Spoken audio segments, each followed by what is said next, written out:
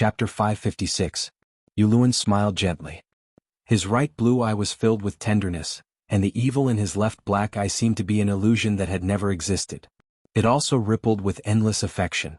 My left eye isn't blind. It's just that my pupils are of different colors, making them look very different. He pulled down the eye patch to cover his left eye and said with a smile. Cersei's heart trembled and she felt inexplicably uneasy. However, she mistakenly thought that it was because of the resurrection of the Great Sparrow, so she didn't ask about the storm in her lover's eyes. She just kept complaining. The Holy Mother is too biased. She never responded to my sincere prayers. Today she resurrected my great enemy. I have to leave quickly. The trial is over. Even if the Great Sparrow is resurrected, it won't change the result. Actually, you can let Robert Strong continue to compete with the Great Sparrow. He has just been resurrected and his body is very weak. Take advantage of his illness and kill him. Yuluan smiled evilly. This was priceless advice. The Great Sparrow's wound had healed, but the blood he lost couldn't be replenished in a short period of time. Even an ordinary soldier could overturn the Great Sparrow, let alone Robert Strong, who still had 90% of his health left. Are you stupid? This is the Great Cathedral. The Holy Mother has descended and you still want to compete with him? However, Cersei had fear in her heart. She didn't listen to his bad idea, and pulled up her uncle and daughter-in-law who were kneeling on the ground. Why aren't you leaving? Are you counting on the Holy Mother's mercy? The Holy Mother is merciful, but the Great Sparrow is vicious. Kevin waved his niece's arm away and said in disgust, You go back. I'll stay and repair the relationship with the Archbishop. I'll stay too. My trial has already been completed. I'm not afraid of the Holy Mother's descent. Marjorie's eyes were provocative as she smiled. The Holy Mother will never like a slut like you who likes to drink moon tea. Cersei glanced coldly at her wife and pulled Yuluan away. The Great Sparrow didn't chat with Kevin for long. He was in a daze. He was clearly bathing in the divine pool. How did he resurrect? He was also especially tired and didn't have the energy to toss and turn. At this moment, he endured his tiredness and led the cultivators and believers to recite the 7 stars Holy Scripture to the Holy Mother. Then he announced the end of today's trial. Faced with Kevin's inquiry about the results of the trial, the Big Sparrow was silent for a long time before he nodded and acknowledged Cersei's victory. I've lost. The Church will no longer pursue the Empress Dowager's crimes, but I can't declare the Empress Dowager's soul to be pure in the name of the 7 gods. This is against the rules. Prince Regent Kevin frowned. Indeed, the winner of the martial trial should be endorsed by the 7 gods. This person's soul is pure and flawless, free from sin. That was why the trial by martial arts competition was so sacred. According to the rules, both sides of the duel are believers of the 7 gods, but is Robert Strong a human? I shouldn't have allowed that monster to enter the divine palace. It has tarnished the glory of the 7 gods. The Big Sparrow said coldly. He's just a little ugly. The Prince Regent's eyes flickered, and he didn't sound confident at all. The Big Sparrow stretched out its rough and cracked hand to Kevin. The Regent hesitated for a moment and put his right hand on it. Boom! A milky white flame suddenly rose from the Big Sparrow's palm and covered the Prince Regent's strong right hand. How dare you! White Knight Marlin, who was guarding the Prince Regent, thought that the Big Sparrow was going to burn Kevin with the same demonic flame that was used on Robert. He roared and was about to draw his sword to attack. Stop! Kevin quickly shouted and stopped him. Sir Marlin Lant, the Archbishop didn't hurt me. At this time the Big Sparrow also spoke. This is the new magic that the Holy Mother gave me, holy healing. The old man turned to look at the statue of the Holy Mother with a soft smile and sighed. The Holy Mother gave me the blacksmith's divine power before, hoping that I would use the blacksmith's power to cope with the coming long night. But I fought bravely and failed to live up to her expectations. I understood the past. So, I asked the Holy Mother to take back the blacksmith's power and give me the seal of the Holy Mother that saves the world. In the future, I will no longer hold a sword, and my hands will only exist to remove pain. Kevin said in surprise, Did you see the Holy Mother when you were resurrected? Not only me but you all saw it too. The Holy Mother is here watching all of us. The Big Sparrow's skinny old face faintly exuded a holy light. Kevin's body trembled and said in shock, What did the Holy Mother say about this trial? The Holy Mother didn't say anything.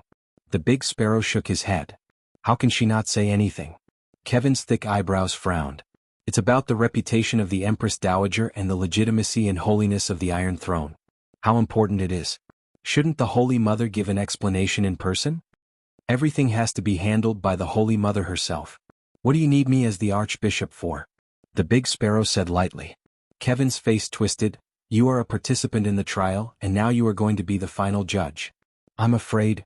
Did you feel it just now? The big sparrow asked without rhyme or reason, but Kevin felt the big hand that was holding his right palm loosen. The holy healing technique is very magical. It's as warm as being washed by clean water. He said. You bring Robert Strong here with his hands and feet tied. In front of everyone, if he can withstand the holy healing technique that is beneficial to humans, I will announce the Empress Dowager's purity on behalf of the 7 gods. Otherwise, I can only admit that she is innocent and will not endorse her past actions. The big sparrow said. This. Kevin asked in a low voice, can the holy healing technique exorcise demons? The 7 gods are the holy of justice. Whether it's the blacksmith's holy flame or the Holy Mother's holy healing technique, they all have special damage to demons. I lost to Robert Strong before because he was stimulated by the blacksmith's holy flame and went crazy, disrupting the rhythm of the battle. The big sparrow was resurrected, and his confidence in the 7 gods was unprecedentedly strong, so he no longer hid some of the mysteries of the 7 gods that the Holy Mother told him. Danny was really scared. She was afraid that he would seek death because of his ignorance, so she told him all the range and limitations of the holy spells, and also gave him the basic supernatural knowledge. She was not afraid of the big sparrow seeking death, but this time the cost was too high. She was afraid that the big sparrow would die again before she could recover the cost. Sir Kevin went back with mixed feelings. The big sparrow did not persist for too long. Before resting, he told the monks not to repair the floor of the holy church that was smashed by Robert. When he recovered his energy, he would personally atone for his sins to the Holy Mother. The news of the Holy Mother's arrival caused a huge storm in King's Landing. 7 gods above, is this a myth? The dead can be resurrected by the Holy Mother? So I already said that Robert Strong was not human. Sure enough, even the Holy Mother was alarmed. Previously there were people in Hejian who said that the Red God could resurrect the dead. I did not believe it, but now the big sparrow's head was pulled out alive. I saw it with my own eyes. I don't know about the Red God, but if anyone says that the 7 gods are 7 pieces of wood, I will become the son of war and fight for the glory of the Holy Mother. 7 gods above, when I was in the square outside the Holy Church, I felt a gentle and kind gaze. So it was the Holy Mother. This was not just 1 or 2 people, or just the monks of the church spreading the news of the Holy Mother's arrival. Hundreds of nobles, dozens of civilian representatives, and even the royal family witnessed the miracle. It was said that even Empress Circe, who won the trial of martial arts after returning to the Red Castle, arranged for the craftsman to make a statue of the Holy Mother in the small room next to the bedroom. King's Landing welcomed a wave of popularity of the 7 gods' belief, and Slave Bay was also in turmoil. The old dragon knows the way. Lao Wu, who had been away for almost half a month, came back dying. No matter how careful he was, Lao Wu still suffered from the plague. When the pterosaur circled above Astapor but did not land, Danny's heart sank. She guessed that something bad had happened to Lao Wu. Sure enough, when she rode the black dragon and took off, she saw that Lao Wu's cheeks were full of green bean-sized lumps, which looked like the skin of a toad. Your Majesty, I have the plague. Go to the grayscale disease quarantine area.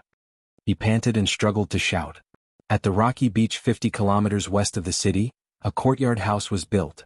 It was the quarantine area where the patients with the grayscale disease were kept. Danny was not reckless enough to come into contact with Lao Wu directly. First she took a tube of blood, no doubt it was a syringe. After that, she returned to the laboratory and observed with the wizard lens. It was very scary. It was another magic beast-level virus.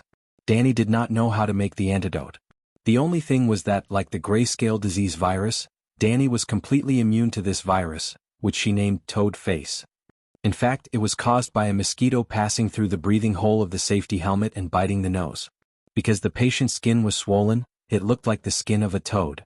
Just when Danny was about to invite the first of the young generation in the East again, the toad skin on Clinton's body disappeared by itself, and he inexplicably recovered.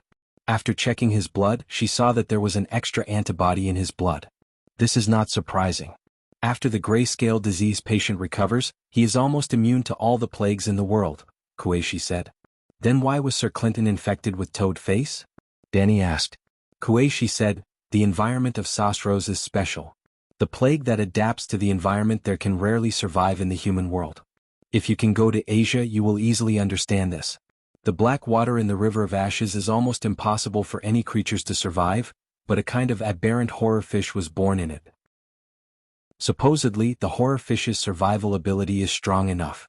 But after leaving Asia, the fish with rich dark energy in its body will die immediately. The same is true for the toad-face virus you mentioned. After leaving the Sasros rainforest, it will immediately decay. After it has weakened to a certain extent, it will be eliminated by the grayscale disease antibody.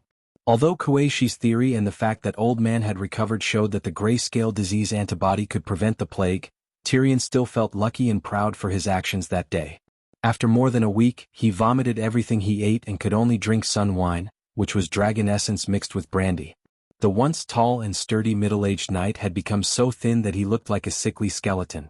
Didn't he see that when the Dragon Queen mentioned Sasros, her face was solemn and her eyes flashed with faint fear? "Sir, tell me about your experience," Tyrion said excitedly. He was afraid of Sasros because he had not lived long enough, but it did not change his personality of yearning for adventure and the unknown. If one day in the future he had visited the relatively safe areas such as the Jade Sea, the Trembling Sea, the Summer Sea, and the Sunset Sea, he might try to explore the mysterious Sasros himself without the Dragon Queen's command. Old Man's skin was tightly attached to his skull, like a living skeleton, but his eyes were brighter than before. He recalled and said, "The pterosaur was flying in the sky all the time. I could only see green forests, green grass, bushes full of colorful flowers, wide rivers like bright silver streamers, and dark city ruins hidden in the forest. At first it was okay. I drank the wine I carried, ate the dry food in my backpack, slept on the dragon's back at night, did not take off my clothes, did not light a fire, and found the dragon's nest safely after a week." Chapter 557. It's a vast green swamp in the middle of the rainforest. The air is filled with water vapor and heat. The green aquatic plants are like the hair of the dead, rippling in the green, smelly stagnant water. The luxuriant shrubs are like blankets on the dark swamp. There are also strange flowers, either sweet or smelly. The swamp isn't too big. It's like a scar in the rainforest, about 70 to 80 acres. It's probably the Silver Prince's home. There are 7 to 8 swamp dragons either flying in the sky or lying in the swamp. They pass their days leisurely and carefree. The longest of them is 12 to 13 meters, about the same as Little Gold. The smallest is no bigger than a hunting dog, about the same as Little Red. When they hear the Silver Prince's long howl, the big and small pterosaurs all rise and howl in response. Their voices are joyful but also sad. Speaking of this, the skinny old guy, who looked like a crab with a shell on the outside, couldn't help but sigh. "Since it's the Silver Prince's tribe, why don't you recruit a few small pterosaurs?" Tyrion asked. Tyrion's pterosaur was called Tessa, while Old Guy's was called Silver Prince. They were both regrets in their hearts. "Don't you hunt?" Old Guy frowned. "Why not?" "To be able to ride a horse, I specially invented a saddle called Cripple's Savior. When I returned to Winterfell from the Great Wall, I even gave one to the Bran of the House of Stark." As Tyrion spoke, he subconsciously turned his gaze to Old Ymont. The two of them looked at each other, their faces filled with emotion. Old Ymont entertaining the Queen's brother at the Great Wall seemed like yesterday. Today they were reunited at the other end of the world. Old Guy said, "Since you've hunted before, you should understand the tradition of not harming young pterosaurs and pregnant pterosaurs. Besides, what's the use of a young pterosaur? It's a waste of food, it has no combat power, and it can't carry people. It's better to leave it there and make it the Queen's natural hunting ground." "That makes sense. Then have you found any other groups of pterosaurs?" Aemon asked. "Yes," the old man sighed. "I saw that there were no adult dragons in the Silver Prince's tribe, so I didn't stop and continued south. After flying for only half an hour, they encountered a group of small pterosaurs that looked like a swarm of bees. They were only as big as monkey and had brown bellies. Although they were small in size, they were exceptionally ferocious. Hundreds of little pterosaurs were actually chasing after the python that was as thick as a pillar. The python was 30 to 40 meters long. Its scales were sparkling and its horns were towering. It was like a giant whale that had fallen into a lake, stirring up the mud in the swamp. The heavens and the earth were overturned, and the green swamp was drowned in black filth. However, it was still gnawed by the little winged dragon until its scales and armor were broken, and its blood dyed half of the swamp red. That scene made me tremble with fear, as if I had come to another world." Tyrion was lost in thought. He began to put himself in the shoes of an old man and asked nervously, "The little pterosaur didn't attack you?" "No, The old man shook his head. I can confirm 3 things about the Sasrath rainforest. Firstly, it is extremely dangerous. Ferocious beasts are everywhere and it is wild. Secondly, plagues are numerous and frequent like mosquitoes in the south. Thirdly, the pterosaurs are the overlords of the rainforest, and there are almost no external enemies. As long as the pterosaurs of one tribe don't invade another tribe, there are few wars between pterosaurs. Other than the python, what else did you see? Danny asked curiously. A 2-meter-long red-shelled centipede, a vulture the size of a small house, a 3-legged black fish, an ape that looked like a barbarian. The process of searching for the pterosaur tribe was not boring at all. People like me were also intoxicated by the wonders of the Sasrath rainforest. However, the rainforest was too dangerous. I followed His Majesty's instructions, drank the wine I brought, ate the dry food I had in my backpack, and did not take off my armor or helmet. When I ate, went to the bathroom and slept, I also covered myself with a layer of gauze. No matter how hot and humid the weather was, I did not expose an inch of my skin. However, there were always gaps in my armor. A small mosquito bit me and I lost my ability to move within half an hour. After another hour I felt like I was going to die. It was worse than death. Fortunately I didn't go, the dwarf muttered. Danny glanced at him and said calmly, Tyrion, Sir Clinton did not do his best, and you were the banker in the trial of martial arts the last time. I lost 1,000,000 gold coins to you when you bet on the death of the sparrow. Why don't you make another trip to repay your debt? Your Majesty, the first time is unfamiliar, the second time is familiar. Besides, you said that Sir Clinton's body has an additional anti-plague antibody. Why don't we wait for him to recover? An old general will know the way, Tyrion said with an embarrassed smile. Even though Clinton guessed that the dwarf was afraid of death, he still replied with a determined expression, Your Majesty, don't worry. With my previous experience, I will be able to find dragons for you again very soon. Danny glanced at the dwarf. The dwarf sensed something and the relieved expression on his face immediately disappeared. He shouted anxiously, "Oh sir, you don't know, right? Prince Aegon was assassinated. His left waist was stabbed and he is still bedridden now." What? His Highness was assassinated? The sickly old man who was lying on the chair widened his eyes and sat up abruptly. His hands pressed on the armrest of the chair unconsciously, and the veins on the back of his hands were exposed. He was obviously shocked and worried to the extreme. The dwarf successfully changed the topic, and Danny only glanced at him with a cold smile. She nodded and said, "Sir, in the days when you were not around, Tyrion's solid state sprouted, and he brought Aegon to the Passion Garden every day. Such a stable work and rest schedule allowed the assassins to find an opportunity to take advantage of. However, you don't have to worry. Aegon's condition has stabilized and he can get out of bed and walk. Moreover, I have already avenged the 2 of them. I flew to Queers that day and burned down the city. The headquarters of the regretful guests was reduced to a pile of scorched earth." After much persuasion, Clinton still could not sit still. He immediately went to the top 2 floors of the palace to visit Aegon. The father and son, one old and one young, one old and one young. One's face was as pale as a ghost, while the other's cheeks were as green as a devil's. However, both of them were as thin as a match and their bodies were weak and weak. They swayed and hugged each other like 2 hemp roots entangled together. They looked at each other speechlessly. It was so heartwarming but also so desolate. Little devil. After a moment of tenderness, the old man suddenly turned around and glared at the dwarf. Prince Aegon, such an innocent and strong child, was tricked into this state by you. Tyrion shrunk his neck. He wanted to refute but he could not find a reason to. He was infected with the grayscale disease because he brought him to attend the coming-of-age ceremony and had too much fun. He was assassinated because he provided him with the Emperor's blessing and gave the assassins a chance. However, the father and son Aegon and the old man seemed to be in a good mood. A few days later, both of them recovered. The old man began rehabilitation training, preparing to fight the Green Hell again. Aegon found Dahe, whom he had not seen for a long time, and continued to act pitiful, telling Dahe about the painful experience during the assassination. Winter had arrived. Old Yamant, who knew how to predict the season through the stars, began to go to the top of the pyramid every day to observe the direction of the stars with the stargazing mirror. This day, after finishing his work, he saw Aegon sitting at the foot of the wall under Dahe. He frowned and walked forward. "Aegon, Dany's cargo ship plan is about to start, do you know? Auntie is going to take action against the new guys?" Aegon suddenly understood.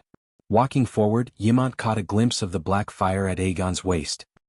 He lowered his eyes and said gently, "This time Sir Clinton did not bring back a pterosaur and the war is about to start. Every bit of strength must be used." So, Aegon did not understand what he meant.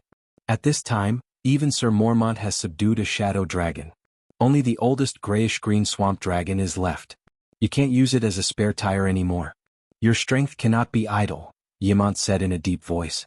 Aegon's expression changed as he shouted, "Auntie promised me." "Yes, she promised you. But as the only Targaryen male in his prime, even if you don't contribute much to the family, at least don't drag your auntie down, right?" Ymont's expression was solemn, but his tone was as gentle as usual. Aegon's face flushed red as he argued, "I also participated in the battle against Tauros. I even killed 2 city guards." "Yes, you are very brave. You live up to the name of Aegon." The old scholar nodded and praised.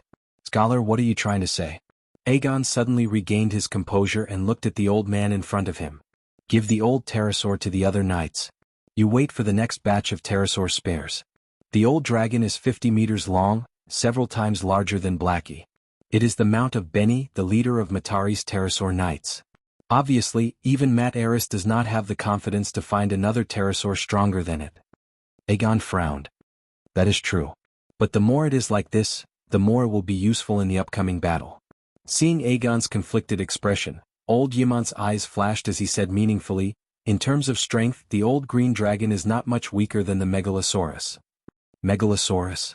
Aegon looked up at the sleeping Blackie and said dejectedly, "Scholar, tell me, why is Blackie ignoring me? He can clearly understand human language. I told him about my ambition to fight for the Iron Throne and told him about the sorrow in my heart. Why can't he sympathize with me?" "Taming dragons is the same as learning magic. It requires talent. Many Targaryens do not have dragons and are even eaten by dragons," Ymont said. "But I definitely have talent. You know about the prophecy of the dragon having 3 heads." His words were too logical. Ymont could not refute and could only say reluctantly, "Then continue your relationship with Blackie. After 8 to 10 years he will eventually respond to you." 8 to 10 years? Aegon shrieked in despair. 8 to 10 years is a normal phenomenon. Many Targaryens sleep with dragon eggs in their arms from infancy. When the dragon eggs hatch, the man and the dragon grow up together. Even so, a 14-year-old dragon knight is rare. "You are not lying to me?" Aegon was even more desperate. "If you don't believe me, you can ask Tyrion. He is an expert on the Megalosaurus," Ymont said unhappily. Tyrion was fanatically fond of dragons and was an expert on the Megalosaurus. Old Ymont was the same. The silly Aegon actually went to ask. Generally speaking, Scholar Ymont is not wrong. However, they spent more than 10 years as children. Their willpower and temperament are not mature yet. Hence, they are unable to subdue the Megalosaurus. "Your Highness, perhaps it is more than 10 years. Tyrion said hesitantly. Actually, the dwarf wanted to say that Aegon had no talent at all. However, he was afraid that the prince would fly into a rage and beat him up. "Do you think that I have no talent?" Aegon said coldly. He was not stupid. He could guess the dwarf's thoughts from his expression. "Everyone says that my lifeblood has magic. I also want to learn magic, but I still have no talent." The dwarf spread his hands and said, "Dragons have 3 heads. Aegon said through gritted teeth. "Your Highness, wake up. Dragons now have 20 heads. There will be more in the future. Pterosaurs are also dragons." "Pterosaurs are also dragons." Aegon's expression changed a few times. He suddenly made a decision in his heart. The next day, Aegon said goodbye to Dahe for the last time. "Dahe, if you continue to ignore me, I will go look for the old green dragon." Dahe could not be bothered to look at him. On the 3rd day, Aegon said again, "This time it's true. If you ignore me, I will really go and contract the old pterosaur." Dahe. On the 4th day, Aegon stood in front of Dahe and swore, "Please give us a chance to be together. This is the last chance. This is not the 3rd time. I swear this is the last time." Dahe wanted to bite him, but reason stopped him. Chapter 558. Targaryen, your words are like a mountain. Aegon remembered his aunt's words. So, on the 4th day he didn't go to Dahe. But after ignoring Dahe for a day, on the 5th day, he couldn't help it and went to Dahe again. "Dahe, look, I also have the mark of the paladin." Dahe was still a child after all. After being harassed like this, he finally couldn't stand it anymore. He went against Mother Long's instruction to be silent and cold in front of Aegon and roared angrily for the first time. Get out! Aegon's hair was flying in the air from the Megalosaurus. His face was pale, his stiff body was shaking, and his mind was muddled. He didn't even know how to leave the top garden. He rested for a day. On the 7th day, Dragon Queen's persuasion was useless. Aegon insisted on becoming a glorious paladin, which was a pterosaur knight. I can understand how you felt that day. It was like a new life. After completing the contract, Aegon was in high spirits. He rode on the back of the dragon pterosaur and shouted to the shorter little demon next to him. Well, Tyrion rode on Tessa's back and was ready to lead Aegon on the first test flight around Slave Bay. Your Highness, after taking off later you will have a second life. The feeling is completely different from riding a horse, as if the whole world is under your crotch. If I have to choose between a woman and Tessa to accompany me for the rest of my life, I will not hesitate to choose Tessa. Of course, riding a dragon during the day and a woman at night is even better, ha ha ha. Tyrion laughed proudly. Well, this guy really didn't talk big. He left Astapor in the morning, landed in Meereen City at noon, and had a good night. He returned the next morning. But the little demon only had fun once. The next day he received a task and went out to do it. He didn't go to Sosrath Rainforest to find the pterosaur nest. Instead, he repeated Dany's journey west to the Westeros that day. He passed through the land of long summer, flew over Volantis, entered the strait, and landed on the stone island more than 6,000 kilometers away. Because, after more than 3 months of drifting on the sea, the first batch of 12,000 barbarians finally arrived at Queen's Point. Tyrion had 2 goals for this trip. The first was to bring the fire mage Pogba to Volantis and persuade Tam and Bo Cheng to join the Dragon Queen. The second was to select a few shapeshifters from the barbarians and bring them back to Slaver's Bay. Pogba, the skinny man, was just a fire mage who performed for a living in Volantis. He was not the best young man in the East with a bright future like Lisbon. Not many people knew him. But the man knew Tam. On the other hand, Dany already had the idea of recruiting her 2 old friends Tam and Bo Cheng to help her. Needless to say, the more the merrier. Tyrion had volunteered for this mission. It was too monotonous to supervise the wildfire production every day and go to the Strait of Freedom to plunder ships the next day. He wanted to personally experience the feeling of living in the ancient parasol tree at dusk. But he also made 2 requests. First, arrange for Blackie to escort him and Tessa through the land of long summer. Second, if the dragon battle was lost, the Dragon Queen would allow him to surrender to the Alliance. That guy didn't even think about how much the Alliance hated him. He was still dreaming of going to the Alliance's prisoner camp to enjoy the treatment of Westeros. But if he really surrendered, the Alliance probably wouldn't kill him. In this world, killing noble captives who surrendered was a taboo. Even for the slave owners, the Dragon Queen rarely acted recklessly. She first sent them to reform through labor, and when the war was over they would be put on trial.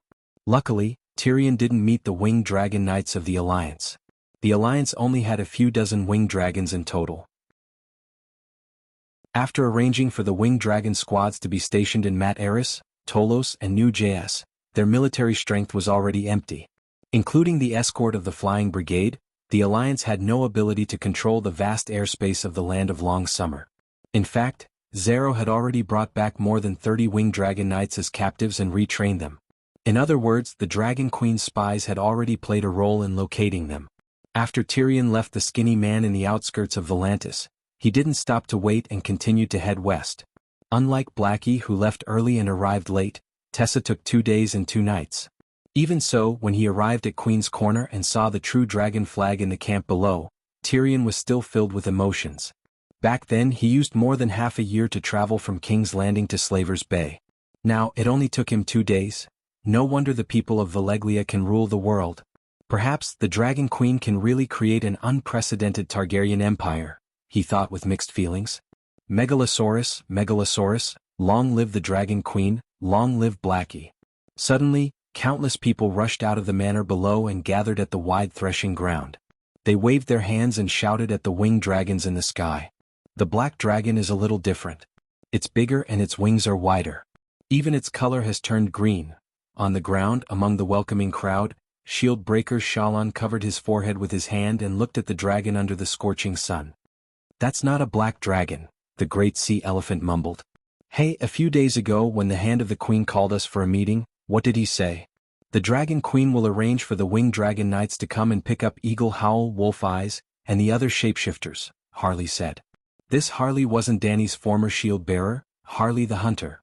Instead he was her son, Longface, Harley the Longface. He had inherited his father's 2 positions of clan leader and Chiliarch.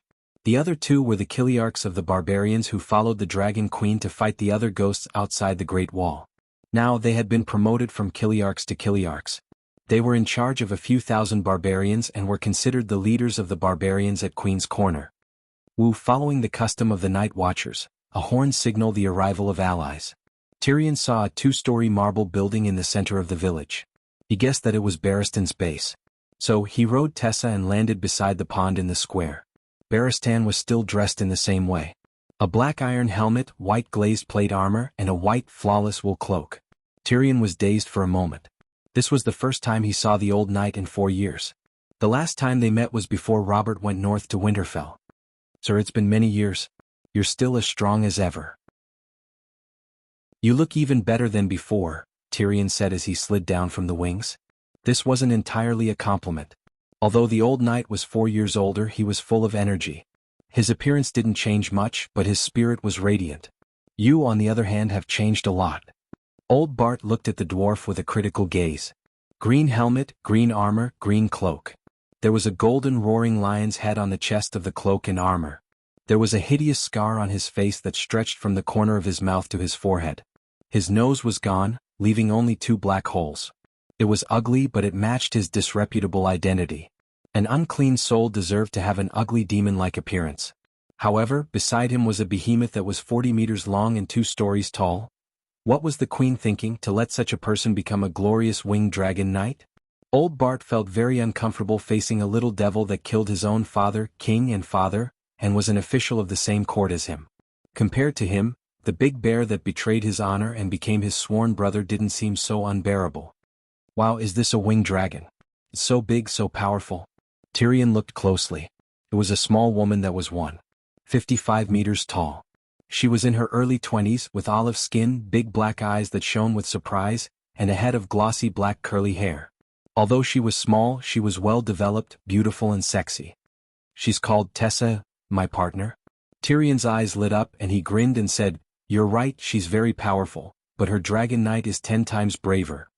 "Is that so?" The short woman returned a charming smile and said, "Can I touch her?" "You can also touch the dragon knight, ahem." Old Bart glared at the dwarf and said seriously, "Tyrion, this is Princess Yalin of Dorne." Wow. Tyrion was surprised and his eyes lit up even more. He bowed and said, "Your Highness, your beauty is enough to make the sun in the sky pale in comparison. Not to mention touching, if you want, I can take you flying around." Yalin was eager to try. Old Bart frowned and said, "Let's get down to business first." The few of them entered the hall of the stone building, and Barristan introduced Tyrion to a few of the barbarian thousand marquises and a dozen or so shapeshifters in the barbarian team.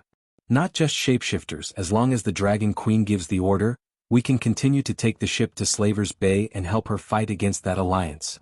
Little Harley patted his chest and said, "The Dragon Queen keeps her promise, and we were given houses and land as soon as we arrived here. The free people also keep their promises, and we respect the Queen as the king of the fortress, and all of the free people will listen to the Queen's orders, and we will go through fire and water without hesitation." Big Sea Elephant said with a serious face, "We will go through fire and water without hesitation." The barbarian thousand-man commanders and shapeshifters shouted until their necks were red. Barristan's expression did not change, and Yalin's eyes were filled with shock and disbelief. On the other hand, Tyrion, who saw the barbarians beyond the fortress for the first time, had a very calm reaction to them, and was as calm as Barristan. It was because they had followed the Dragon Queen for many days, and they had seen too many of such scenes. The slaves all had this kind of fanatical attitude when facing the Dragon Queen. Slaver's Bay is too far from here and the night is coming. Let's stick to our original plan, and focus on planting winter wheat and sweet potatoes. Barristan shook his head and said, "Sigh, it's too hot here and I even forgot that it's winter." Big Sea Elephant tugged at his long beard and cried out, "This is a good place, it's warmer than beyond the fortress and the land is more fertile. Yeah, I haven't eaten sweet apples in months at the Great Wall and I'm sick of eating fruits here. The people here are more amiable too." Amiable? The corner of Tyrion's mouth twitched. "Didn't the Tyroshi people come to encircle you once?" Tens of thousands of barbarians had taken root in 200 kilometers of Tyroshi land. It would be strange if the Tyroshi people did not react at all. Actually, the Tyroshi people already knew that the Dragon Queen would transport the barbarians to the land of strife. There was no way to hide it. The northerners near the Great Wall knew about it, and so did the Bravosi people. Many people saw the fleet going south from East Sea Watch and replenishing water and fruits at Widow's Bay, Valley Seagull Town, Dragonstone Island, and other places in the Northern Territory. The Tyroshi people even sent out a fleet to intercept the barbarian fleet. However, the naval forces of the three sister cities, Mir, Tyroshi, and Lizi, were mostly at Slavers Bay to participate in the World War.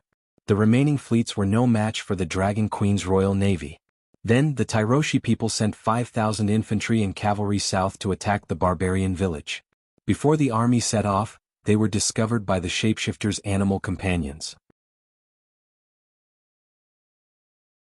Chapter 559.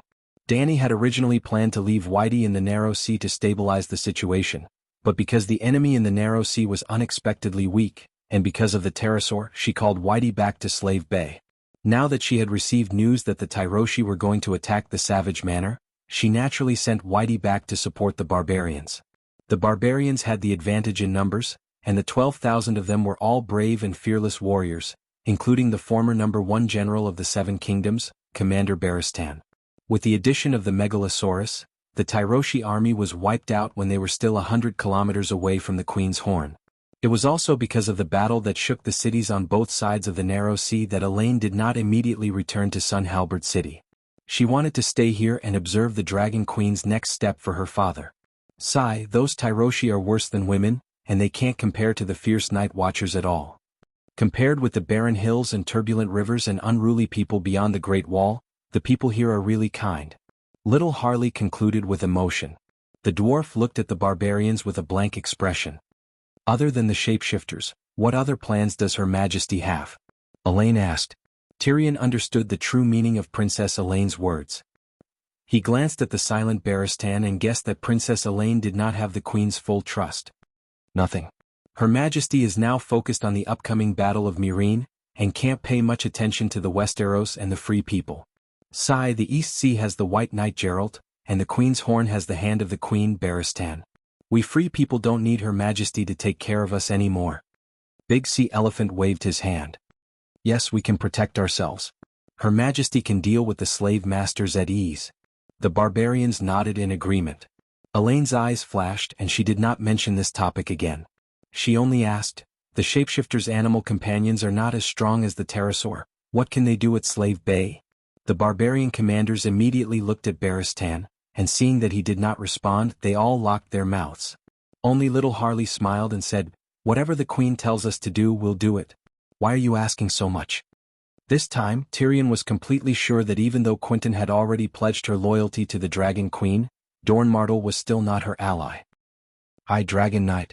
After the meeting, Tyrion walked on the Yellow Road and observed the living conditions of the barbarians in the town. Suddenly, a fragrant wind blew and two huge mountains appeared in front of him. He looked up and saw the sexy and enchanting Princess of Dorne looking at him with a smile. What's wrong? Tyrion's expression did not change as he slowly shifted his gaze away from the mountain. You said that you would take me to ride a dragon. In the end, as soon as I turned around, he disappeared. Yelena pursed her lips and said in a seemingly angry and resentful manner, your brother Quentyn also has a pterosaur. Tyrion said. Is that so? Yelena was pleasantly surprised and said excitedly, how big is Quentyn's dragon? It's not as big as mine. Other than Prince Aegon's Ilya, my dragon is the biggest because I'm the first pterosaur knight.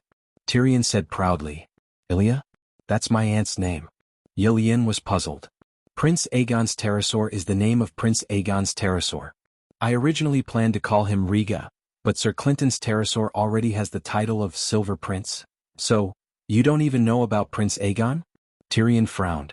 Baristan might hide the secret of the Dragon Queen in Slave Bay, but Aegon was different.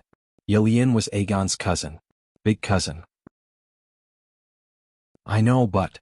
Princess Dorne's big black eyes looked around and said softly, that should be an imposter, right? The corner of Tyrion's mouth twitched. Eldest cousin sister and eldest cousin brother were really siblings. You can be suspicious, but there is no clear evidence to prove that Prince Aegon is an imposter. If my aunt's child was still alive, anyone who took him in would ask my father for help as long as they still had a brain. At least they would tell him. Then does Varys have a brain? Yilian smiled charmingly, but her tone was filled with obvious disdain. This was indeed a question that could take one's life. If Uncle Dowling could not be trusted, then there was no need to ask him for help in the future. If he could not be trusted 18 years ago, then he would be even more untrustworthy 18 years later. If Uncle Dowling could be trusted, then he and Dorne would be an important pillar of support in the future. If he could be trusted now, then he would definitely be trusted 18 years ago. Since he could be trusted, why not trust him? Tyrion sighed in his heart. A man and a woman quickly came to Tessa's side. The dwarf climbed up first and pulled the Dorne princess in front of him enthusiastically. He hugged her and pulled the reins. Amidst the woman's excited cheers, the pterosaur leaped and spread its wings to soar. In an instant they rose into the blue sky. Clouds that looked like cotton candy floated around them. The golden sun seemed to be hanging above their heads. Several small islands were like black dots on the dark blue tablecloth. Looking down, the savage town that had 10,000 people living in had also become a piece of tofu. This is great. The feeling of flying is nothing compared to riding a horse. Yilian's cheeks were flushed. She turned around and kissed the dwarf's ugly face. With a soft and warm body in his arms, the little demon raised his head. An hour later, Yilian looked at the blue sky in front of her with misty eyes. A gentle breeze blew the wet hair on her forehead. Her body was languid and weak. What kind of person is Dany Rise? Her voice was a little hoarse, but her tone was less polite and more direct than before. A powerful queen that cannot be provoked. We can only submit to her, Tyrion said weakly. My father wants Quentyn to marry her and then take back the Iron Throne with the power of Dorne, Yilian said. Tyrion leaned back on the dragon's saddle. His chin rested on the Dorne princess's soft and delicate shoulder. He was immersed in her charm and muttered, "Give up on that idea. If she wants something, she will only use her own strength and wisdom to obtain it. Compromise, marriage, cooperation, and so on. None of them exist. In her eyes, she is the current of the new era. Others only have two choices. Either follow her lead and join in, or be washed away by the water like garbage on a rainy day. Very domineering but not wise. Marriage is the best way to reduce resistance. Compromise is the highest art of governance. My father is very happy that Quentyn is valued by her, but he will not sacrifice his life for his son's title." The misty look in Yilian's eyes lessened. "Hehe, do you know what she said about your Dorne's legendary hero, Nymeria?" The dwarf chuckled. "Tell me about it," Yilian said with interest. "Nymeria is a great heroine. What's wrong with that? Do you think she's wrong?" The Dorne princess was puzzled. There's also another sentence. Nymeria is a great heroine, but Dany Rise is the most unprecedented empress. Yilian was stunned. Heroes are never free, empresses are unrestrained. If you don't use marriage as a condition for the alliance, she might have taken a liking to your brother. She said that he is a good person. But I heard that she keeps her promise.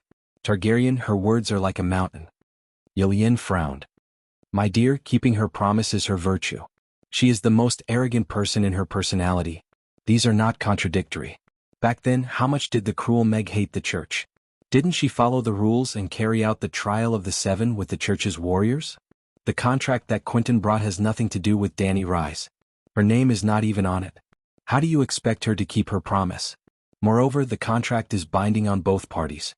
It is obvious that you Dornishmen broke your promise. Broke my promise? Yilian was furious. She turned around and pinched the little demon's head.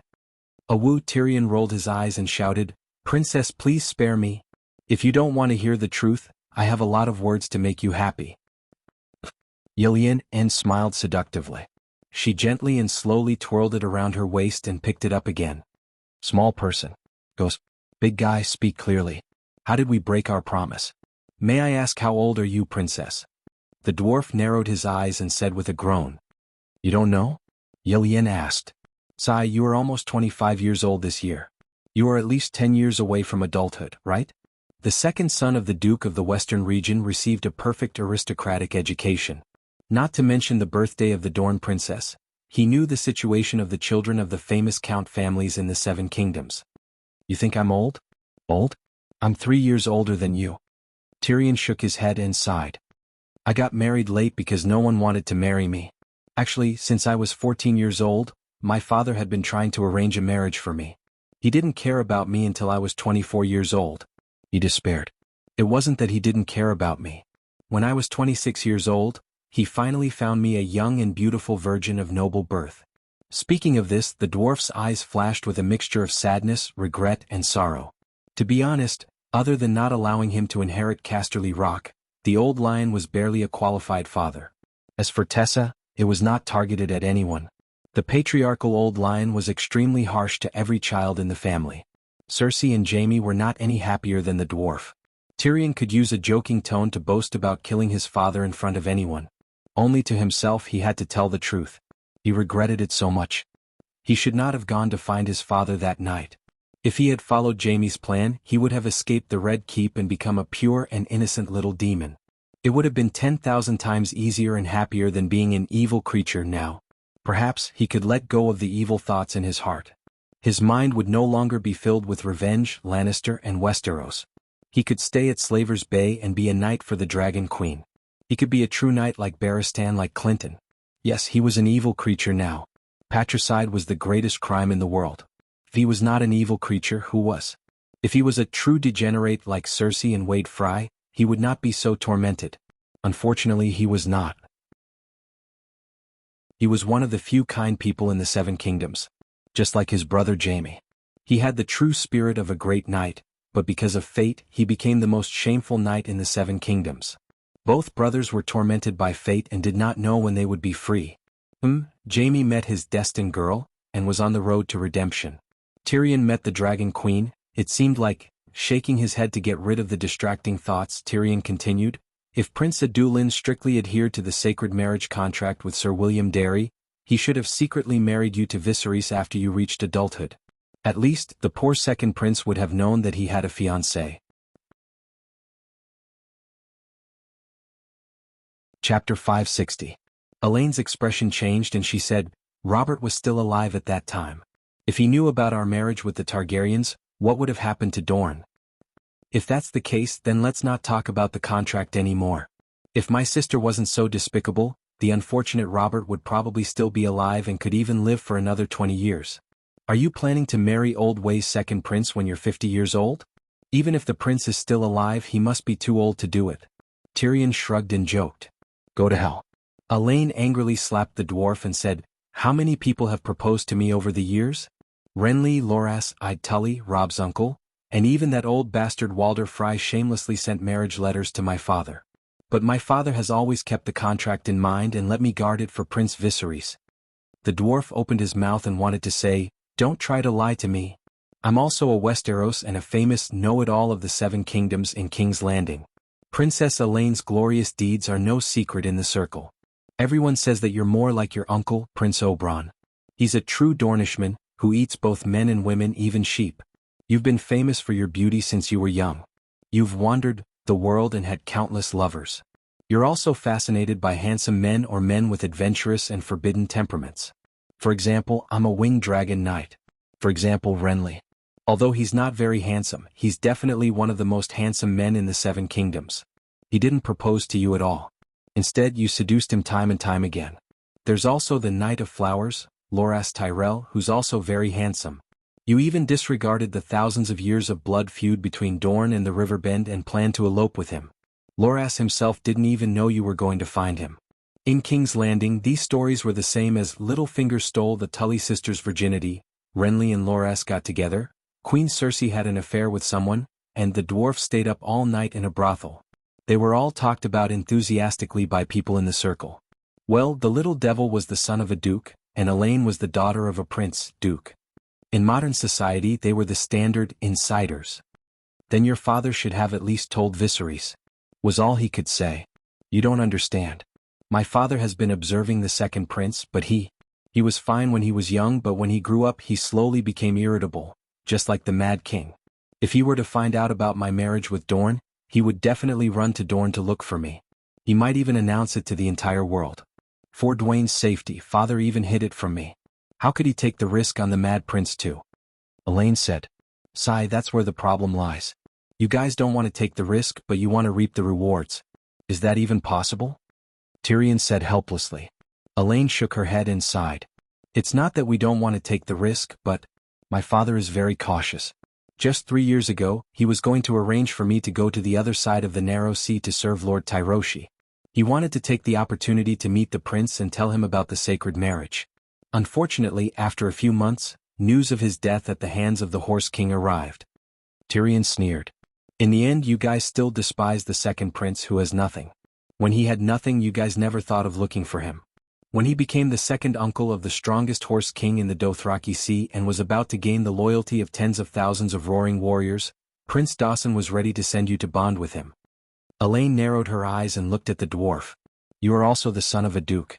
How can you say something so naive? He has nothing and his character is not good. Of course we ignored him. With the power of Dorne alone, we can't take the Iron Throne. When he has the capital to call himself king, even if we don't get a return on our investment, at least we won't lose money. We can also tolerate his character flaws. The dwarf was stunned on the spot and was speechless. Now, I have told you about the Dragon Queen's character and way of doing things. Can you also tell me about Prince Dawson's thoughts? He changed the topic.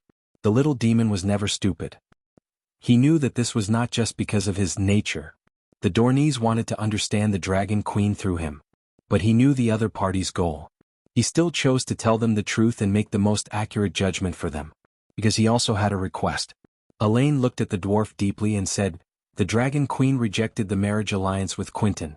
My father was very disappointed, but he was not angry. Because Dorne only wants revenge. He wants to seek justice from Lannister for my aunt's death. We don't have any extravagant hopes for the Iron Throne other than marriage. If the Queen officially challenges the Iron Throne in the future, Dorne will support her just like when Aerys was in the past. He can even make Quentyn her White Knight. But that's all. Dorne will not be the main force and will not use the power of the whole country to help her. Oh, very wise. The Queen will most likely be able to accept it.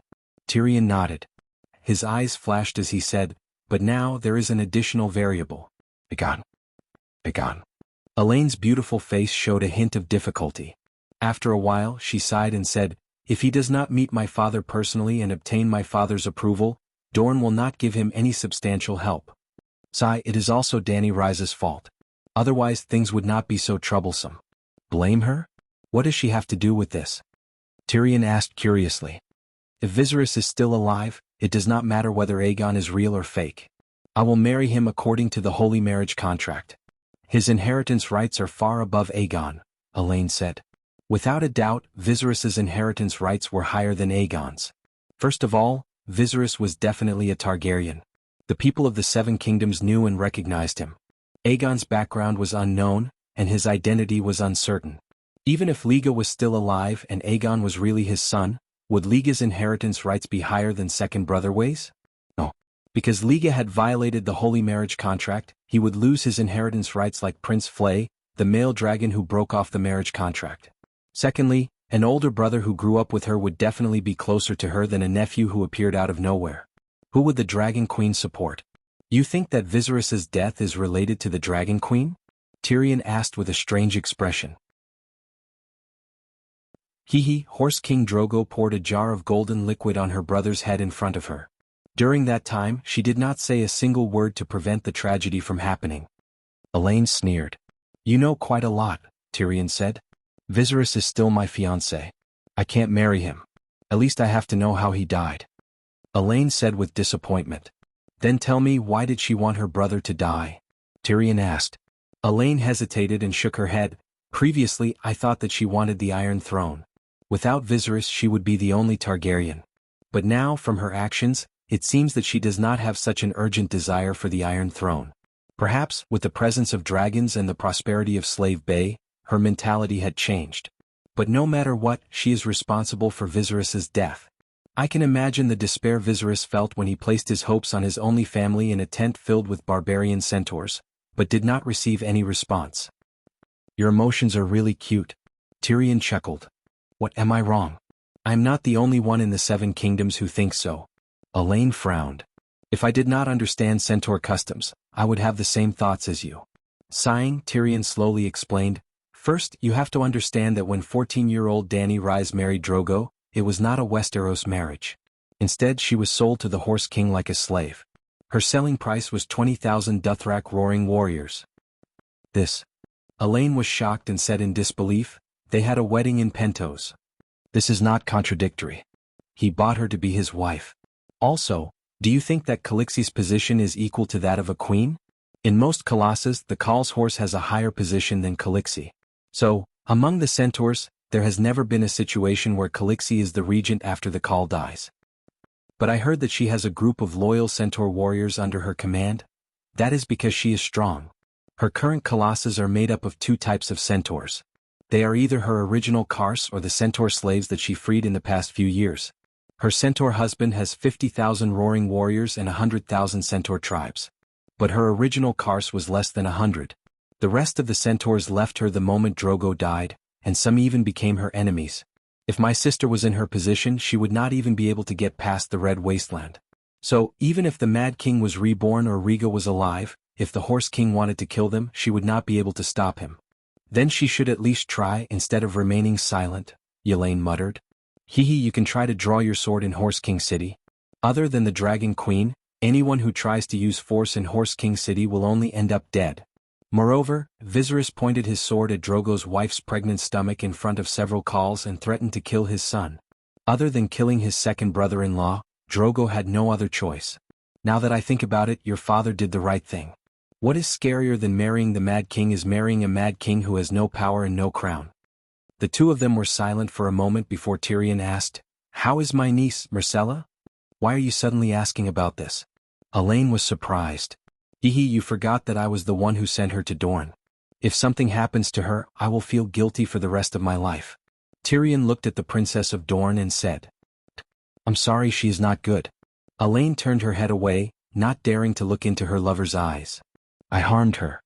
Uncle Oberyn's death made me lose my mind and try to—" Tyrion waved his hand and interrupted her. "I know that the Dark Star cut off her ears and cut her face. I only want to ask how she is now." "She is a strong and brave child. My father had sent people to High Hidden City to search for Jiro Dane to avenge Myrcella, but Jiro went to Bravos and became Dany Rise's White Knight. What do you mean by she is? Or is Jiro a spy that she planted in Dorne? He is looking for opportunities to destroy the relationship between Dorne and the Iron Throne." Elaine was ashamed and confused. "My dear, your imagination is too rich." She had just stepped onto the land of Westeros for the first time. Chapter 561. Tyrion did not know whether to laugh or cry. "That time she was supposed to go to Young Halberd City to meet your father. It was purely an accident that she met the Dark Star." "Meet my father? Why didn't she go?" Yelene asked anxiously. "She went to Young Halberd City and circled around the Sun Tower." "Your father was at Flowing Water Garden?" Tyrion said uncertainly. "Sigh, according to the time she arrived at the Old Town, my father is really at Flowing Water Garden." Yelene sighed regretfully. "Can I bring Missai back?" Tyrion suddenly asked. Seeing his serious expression, Yelene became curious and asked, "You dare to return to King's Landing?" "No, I'll bring her to Slaver's Bay and hand her over to the Dragon Queen as a hostage." "You? She's your niece. 7 layers of hell. Do you hate your sister that much?" Yelene asked in disbelief. "You don't understand. I'm saving her. To the current Lannister, the safest place in the world was Dany Rise. Well, except for me." "What did you do with Princess Yelene?" After the adulterous couple finished their business, they roared in the sky for more than an hour. It was not until the gold and red dusk appeared in the west that they flew over the golden, empty ocean and landed in the town of savages where the houses were arranged in the shape of the letter Hui. Princess Yelene walked away with a satisfied expression. Barristan immediately called out to the dwarf. "Hey, we're a perfect match. She's like dry wood and I'm like fire. What can we do?" "What does it have to do with you?" Tyrion said lazily. "Tyrion, I have to remind you. Now that you're serving Her Majesty, you should at least be loyal." White Knight said sternly. "I swear I did not betray the Queen." Tyrion raised his hand and said, "She did ask me about the Queen's personality and behavior and I did tell her. However, this is the most basic rule between nobles. Unless Her Majesty sees Dorne as her mortal enemy, it's necessary to understand and communicate with each other. You might not believe me, but just now, I resolved a misunderstanding between Princess Elaine and the Queen. When I return to Slave Bay, I will report to His Majesty the way the Dornishmen do things and think. Yes, I'm the bridge between Her Majesty and Dorne Hill. I'm working." Barristan opened his mouth but did not know how to refute the dwarf's fallacious reasoning. He could only mutter, You should leave now. The shapeshifter has already packed and can depart immediately. No, it's not easy to fly thousands of kilometers at a time. I have to make a trip back to the Westeros. Tyrion shook his head. Where are you going? White Knight frowned. What a coincidence, today is the day my sister and Yuluen are getting engaged. I have to go to King's Landing to give the newlyweds a gift, Tyrion said with a grin. Are you crazy? The expression on Old Ba's face was as if he had seen a ghost in broad daylight. Tyrion shrugged and smiled meaningfully. Sir, think about it. If I wanted to betray the queen, why would I tell you in advance? Also, do you think my sister will accept me? What do you want to do? Old Ba looked at him coldly. No matter what I do, I will explain it to Her Majesty later. Tyrion did not even take his supper. Instead, he set out in the red and gold of the sunset. He was not alone. He was accompanied by a strong shapeshifter. The imp was right about one thing. Today was the day of Cersei and Yuluen's wedding. According to Prince Regent Kevin's plan, his niece and Yuluen would be engaged today. Tomorrow Tywin would leave Carlin Bay. The day after tomorrow, his annoying niece and niece's son-in-law would be out of his sight. The couple would go west along the Mandar River to High Court and complete the final negotiations with the Tyrells. Tywin would return the Shield Islands and receive a ransom from High Court. The Seven Kingdoms would be unified and peaceful again. In this way he could spare all his energy to deal with the Holy Sparrow and Holy Dany. The Holy Sparrow and Holy Dany were still too far away. When he thought of Lannister and the Iron Throne finally getting rid of that stinky and sticky Cersei, Sir Kevin smiled at the banquet. He was in a good mood and drank a few more cups. When White Knight Boros Bronn woke him up, the Prince Regent was still a little confused. Your Majesty, I am sorry to disturb your rest, but there is a little boy outside Meg Tower asking to see you.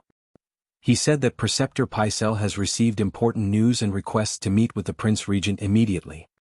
What time is it now? The Prince Regent sat up and asked, rubbing his face. Your Majesty, it is 3 o'clock in the morning. It is almost dawn, Knight Bronn said. It is so late. Why not wait until dawn? What is it that is so urgent? Although Kevin was complaining, he immediately woke up and began to put on his clothes with the help of 2 lion golden armor guards. Black wings brought black news. Something big must have happened for Pycelle to be in such a hurry. I asked, but the child doesn't know anything. Why don't you stay in the bedroom and I will bring Preceptor Pycelle here? Knight Bronn said. Forget it, I will go myself. It is freezing and snowing outside. The old Preceptor is already 85 years old, and he has been through the agitation of being paraded around the streets by the doctors. Let's not torture him anymore. Unlike Cersei and Tyrion, who were harsh and cold to Pycelle, Sir Kevin respected and relied on the Preceptor from the bottom of his heart. He knew how loyal and wise Pycelle was to Lannister. During Aerys' time he was in the Dragon Camp, but his heart was in the Lion Camp. In the end he caused the death of the Mad King's entire family. It was Pycelle who persuaded the Mad King to open the city gates and let Tywin in. During Robert's time, not only did he keep quiet about Cersei's affairs, but he also killed Jon Arryn, the first foster father of power, who discovered the secret. Littlefinger instigated Lisa to poison Jon Arryn. However, it was a slow-acting poison and could be saved. Pycelle chased away Scholar Common, who was treating the old man. Incidentally, Scholar Common was the exclusive scholar of the Arryn family, just like Master Luwin was in Winterfell. However, he betrayed old Jon. Pycelle did not allow him to continue treating Jon, so he did not care about himself anymore.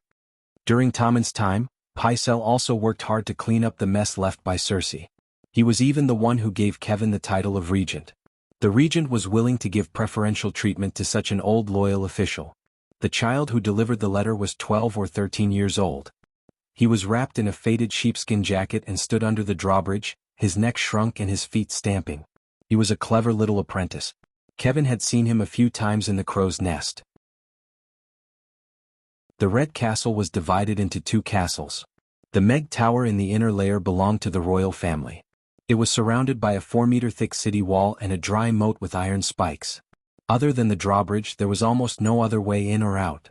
Around the Meg Tower, there was the Crow's Nest where the Grand Tutor lived, the Hand of the King's Prime Minister's Tower, the White Knight's White Sword Tower, the hall where court meetings were held, the Holy Church, the Virgin's Residence, the dungeon, and so on. The drawbridge was lowered. Sir Kevin walked out of the gate under the protection of a White Knight and 8 golden lion guards. Seeing the little apprentice's red and cracked face, the regent stopped and took out 2 copper coins from his pocket. He handed them over and said, "Go in and ask the guards for a glass of wine to warm up." Crunch, crunch. Under the bleak and cold full moon, the group of people left a trail of messy footprints in the snow from the inner courtyard to their bare feet. Is there really going to be a long night? Looking at the tower and stone path that seemed to be covered by a white blanket, and then looking at the icicles that looked like spears under the eaves, Sir Kevin suddenly had a bad feeling. The scholars were used to living in the crow's nest. Even the Grand Tutor's room was under the crow's nest. A maid under the tower received the regent and left 8 guards behind. Kevin and the White Knight Braun pushed open the door to the Grand Tutor's room. Immediately, a warm red light with the smell of wine hit their faces. The fireplace was burning.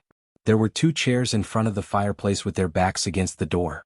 From Sir Kevin's perspective, he could see half of Grand Tutor Pycelle's bald head sticking out of one of the chairs. The other chair was empty. Perhaps it was prepared for him. There was a small table beside the 2 chairs. There were 2 bottles of golden wine and 2 glasses on it. Kevin stood at the door and stomped his feet. He shook off the snow on his boots and cloak to the ground. Then he untied the thick golden lion cloak and stepped into the room. "Grand Tutor, why did you call me over so late at night?" The regent handed the cloak to the White Knight and walked towards the fireplace. "Your nephew is back," a voice by the fireplace replied. "Jamie is—" Kevin just opened his mouth and his expression suddenly changed. He said in disbelief, "Tyrion." "Shall lower your voice." The high-backed chair beside Pycelle turned around, revealing the dwarf nestled in it. Tyrion had a smile on his face, but he held a short crossbow in each hand. One was aimed at the old uncle and the other at the White Knight. "Don't move." The White Knight Braun was thinking that he had armor and might be able to fight a wave. Then a dark shadow quietly approached from behind him, and a cold blade pressed against his throat. The White Knight immediately turned into a stone statue. He stood obediently with his hands by his side, motionless. "This is the White Knight." "Ah." Tyrion tossed his crossbow onto the thick Myrish rug and rocked back and forth in his armchair, laughing. "Uncle, if you bring a prostitute here she can at least scream. I wonder, my father was wise and mighty all his life, why did he find this trash again?" During the rebellion of the 4 kings, Cersei was worried that her son would fall into the evil hands of Tyrion, so she arranged for Boros Braun to escort Tommen away from the King's Landing. Previously, Tyrion ignored Cersei's objection and sent Myrcella to Dorne for a marriage alliance. The imp arranged for the clansmen to disguise themselves as bandits and rob them halfway. The White Knight did not resist and directly handed Tommen over. For this, he became the second White Knight to be expelled by Cersei. When Tywin was in control of the King's Landing, he called back the coward knight again and entered the palace for a second time. At this moment, being mocked by Tyrion to be worse than a prostitute, the White Knight's face turned red, but he did not dare to say a word. So Cersei was right. "You have been hiding in the Red Keep and causing trouble," Kevin said with a pale face. "Sigh, now I finally understand why everyone says that Westeros are poor and remote. They are too uninformed. To think that I am the Wildfire General, a second-grade officer who has obtained the Yellow Magua, and have done a few shocking things in Slaver's Bay. Uncle, you don't know anything about it at all." Tyrion shook his head. "Slaver's Bay?" Kevin was stunned and said in anger, "You have joined Dany Rise and now you are here to kill me?" Chapter 562. "If I wanted to kill you, you would have died a long time ago." Tyrion handed him a glass of wine and said, "Have a glass of wine. When your anger has subsided we can have a good talk." Kevin looked deeply at his nephew. He did not take the glass of wine, nor did he care about the restrained White Knight. He strode to Pycelle's side and began to examine him. "What did you do to him?" "He drank a glass of poppy milk and fell asleep." Tyrion shrugged and put the glass back on the table. "I would never have thought that you would kill your father. That scene would not happen even in my darkest nightmare." Kevin stood up straight and looked down at Tyrion with a complicated expression. "Sigh, I have thought of that scene many times, but it was not directed at my father but my sister. Perhaps there are ghosts in the Red Keep. I was possessed by the Mad King Rhaegar, Princess Dorne, Princess Lelia. I was possessed by countless Targaryen ghosts and could not control myself." Tyrion mocked. "What do you want to say? Repent to me?" Kevin said coldly. "What's the use of repenting to you? Even a sparrow can communicate with the Holy Mother. Can you?" The dwarf laughed strangely. "Then why are you looking for me?" Tyrion put away the mocking expression on his face and said seriously, "For Lannister. For Lannister, you should not have killed my brother, your father." Kevin said sternly. Sigh, Uncle, I still have the Dragon Queen's mission on me. I don't have much time. If we keep repeating this topic, I'm afraid we will not get anything done today. Tyrion sighed. Kevin narrowed his eyes and sized up the dwarf. The green helmet, green armor, and green cloak made him look majestic and spirited. Especially the roaring lion head on his chest, the emblem of Lannister's clan. His expression softened. This nephew of his had killed his king, his father, and his father. He had committed all sorts of crimes, but, at least he hadn't forgotten Lannister's identity. The Prince Regent dragged a chair from the side and sat opposite the dwarf. He said faintly, "How did you get in?" You should be asking me how I got out last time." Tyrion winked and laughed again. Kevin's expression turned solemn. Could it be that the secret passage is really connected to every part of the Red Castle? There was a secret passage in the Tower of the Prime Minister that led outside the Red Keep. This was discovered after Tywin's death, but Cersei burned the Tower of the Prime Minister to the ground with wildfire. Tyrion shook his head. The secret passage is too complicated. I don't know where it leads to. But it was clear that Varys knew. Uncle, you made a stupid and fatal mistake. You knew that someone with bad intentions was in control of the secret passageway of the Red Castle, but you let him do as he pleased. Today I can directly sneak into the crow's nest from outside the city and threaten Paziel to send someone to invite you over. Tomorrow there will be someone else who can do the same thing. Or do you think that Varys is kind to you and Lannister? Sir Kevin could not refute the facts. He sighed. I have also arranged for people to explore the secret passage, but as you said, it is too big and too complicated. 7 or 8 people died and still could not figure out the direction of the passage. Since we can't control it but the enemy can easily use it, then we will destroy it. Tyrion said faintly. Destroy it? Kevin's body trembled. At first he had a look of disbelief, but after thinking carefully for a while, he suddenly felt that he was really stupid. The Lion family's old dog sighed. You are right. Dangerous things that can't be controlled should be destroyed. But the secret passage is huge and under the Red Castle. How can we do it without damaging the foundation? If we fill it with soil, it will be too much work. He frowned and asked. Hee. Tyrion laughed eerily and said in a low voice, How do hunters hunt? You can arrange for people to set up hundreds of traps inside. There is an 80% chance that they will catch the big rat in the dark. You mean? Kevin glanced at the man with messy hair who was holding White Knight hostage. He also lowered his voice so that only he and Tyrion could hear. Varys is still under the Red Castle? He did not go to Slaver's Bay, so he must be at King's Landing. He will attack you sooner or later. Just as the Dragon Queen said, Lannister's enemies would be happy to see Cersei put on a clown show on the Iron Throne. You are the pillar of support for the Iron Throne in Lannister. You are the first target that all enemies want to take down. This is why I took the risk to come here today. Tyrion said confidently. Kevin was not moved by his nephew's compliment. He had always been clear about his position. He only asked in confusion, Didn't Varys save you? Jaime and I were both used by him. Tyrion's ugly face was gloomy. His heterochromatic eyes flashed with hatred and regret. He gritted his teeth and said, I am guilty. I do not deny it. But that was also a trap set up by Varys. He created the conditions for my patricide.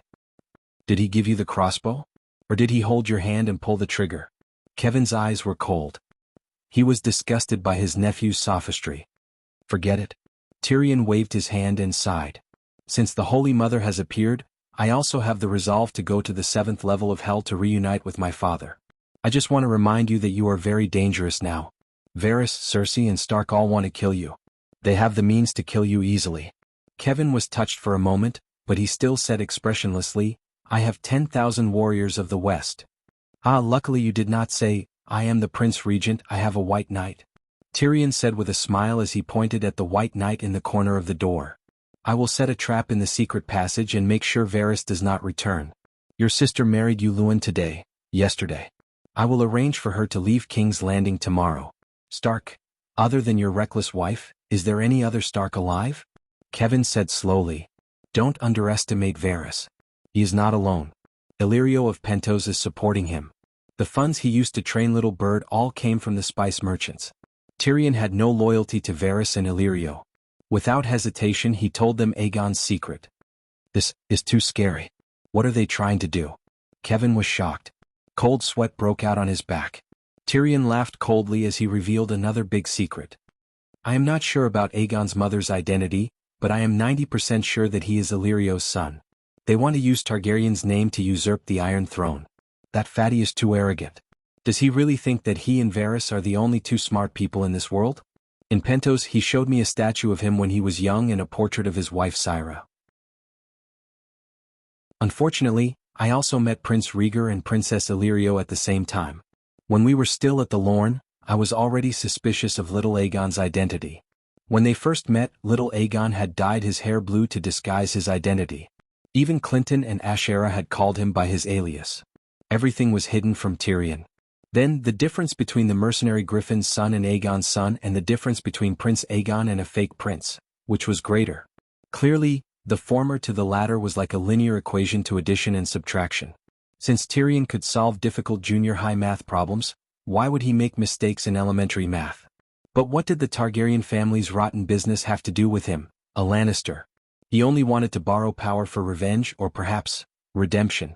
Therefore he did not hesitate to bury the secret in his heart. He even took the initiative to help Aegon confirm his identity as Rhaegar and Illyrio.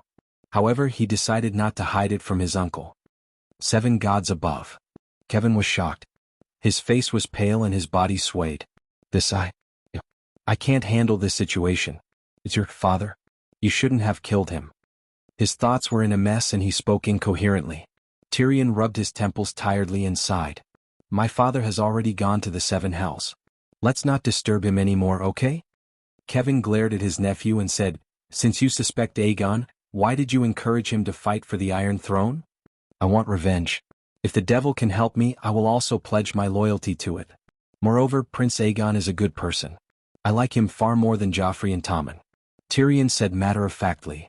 You killed Joffrey and Tywin. You are the root of all evil. Who else do you want to take revenge on? I don't know. After killing my father, I hated Cersei. I wished that all the Westeros would be killed by the other ghosts, including you and Jaime. Tyrion looked at his uncle and said. Kevin did not scold him. He only sighed helplessly and said, Perhaps Tywin was too harsh on you. He somewhat understood his nephew's state that day. A child with love in his heart fell into that situation. Love would only make him more miserable. Hatred was the only thing that could keep him alive. What about now? The regent asked. Now. Tyrion shrugged and laughed. Uncle, do you know? I am a dragon knight, a pterosaur knight. The dragon queen gave me a pterosaur. I call her Tessa. Pterosaur?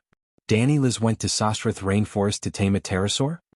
Kevin furrowed his brows. He wasn't surprised by his nephew's reaction but rather worried. You can find the answer to this question yourself. The upper echelons of the Alliance know. But don't ask me. I am the Queen's knight now. Tyrion did not wait for his uncle to ask and continued, Tessa gave me a new life. My wish now is to live freely. Lannister and Casterly Rock was saved from the Dragon Queen's flames of revenge. I will be satisfied if I give Littlefinger retribution.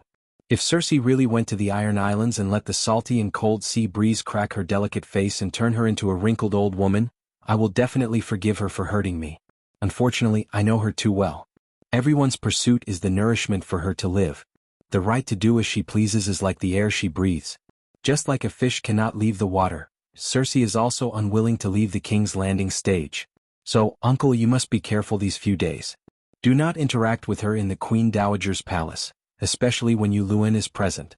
You must be wary of the Dragon Queen and deal with my sister. I am her uncle. I spared no effort and poured my heart and soul into protecting her son's country. Kai Feng said solemnly. You are reasoning with my sister? Tyrion sneered. Why revenge on Littlefinger? Sir Kevin changed the topic. The Prince Regent still did not believe that his niece would harm him. He only thought that Tyrion was too biased against Cersei. He was the one who started the war between the lion and the wolf. He and Old Rose murdered Joffrey. He was also the one who stole Sansa. Tyrion's face twisted. Sansa is in Arryn Valley? You are in Slaver's Bay. How do you know this secret? Kevin frowned. The Dragon Queen told me. She has already seen through Littlefinger.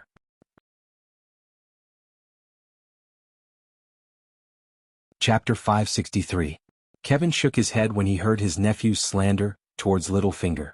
The Arryn Valley is a powerful force and it currently listens to the Iron Throne. Littlefinger is of low birth, and even his position as Valley Guardian was only secured with our support. He won't be stupid. Uncle, why don't you invite him to the King's Landing as the regent? Let's see if he dares to come. Tyrion smiled. Kevin's expression changed. He had indeed invited Littlefinger, but Littlefinger had rejected him without any hesitation. What does he gain from murdering Joffrey? What can he gain from the rebellion of the Four Princes? Chaos. Tyrion sighed. The Dragon Queen is still the one who sees things more clearly.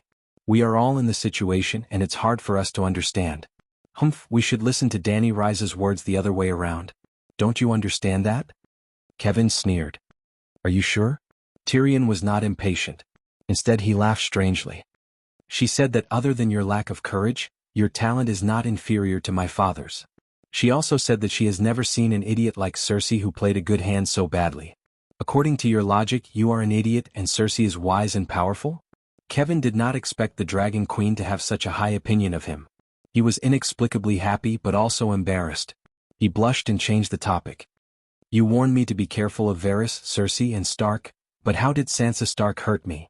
Stark's family is not completely dead. The only confirmed dead person is Robb.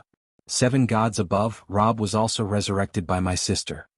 Tyrion lowered his voice and looked serious, but he suddenly thought of Robb's head. He could not help but groan and slap his forehead. He lamented, the Dragon Queen was right. Stark's family is all monsters. You also know about the trial by martial arts? Kevin asked curiously. Dragonstone Island also sent a representative to participate. Professor Marwyn was the one who notified Slave Bay. Tyrion said with a natural expression. That isn't Robb. There are many people in the world who look alike. Kevin said with an unnatural expression. I hope you can say the same thing to Lady Catelyn one day, Tyrion sneered. Catelyn Tully? Lady Stoneheart of the Riverlands is Catelyn. The red-robed monk of Mill revived her. That's impossible. How can a dead person come back to dash? Kevin stopped halfway through his sentence. The times have changed. Perhaps the long night is real, and the gods are showing their miracles. Tyrion sighed. Damn it, I get it now. Kevin's expression suddenly turned ugly. Jaime might have been captured by Lady Stoneheart. Cersei had purposely arranged for someone to spread the news of her engagement to Luwin in Riverlands, hoping to lure Jaime out. If Lady Stoneheart is really Catelyn, then he must be trapped.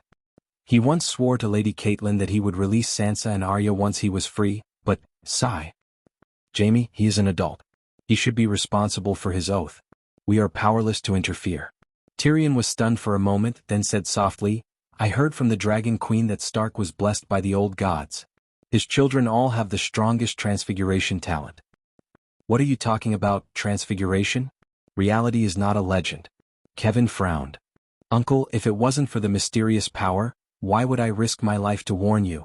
Listen to what I say, don't doubt me. I hope to help you in Casterly Rock as long as I don't expose secrets that harm the Queen's interests. After all, I am also Lannister. Tyrion smiled bitterly. Speak. Kevin said in a low voice. Transfiguration can merge their souls into an animal's body. If the transfiguration is smart enough, it is easy to kill someone. For example, find a rat as an animal companion, smear poison on its claws, sneak into the palace in the middle of the night, and do it to you and Tommen. The children of the House of Stark can do this easily, especially Arya Stark. She is not only a transfiguration talent, but also a faceless one. Ugh, Dany was indeed a bit of a blabbermouth, spilling all kinds of secrets. Tyrion was such a careful and shrewd person. He secretly heard and memorized many secrets of the Westeros. There were secrets and there were also spoiler-like speculations. It was not Dany's fault for blabbering. In reality, she was thousands of miles away in Slave Bay, surrounded by many trusted people. She rarely hid secrets that had nothing to do with her. To put it bluntly, even if the whole world knew that Arya was a blood child, so what? Arya was not her daughter. Forget about Arya, even the secrets of the three-eyed crow Blinden were often mentioned by Dany and Ymont in front of everyone. To put it bluntly, these secrets would only affect the people involved. It had nothing to do with Dany. In fact, the more people who knew about it, the better it was for her. Would Arya treat her as a friend? Would Blinden treat her as a family member? Would Uncle Fingers swear loyalty to her? That was impossible. 7 gods above, are you telling the truth? Kevin said in fear. The Queen does not treat me as an outsider, and there is no need for her to lie to me. Or do you think that she is the kind of person who speaks without thinking? But now you have betrayed her trust, Kevin said meaningfully. The queen should be able to understand the actions of a vassal trying to protect his family. If I knew the secrets you revealed tonight, you would be dead, Kevin said calmly. Loyalty and filial piety have always been difficult to achieve. However, we are only halfway through today's matter. What comes next is the main event. So, don't be in a hurry to sentence me. Tyrion chuckled and waved his hand. He poured another cup of wine for himself and his uncle. Previously, I was the dwarf of the Lannister family, and I provided some good advice to my uncle to protect his family. Now, I am the Queen's Minister of Government Affairs, a second-grade official, a wildfire general, and a flying dragon knight. I hope that the Lannister family will surrender to the Queen unconditionally.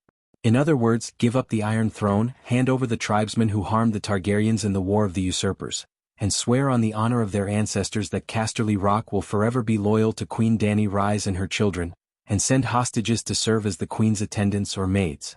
Yes, Messiah or Tommen can atone for their grandfather and father's sins. Are you crazy? Do you know what you are saying?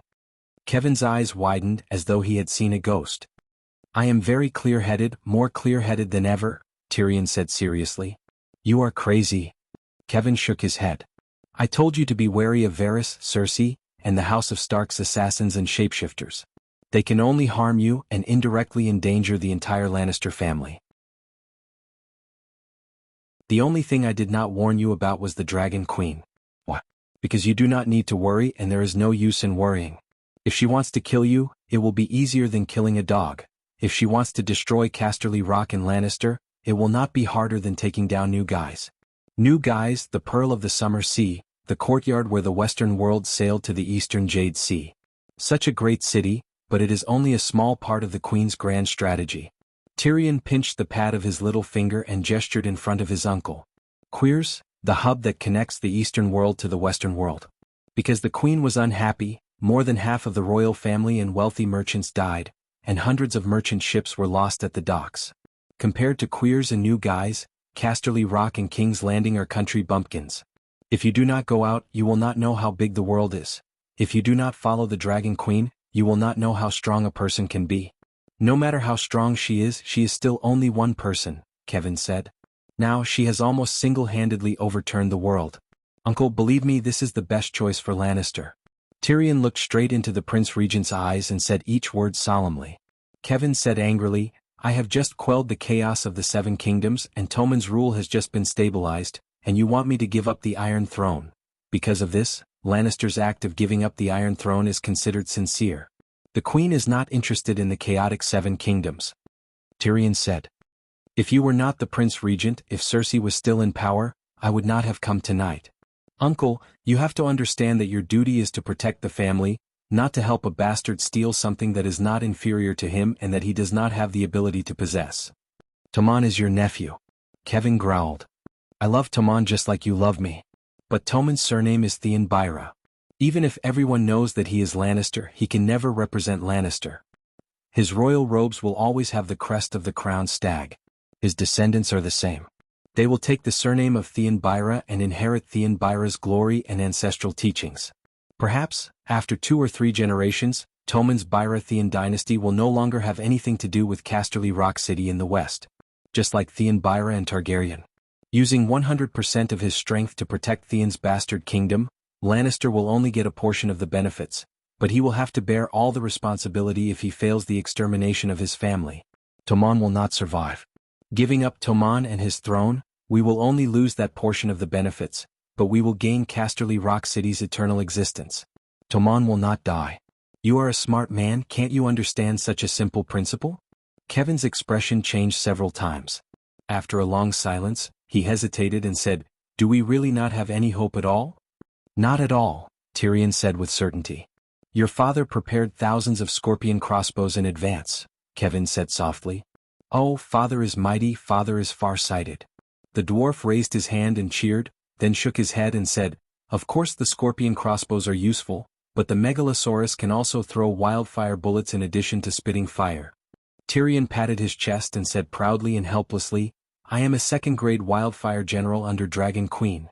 Didn't Tauros also have 2,000 dragon-slaying crossbows? Weren't they burned to ashes by the Tyrion-oiled wildfire bullets I made? Believe me, I am an expert. An expert's words can't be wrong. She doesn't intend to abide by the oath of ending the long night as king? Kevin asked again. Tyrion smiled bitterly. If the long night is real, even if there are no deviant ghosts, can you survive 10 years of long winter? If the long night doesn't come, the oath will naturally become invalid. Kevin hesitated for a moment. Thinking that his nephew was also thinking about Lannister's future, he decided to tell him another trump card of his side. You don't know Yuluen has the dragon's horn. Rumor has it that he was defeated by the combined forces of the Dragon Queen and the 3 dragons. Actually, if he wasn't greedy, he really had a chance to take the green dragon and the white dragon. If we have the Megalosaurus, our chances of turning the tables are not small, he said softly. I have seen things scarier than the dragon's horn in Tauros. Recalling the terror of the dragon slayer, Tyrion could not help but shiver. He smiled bitterly and said, Uncle, times have changed and the mode of war has also changed. In the past it was mortals fighting, but now...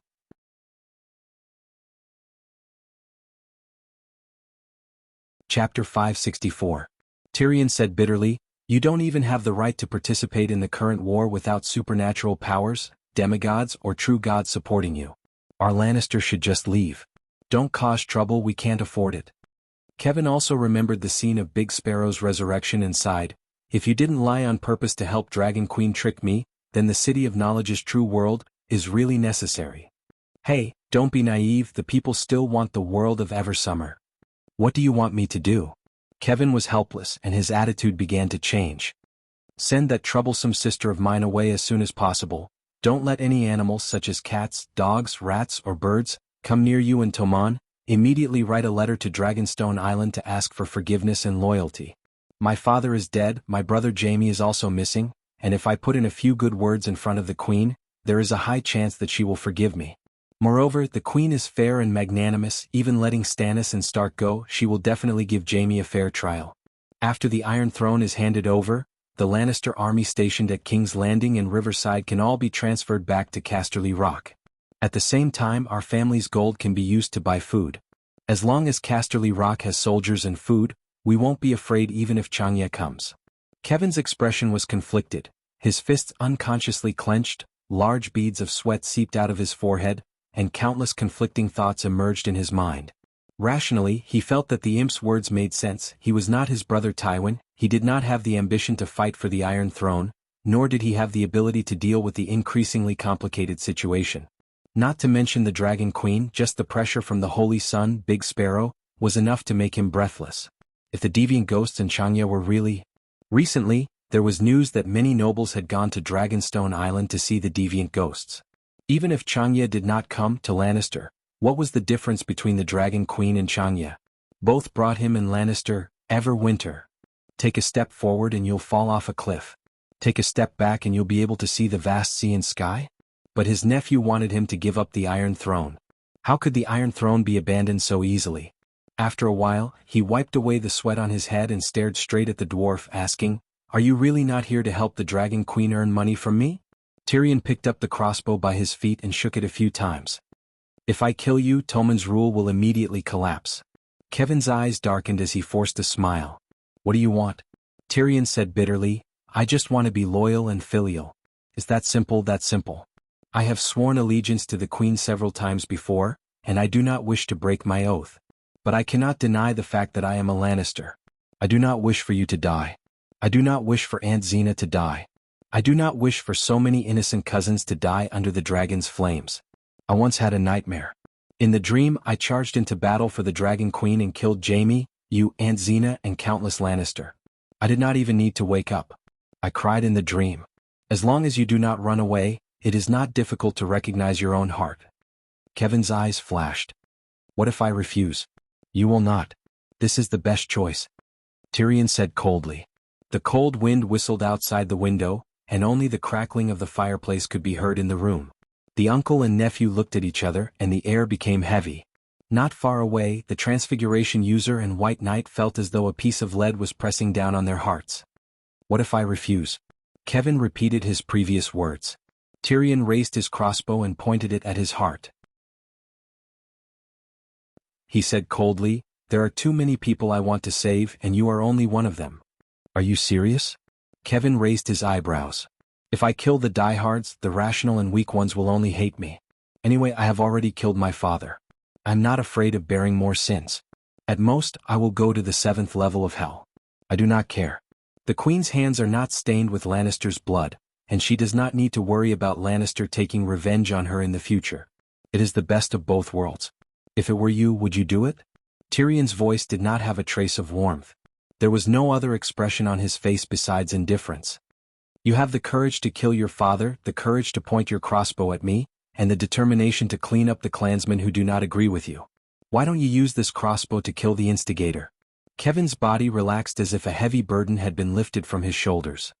He leaned back in his chair and said slowly, I don't dare to think about it, Tyrion said. Kevin nodded and said, Don't dare to think about it. That's a good reason to convince me. A person who could kill his father could also betray his vows, but he did not even dare to think about it. How terrifying would that woman be? I agree with your suggestion. I surrender to Dany Rice. She can take my life. If she is still angry, she can kill Jaime and Cersei. I only have one request. Do not harm the children. They did not participate in the War of the Usurpers. They are innocent. Kevin said with a faint smile. You worry too much. The Queen is beautiful and kind. She has compassion for the refugees and slaves of Hedjian. There is no reason for her to mistreat the people who are loyal to her. Tyrion also smiled. I need a few days. Kevin stood up and prepared to leave. Tyrion also stood up and opened a narrow secret door that was about half a man's height. I trust you, he said with a smile. Kevin took his cloak from the wall and glanced at the secret door. He suddenly said, Tyrion, will you really kill me? Tyrion smiled at his uncle and suddenly raised his crossbow. Under the shocked gazes of the other 3 people in the room, he shot an arrow through the White Knight's throat and the unconscious Pycelle's heart. Gods! The barbarian in disguise looked at the dwarf with a blank expression. You, Kevin was furious. Tyrion threw away his crossbow and smiled. You can shout after I leave. Is this how you prove your magnanimity? Kevin said with a pale face. No, I'm helping you clean up the trash. Tyrion shook his head and smiled. I don't deny Pycelle's loyalty to Lannister, but he is too old and his energy has declined. He is useless. But the Queen knows that he was the one who let the lion into the city. He deserves to die. Last time, during the parade, among the crimes announced by the 7 doctors and scholars, many of them were related to Pycelle. He deserves to die. As for Burrow's brawn, kill him and make room for him. You can find a stronger White Knight with more chivalry. I told you to be careful of Stark. You need a good bodyguard. Also, this guy has heard too many secrets. Do you dare to trust him? Kevin was stunned and said with a complicated expression, You have changed. I know. I am more like a little devil now. Tyrion smiled. No, you are more like Tywin. Before, you only had his wisdom. Now you have his ruthlessness and decisiveness. Kevin sighed. No wonder Xena kept saying that Tyrion was the one who was most like Tywin. She was right. There were 3 laws in A Song of Ice and Fire. First, prophecies would always come true. Second, oath breakers, kinslayers, and those who violated the guest's rights would not have a good ending. Third, the things that the characters believed were often wrong or the opposite. Oh, I almost forgot. Tyrion slapped his forehead and said, Uncle, please write a certificate in the name of the regent. What certificate? Kevin was confused. I plan to go to Dorne and take Messiah to Slaver's Bay as a hostage. But Prince Doring swore to ensure her safety and not let her fall into any danger. Although half of his oath was broken by Princess Elaine, without your cooperation he will not hand over Messiah. Tyrion said. That was the reason why Doring was so determined to protect Messiah in wandering power. When the dwarf was the acting prime minister, there were conditions for him to send his niece to Dorne for marriage. Doring had to make a sacred oath and give Messiah the right to be a guest. Under the protection of the double oath, unless Doring died, no one could touch Messiah in Dorne. The sudden rise of the Dark Star was a complete accident. Since you know what Messiah went through, you still have the heart to take her as a hostage? Kevin said coldly. Her Majesty the Queen is also the chief bishop of the 7 gods. Tyrion laughed proudly. What do you mean? Kevin was puzzled. If the Great Sparrow can be resurrected, why can't Messiah grow ears? If you go and beg the Great Sparrow, he will definitely not agree. The Great Sparrow is not even willing to crown Tommen. But the Dark Star is the Queen's White Knight. I also know your secret. Why don't you kill me? Walking in the secret passage leading to the seaside, Savage Haug gulped down golden wine while asking the dwarf beside him. Haug was a shapeshifter and also a powerful warrior. The imp only knew about the secret passage to the Tower of the Prime Minister. But when the Tower of the Prime Minister was burned by Circe, the shapeshifter's animal companion helped him find the secret passage to the crow's nest next door. It was also the animal companion that monitored Kevin and the others. As a reward, Tyrion promised to treat him to the best wine in the world. Now Haug had a string of wine bottles around his neck.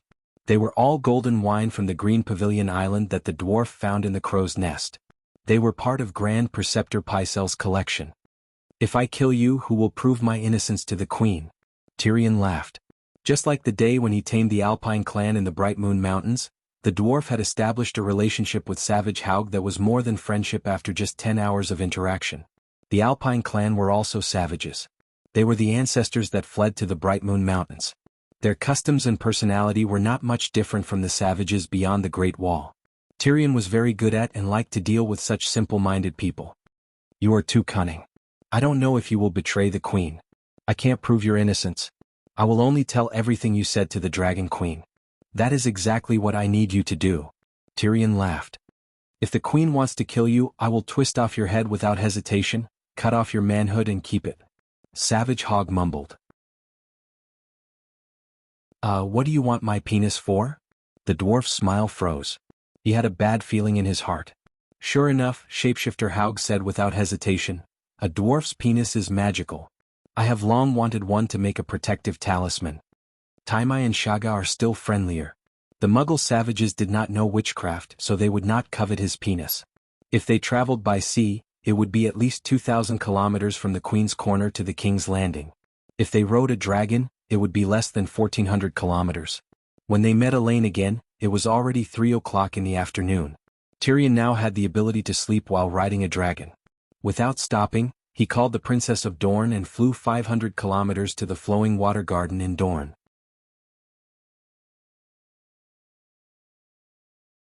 Chapter 565. "Sigh, I didn't expect the legendary #1 of the young generation in the Western Continent to be you," Tam sighed. The big smile on the Dragon Queen's face when she met an old friend froze. "#1 of the young generation in the Western Continent?" She began to imitate Erlu, puffing up her cheeks and grinding her teeth. General Wildfire was back. After more than a week, he finally brought back a 12-year-old ugly lowly, 2 mages and 4 shapeshifters. Tam was an old acquaintance of Dany's and could be considered half of her teacher. While the others were brought to the bedroom by the maids to wash up, Dragon Queen affectionately called the Shadow Binder to the study. The two of them closed the door and reminisced about old times. "Yes." Tam did not notice the change in his little sister's mood at all. He said with a complicated tone, "Other than those demigods who have existed since ancient times, you are almost unrivaled among the young generation. Do you know the King Crab of Gettelho?" "I killed him," Dany said. "Without the dragon, would you be a match for the King Crab?" "My dragon is part of my strength. 8,000 unsullied and 40,000 Mother of Dragons guards are also part of your strength. According to your calculation, doesn't that mean you are invincible beyond the realm of true gods?" To a transcendent mage, only their own strength was real. For example, one day in the future your Megalosaurus will become a dragon god, but you will still be immortal. 100 years later the Megalosaurus will still be the Megalosaurus, but you will only be a pile of dirt. Even though he knew that the person in front of him was the Dragon Queen and not his little sister Layla, the Shadow Binder could not help but treat her like a new apprentice and teach her earnestly. "I'm not being arrogant." Dany sighed and said awkwardly, "It's just that the #1 of the young generation has been tormented by Lisbon. Now, don't call me that in the future. That's what everyone in the transcendent world says." The Shadow Binder dealt a heavy blow to the Dragon Queen. Dany's beautiful face was a little twisted, and she said hatefully, "Say, if I destroy the evil gods in the city-states of the Western Continent, such as the Black Goat of Koer, will my title change?" "You." The shadow-binding warrior was stunned. "So that's how it is." "What? Have you already wanted to kill the Black Mountain Goat?" the shadow-binding warrior asked. "What happened?" The shadow-binding knight said slowly, "Demigods can predict their own safety. The Black Goat has existed for thousands of years and lived through the Valeglia era. Its believers are spread all over Khal and the northern forest tribes. It is undoubtedly a powerful god. Some time ago, he suddenly appeared without the sacrifice of believers and summoned all the priests to participate in the encirclement and suppression of the slave bay. Almost every Khalasar in the Dothraki Sea had received gifts from the core merchants, and there were also black goat priests who acted as lobbyists for the call. It's very likely that he predicted your malice toward him. So mysterious? From now on, if you want to deal with transcendence, never say it out loud. Don't let a second person know about it. There are too many existences in this world who know about prophecies, Tam said seriously. Danny remembered Tam's words and asked with a smile, "Then, when you were in Volantis, did you predict my identity?" "After the fire burned the Black Tower, I had some doubts. However, I came from Yasha only to hatch dragons," the shadow-binding warrior said strangely.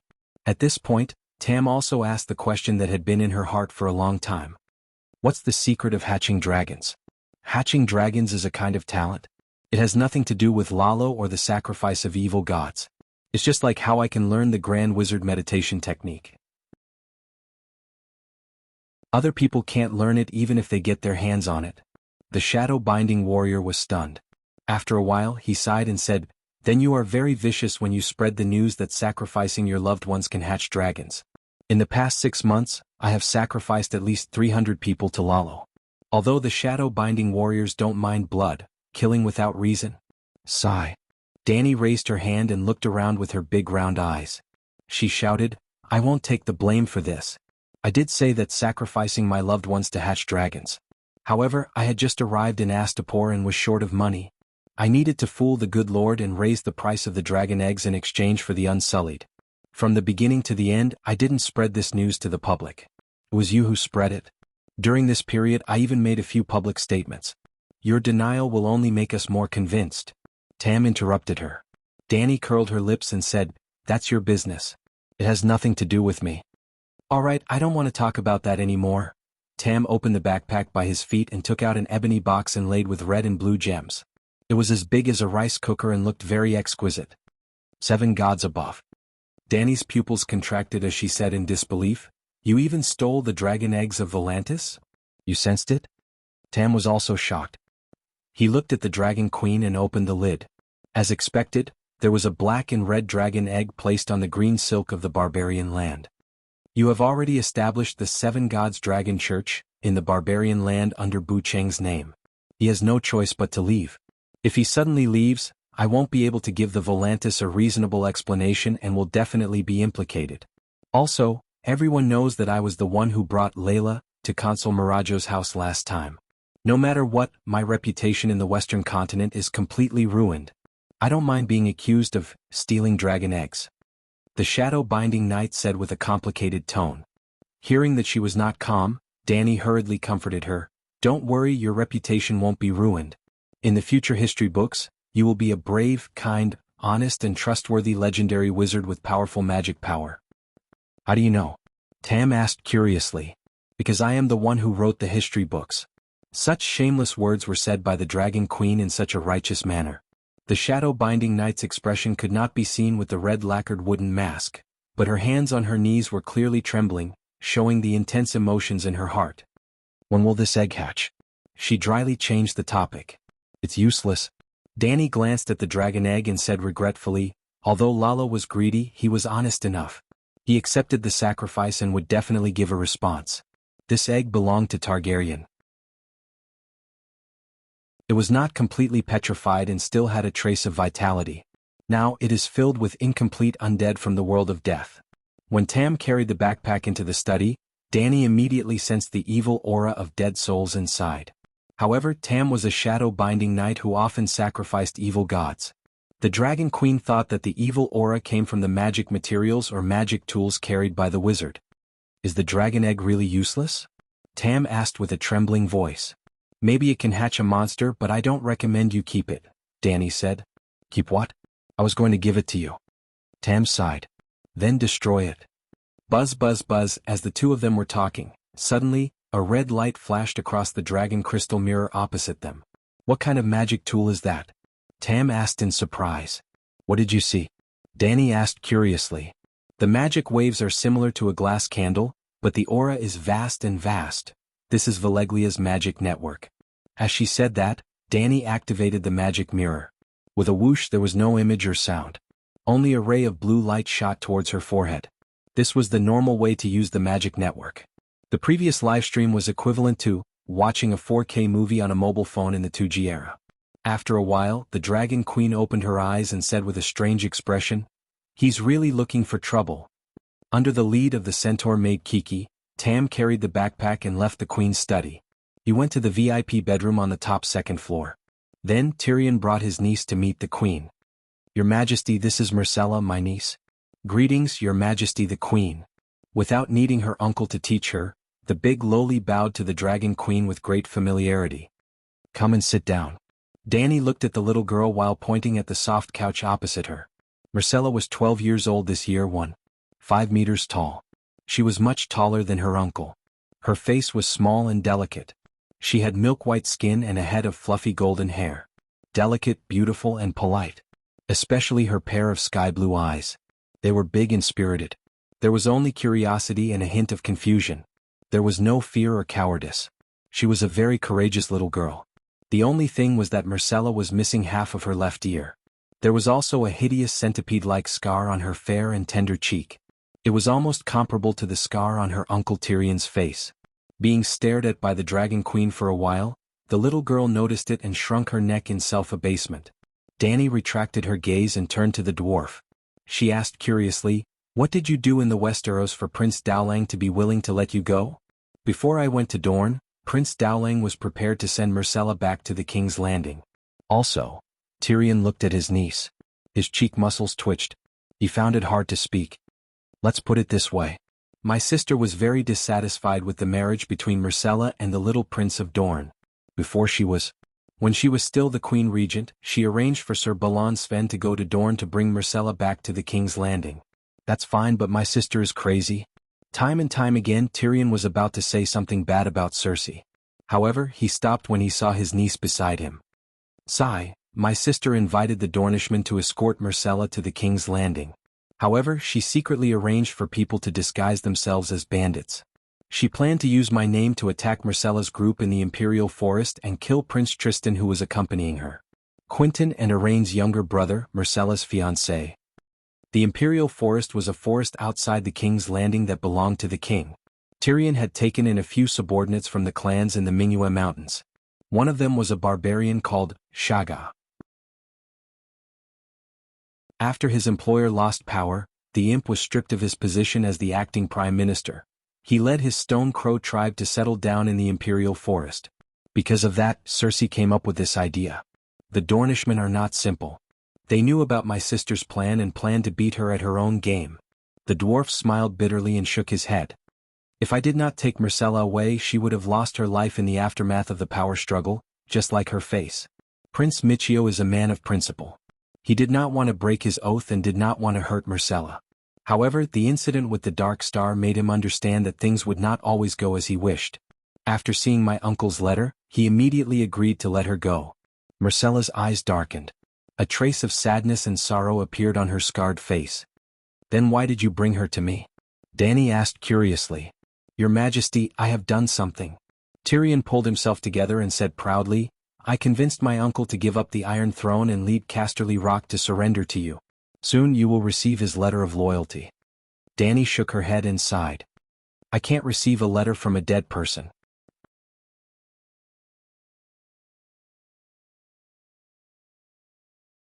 Chapter 566. Lead the Lannister clan to surrender to Targaryen. It might sound crazy, but Kevin was not crazy. Instead, he was very rational. After Tyrion left and returned to his bedroom in Meg Tower, he did not go back to sleep. Instead, he carefully recalled his nephew's words and thought about it. Then he realized something terrifying. In the process of overthrowing the Iron Throne of Aerys, the Crowned Stag of the Stormlands, the Crescent Falcon of the Arryn Valley, the Dire Wolf of the Northern Territory, and the Leaping Trout of the River, they had to deal with the Targaryen without a dragon, the Highgarden Rose, and half of Dorne. Robert barely held onto the righteous name and combined the strength of the four countries. Even with the Lion of the Western Territory holding Targaryen back, the two sides were barely split. Robert was 6 and Rhaegar was 4. Now, the Stormlands, River, and the Northern Territory had become a burden to the Iron Throne. Littlefinger of the Arryn Valley had evil intentions. the Highgarden Rose was not on the same side and Dorne. Even if the little demon did not reveal any information about the alliance between Dorne and the Dragon Queen, Kevin was not stupid. Could he not guess? Without a doubt, the Iron Throne of Lannister was fighting alone and was restrained by his teammates. It was far from being as strong as Aerys' era. Without a doubt, the Dragon Queen with the Megalosaurus, pterosaurs, and an army of tens of thousands was not weaker than Robert's four-nation alliance. Dragon Queen Robert and Kevin. There was really no chance of winning. As the sky gradually brightened, the sound of the crowd and the clashing of armors and weapons could be heard in the silent Red Keep. The Lion family's old dog sighed and decided to do the small things by himself like in the past. He would listen to his brother for the big things. The Tyrion from last night was the old lion Tywin. With a decision in his heart, he began to make arrangements. First, he secretly arranged for his trusted subordinates to dig holes in the secret tunnels under the Red Keep, bury poisonous stingers, and set traps for ferocious beasts. He even hid wildfire flasks in a few of the pits. Then he mobilized the Lannister army outside the city into the Red Keep to deal with a possible coup. After a busy day, he returned to his bedroom at night and bent over the table to write a letter of surrender and loyalty. At midnight, the regent finally completed a sincere declaration of surrender that was neither servile nor overbearing. Just as he was folding the letter and stamping it with the regent's letter wax, his niece's voice sounded outside the door. "Are you crazy? Are you stupid? Don't you recognize me? Remember, you are the Lions of Casterly Rock, not the retainers of Sir Kevin. And I, Cersei Lannister, am the heir to Duke Tywin. I am the one you should be loyal to." As usual, Cersei was stopped at the door by the guards before she received permission from the Prince Regent. Unlike in the past, she did not wait for the guards to pass on the message. Instead, she loudly scolded the guards of the Lion family and even proclaimed her own rights, just like in the period of the Regent Empress Dowager. However, Kevin could understand. The little devil had appeared in the Red Castle again, so it was normal for his niece to go crazy. With a sigh, he announced to the door, "Let the Empress Dowager in." Cersei rushed to the desk like a tornado and roared at her uncle, "Did the little devil come to find you?" Kevin raised his eyebrows. Cersei was not alone. Her husband, Yuluen, followed in with a smile on his face. "He sneaked into the crow's nest, forced Pycelle to lure me over, and finally shot the Grand Master and Sir Bronn. Holy Mother." Cersei hugged her head and walked around the desk aimlessly like a small train that had lost control. I knew it, that monster has always been under our feet, I knew it, I told you to burn the secret passage with wildfire, you didn't listen, I told you." Sir Kevin interrupted his niece who had fallen into a state of madness and said, "He left King's Landing a long time ago, and now he is the right-hand man of the Dragon Queen." "Oh." Cersei raised her head and howled. Her beautiful blue eyes were bloodshot and bulging out of her eye sockets. "Dany Rise. I should have known, Dorne and Highgarden's power is limited, they can't overthrow my rule, he can only find stronger, more vicious foreign aid. The mystic dragon witch and the mutated monster, colluding with each other, they are a match made in heaven. You were locked up by the Big Sparrow, it has nothing to do with Dany Rise, have you forgotten?" Kevin said helplessly. "Yes, and the Big Sparrow." Cersei suddenly shouted as if she had been enlightened, "The Big Sparrow and the mystic dragon which are also in cahoots, those three evil people conspired together to kill me, I have no shame in losing." Kevin was completely speechless, he could only stare at Yuluen and say, "Wake up your wife." Yuluen shrugged and smiled helplessly. After a while, Cersei suddenly looked up and stared at her uncle with a pair of green eyes. "Why didn't the little devil kill you?" "I am his uncle, why would he kill me for no reason?" Kevin frowned. "Do demons need a reason to do evil? Joffrey, my father, which one of them is not his family? Or are you in cahoots?" Cersei looked at her uncle suspiciously. Kevin almost exploded with anger, he wanted to scold his niece, but on second thought, he did seem to have reached a tacit understanding with Tyrion to protect the Lannister family. "Sigh." Kevin sighed and said tiredly, "Cersei, you have too much prejudice against Tyrion." Cersei heard this and was really angry. She said with a twisted face, "I guessed it, you are in cahoots. I was wrong about you, you killed my father, dethroned me from the position of the Queen Regent, just to sit on the Iron Throne. Now you contacted the dwarves, are you planning to get rid of Tommen and me?" Veins popped out on Kevin's hand that was pressed against the edge of the table. He really wanted to pick up the ink bottle and throw it at his niece's twisted face. "Shut up, idiot." The old dog roared like a lion. Cersei was so scared that her face turned pale.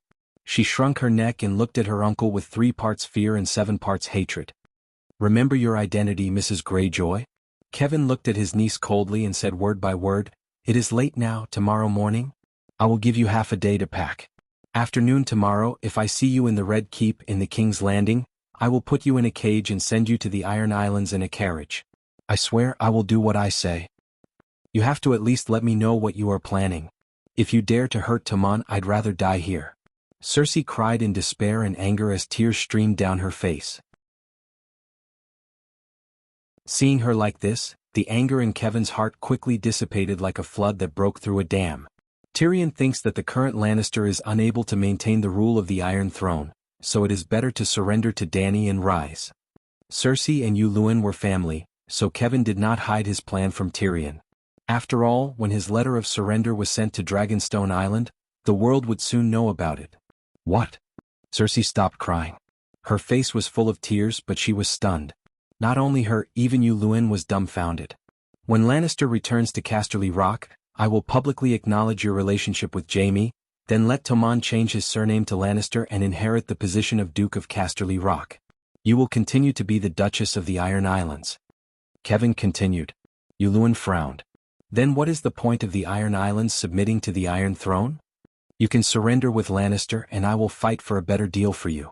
You can also continue to occupy Carlin Bay, the Shield Islands, and continue to plot against the Dragon Queen," Kevin said. The Iron Throne had already been given away, so who cared about the chaos in the Westeros? Moreover, Yuluen was only Lannister's son-in-law.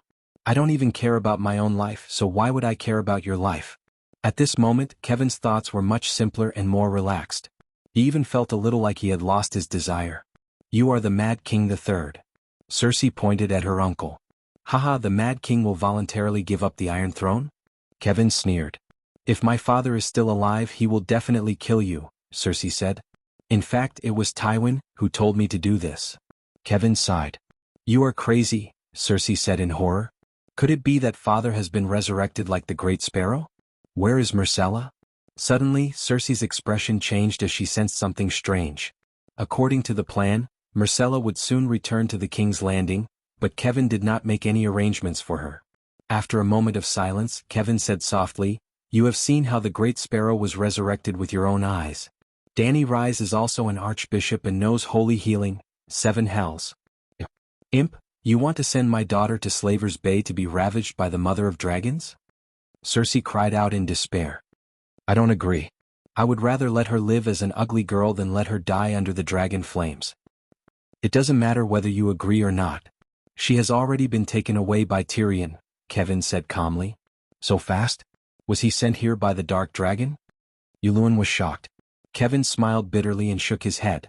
"It was a pterosaur. Think about it, even Tyrion was given a pterosaur.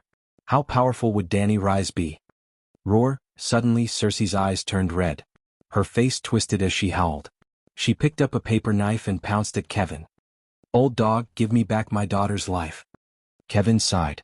He opened his right hand and grabbed Cersei's wrist like an eagle catching a chick. He pressed his left hand on her forehead and pushed her hard, causing her to fall heavily on her butt.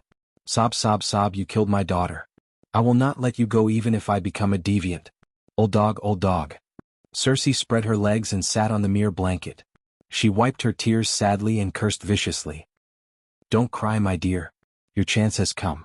Back in the Queen Dowager's chambers, Yuluen hugged the sobbing Cersei with a strange smile. "What chance? My daughter is dying. Sob, sob." Cersei's eyes were filled with tears. It was as if she had returned to the day when Joffrey died. In Cersei's eyes, there was no queen more gentle and magnanimous than her. Even so, Sansa lived in fear every day. She suffered verbal insults and physical beatings. Joffrey often let the White Knight beat Sansa. The Dragon Queen was far more vicious and cruel than her. She did not know how to torture her poor Myrcella. "Do you want revenge?" Yuluen asked darkly. "Can you kill Dany Rise?" Cersei asked with red eyes. "No, but the most important thing now is not her, but your uncle. Are you willing to surrender and leave your fate in the hands of the Mother of Dragons?" Yuluen asked with a smile. "Uncle." Cersei's face turned fierce. "You should have killed him for me. There are guards outside." Yuluen sighed. "Then what should we do now?" Cersei asked blankly. Do you know how Stannis killed Renly?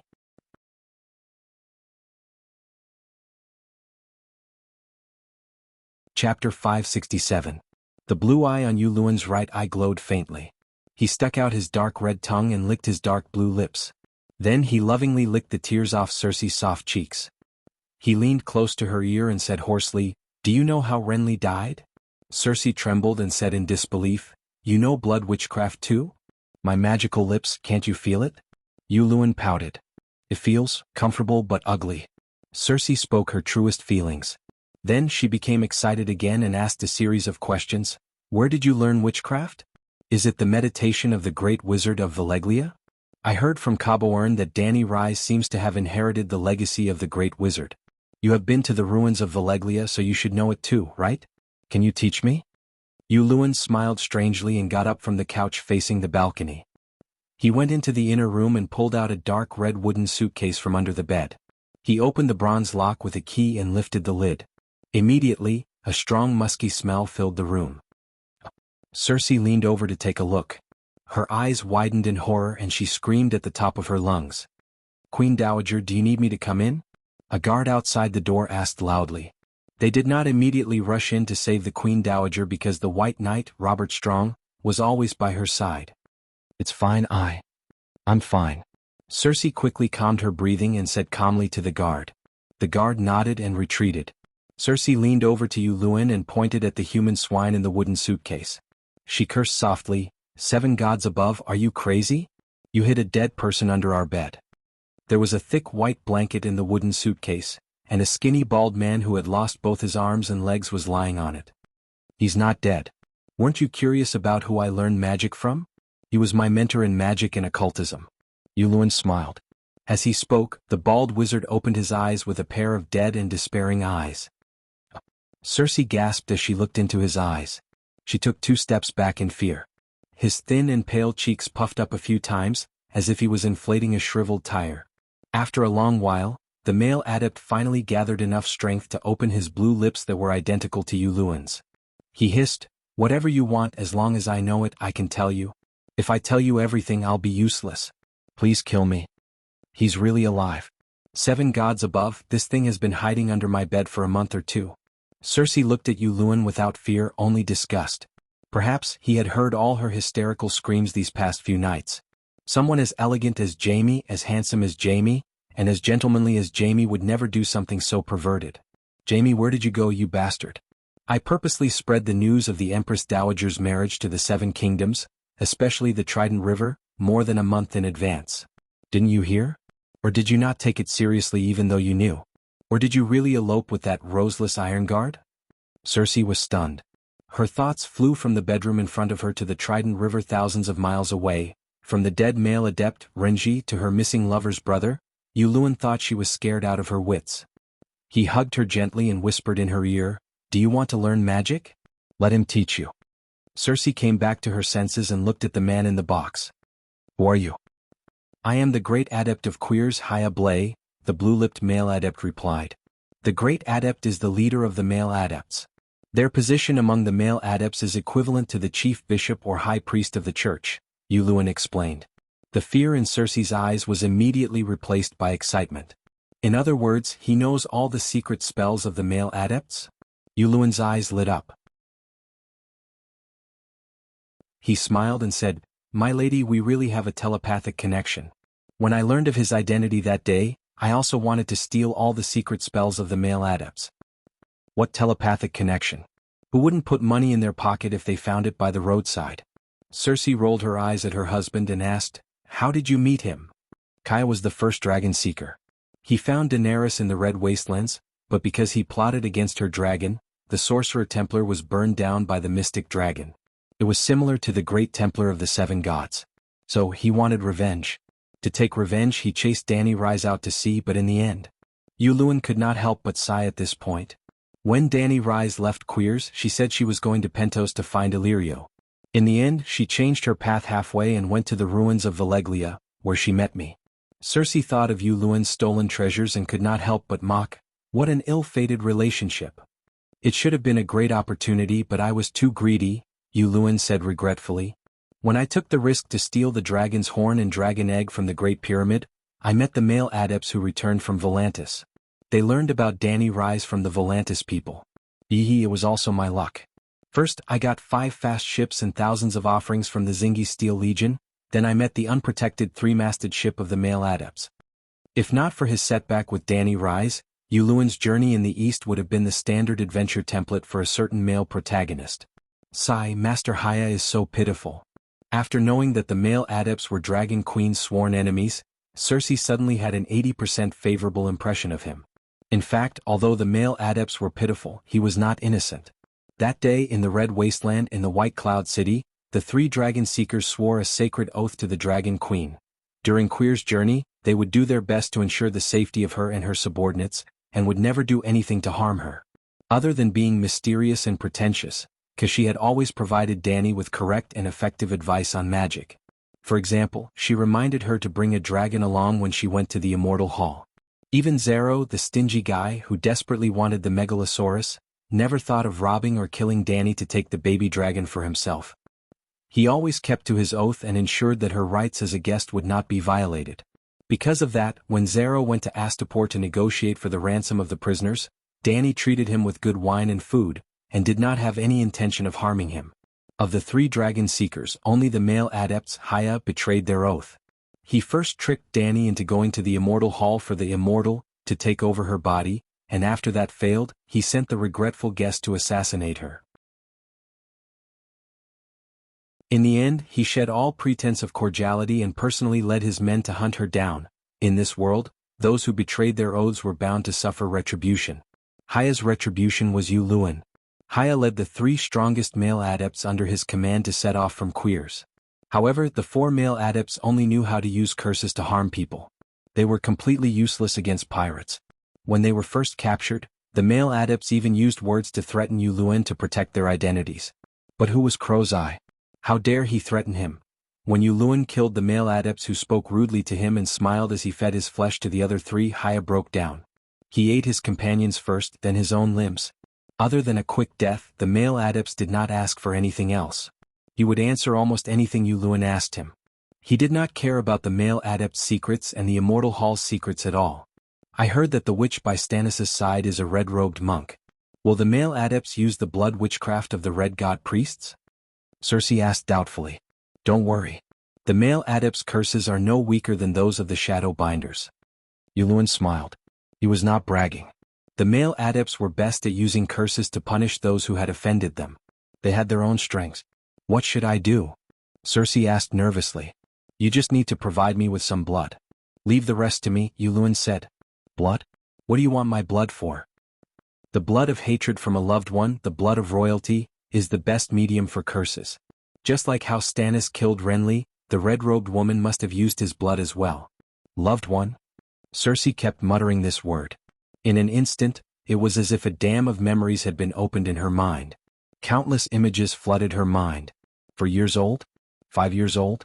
Uncle Kevin had placed her on his neck like a little knight's warhorse. He had carried her on a gallop. At that time he still had a head of golden hair that fell to his shoulders. It was warm and soft. When she was 7 years old, the daughter of a branch family in Lannister Harbor was her maid. That little bitch dared to seduce Jaime at such a young age. Cersei cut off her golden hair and cut her face. Her father wanted to beat her, but Uncle Kevin stopped him and protected her. When she was 9 years old, Uncle Kevin took her and Jaime to hunt. That was the first time she used a crossbow to hunt. 13 years old. What's wrong? The man's questioning voice rang in her ears. She also felt a tap on her shoulder. Cersei left the river of memories and came back to her senses. She hesitated and asked, Must we kill him? Can't we just knock him out? Yuluan's eyes flashed. He smiled and said, Knock him out? My lady, you're so cute. Won't he wake up if he faints? If he faints for 8 or 10 years, my rule will be stable. When I was young, old Nan told me a story. A princess was cursed by a forest which enslept for more than 10 years before she was awakened by a prince, Cersei said with a serious expression. Stories are all lies. Yuluan's mouth twitched. Cersei shook her head and said, No, I found that old Nan's story has come true in recent years. Mystic dragon, witch, wizard, deviant. Fine, Yuluan said irritably. But your uncle is not a pure princess. He can't sleep. Cersei seemed to have thought of a wonderful idea. Her eyes glowed. She clasped her hands and said, "There's another story. A prince was cursed by a witch and turned into a frog. How about you turn my uncle into a lion? Either you kill him or we return to the Iron Islands and bid farewell to the Iron Throne. Then we can pray to the Mother of Dragons that the evil Mother of Dragons will forget your father's death and treat Myrcella and Tommen kindly." Yuluin's eyes were dark and his voice was low and hoarse. "The Iron Throne, Myrcella, my daughter." In an instant, Cersei's eyes turned red and tears gushed out like a fountain. "Your uncle is dead. He can no longer be loyal to me," Dany said. "What did you say?" Tyrion's vision blurred. It was as if he had been hit in the head with a stick. He was confused. 2 days ago, at midnight, Prince Regent Kevan Lannister was assassinated by his nephew who sneaked into the Red Keep. His heart was pierced and he died on the spot, Dany said faintly. "Is Jaime crazy?" Tyrion shouted in disbelief. Dragon Queen looked at him strangely for a while before saying, "I don't know if your brother is crazy or not, but you must be crazy. First you killed your nephew. Then you killed your father. Now you even killed your uncle. There is no one in the world more vicious than you." 2 days ago, Uncle Tyrion did not kill second grandpa at Flowing Water Garden. Myrcella's eyes were red, but her gaze was clear and firm.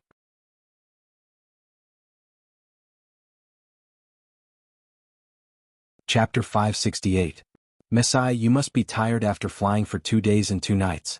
Go take a nap. There's a banquet tonight." Tyrion regained his senses and forced a smile. Messai's face turned pale. She could vaguely guess that her mother had something to do with her second grandpa's death. But she held back her tears and bowed to the Dragon Queen before leaving with the Centaur maid. Sigh, even Messai guessed it. The dwarf no longer hid anything and revealed his tired and sorrowful face. He smiled bitterly and said, "Did my sister do it?" "I don't know. Dragonstone Island only sent news of Kevin's death and the chaos at King's Landing. I don't even know what you did to cause his death." Dany shook her head and said, "If they didn't spread the news that I was the murderer, I would suspect Varys, Stark, or someone else. But I'm too familiar with this feeling. It's exactly the same as when the Kingsguard ambushed Prince Dorne and framed me. It must be that bitch Cersei." Tyrion's ugly face was extremely twisted. His heterochromatic eyes flashed with bone-deep hatred and indescribable sorrow. "You haven't told me what you did." Dany glanced at him and said calmly, "Sigh, I wanted to take the Iron Throne for you and protect Lannister as much as I could." Tyrion used the opportunity of rubbing his face to wipe away the tears at the corner of his eyes. He slowly told the Dragon Queen his thoughts and the process of his journey to the Westeros without leaving out a single word except for his guess about Aegon's identity. "I thought that even if you don't hate Casterly Rock City and Lannister, you shouldn't love them so deeply," Dany said strangely. "Isn't this human nature?" Tyrion shook his head and smiled bitterly. "I grew up in Casterly Rock City. My uncle and aunt's family treated me well. Except for my father who was too harsh, Casterly Rock City meant nothing to me." He looked at the Dragon Queen in front of him and changed his analogy. "It's no different from Winterfell and Stark." "That makes sense. Casterly Rock is your home, and Lannister is your family." Dany nodded and asked, "But how can you be sure that I will accept Lannister's surrender?" "Your Majesty, you are the Queen.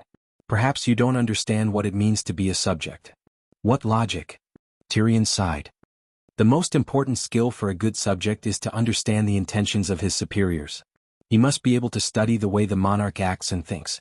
Then do you know that trying to figure out the will of your superior is also a crime?" Dany sneered.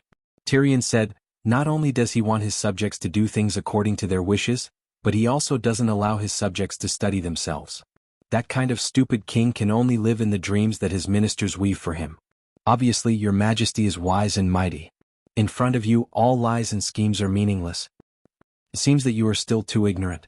You don't know that there is a Yang Xiu in the east, Scholar Yang.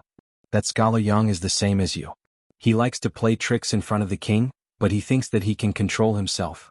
He thinks that if he doesn't make a big mistake, the king can't do anything to him. Guess what?" His head fell off. Dany's eyes were clear as she looked at the dwarf and sneered.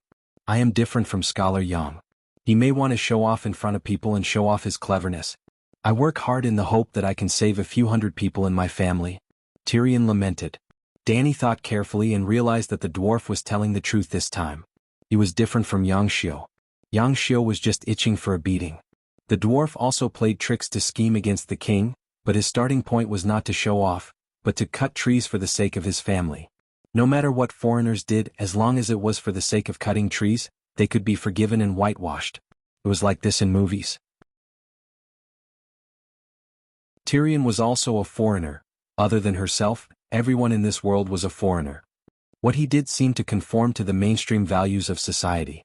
The man who broke off the engagement with the Third King did two things in front of people and behind the scenes. He chopped off the head of the vassal Ka Stark, broke his own oath and forgave Catelyn, who had cheated the entire northern territory for her own personal gain. He could be forgiven for the sake of cutting trees, but Waldfrey and Bolton could not be forgiven for the sake of power. In fact, apart from their own goals, Robb and Catelyn's actions were no different from Waldfrey and Bolton's. Thinking of this, Dany reluctantly forgave Tyrion for acting on his own. She never expected absolute loyalty from him. If she did not expect it, she would not be disappointed. Of course, not mentioning some things now did not mean that she would forget. She would remember it in her little notebook and dig a few more holes for him in the future. It's a pity that your plan did not exchange for loyalty and filial piety. Instead, you ended up in an awkward situation. You tricked your uncle and yourself, Dany mocked. Tyrion, who was good at reading people's expressions and guessing their intentions, immediately heaved a sigh of relief. He guessed right again. The Dragon Queen was indeed a reasonable person. She had the magnanimity to put herself in other people's shoes and think from their point of view.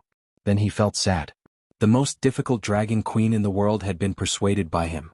The second most difficult obstacle, Uncle Kevin, had also been conquered. But just when he was about to reach the end of victory, he fell because of Cersei, that stumbling block. No, she was not a stone. She was just a pile of sticky, stinky dog poop. Stumbling poop. In his life, Tyrion had fought the Wolf Mother, the time when Catelyn kidnapped Tyrion, overturned Stannis, stabilized the King's Landing for the Iron Throne and ended the rebellion of the Four Kings. He could be a general, fighting on the battlefield. He could be a minister, strategizing and strategizing. Even under the Dragon Queen's command, he was unparalleled in wisdom and bravery. He fought until the upper echelons of the Alliance clenched their teeth and could only send assassins to eliminate future troubles. And Cersei? Along the way, other than defeating the honest Ned Stark, what other achievements did she have? Toyed with by Littlefinger, frightened by Stannis to the point of drinking poison to commit suicide, deceived by ministers, toyed with her body by mercenaries, locked up and trained by the Great Sparrow, seized power by Pycelle, deceived by, yet, such a good-for-nothing who lost every battle was able to gain the upper hand every time she met a genius imp like him who won every battle. Could it be that there was always someone who had a weakness, and he was naturally countered by her? Or, did she have a talent called being a tyrant in one's nest? The dwarf subconsciously looked around, trying to find a crossbow. He had the thought of killing his kinsman again. What's the situation in the King's Landing? He asked. Tommen is still young. It is imperative to choose a new regent. Your sister wants to enter the palace again, and the hand of the king, Mace Tyrell, is willing to share the burden of his son-in-law. Queen Marjorie feels that since her mother-in-law is already married and has become a Greyjoy, she has no right to interfere in the family matters of Theon Bella. As the only mistress of the Red Castle, she has already come of age. She has the right and ability to manage the country for her current husband and future children. Your Majesty, it's time for you to set things right, Tyrion said excitedly. You want me to break my oath? Dany said calmly. No, you don't have to do anything. You only need to send Prince Aegon and me, 2 pterrorsaurs and the Golden Regiment. That's enough. Tyrion's eyes lit up as he looked at the Dragon Queen expectantly. Everyone knows that Wade Fry violated the rights of the guests, but he was not the one who killed them. Can you say that he is innocent? Aegon is my nephew. What's the difference between what he did and what I did? Dany said coldly. Sigh. What a pity. The King's Landing of hundreds of thousands of citizens is going to be destroyed. Tyrion sighed. Don't try to instigate me here. The King's Landing is at most a court battle now. If Aegon really fights for the Iron Throne, it will be a disaster. Or do you only see your own family and the nobles of the Seven Kingdoms, and ignore the real citizens? Dany said with a hint of anger on her face. Tyrion wanted to argue, but he swallowed his words when he saw those purple eyes, as cold as a lake of ice. He turned his head and begged, Then can you heal the scar on Myrcella's face? Dany only hesitated for a moment before nodding. Let her enter the great cathedral and become the White Saintess. If she is not a devout follower of the 7 gods, the Holy Mother will not bless her. The White Saintess was completely different from the Red Saintess. The training process of the White Saintess was similar to entering a boarding school. Other than the church's classics, she also learned needlework, music, chess, calligraphy, painting, writing, archery, sword self-defense, history, literature, and other knowledge. This was not something that Danny had created. It was an elite aristocratic education unique to this world. The good lords, wise lords, and great lords of Slave Bay were fallen, but they were also the most knowledgeable group of people. That night, Danny held a welcoming party for Tam and Bo Cheng. Other than those close to her who lived in the Great Pyramid, most of the people who came were the Royal Mage Corps' wildfire mages. Other than the first batch of 50 fire mages, another 30 to 40 people came one after another. Even after the wildfire bombs bombarded Tolos, the Allied army understood the importance of wild mages. However, they could not stop them from joining Slave Bay. Tam and Bo Cheng were extraordinaires when they were in Volantis. Naturally, they were like fish in water now. Soon, they established their positions in Danny's Mage Corps. However, after Bo Cheng mastered the magic net frequency, he returned to Barren Land. He would officially take up the position of Chief Bishop of Barren Land's Seven Gods Dragon sect. Well, it was awkward. Chief Bishop Bo was not even as good as Saint Danny. Saint Danny did not have much devotion to the seven gods, but she was familiar with the Seven Stars Bible, and had a unique understanding of the church's scriptures. However, Bo Cheng still thought that the seven gods were 7 pieces of wood. They had no devotion, no faith, and did not understand the scriptures. Kuei she was unwilling to be Dragon Queen's little sister. Since the Battle of Myrene was about to begin, Danny could only let Tam be the leader of the Mage Corps. The black girl Larissa finally had a proper mysticism teacher. Danny was too busy. She did not have enough time to practice. Other than teaching Black Sister Larissa meditation techniques and fire witchcraft, she taught herself the general knowledge of mysticism. She consulted the fire mages of the Mage Corps. In the week that Tyrion returned, there was news from Dragonstone Island every day. Firstly, Tyrion sneaked into the Red Castle and killed White Knight Bronn, Grand Tutor Pycelle, and Prince Regent Kevin. He became a demon that was comparable to deviant ghosts among the people. Now, in the King's Landing Tavern, the number of poems and dramas written by bards for the little demon was almost comparable to that of the Dragon Queen. However, the Dragon Queen was famous for her beauty, while the dwarf was infamous for his infamy. It really was because his actions were unprecedented, too horrifying. Secondly, Cersei got what she wanted. After Kevin's death, she obtained the loyalty of the Lion Army in King's Landing. She once again had the trump card to sit on the Iron Throne. Then, the Highgarden army withdrew from the encirclement of Storm's End Fortress and began to return to King's Landing. Yes, when Tywin was alive, Mistilier led his army to besiege Storm's End Fortress. Marjorie was captured by the Great Sparrow, and the inflatable fish withdrew the army back to King's Landing. When Kevin became the regent and became the king's hand, he arranged for the Highgarden army to besiege Storm's End Fortress for the 3rd time. During the War of the Usurpers, the inflatable fish sided with the dragon family and besieged Erlu's Storm's End Fortress once. In the end, Yuluen seemed to have kept his promise. He ordered Tywin to withdraw from Carlin Bay and completely give the Northern Territory to the King of the Northern Territory, Lothbolton. At the same time, he crossed the Mander River and prepared to complete the final negotiations with the Highgarden to return the Shield Islands. Then, Dany received an urgent message from the Dark Star. Jon was dead.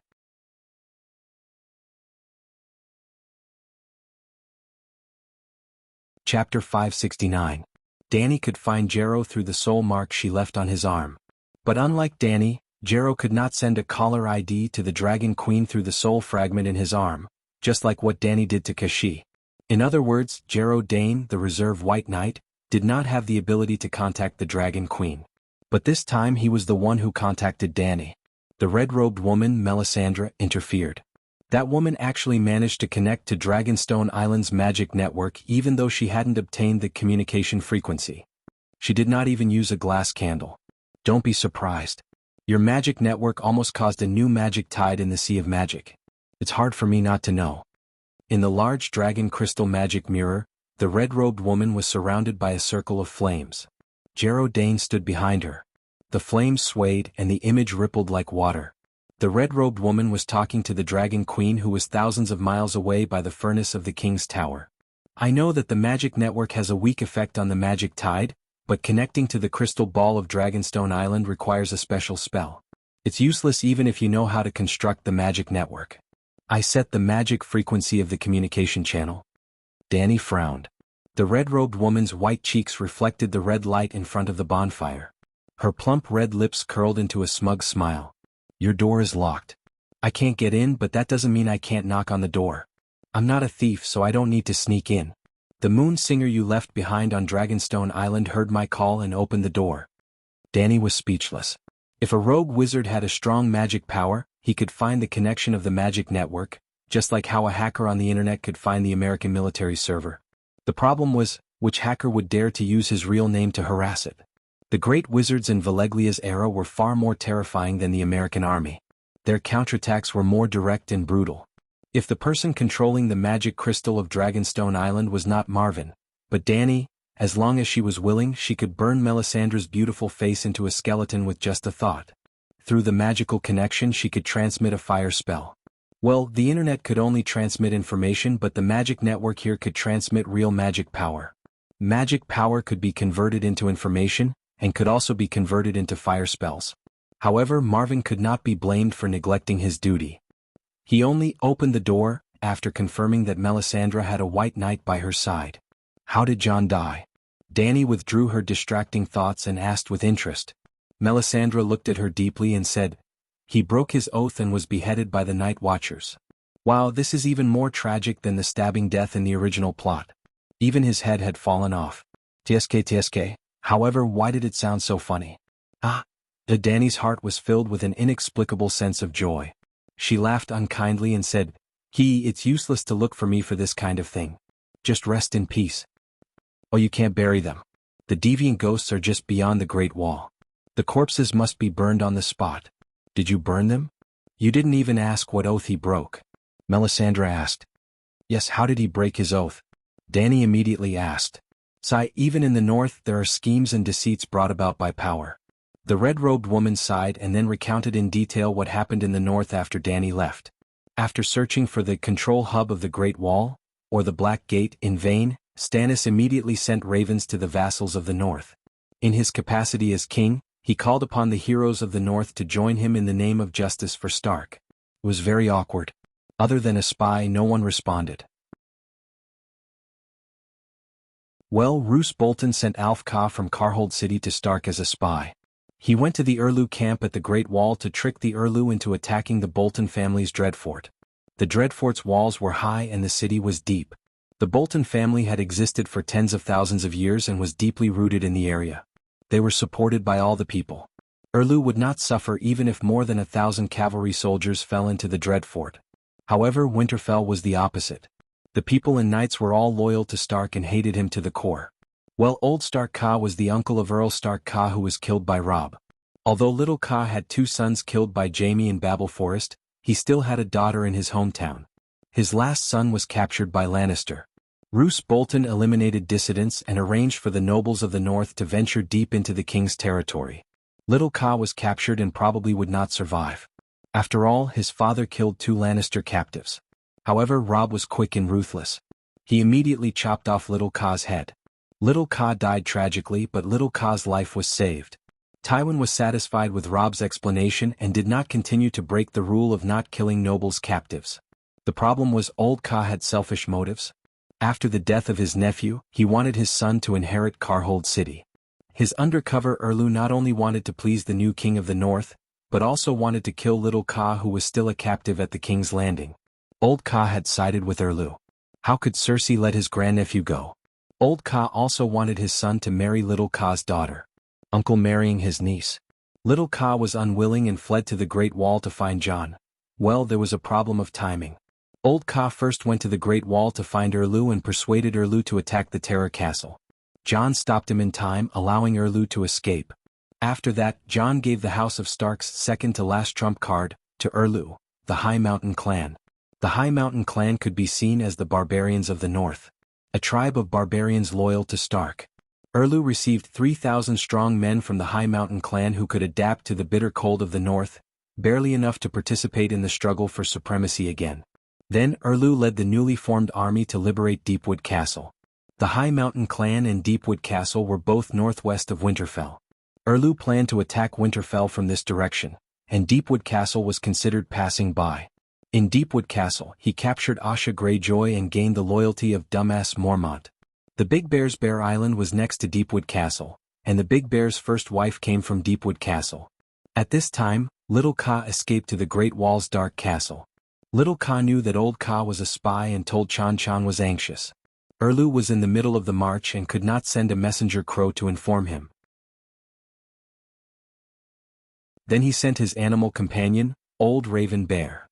John participated in the Erlu Rebellion War, as a raven for the first time. Soon there was a second time, a third time. He even sent the dire wolf thousands of miles away to the wolf forest near Erlu's barracks. Such a high degree of participation not only gave him a deeper understanding of the situation on the battlefield, but also changed John's mentality. In other words, he was the same as Tyrion, a lumberjack. The previous night watchman John was just a self-protection armor. Stark, who had running wolf's blood, was the true face under the armor. He saw the hope of revenge. With the help of the dire wolf Witty, Erlu had a high chance of taking Winterfell and killing Little Skinner, Ramus Bolton, to avenge his clan. He saw the door of revenge slowly closing. The marriage between Cersei and Yuluen was successful, the Carlin Bay checkpoint was opened, and Ramus Bolton would lead thousands of veterans and Freyr soldiers back to Winterfell. What worried him more was the attitude of the nobles in the north. The nobles in the north were loyal to Stark, but Stark's clan had been exterminated in name. The nobles in the north hated Bolton for betraying Stark and the Northern Knights, but Bolton was still a prominent family in the north. The history of the Terror Castle was not inferior to that of Stark's Winterfell. Stannis, on the other hand, was an outsider, a failed king, a man with a bad temper and a negative charisma. He could not convince the nobles in the north. At this moment, the nobles in the north were faced with two choices.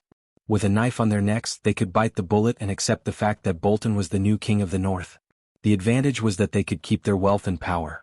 Or they could take the initiative to feed feces to Stannis and force Ramus Bolton and the Iron Throne behind him, at least the Freyr family. The advantage was that they could avenge their old master, Stark. To the nobles in the north, regardless of whether they surrendered to Bolton or Erlu, it was as uncomfortable as eating feces. Just think about how the Northland barbarians treated the Savior, Dany, and Rhys in Game of Thrones. It was clear how xenophobic they were and how accustomed they were to Stark's rule. Since it was all about eating feces, eating Bolton's feces could at least preserve their families. As a result, there were nobles from the northern reaches who were trying to get close to Bolton.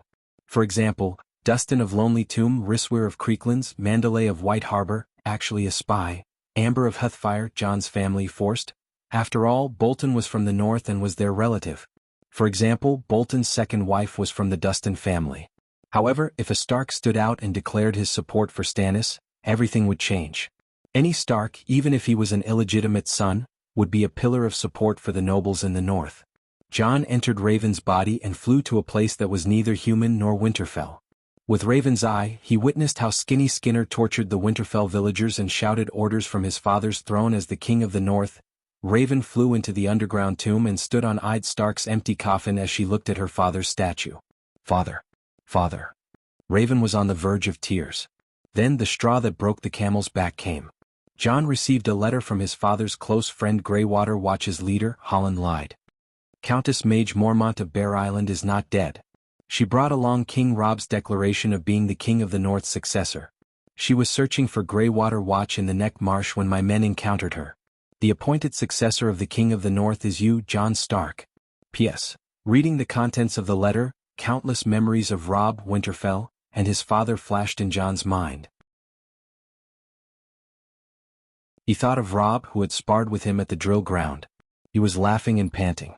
Snowflakes fell and melted into a steaming wet stain on his hair. Scholar Yimont had said, "Kill the boy in your heart to bear the responsibility of a man." Robb had done it. What about him? Was his responsibility the Great Wall or Winterfell? Then he thought of Bran, who climbed the walls of the tower as nimbly as monkey. He thought of Rickon, who was laughing until he was out of breath. He thought of Sansa, who was caressing a lady's fur while humming softly. He thought of Arya, whose hair was messy like a chicken's nest, running around like a crazy boy. Sweet, sour, bitter, spicy, and all sorts of emotions welled up in his heart. In the command tower of Dark Castle, tears streamed down his face as he choked with sobs.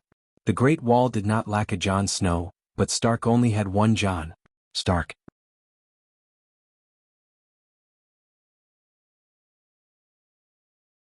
Chapter 570. Targaryen had mad blood, while Stark had running wolf blood.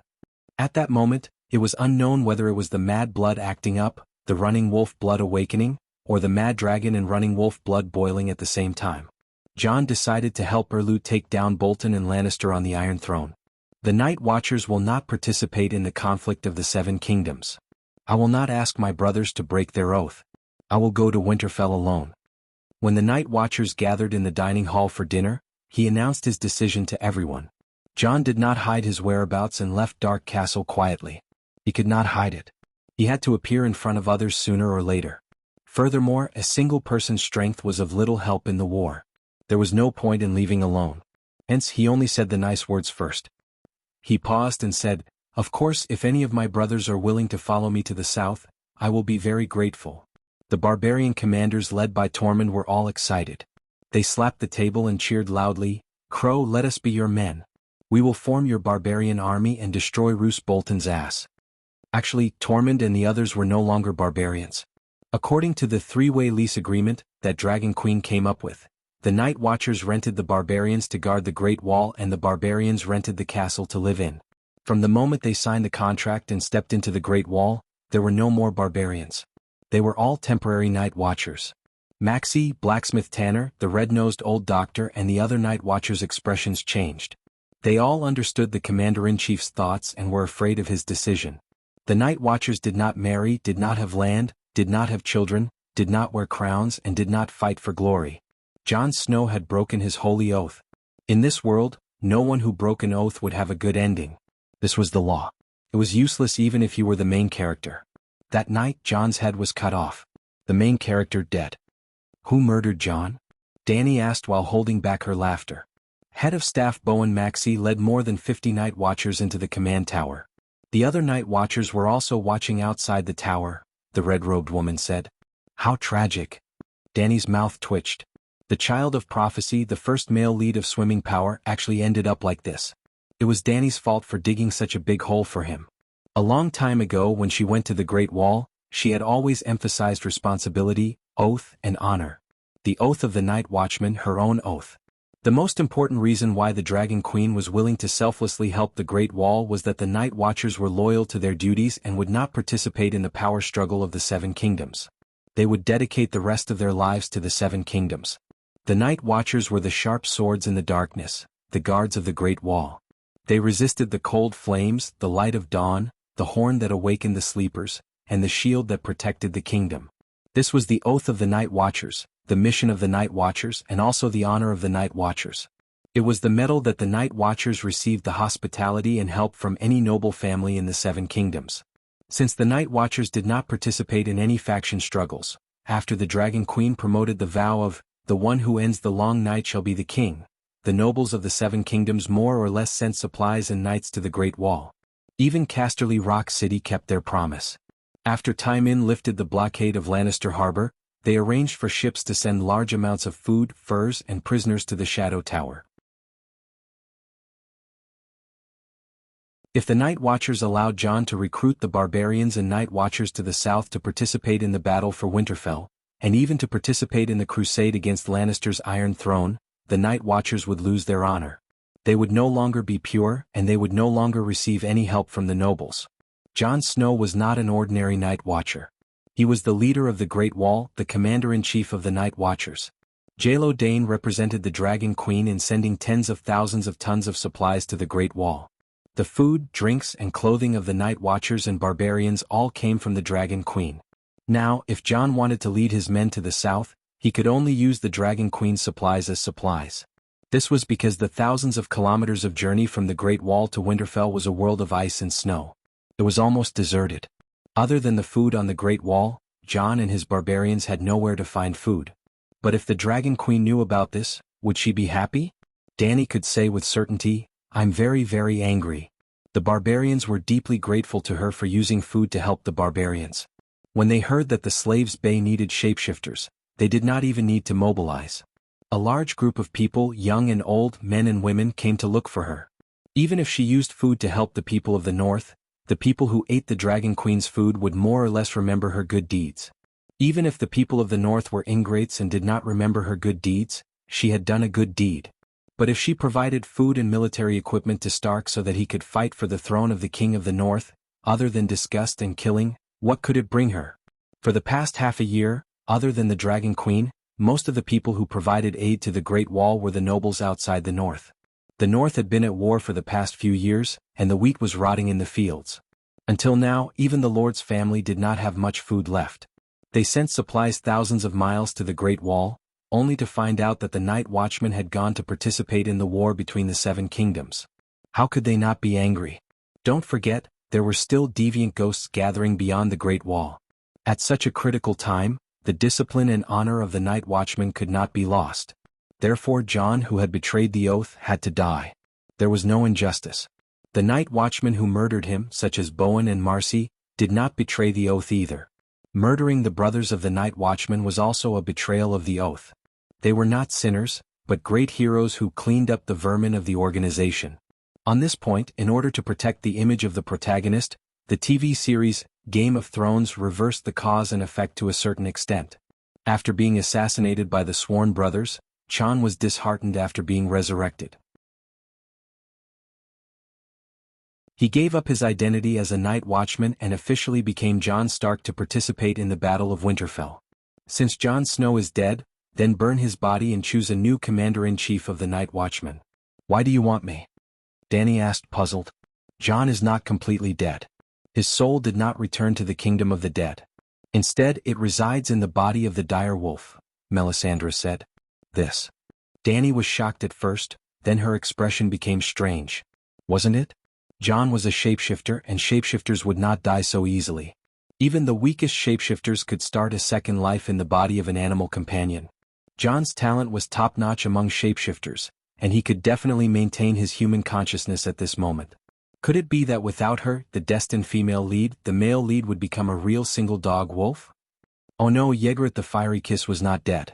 Jon was not a single dog and he did not need her, the destined female lead.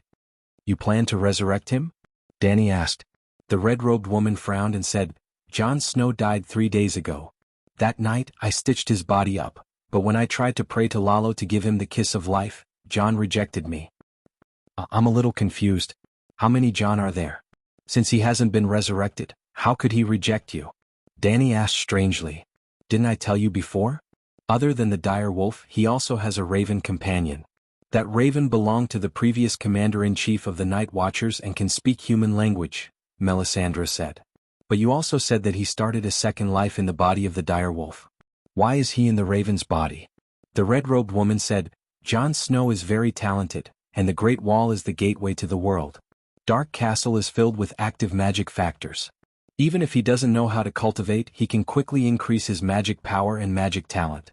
Not to mention he has been practicing the shadow binding meditation technique you taught him. Right now, his soul is almost indestructible, and he can freely move between the raven and the dire wolf. He can't be compared to a normal shapeshifter at all. Shit, almost indestructible soul, isn't that the Green Prophet? Suppressing the shock in her heart, Dany asked, what does he want me to do? Since Jon refused to let the red-robed woman resurrect him and came looking for her, it meant that the person who broke the oath, Ghost, must have something to ask of her. I don't know. Melisandre's face showed a hint of confusion. She shook her head and said, I'm just helping him to send a message. He hopes that you can come to the Great Wall again. He wants to see you. I'm busy fighting a world war here. How can I have time to see a dead person? Oh, 7 gods, it's scary just hearing it. Dany rubbed the non-existent goosebumps on her arms and said with an exaggerated expression, then forget it. Originally, he thought that Melisandre would nervously persuade him a few words, but who would have thought that after hearing the rejection, the woman actually heaved a sigh of relief and closed the communication with a smile. Dany was a little confused. Although Melisandre came looking for her on behalf of Jon Snow, she didn't want to complicate things. Or rather, it was exactly what she wanted if she didn't go to the Great Wall. She wanted to use Lalo's method to resurrect Jon. But Jon was unwilling. What's going on? Soon, an old friend solved the mystery in her heart. 3 minutes after she ended the long-distance communication with Melisandre, another person accidentally entered the mirror. There was no image, only sound. Dany, no matter how busy you are in Slave Bay, please come to me as soon as possible. It was a familiar voice but an unfamiliar tone. Also, he called her Dany so intimately. She had goosebumps all over her body. This time it was real. Three-eyed crow? Danny asked in surprise. The voice did sound like Blinden's river language, but the tone was tens of thousands of times more human than before. It was as if he had been a robot before, but now he had become an old poet who had experienced the vicissitudes of life. The change was so great that even though Danny knew that there was only one person in the Westeros who could communicate with her without Marvin's help, she still felt uncertain. It's me. In the Westeros, nothing can escape the eyes and ears of the Green Prophet. Your communication frequency is not a secret to me, Blinden said with a gentle smile. If I was on Dragonstone Island you would still dare to say that. I'd be impressed. Danny laughed coldly. In the end, Professor Marvin was a moon chant. He did not even know Valeglia's meditation technique. He could barely be considered a guardian of the magic network. He could not even be considered a manager, let alone control it. It was like a certain server warehouse. There was no manager, only a cleaner who swept the floor. Was it something to be proud of when a hacker broke through the cleaner's defense network? Blinden did not retort. Instead, he sighed with a complicated tone and said, "You are very good. You are the pride of the Targaryen family. Every ancestor and every descendant would be proud of you. I am the same." "What do you want?" Danny's face contorted. She was on high alert. "Sigh Danny, I am the three-eyed crow. I am Blinden Rivertext, but I am no longer the three-eyed crow." Blinden's words sounded very contradictory, but Danny instantly understood. Bran had completed his inheritance and become the second three-eyed crow, the nth Green Prophet. Blinden was just Blinden Rivertext, who had the abilities of the Green Prophet. He was the illegitimate child of the Targaryen family. The reason why he was still called the three-eyed crow was because that was the nickname of a noble illegitimate child.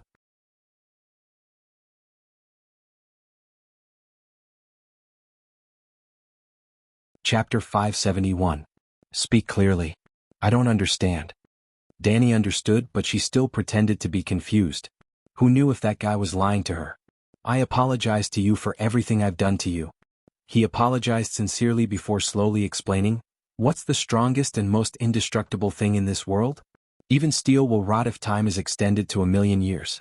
Reality has proven that only spiritual willpower can last forever. But only the purest, most resolute and most recognized spirit can be passed down from generation to generation. The Green Prophet is a spiritual inheritance. The previous Green Prophet passed down his spirit, soul, memories, willpower and talents to the next generation. Millions of years, generation after generation. During this process, a person's memories and emotions gradually decreased until they were completely wiped out. Only the purest, most core willpower was passed down. The core willpower of each generation of Green Prophet was like a crown that represented authority, power, and the king's responsibility. If one wants to wear the crown, one must bear its weight. The crown had existed for 1,000,000 years. A person's willpower and emotions were so insignificant before it. So much so that every Green Prophet who was crowned with the crown would be sanctified. Just like a god, just like the world of Westeros itself. Sanctity had its duty and the world was selfless.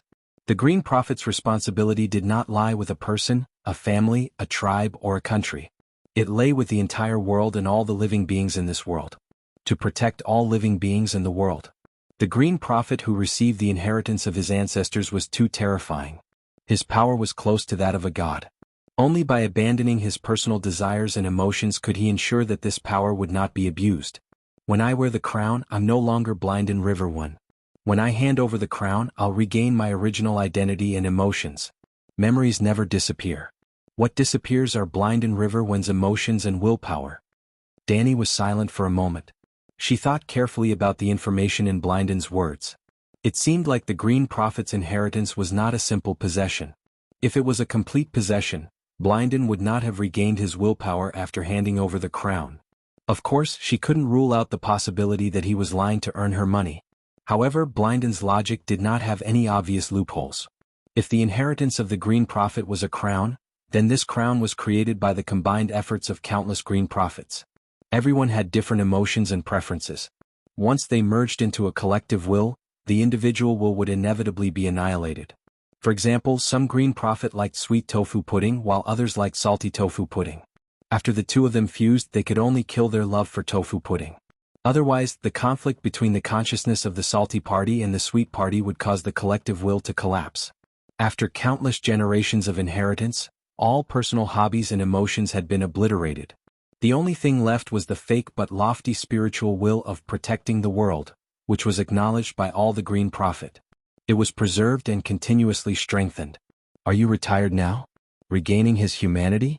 Looking for me to catch up? Danny asked curiously. At the last moment, I want to find Yimant to catch up with him. As for you? You're still very wary of me, aren't you? You're too cautious and not sincere enough. You're a good seedling to be a queen, but I can't open my heart to you. Blynden said with a smile as if he had seen through everything. Danny was a little embarrassed and annoyed. Only a fool would let his guard down in front of you. You're not wrong. Blynden sighed and directly stated his purpose. Danny, I hope you can come to the frontier. Other than asking for a favor, I also plan to give you a gift. Go on, try to make me believe your words or give me enough temptation to make me lose my mind. Danny sneered. Blynden was not angry. He said calmly, your talent has not been developed to the limit. If you give up this opportunity, you will take hundreds or even thousands of years of detours. Talent or whatever, it's too illusory. Besides, I'm very satisfied with my current training speed. Danny was unmoved. If it were another time, 1,000 years of delay would be a waste. But this time is different. If you delay, you will miss the opportunity to become the protagonist of the next era.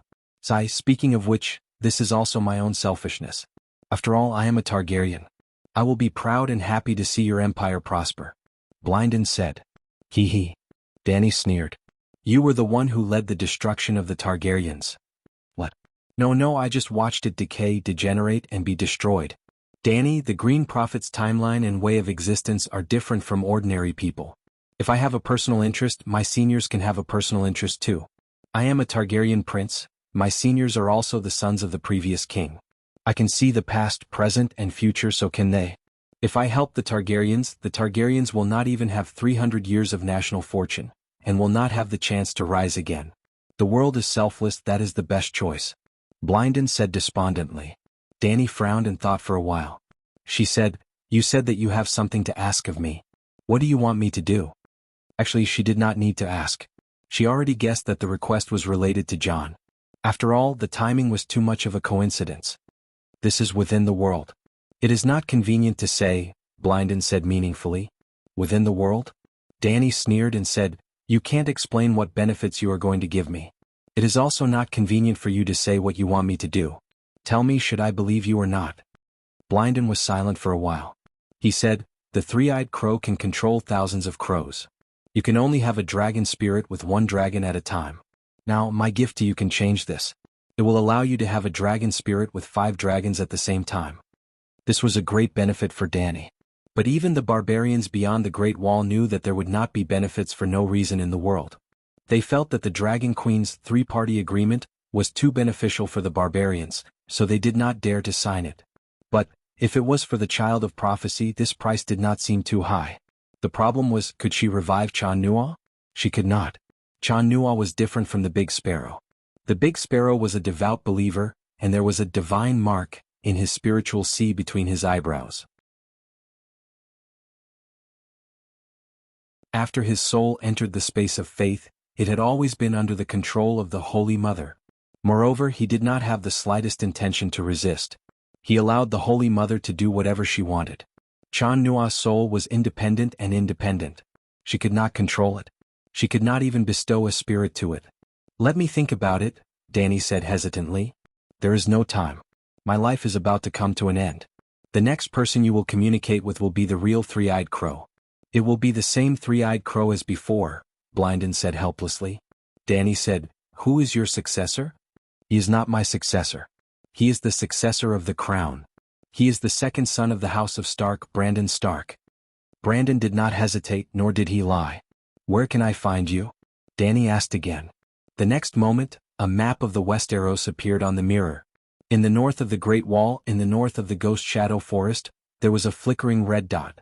Then the red dot suddenly enlarged, showing a snowy scene in the north. On a snow-covered land, there was a hill crowded with weirwood tree trunks. I don't have much time left. If you can't come in 3 days, you don't have to come. Let everything happen according to the predetermined destiny, Blynden said in a low voice. Old Master Yimant is next door. Do you want to ask him to come over and talk to you? Danny had a thought and suggested. Yamot. Okay. Half an hour later, the magic communication ended. Danny looked at the old man who was sitting on the chair with a disappointed expression and asked, "How was it?" What? Yamot was stunned. He did not understand what was going on. Danny rolled her eyes and said impatiently, "Old master, do you really think that this is an ordinary chat?" What else? Yamot was puzzled. Through this communication, can you confirm his identity? An emotionless three-eyed crow or Targaryen's illegitimate son, Danny said seriously. Weren't you listening at the side? This is the first time I communicated with Blinden. I couldn't tell. You have been with him for decades. You should be familiar with him, right? Compared to now, what's the difference? Danny asked. Oh, it should be Blinden River text. Old Yamot thought for a while and said, Are you sure? If he is really Blinden's will, then I will go beyond the Great Wall. Danny said. This. When it came to the safety of the Dragon Queen, the old man immediately hesitated. Let me think about it. Maybe he is pretending. I can't tell. It's better if you don't go. I don't think that Blinden has any treasures to give you. Oh, maybe he has the Dark Sisters. But that sword is useless to you. It doesn't even have any symbolic meaning, he quickly added. Targaryen had 2 Vagon swords, one male and one female. The Black Fire and the Dark Sisters were respectively used by Conqueror Aegon and his sister Visenya. The mediocre King Aegon bestowed them to 2 noble illegitimate sons. Daimon Vaishui received the Black Fire and changed his surname to Blackfire. Blinden River text received the Dark Sisters and disappeared beyond the Great Wall. It's not a sword. He said that the treasure can improve my bloodline talent, Danny said. I think that your talent is already very strong, old Yamot said. I think so too. But if it can be stronger? Yamot understood Danny's thoughts. He pondered with a serious expression. Danny did not say anything. She just looked at him. The study fell into silence. Only the sound of seabirds could be heard from outside the window. After a while, the old man said seriously, I'm 70% sure that Blinden is Blinden. I asked him about the identities of Jon, Tyrion, and Aegon. I asked him about the secret of the War of the Usurpers. He refused to answer all of them. He said that he is no longer the Green Prophet. He can't destroy the Green Prophet's information advantage and some of his plans. If he is lying to you, it means that he is still the Green Prophet. He won't care about such small details because everything is going according to his plan. As soon as she finished, Yamon shook his head and said, There is another possibility. He saw through my thoughts and purposely led me in this direction. Danny laughed awkwardly and said, I'm confused. Let's make it simple. Let's get an expert to divine it. The important matters of the country were in worship. Every time an ancient king made an important decision, he would ask the gods to divine it first. Danny had the same feeling now. She was looking for Kueishi. I didn't foresee any danger. But prophecies can only be used as a reference and not as a guide. If you really want to go, why don't you think about how to be prepared? Danny nodded in agreement and asked, Do you think that it's worth it for me to take the risk for that mysterious treasure? I can't make the decision for you. People are different. Some will sell themselves for a silver coin, while others will give 50 million gold royals to charity without blinking. I blinked. Danny smiled and blinked a few times.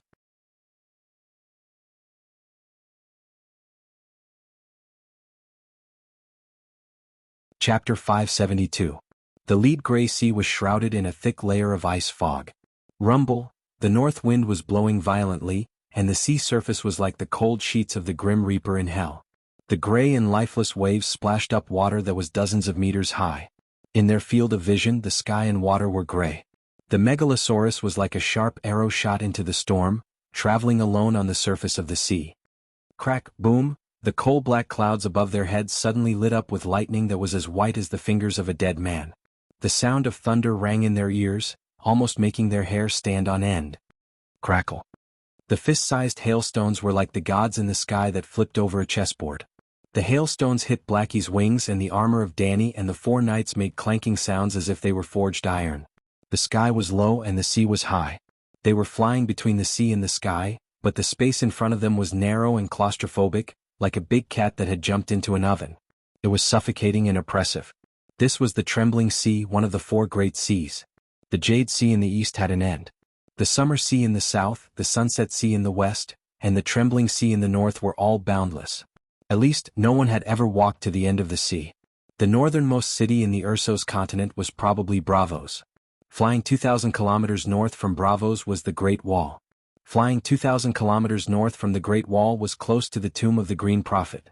That day, after ending the communication with Kuei Shi, Yimont was wiping tears for John's tragic death. However, Danny found Tam and asked her a question. How much are you willing to pay for the improvement of your magic power? Tam asked back, didn't you read my notebook? Thinking of the Tam's notebook, that was 10 times scarier than a ghost story, Danny was silent. Then she immediately decided to take a risk. The worst result was that she would be like the red dragon in the sheep egg. She would be lodged in the body of Blackie and Little White in the form of a soul, forever in the form of a dragon spirit.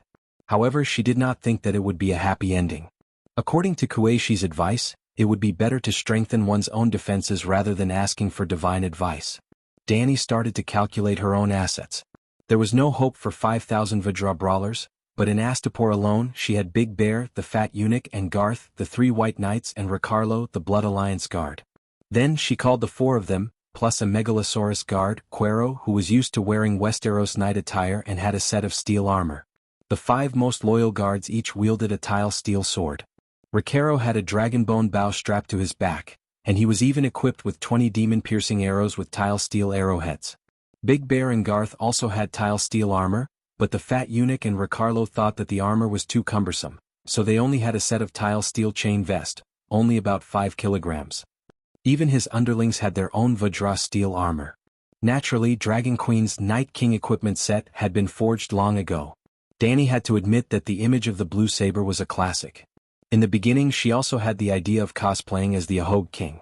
But after her rationality returned, she used the experience of a veteran of the battlefield to carefully draw out the design of the saber, only to discover that other than looking good, there was nothing good about it. The saber's equipment set. Inside was a gorgeous blue ceremonial robe with golden edges, on the outside was a pair of elbow-length iron gloves, a sleeveless plate armor, 2 pieces of skirt armor, and iron boots. That was it. If anyone dared to wear such an armor to battle with her on the battlefield, she swore that she would be able to cut off the opponent's arms in less than 3 rounds. Moreover, the ankle-length skirt affected her movements too much. She might even trip over herself on a battlefield littered with corpses. Just as Danny was about to completely give up on becoming the Night King, she suddenly thought of something. Why did she get a set of Night King's blue and white armor to wear? It was beautiful and cool enough. Danny had a sudden realization. She didn't get this set of armor to prepare for the battlefield at all. This meant that the saber's knight armor completely met her requirements. As for going to the battlefield or encountering a battle, it was very simple. She just had to take off her skirt. The blue saber's armor didn't have many flaws on the upper half of her body. She just had to wear the shoulder and arm armor. In order not to affect the appearance, she could sew a layer of silk cloth of the same style as the ceremonial robe on the shoulder and arm armor. The complicated and gorgeous skirt armor was changed from a one-piece to a separate assembly type. Usually her clothes fluttered in the wind. During battle, the skirt would come off with a button, and she would immediately transform into a valiant and heroic armored female knight. However, Danny didn't completely imitate Saber. Their situations were different. First of all, Danny's newly forged king's sword was on her back, not in her hand. Secondly, in terms of details, Saber's armor was more gothic, while Danny's details were more practical on the battlefield. The joints of the different parts of the armor didn't have any decorative patterns, metal or silk mesh. They were all smooth steel plates that wouldn't easily allow the blade to get stuck in the gaps. Even so, her armor was much more exquisite and gorgeous than the men's armor from before. It wasn't entirely because Saber's armor looked good. As long as it could show off a woman's soft and beautiful figure, the style didn't matter. Just like in the anime from the previous world, there were so many female knights, but Saber wasn't the only one who looked good. It could be said that none of the female knights in the anime were ugly. The reason was simple. The armor was differentiated between men and women to show off one's figure. If Chang'e were to wear a green military coat, anyone who didn't have X-ray vision wouldn't think that she was attractive from the back. Previously, Danny's gray armor didn't differentiate between men and women. In fact, it was prepared for men. As for whether he would attract the enemy's attention on the battlefield if he changed into a new set of armor, he didn't care. About that, the reason why she became a target had nothing to do with the color of the armor. The main reason was that there was a red spot and 1,000 green spots. It wasn't the fault of a white horse to obstruct its master. It was only because its master didn't have the ability to equip all the knights with the same type of white horse. Everyone was riding a white horse, so it wouldn't hurt to look at it. At that time, it would be the people riding ordinary yellow horses who would be more likely to be shot. Dragon Queen decided that since she had changed into a silver armor and a blue ceremonial robe, her underlings would immediately change into white armor and blue cloak. She was the queen. She had the final say. Danny didn't go to the Great Wall. Instead, she flew north above the trembling sea. She flew to the same latitude as the tomb of the Green Prophet, if this world was really a planet. Then she followed the latitude line and entered the frozen land of eternal winter in the west. Although the trembling sea was a harsh environment, with turbid waves below and endless ice and snow in the sky, the frozen land outside the Great Wall wasn't any safer than the sea. It was only colder and more dangerous. At the very least, there were no deviant ghosts in the trembling sea. After flying west for another 3 hours, they arrived at a hill that looked like a burial mound. It was more than 500 meters tall and had a radius of 7 to 8 kilometers. Halfway up the hill was the dividing line. Below was a dense mass of pine trees, iron trees, and sentinel trees. Above was a weirwood with white bone trunks and bloody leaves. Other than the weirwood, all the trees were bent by the thick snow. Most of them couldn't even be seen as trees. They were wrapped in the frozen snow from their roots to their crowns. They grew messily on the mountain, like a group of giants huddled together in the cold wind. The sun in the sky was like a lonely lamp hanging in the corner of a sports field at midnight. A black shadow flew out from the wick of the lamp, growing larger and larger. It was a black dragon. The fierce wind was like a ghost's howl, bringing up fine powder from the snow-covered ground. It sparkled like glass under the afternoon light. Calixi, there's a fire there. The Megalosaurus circled 300 meters above the top of the mountain. Ricardo suddenly pointed at a rock wall halfway up the hill and shouted. With his reminder, Danny, who was in her dragon spirit state, also saw the person holding the torch through Blackie's eyes. On the rock wall halfway up the hill, there was a crevice hidden in the surrounding weirwood trees. A ranger with a tall stature, close to 2 meters tall, stood in front of the crevice, shaking a pine oil torch that burned with orange flames. Yes, that was a ranger. He wore a hood and a scarf around his neck. His face couldn't be seen clearly, but his black woolen sweater, black leather armor, and black ringed armor were the standard attire of a ranger of the night watch. Caw caw caw. Suddenly, a flock of crows flew out from the weirwood trees on the mountain peak that were as lush as the roof of a football field. They looked like dark clouds covering the sky. Thousands of them. Black feathers, red eyes. Come, come. They weren't afraid of the dragon's might. They surrounded Blackie and cawed. If you do this, I won't dare to go down, Danny complained. Her voice wasn't loud. Even the blood brotherhood behind her didn't hear her clearly. But in an instant the crows stopped cawing. One of the big crows threw down a cloth bag the size of a pencil box from its claw. When Danny reached out to catch it, all the crows flew back into the weirwood forest. They blinked their scarlet eyes together, staring at the Megalosaurus in the sky. Inside the cloth bag was a warm brown baked bread and a small bag of coarse salt. Danny frowned and tore off a piece of bread. She stuck the salt on it and ate it. Then she passed the bread and salt to the knight behind her. When everyone had eaten a mouthful of the salty bread, and Beavos, who was the last to swallow the rest of the bread, Blackie flapped its wings and landed in the pine forest below the crack in the rock wall. Boom crack, his whole body sank into the snow pit. He broke several frozen tree trunks before he could stabilize himself. Queen, Beavos will go down first to help you scout the way. The fat eunuch, who was wrapped in a thick fur coat, tilted his body, leaving a human-shaped hole in the snow, and disappeared without a trace. The snow was too deep, taller than him. 7 layers of hell. Beavos has never seen such deep snow and such cold weather in his life. At the bottom of the snow pit, the eunuch howled. Calixi, is this considered a long night? We can barely see the sun in the sky. The ground is covered in snow. Chui Luo shivered. Danny looked at the lonely yellow halo of the sun in the sky and said uncertainly, even the deviant ghosts haven't come out. It should be close. As soon as her voice fell, Beavos immediately howled, "Oh no, there's a dead person pulling my foot." Ka ka ka. It was like the scene of a zombie movie. The director shouted, "Action," and then all the actors playing zombies rushed into the camera. 1, 2, 3, 4. It was impossible to count. The corpses were like weightless carrots jumping out of the snow one by one. There were night watchers in black robes, savages in animal skins, incomplete corpses, and even corpses that had been dead for a long time and whose muscles had rotted, and frozen corpses in tombs.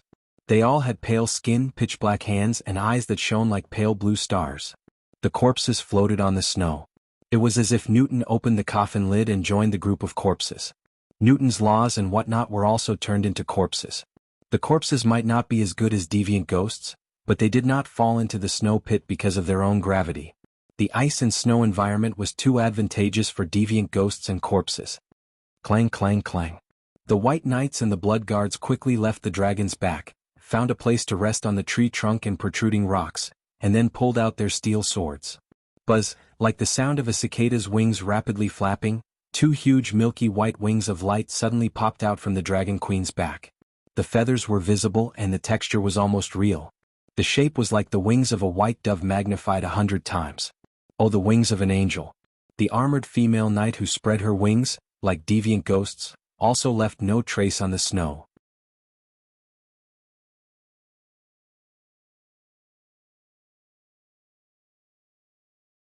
Chapter 573. Dani wore a silver armor and a blue robe. A pair of angelic wings flapped gently behind her back. Just like the zombie ghost, she walked slowly on the snow without sinking into the snow pit. The wind howled angrily, bringing with it tiny bits of ice and snow.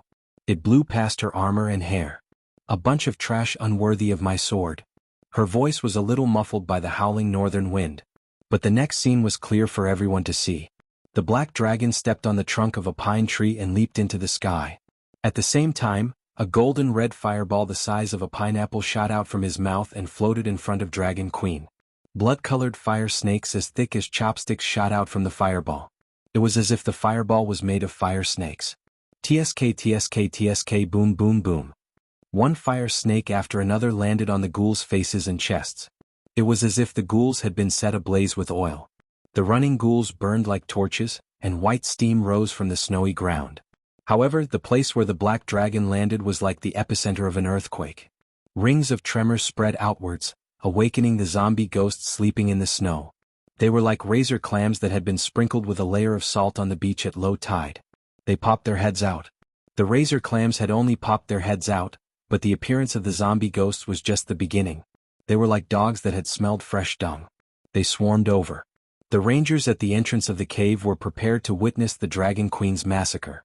But she suddenly turned around. She held the fireball in her left hand and flapped her wings lightly. Her legs moved quickly. There were only shallow traces of snow under her feet. She was astonishingly fast. She passed by them in a few steps and entered the crack in the stone wall. The rangers were dumbfounded. They did not know what to do. There's a magic barrier here that can stop evil spirits. Come over quickly, the Dragon Queen shouted at her knights. Who knew if there were any deviant ghosts hiding in the snow? The thick snow might be able to stop ice swords and javelins, but what if there was a deviant ghost under their feet? If a sword were to stab upwards, then, it would be safer to enter the crack protected by the magic barrier as soon as possible. The few knights were only 4 to 5 meters away from the hole. With Dragon Queen's long-range fire snake spell, to help clear the monsters, they quickly struggled out of the snow pit and crawled to the Dragon Queen's side. One in front, one behind, one on the left, one on the right. The centaur Ricardo stood guard with his bow in hand, protecting her in the center. I didn't expect the deviant ghosts to be real, Garth said with a pale face. Do you think I would lie? Dani glanced at him and said indifferently. At this moment, the angelic wings on her back had already faded and disappeared. Of course we believe your words, but hearing about it is false. It's completely different from seeing it with our own eyes. Big Bear made a fair statement. But the dead aren't as scary as the living. They don't have any weapons or armor, so they'll still die if they're cut by a blade. Just now, the dead man who dragged Beworth's feet only suffered a slash on his shoulder and immediately shattered into several pieces and stopped moving, Beworth said. If you didn't have the steel scimitar, you probably wouldn't say that, Coeluo said. Calixi, why are the dead gathered at the entrance of the cave but not rushing in? Ricardo asked with a trembling voice. At this moment, the 2 meters outside the cave was filled with all sorts of corpses. They were like fans at the airport welcoming a superstar. They were dense and dense. In the white snow, the black mass spread out for hundreds of meters. There were at least 2,000 to 3,000 corpses. And this wasn't the end. The hill had 4 sides. The deviant ghosts that came over were only those from the nearby hillsides. The dead from other places were continuously rushing over. It was a bit like a zombie siege. There's a demon-suppressing spell set up in the hill, exactly the same as the magic array on the Great Wall. It's hard for evil creatures to enter. Danny looked at the ranger standing with the deviant ghosts at the entrance, deep in thought. At this moment, the ranger had already extinguished his torch. Beside him stood the corpses that were baring their fangs and brandishing their claws. It was as if they weren't corpses but wooden sculptures. The ranger turned back and said, "Your Majesty, please enter quickly.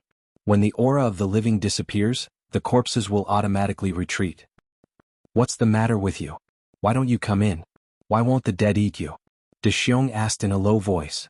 "He's also a dead man. A night watchman who died a long time ago," a voice said from inside the cave. It was the voice of a little girl and the tone of an adult.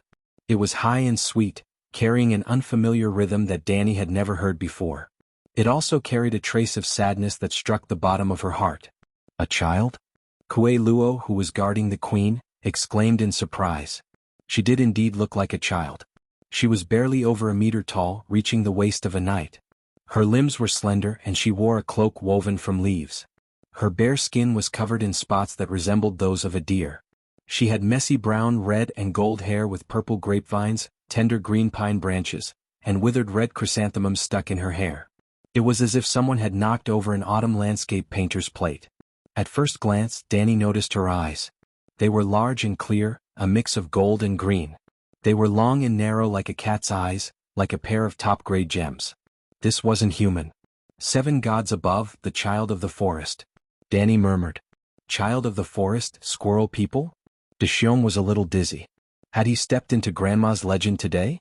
The scholar said that the child of the forest was fake. It was made up by the ancestors to deceive people. Garth looked at the little squirrel, in amazement.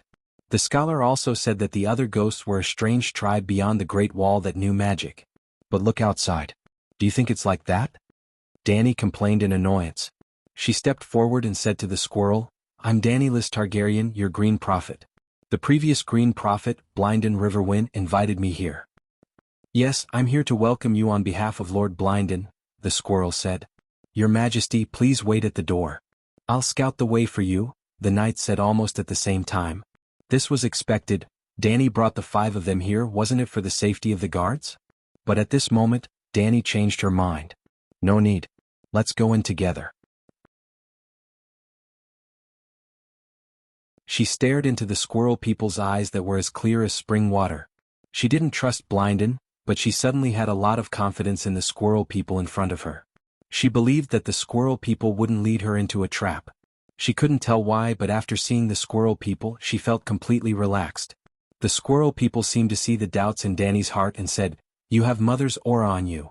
Suddenly, Danny thought of the door god. The Green Prophet was only the priest of the child of the forest. The old weirwood was the mother goddess they believed in. But now she was singing her own song of wind. Danny nodded in understanding and looked at the squirrel people more affectionately. There were often ministers who betrayed their lords, but there had never been a devout true believer who betrayed the mother goddess. The path inside the stone wall was narrow and curved. There were black mountain rocks on both sides, and white weirwood roots hung down from above. Under the light of the dragon flame fireball, they looked like ice-cold white snakes that were circling around the top of the cave. Danny felt that they were going down. The cave was gloomy and terrifying, but the deeper they went, the warmer it became. In the quiet cave, there were only the rustling sounds of cloaks rubbing against the stone wall, armor and iron boots hitting each other. Danny couldn't help but be curious and started talking to the squirrel people. "What's your name?" she asked. The squirrel people hesitated and said, "My real name is too long. You can call me Leaf. I've traveled the continent for hundreds of years and have many names. Leaf is the name given to me by the new 3-eyed crow." "Hundreds of years?" Garth exclaimed. "I've seen the Black Death god Balerion and seen the Targaryen dynasty change generation after generation. Now I've seen the Dragon Queen's Big Black, and the new Targaryen queen," Leaf said. 7 gods above, you're practically the living history of the Westeros," the big bear muttered. The centaur and fat eunuch were also shocked. Danny cast a glance at her disgraceful subordinates and said calmly, "Sir Mormont, have you forgotten about the Crab King? That guy has lived for tens of thousands of years." The big bear's cheek muscles twitched and he was speechless. Your Majesty has seen the Crab King? This time it was Leaf's turn to be shocked. That bastard dared to steal my steel, so I steamed him. Danny waved her hand carelessly and said calmly. But, the squirrel people's big eyes, which were as deep as a lake due to the vicissitudes of life, flickered with shock and disbelief. But the Crab King controls the Rhone River, he said. That's old history from tens of thousands of years ago. Also, my Big Black is also a demigod. Didn't you notice? Danny said. Leaf was silent. What's up with that ranger? Danny asked again. The new three-eyed crow called him Cold Hands. You've seen it on your way here. This place is very far from the Great Wall, and the journey is long and dangerous. When Lord Blinden came to this shelter, he had a guard with him. Do you know the Blood Crow Duke's Raven-Tooth Guard? Leaf asked. In the Romance of the Three Kingdoms, Liu Bei had the White Ears Army, Yuan Shao had the Xiandeng Death Soldiers, Cao Cao had the Ferocious Cavalry, Lu Bu had the Formation Breaker, Gong Sun Zan had the White Horse Cavalry. They were special forces that dominated the world for a time. Their loyalty and strength were among the best in the world. In the world of the Song of Ice and Fire, there was a similar force. The Duke of Blood Crow formed 300 longbowmen. The Raven-Tooth Guard. Without mentioning anything else, the Raven-Tooth Guard's lowest effective shooting range was more than 400 meters. Don't say that I'm bragging. It's Martin's fault. Snipers were not much better than that. During the first Blackfire Rebellion, Blinden brought his 300 Raven-Tooth Guards to fight against Daimon Blackfire. He managed to kill Daimon and his two sons, who were fully equipped with steel armor, from 300 meters away. Even now, Danny still did not understand how the Raven-Tooth Guards managed to do it. Could it be that a soul imprint shot passed through the gaps in the armor and hit the door? She could not do it. None of the centaurs under her command could do it either. She even felt that a sniper would not be able to do it. This was because aside from their steel armor, most knights were also used to carrying iron shields. If one person was shot, the others would definitely raise their shields to protect their heads. Forget 300 meters, even knights would be immune to arrows from 50 meters away as long as their armor was of good quality. Leaf continued, when the Duke of Blood Crow was exiled to the Great Wall, all the Raven-Tooth Guards who survived hundreds of battles took the initiative to put on black clothes. When Blinden traveled thousands of miles to the last shelter, the last guard captain also followed him. Unfortunately, the shelter was feared by the other ghosts and countless ghouls kept watch over it. The last guard captain of the Raven-Tooth Guards also died in the hands of the other ghosts. How did he recover his humanity? Danny asked curiously. This question is not easy to answer. You can ask the three-eyed crow, Leaf said. Then, is the last shelter referring to this cave? Who is it protecting?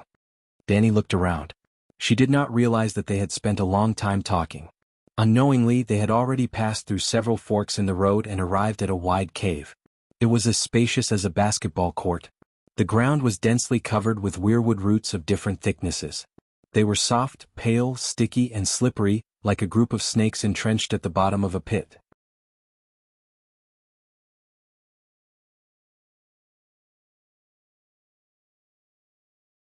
Chapter 574. Weirwood was a precious wood with powerful functions. The weirwood god was also a good person, but the image of weirwood was too horrifying. The leaves were like blood-stained palms, the trunk was like the bones of a dead person, and the roots were like entwined sticky snake balls. It was very demonic. At this time, the cave under the weirwood hill did not even need special effects to film a Chinese ghost story.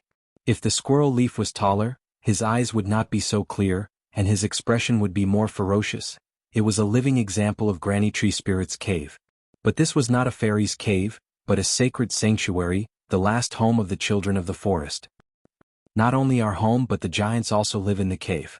This sanctuary belonged to the previous generation of the lost tribe.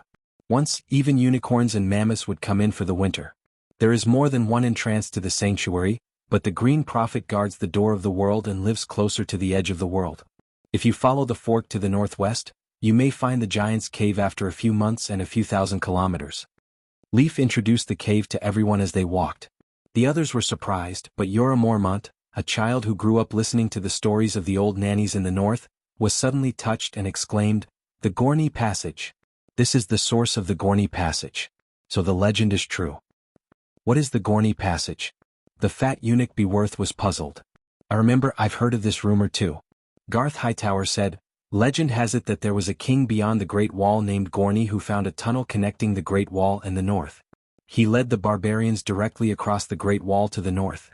It's strange, there was almost no threat to the north. The king of the north seemed to have received the news in advance and was guarding the entrance of the tunnel.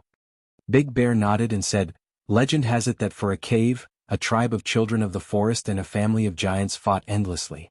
After that, the two tribes invited free people to be the referee and mediator. They were the future kings of beyond the Great Wall, the brother kings, Jianghu and Gorni. The giants and children of the forest were too naive. They were deceived by the brother kings and gave up on the cave. After Jianghu and Gorni settled down in the cave, they found that the internal tunnel led to a series of almost endless caves.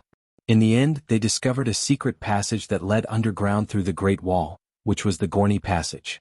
Legend had it that the tunnel was too complicated, and only Gurney could tell the direction. In the end, when Gurney came out of the tunnel, he was attacked head-on by Stark and died on the spot. Jianghu led the rest of the barbarians into the tunnel, planning to return the way they came. However, they could not find the way home. They can't even return to the surface and are completely lost in the tunnels that are more complicated than a spider web. The Centaur and Beavis listened with fascination. Are we in the legendary cave? It's several thousand kilometers from the Great Wall to here. Just how deep is the cave? LaCarlo exclaimed. In fact, even Danny had heard of the story of the Gorni Passage and the King of Brothers. In fact, this legend was too legendary. There were giants, children of the forest, ancient spirits, human heroes, the King of the North, secret passageways, and many mysterious elements. It could be said to be the model of a legendary story. It was made into a ballad and sung by countless people. Was the failure of the barbarians' invasion because of your information? Garth looked at the son of the forest suspiciously. The Gorni brothers deserved it. Leaf did not answer the question directly. Danny was deep in thought. The magic circle of the shelter was exactly the same as the Great Wall. It was the exorcism circle of this city builder, Brandon Stark. The son of the forest, or the Green Prophet, had an unimaginably close relationship with Stark. Where does the end of the tunnel lead to? Danny asked curiously. There's no end. There are some deep tunnels that even we, the son of the forest, have never been to. After passing through a tunnel, Danny noticed that the tunnel was wider, and deeper. The black soil and white tree roots almost formed a black and white underground city. However, this city was sparsely populated and backward. Bypassing the giant tree roots that were thicker than Beavis' waist, they entered a long stone hall. Thousands of shrines were dug out from the stone walls on both sides, and there were skulls placed in them. The skulls obviously belonged to different races. There were human skulls as big as pressure cookers belonging to giants. There were also skulls as big as cantaloupes, belonging to the son of the forest. There were also skulls of direwolves, giant bears, and other animals that Danny could not recognize. Some of the bones had existed for too long and were half buried in the soil. White tree roots grew out of the eyes and mouths of the skulls, and even delicate red palm leaves grew out. It seemed that the squirrel man was not lying. The shelter belonged to everyone, all the survivors of the last era. Caw caw caw. There were 7 or 8 big crows perched on the heads of the shrines.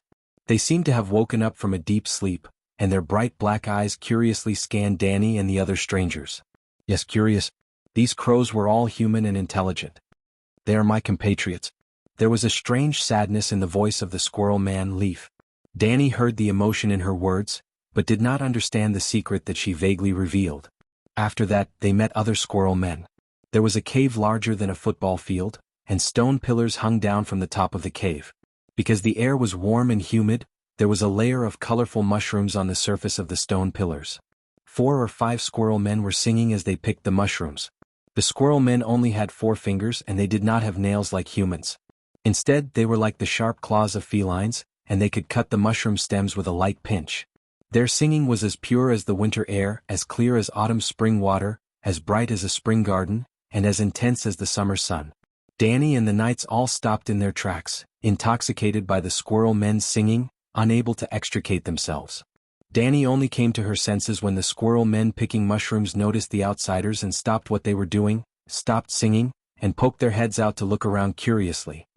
Another legend has been confirmed: the son of the forest has the most beautiful singing voice in the world, Danny exclaimed. The squirrel men gathered together and chattered, pointing at the dragon queen. What are they talking about? Big Bear frowned. They're saying that the queen is really beautiful, and that human clothes can also be so beautiful, Yezi said. Yep, all the children of the forest wore clothes woven from leaves, and their hair was messy with dried decorative flowers. Even the country bumpkin girls were more fashionable than them. If the squirrel men were close to nature and pursued primitive beauty, they were not. They were dirty, messy, and pitiful like beggars. To put it bluntly, the children of the forest civilization level was too low, so low that it made one's hair stand on end. They hadn't evolved into the textile industry. It was said that the squirrel men had millions of years of history. I thought that the children of the forest spoke the ancient language. I didn't expect you to have your own language, Danny said strangely. She could hear the squirrel men singing and their current conversation, but she couldn't understand them. She also knew the ancient language used by giants, deviants, green prophet, and ancient barbarian tribes. This is the original language, the language that praises the earth. It's very difficult for humans to understand, and even if they understand, they can't pronounce it. The free people call us children, the giants call us squirrel men, and the ancestors named us children of the forest, but that's not accurate. We are people who sing the praises of the earth. But the original language isn't exclusive to us. Many creatures passed down from ancient eras can speak it, such as ravens and your megalosaurus, Leaf explained. Megalosaurus can speak the original language? Danny's heart skipped a beat. She thought of the foreign language that Dahe suddenly learned after swallowing the rat chef. She thought that it was the common dragon language in Western fantasy novels because she couldn't understand it, so she specially taught it the Eastern dragon language. Now that Dahe was about to graduate from the Eastern Dragon Language Elementary School, Mother Dragon realized that she had made a big mistake. I've traveled in the southern continent for hundreds of years and am proficient in many languages. But my people don't have the same experience. They can only speak the original language. After that, they came across a dark and deep underground river. Two children of the forest were happily fishing by the river. It was almost like they were playing. They threw a net the size of a bed sheet woven from rattan into the river and waited for white blind fish the length of an arm to crash into it. They walked across the narrow stone bridge above the underground river and came face to face with 4 or 5 shepherds who were dozing off on the backs of sheep. Hundreds of sheep were scattered in the cave, nibbling on the fungus on the ground and the tender branches and red leaves growing from the roots of the weirwood. The squirrel man crawled in the fluffy wool and snored. The simple life was too comfortable, too leisurely. One had to know that there were thousands of ghouls outside the cave. Not to mention that the long night was coming. It seemed that the long night had no effect on the shelter's cave. It was already dark outside the cave. The snow was like a cotton blanket covering the forest. The temperature was 40 to 50 degrees below zero. It was as warm as spring here, there were abundant resources and life was boundless. Perhaps humans had gone extinct in this era. The children of the forest, who were on the verge of extinction in the last era, could still happily enter the next era. Danny began to think. Should they also dig a cave and build a human underground city? The red purgatory next to Slave Bay had a surface close to the magma layer. If they really dug a cave, it would probably be warmer and more comfortable than here. Duo. After entering a huge hall filled with weirwood and tree roots, a 3-meter-tall giant stood up and looked over. Duo. Danny was shocked. He was 7 meters tall and his body was as wide as a door plank. His shoulders were as thick as Winterfell's city walls. Brown eyes, brown hair. His eyes were wise and curious. He was not Duo. Duo was a simple and honest retard. At this moment, no matter how many times the giant at the entrance of the huge cave called out, Duo, he was not Duo. His gaze, mental waves, and aura were not Duo's. Bran Stark. Danny stopped in her tracks and frowned. Duo. In the next moment, Duo really became Duo. Duo. He smiled foolishly at her like a child. You're here. Blinden Riverwind's weak voice came from behind. Duo. Duo scratched the back of his head and shrunk his neck to make way. Compared to the other caves, this stone hall was not very spacious. It was about the size of a basketball court. There was a bonfire at the entrance of the cave. Duo and 2 humans sat beside the fire. In the middle of the hall, a throne was woven out of weirwood. A corpse was growing among the branches. The roots drilled into the withered thighs, passed through the torso and came out from the shoulders. Dark red leaves grew on his skull, and countless gray mushrooms covered his forehead. What little skin remained stretched across his face, tight and hard like white leather. Here and there brown or yellow bones protruded from the muscles. This was definitely not a living person. You're also a deviant ghost. Danny was shocked.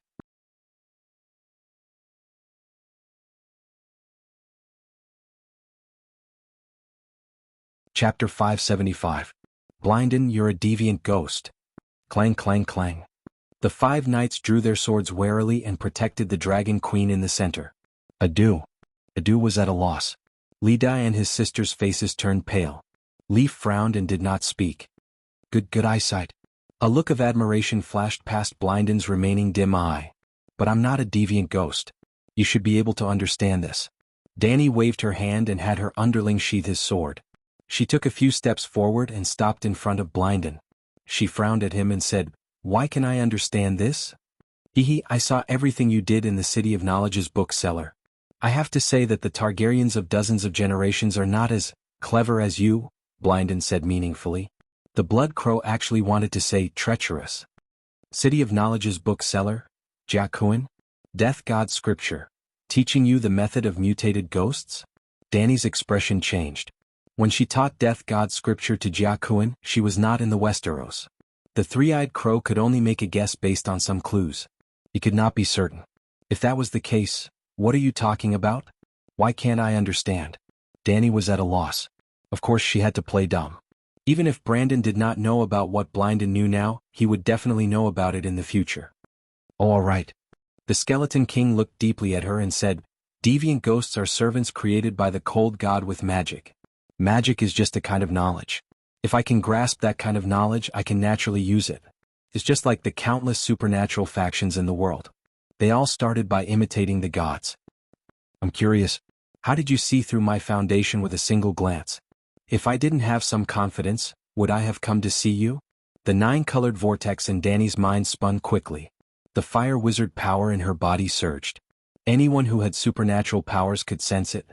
The expressions of Jujin lied, the Squirrel Man Leaf, and Adu, who had turned into Bran at some point in time, changed drastically. "You're dozens of times stronger than the last time we met." Blinden was also shocked. "How did you do it?" Danny retracted the demonic energy in her body and returned to her normal state. She said indifferently, "Work hard in your cultivation, and you will encounter many fortuitous encounters." The display of strength was not only a show of power, but also a message to Blinden. "My talent is already very strong and your talent-enhancing treasure may be useful to me, but it is not necessary." This Targaryen ancestor said that he was giving her a gift, but it was more like a transaction. The other party must have something very important to ask her to do. Since they were talking about business, of course, they had to lower the price first. The buyer wanted the seller to think that she wasn't that eager to buy. "Who is Frost God? What does it have to do with the Green Prophet?" Danny asked a question that had been bothering her for a long time. "Let's change the way we communicate. To the current me, my physical body is no longer the armor of my soul. Instead, it has become a burden." Blinden's eyes dimmed as he spoke in a voice as soft as a mosquito. After saying this, he closed his single eye in front of everyone and fell into a deep sleep. Leaf explained, "Lord Blinden's physical body is on the verge of destruction. Over the years, he has only been awake for less than half a day." "Enter the weirwood?" Danny frowned. "You can do it?" The Squirrel Man looked at the Dragon Queen with a burning gaze and said affirmatively. "Of course." Danny nodded hesitantly. Whitey and Slave Bay instantly crossed tens of thousands of miles and entered the state of the dragon spirit. It brought along the second soul and merged with the dragon soul. It suddenly left the space of consciousness and rushed into the roots of the weirwood beside it. It was like a car driving into the highway, like a spaceship entering hyperspace, just like when Danny chased after the sixth-form man Valamir. She shuttled through the blood-red world and came to a huge human face. A tall man with shoulder-length hair knelt on one knee in front of the huge face and prayed devoutly. His bone-white hair covered most of his face. But this was the spiritual space. Danny could still see his pale skin, blood-red eyes, and a wine-red birthmark on his cheek and chin, like a red crow. This was the younger version of the Duke of Blood Crow, Blinden River text. "Why don't you worship God when you meet him?" Blinden said without raising his head. Danny in the blue and white knight armor stood on the back of the white dragon and said lightly, "If I worship him, what will happen to the thousands of believers of the 7 gods in the 7 countries?" Blinden stood up and gently shook his elegant long hair, revealing his intact right eye and the red birthmark on his right cheek. He carefully looked at Danny and lowered his head again. His white hair fell down and covered the blood crow birthmark again. His bangs also covered his right eye. He seemed to have forgotten that this was the spiritual space. He could see the person opposite him without shaking his head. Or perhaps, the habits from when he was alive were too deeply ingrained in his soul. "Sigh, I never dreamed that such a daring person like you would appear in Targaryen. You even dared to usurp the position of the 7 gods and succeeded," he said with a complicated expression. "Don't say that. I'm very timid. I wouldn't dare to kill my own family even if you beat me to death. I wouldn't dare to do the dance of the Blood Dragon or the Blackfire Rebellion. I wouldn't dare to be as muddle-headed as your father or as crazy as my father. I wouldn't dare to follow my brother's example and go against my oath. I wouldn't dare to be as heartless as you." Danny smiled faintly. Blynden shook his head again, revealing a distorted face and widened eyes. He said, "You're really arrogant." Danny lifted her chin slightly and said matter-of-factly, "That's because you haven't seen my humility towards truth, justice, and light. My arrogance is only towards the unrighteous and depraved inhumans." "Forget it. I can't win against you. Only people like you can achieve great things." Blynden lowered his head, his long hair covering his birthmark as he surrendered helplessly. Danny waved her hand and said loudly, "All right, I don't want to talk nonsense with you. Let's get down to business. Tell me the secret of the Frost God and the other ghosts first. Tell me about the relationship between the Frost God and the Green Prophet. Why does the Green Prophet's meditation technique have so many similarities with the other ghosts? They can even complement each other." "The Frost God is an old god and also an ES god. ES god is literally a god that doesn't belong to this world." "A god from another world?" Danny was surprised. "Another world?" Blynden was stunned for a moment before he understood what Danny meant. The term, another world, is very descriptive, but, if there is a different world then there is a region between our world and the other world. Perhaps ES God was originally born in our world but belongs to another world. How is that different from the other world? Danny frowned. The difference is huge. For example, you were born in the Westeros and grew up in the Ursos continent. If you want to fight for the Iron Throne, very few people in the 7 nations will oppose you. But if you are someone else, such as a certain Khal in the Sea of Grass, all the nobles will fight to the death. By the same logic, if ES God comes from another world, he will not be able to integrate into our world, let alone master the song of law of this world. Makes sense. Danny nodded and asked, "He came from another world, so how did he become an old god?" ES God fused with an old god to form the Frost God. He is both ES God and an old god. True gods can fuse? Oh. Danny was confused. You, the 7 gods, are the experts in this question? How do the 7 gods fuse into one? Blynden laughed. It's not the same. The 7 gods split the 7 divine roles of a god. Just like you, your identity can also be split into the illegitimate son of Targaryen, the Hand of the King, the Commander-in-Chief of the Night Watchers, and the Green Prophet. Blynden shook his head, revealing his eyes. He quickly glanced at her, then lowered his head, his long hair covering the birthmark. There's nothing different.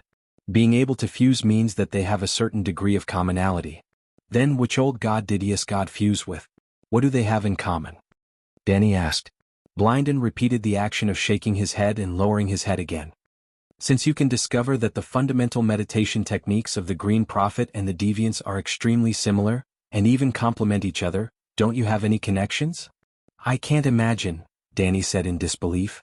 That's the truth, Blynden said. I've seen the Door God. I've seen the Weirwood God who mastered the Song of Wind. He was kind and gentle, not like an evil god at all, Danny said with difficulty. In your heart, what is considered an evil god? Blynden asked. Almost without any hesitation, Danny blurted out, accepting blood sacrifices and killing humans such as Lalo the Shadow Demon or the Korhor Black Goat. Blynden shook his head and sighed. Your standard is too exclusive, as if you're saying, those who treat me well are good, and those who treat me badly are bad. In fact, the Mother Goddess, the Weirwood God you mentioned, she never rejected blood sacrifices. She even liked blood more than Lalo. It's simple, which tree doesn't like fertilizer? What's better than the flesh and blood of living beings? This. Danny was stunned. Blynden's words seemed to make sense. If Danny had a deeper understanding of the customs of the old gods, she would not have such doubts. The worship of the old gods was far more bloody and brutal than that of the Red God. Lalo's followers liked to burn people.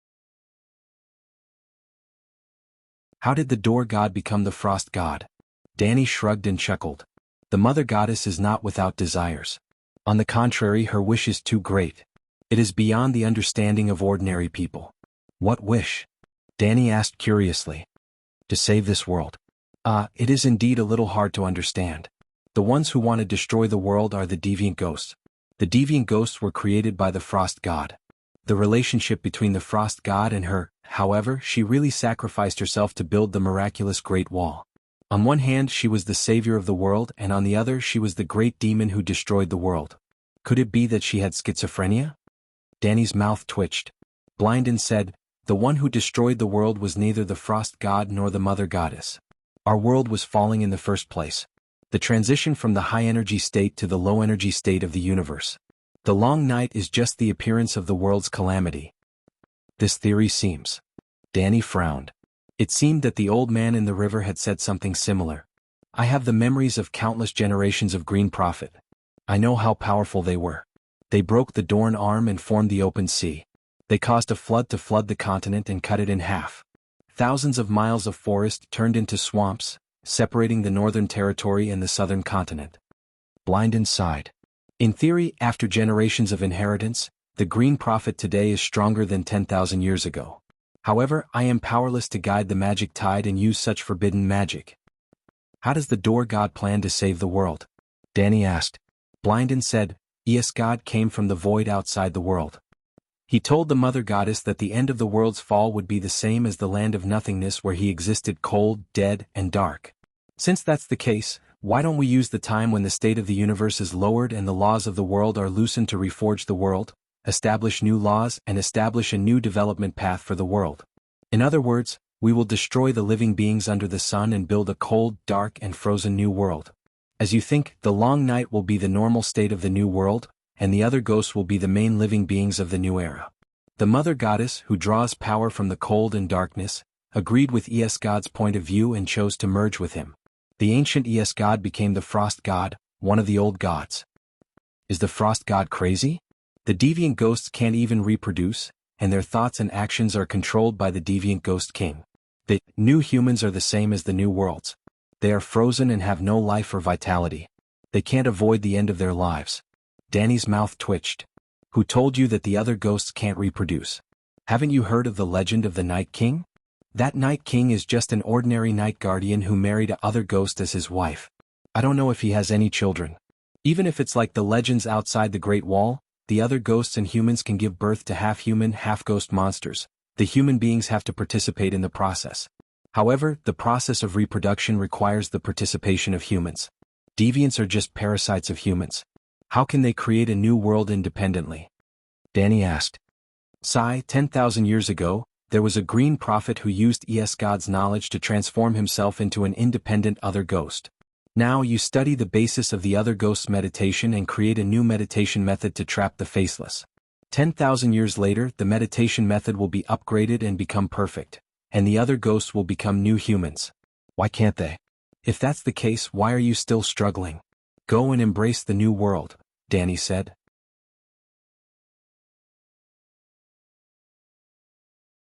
I'm a living being under the sun. Just like the first long night, the Green Prophet, the son of the forest, saw the future of his race and was unwilling to be eliminated by the new era. He tried to use the other ghosts to eliminate the main characters of the new era humans. I also don't want warm-blooded creatures to be replaced by ice other ghosts. The mother goddess of the wind was born from the wind and sun. She also wants to see the world prosper and last forever. The mother goddess of darkness and the mother goddess of the wind have different methods, but their goal is the same: to save the world. However, the mother goddess of the wind has hope for the future and believes that one day, a savior will be born to stop the world from falling. The mother goddess of darkness believes that as the world falls, the main characters of the era will be weaker with each generation. If even the true gods can't do it, it's useless even if a savior comes. Danny frowned and said, You schemed against me before. Do you think that the reincarnation of Yasuo and Ahai can stop the world from falling? Even I don't dare to think about it. Not to mention the son of prophecy, even Lalo can't do anything. In the Dragon Queen's heart there was a formula. Dragon Queen, Sheep Egg, Lalo, Yasuo and Ahai, Jon Snow, in order of weakening. Even she, who stood at the top of the food chain, had no idea how to stop the world from falling. What? Everyone knew that Jon Snow knew nothing. If the world's fall is similar to falling from a building, our world will fall from the 10th floor to the 7th floor. It can last for at least another 5 or 6 years. However, the long night is imminent. If we fail, winter will stay forever and the sun will disappear forever. In other words, we are facing two enemies. One is the falling world, and the other is the frost god's transformation of the world into a long night. The son of prophecy has a slim chance of stopping the world's fall, but according to the established trajectory, he will definitely be able to end the third long night. Unfortunately, you were the most important link in fate, but you jumped out of fate. The future is chaotic and no one can see it clearly, Blinden said helplessly. Haha, just like you said, the son of the forest is unwilling to wither in the new era, so he created other ghosts in a vain attempt to change fate. As a warm-blooded living spirit, you don't want other ghosts to replace humans, so you put in so much effort. All of you are unwilling to be manipulated by fate, but you want me to obey fate, and it's the dog's hit fate that you created. Isn't that a joke? Danny sneered. You won, you changed fate. As the three-eyed crow, I am very depressed and angry. However, as Blinden River one, I am very happy for you. Blinden smiled with admiration. Then he frowned and said, I don't have much time left, let's get to the main topic.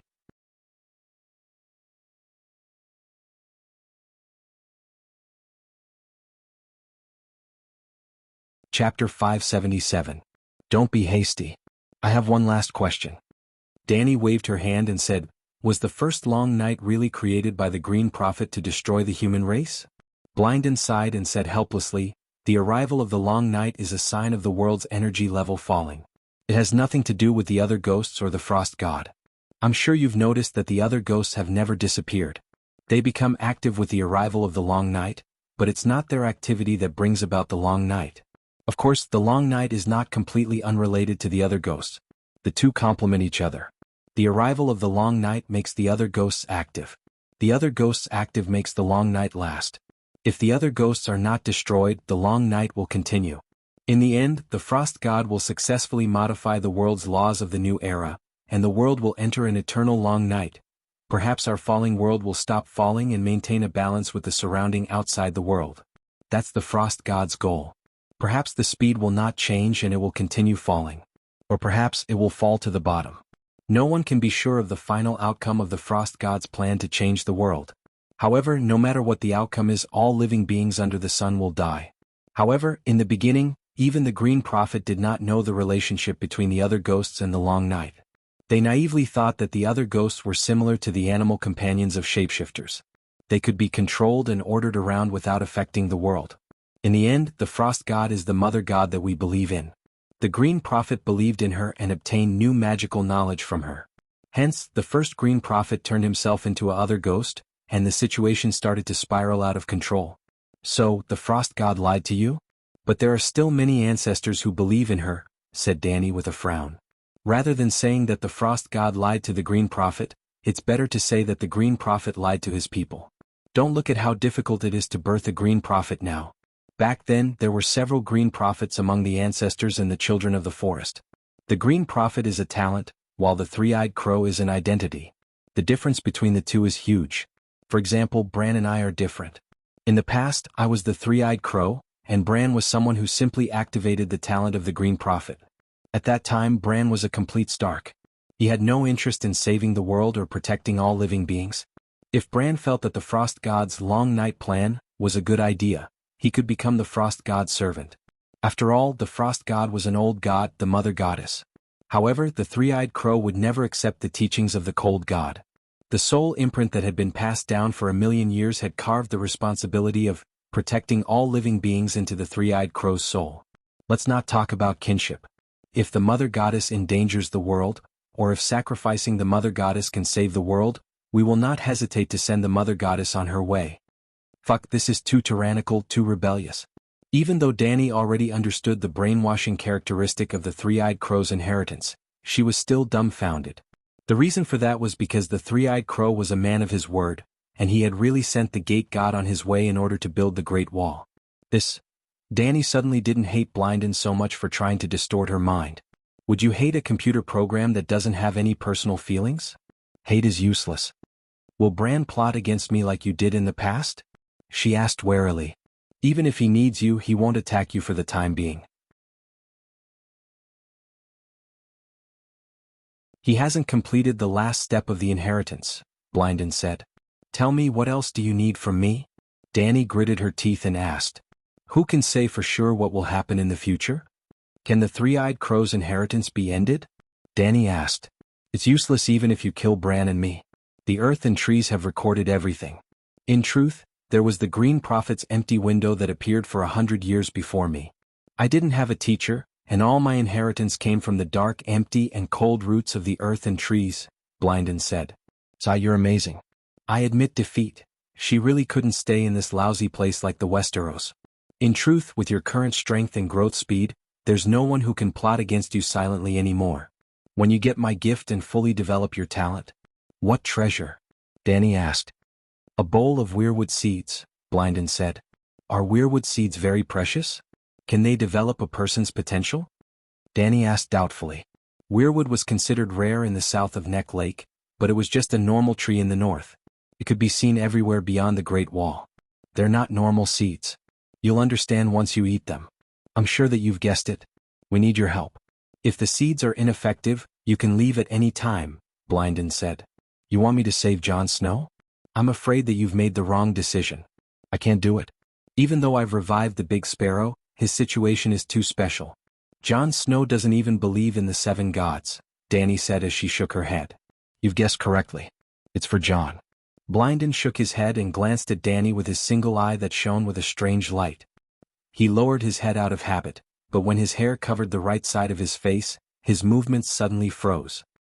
He thought of what the Dragon Queen had said before, shameless. He wasn't shameless, but he was too embarrassed to show his weakness and inferiority even though he would never admit it.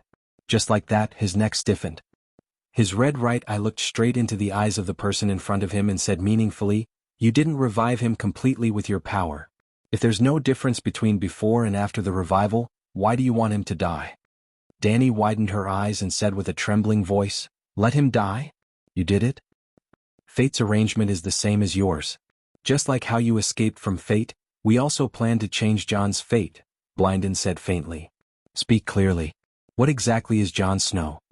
Dany asked in a low voice. Fate has already changed. There's no point in talking about things that will never happen again, Blynden said. At least I'll understand who's an enemy and who's a friend. Dany said coldly. There's no love without reason in this world. Those who arrange fate will only make choices that are beneficial to themselves. Your power and talent are destined to be coveted by others. Everyone is your enemy, Blynden said solemnly. Tell me the original fate, Dany insisted. Blynden frowned and said nothing. Dany looked at him with a determined expression. Blynden looked away and sighed. You will fall in love with Jon. For him, for the people of the Seven Kingdoms, you will sacrifice yourself willingly, offering your flesh and soul to activate the Lightbringer. Jon will end the long night with his sword. He will also inherit your dragon, become the new king of the Seven Kingdoms, and start a new Targaryen dynasty. Yes, just as Ymont thought, Jon is also Targaryen, the son of Rhaegar and Lyanna, the true child of prophecy. For a while, Blynden did not hear the Dragon Queen roaring and cursing. She did not ride the white dragon over to fight with him. She only tilted her head and pondered with a strange expression. It was a little abnormal. Blynden was puzzled. After a while, he heard her say, Why does it sound so similar to the story of Yasuo and Yahai forging swords? History has been repeating itself. After 8,000 years, the Lightbringer has lost its original divine power and needs to be reactivated. You should be able to understand. Last time in Dark Castle, you already activated it with your magic and soul power. Blyden's expression and tone were careful, for fear of activating a certain someone's ancestral rage of the sleeping dragon. Dany was not angry and could only ask curiously, There is a soul in that magic sword. Is it Yasuo's, Yahai's, or his wife's? She was indeed not angry. She would never learn from Nissa Nissa and give her soul to a scumbag. Nissa Nissa sounded like, You're stupid, you're stupid. She was not stupid. Since she and the original owner were two different people, was there a need for her to let other people's matters affect her mood? At most, she would continue to dig a deep hole for Wu in the future. She forgot that poor Wu had already fallen into the hole she had dug and lost his head. Do you believe in reincarnation? Blynden asked. Didn't the Asha prophecy always claim that the savior is the reincarnation of Yasuo's Yahai? Danny said. If it was in a classical Xianxia world, Danny would take it for granted that there was reincarnation, but Westerners did not like it and reincarnation was not popular. The reason was simple. Your soul had already seen God, gone to heaven, and was enjoying unparalleled eternal happiness. What was the point of reincarnating? Easterners hoped for a good reincarnation in their next life. Westerners did not ask for an afterlife, only a good life. After death, God would arrange things. Go to hell or go to heaven. Sure enough, Blinden shook his head and said, there has never been a true reincarnation in the world. The authority of the world of death is controlled by many death gods, just like how Westeros have hundreds of dukes. The frost god controls the most power of death, like a king on an iron throne. Lalo controls a part of the world of death like one of the 7 dukes. Perhaps in the future, you can become a stranger and occupy a place in the death kingdom, becoming a duke. But none of the death gods can let a dead soul obtain a brand new life imprint. The dead soul can be resurrected and even reincarnated in another body similar to Destiny, but they can't obtain a brand new life imprint. So, if Jon Snow wants to become the reincarnation of Yasuo's Yahai, he has to die once? When the King of Light revives him, he will use Yasuo's and Yahai's souls to replace Jon's soul. Danny said in shock. Something like that. But it's not like a turtle dove taking over a magpie's nest, but a fusion of the two. On the surface, Jon will lose some of his memories and emotions and gain some more fetishes. But in the eyes of ordinary people, this is just the aftereffects of his resurrection. They won't think that he is fundamentally different from before. But you, me and Jon are not ordinary people.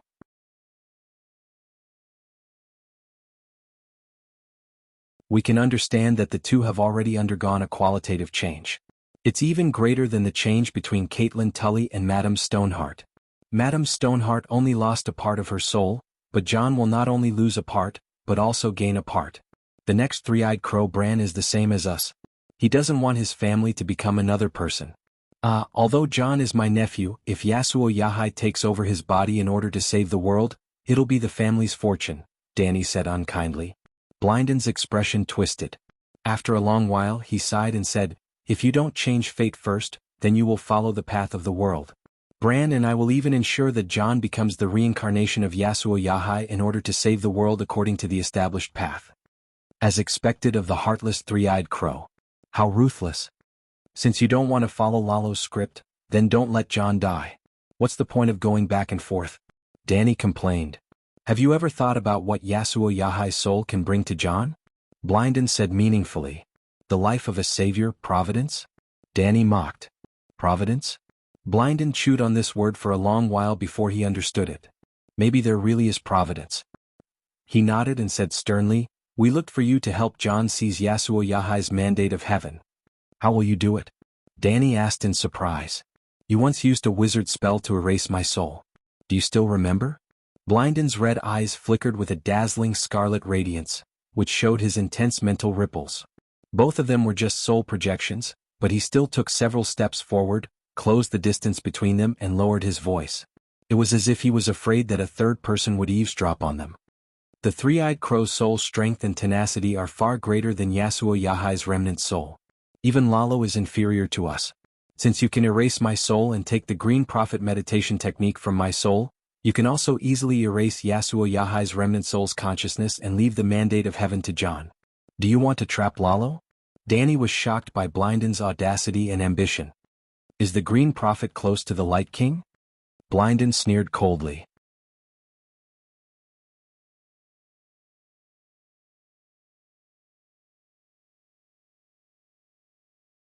Chapter 578.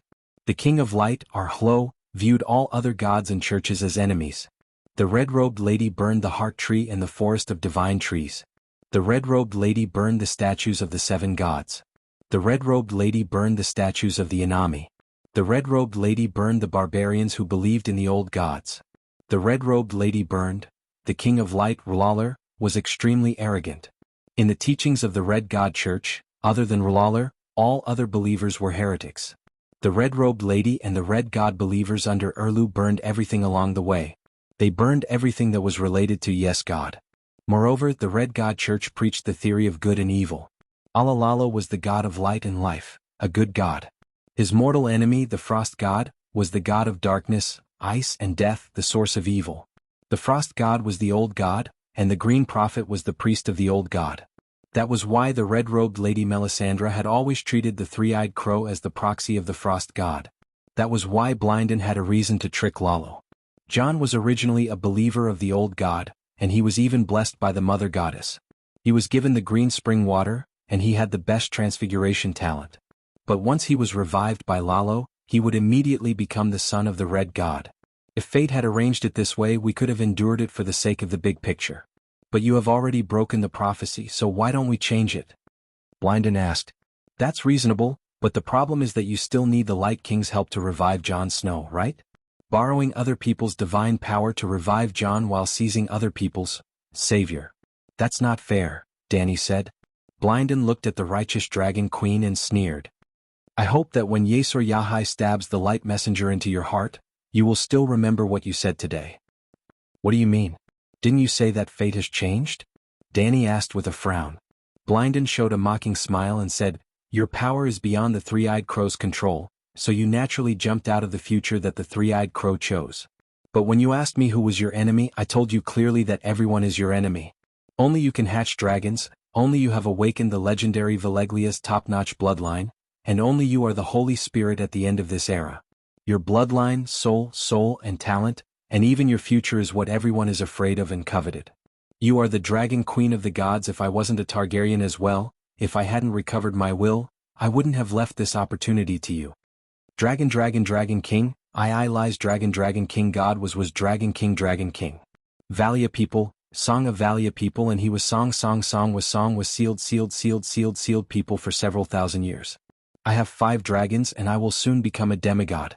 I also have 5,000 iron soldiers. I don't even fear the Alliance army and Balerion, so why should I fear him? Dany would still be on guard against Lalo regardless of Blinden's warning. In other words, she would be on guard against anyone who was strong enough to hurt her. For example, the three-eyed crow swore in the name of the old god and the door god that he would not violate the guest's rights and harm her. So, will you do it or not? Blinden asked straightforwardly. Of course, Dany said straightforwardly. I have nothing to do with Lalo. If the price you pay is appropriate, why wouldn't I do it? At the end of the day, you're just bargaining with me like a street vendor? Brynden was speechless. You want me to cooperate with you to trick a true god? Can I not be more careful? Dany said confidently. Brynden sighed and said helplessly, Only the Green Prophet has the right to enjoy weirwood seeds. Giving you a share is already a sign that I'm taking into account that we are both Targaryens. What else do you want? Trust me, the three-eyed crow and the children of the forest are very poor. There is nothing else worth your concern. Hee, where do the weirwood seeds come from? Do you have the door god's true god's body? Dany said with a chuckle. The ginseng fruit was sweet and fragrant, but the ginseng fruit tree was the root, right? A cold red light flashed in Blinden's single eye. Do you think it's possible? There really is? I remember that after the door god fused with a tender branch and Brandon plucked it, the tree trunk withered, Dany said in surprise. You. Blinden looked at her in surprise and bewilderment. There was deep resentment in his eyes as he said, Why do you not believe in the mother goddess when she dotes on you so much? What? Dany was puzzled. The mother goddess sang the song of wind to you and brought you back to 8,000 years ago, didn't she? Blinden widened his eyes and gritted his teeth. It seemed like he wanted to eat her. What's wrong with that? You are not a follower of the old god. Blinden said heavily. Do you think that the door god needs followers? Do you think that everything of the old god belongs to you because you believe in the old god? Don't think too highly of yourself. You can't use your feelings to kidnap the true god. Dany sneered. Think too highly of myself? Blinden seemed like he was greatly insulted. He roared angrily, You are insulting the Green Prophet, insulting the followers of the First Citizens, and insulting the old god. Forget it, I don't want to argue with you. If you really want to know the reason, you can ask the door god yourself. Dany waved her hand. She did not want to argue with a fanatic on the issue of faith. I don't expect the door god to have a body. I'm just curious. I want to see where the weirwood seeds grow. She gave her condition. She did not even know the location of the peach garden. How could she steal the peach? When Blinden died, Bran would go south to participate in the Seven Kingdoms tour. Wouldn't the shelter be empty? If the weirwood seeds were effective enough for her to take the risk, then, They followed the squirrel person Yezi through many twists and turns. They passed by several dark and rapid underground rivers and avoided 30 to 40 dark bottomless pits and mysterious shafts. After walking for more than 2 hours in this cave that was forgotten by the world and frozen in time, they finally saw the weirwood seeds. It was a stone room that was as big as a single bedroom. The walls were covered with white weirwood roots, which looked like pale veins that grew on the rocks. The roots were decorated with clusters of bright red and delicate blood-hand leaves. Between the vines, there were sparse fruits that shone with red light. They were crystal clear and the size of a thumb. There were dark blood patterns on the surface like blood tumors. In the dark stone cave, they glowed with a demonic red light, like the evil stars in the dome of hell. Weirwood seeds look like this? Danny looked at Dexiong. Dexiong stepped forward and put his eyes in front of a fruit. He looked at it carefully for a moment and even touched it with his hand. Other than being a little bigger, the color has changed from milky white to dark red, and it's glowing. It's no different from ordinary weirwood seeds. Do ordinary weirwood seeds have the effect of activating talents? Danny turned to Yezi. Have you seen weirwood seeds before? The squirrel person asked. No. Danny shook her head. Weirwood seeds are very rich.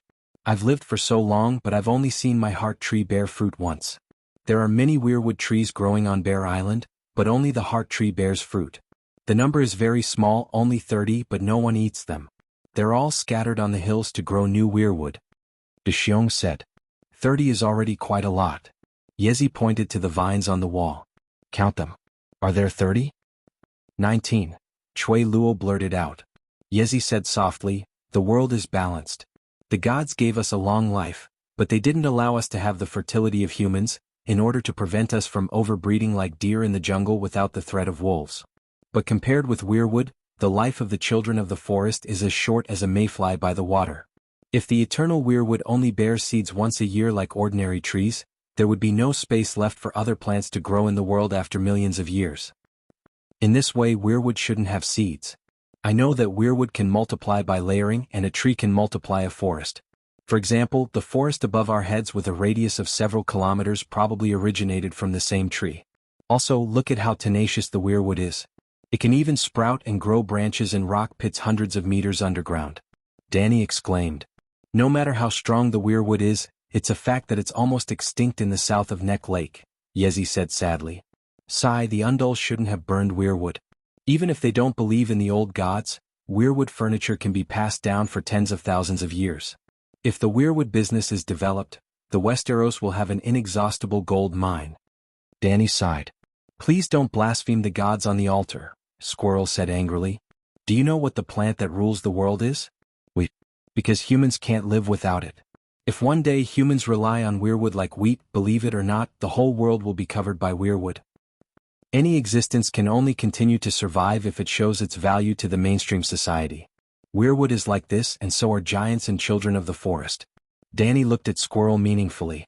Squirrel had traveled the 7 countries for hundreds of years, and he wasn't a simple flower. He immediately replied, if they lose their characteristics, what's the difference between that and death?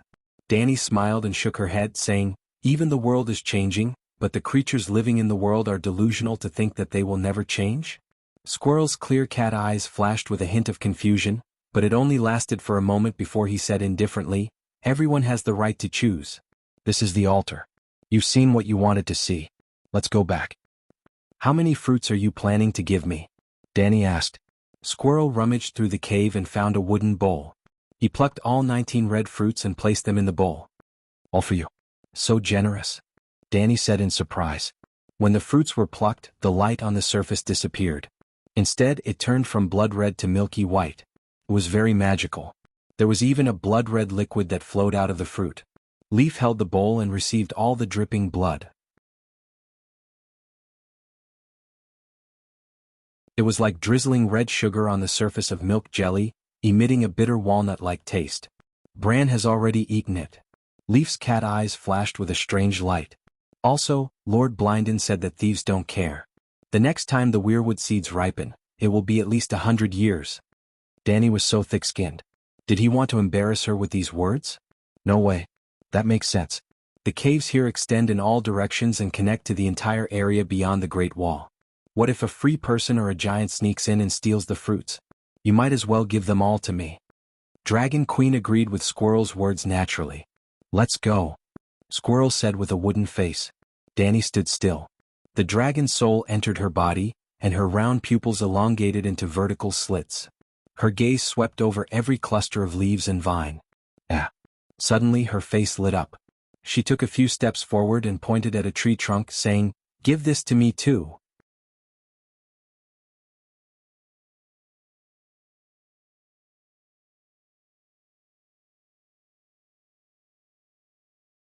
Chapter 579. Megalosaurus could see many things that humans couldn't. Danny's eyes were still her eyes, but it was indeed Dahe's point of view. Dahe was using her eyes to see the world. What do you want it for? Leaf's cat eyes flashed with confusion. It was a white tree trunk as thick as an arm. It seemed that the top of the tree had been cut off a long time ago. It was only about 1.5 meters long and there was a lump at the top. The trunk was like white bones, and there were 4 or 5 small and delicate bloody hand leaves growing on the surface. It was like a sweet potato bought from the supermarket and left aside for a long time. Spore would grow on it. All the trunks grew from the roots except for this one.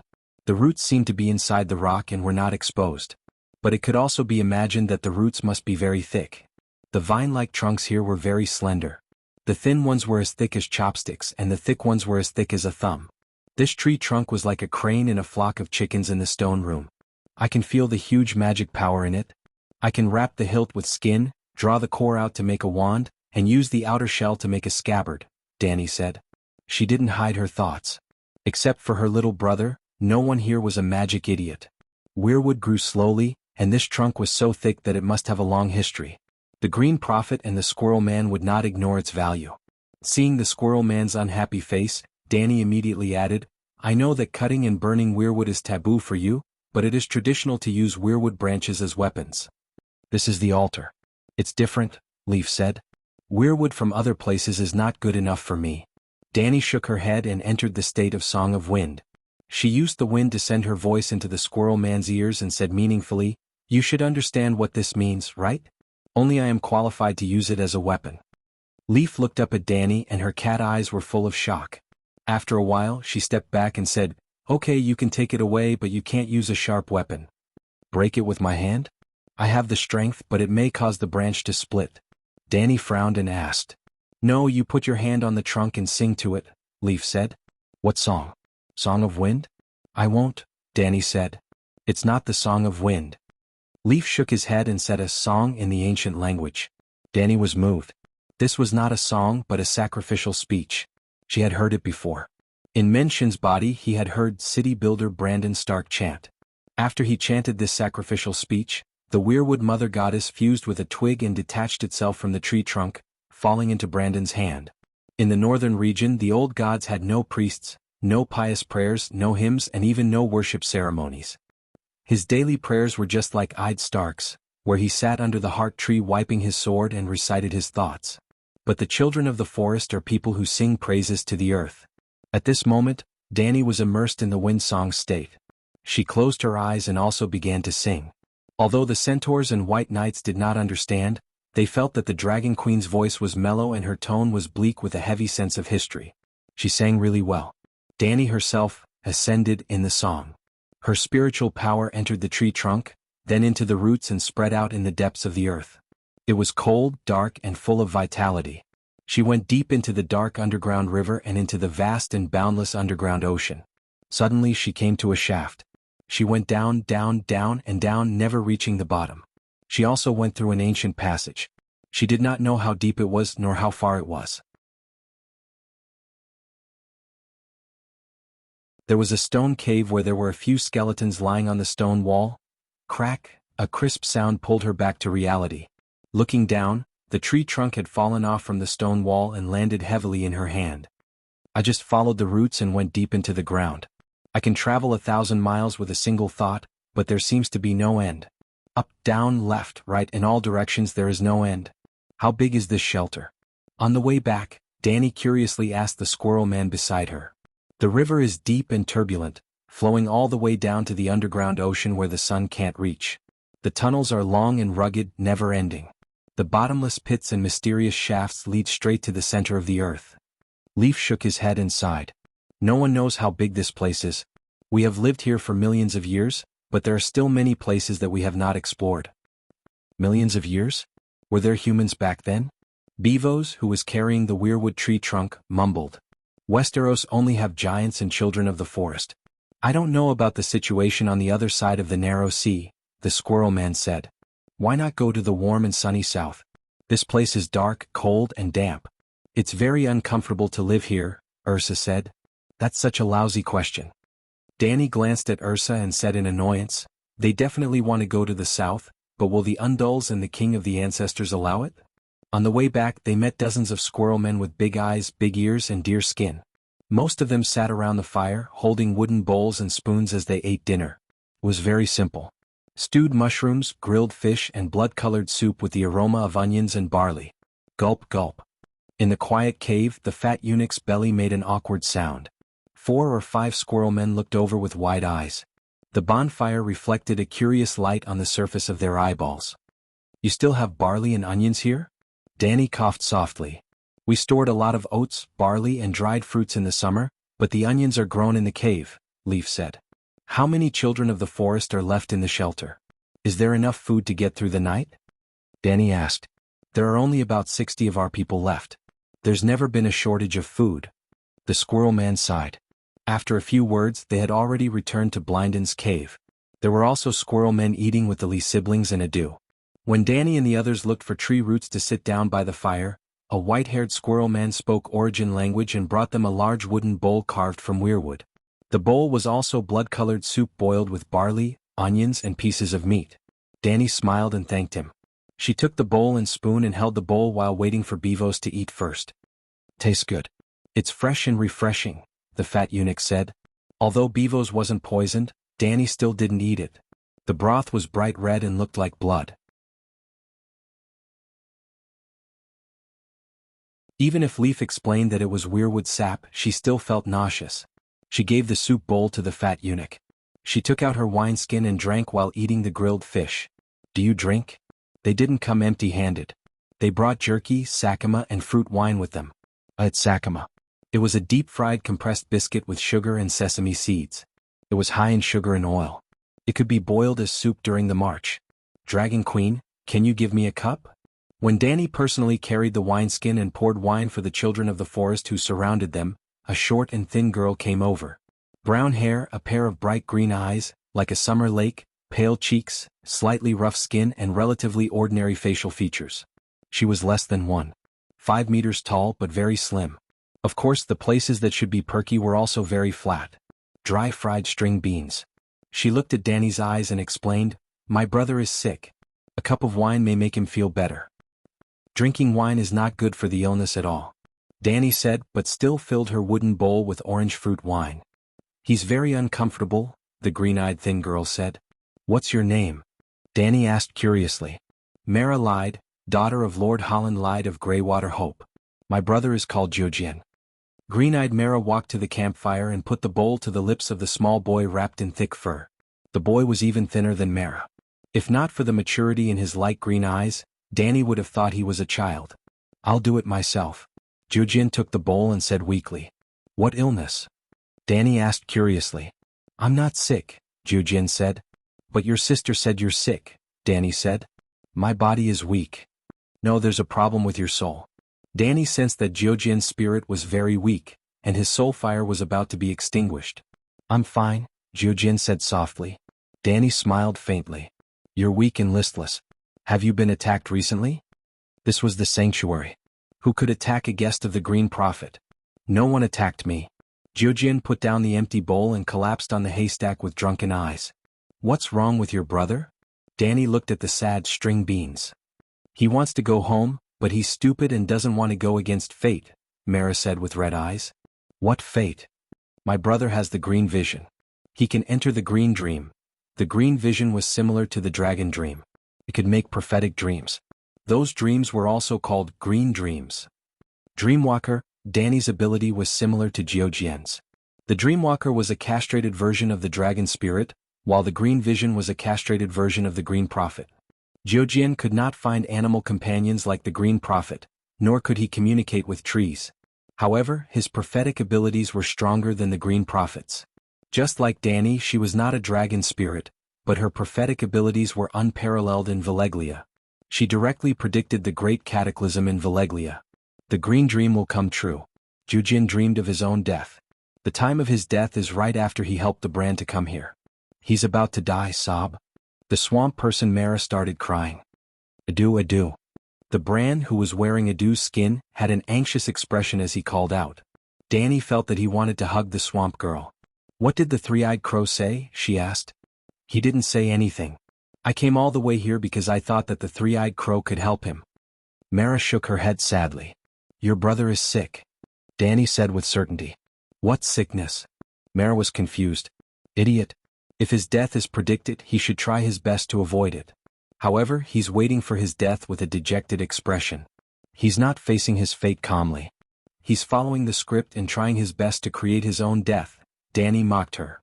The green dream will come true. Fate cannot be changed, Mara muttered. Let's not talk about the others. It's easy for your brother to change his fate. How can he change it? Mara's wide green eyes shone with hope. The squirrel person Leaf, who was drinking, looked over curiously with his brown cheeks flushed red. Jiujian was the only one who seemed to have given up. He laid on the grass and did not even open his eyes. If you predict that you'll die in a certain way in the future, but you don't have the courage to fight against fate, you might as well be a coward and slap fate in the face. You'll kill yourself in another way in advance. Danny said calmly. Haha, Beworth likes the queen. That's what you should do. Slap fate in the face, ha. The fat eunuch hugged the big wooden bowl and laughed happily. Danny, eat the weirwood seeds while they're still fresh. Once you're done, go to the Great Wall immediately. Blinden's voice was as soft as a mosquito's. This guy, Danny had a thought. She looked at Jiujian with a solemn gaze. What did Jiujian see in the green dream? Why do I have a feeling that Blinden doesn't want me to investigate this matter? What's the secret behind this? Perhaps Jiujian didn't die of grief.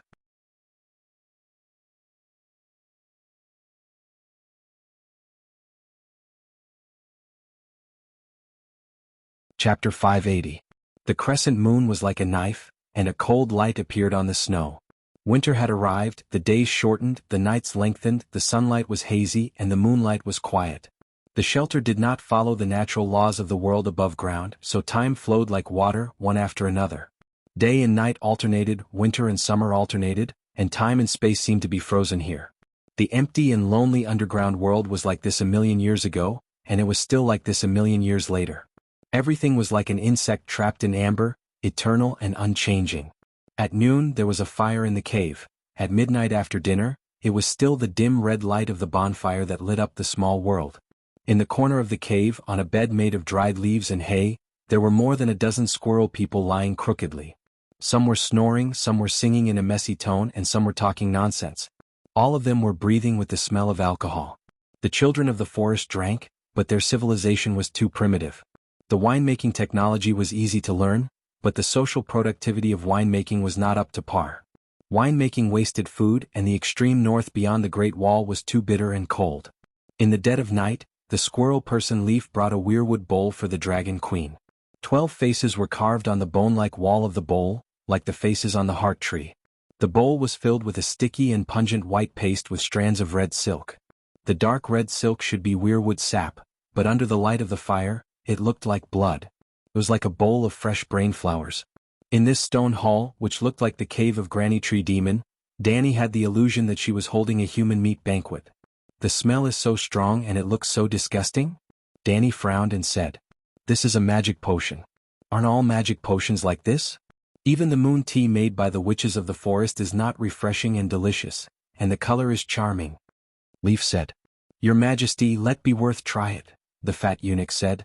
Danny looked at the squirrel people. Leaf frowned and said, I don't object to you testing the poison, but this bowl of weirwood paste has a very high magic energy level, and it has a miraculous effect on people with special talents. Ordinary people who eat it may really be no different from poison. I think I have a special talent. Blood Alliance guard Carlo patted his chest and said, What talent do you have? Why don't I know about it? Danny asked curiously. The centaur opened his eyes wide and shouted, "Calixi, did you forget? Kalasari, I activated the Pegasus scar first. You even asked me to recite the Pegasus Bible, and said that when I'm older, I'll go to the Pegasus city to become the high priest of the Pegasus religion." This. Danny's mouth twitched, but she did not refute. In terms of blade techniques, Ricardo was better than normal centaurs, but worse than his two Blood Alliance brothers. In terms of intelligence and strategy, he was far from Kue Luo.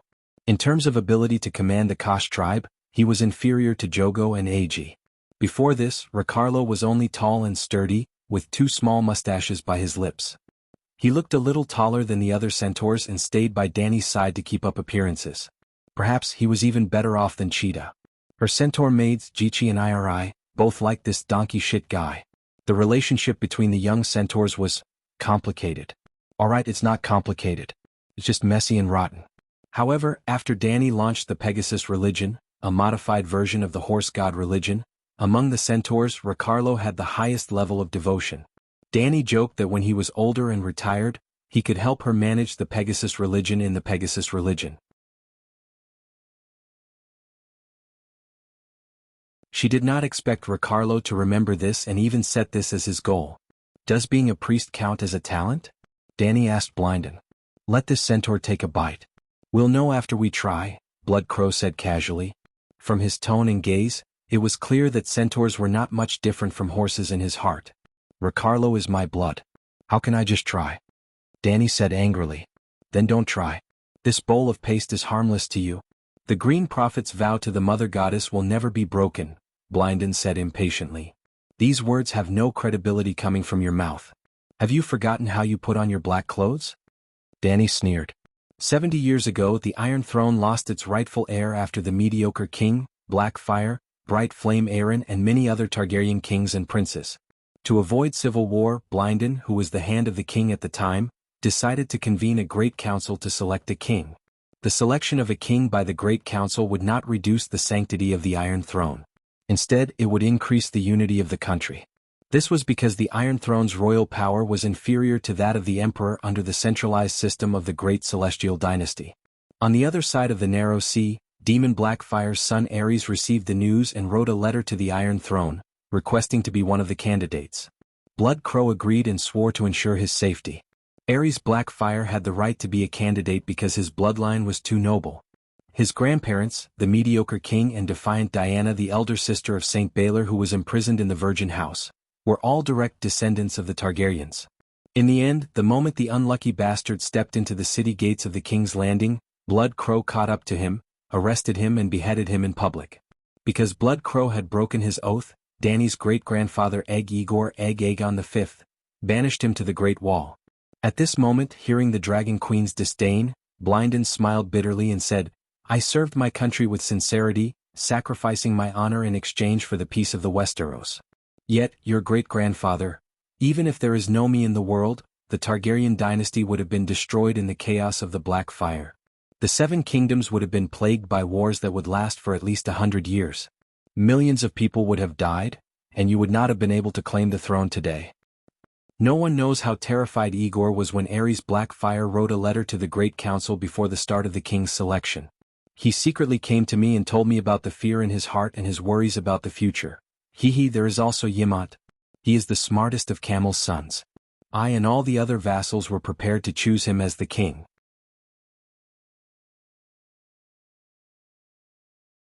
However, Igor, who seemed to be the most naive and the most powerless, immediately went to look for his elder brother. Not long after, Yimont gave up the throne himself. That fool deserved to suffer in the Great Wall for half a century. Danny, your great-grandfather Aegon V is the one with the least honor. The two white knights looked at each other. The centaur and the eunuch were confused. The cave fell into a dead silence. Danny had already guessed that the cheapskate great-grandfather, who was also known as the king who should not have become a king, must have had some tricks up his sleeves when he ascended the Iron Throne. However, she did not expect that fellow to be so similar to the style of the Celestial Empire. This thing cannot be kept for long, said the Squirrel Man as he pointed at the wooden bowl placed in front of the Dragon Queen. Let me do it. If something were to happen to you, Calixi, the Blood Brotherhood would not live for long, said Ricardo solemnly. Danny hesitated for a moment before she scooped up a small spoonful of paste and passed it to the centaur. The centaur opened his mouth wide and sucked the handle of the spoon into his mouth. "How is it?" asked Danny nervously. The Blood Brotherhood narrowed his eyes and sucked on the spoon for a while before saying, "It's a little bitter. It'll be better if you add some white sugar." The knights who were staring at him nervously almost fell over when they heard this. Big Bear asked with a dark expression, "Do you feel unwell?" "No." The centaur shook his head. Danny found another wooden spoon and scooped up a small spoonful before stuffing it into her mouth. Ricardo was right. It was a little bitter and hard to swallow. However, the bitter taste quickly turned into a strange sweetness, like a smoothie mixed with honey. Then it turned into other sweet taste. In an instant, Danny recalled all the wonderful tastes she had experienced in her life. Is this thing really the seed of a weirwood tree? Why does it look so similar to the Undying's night shadow water?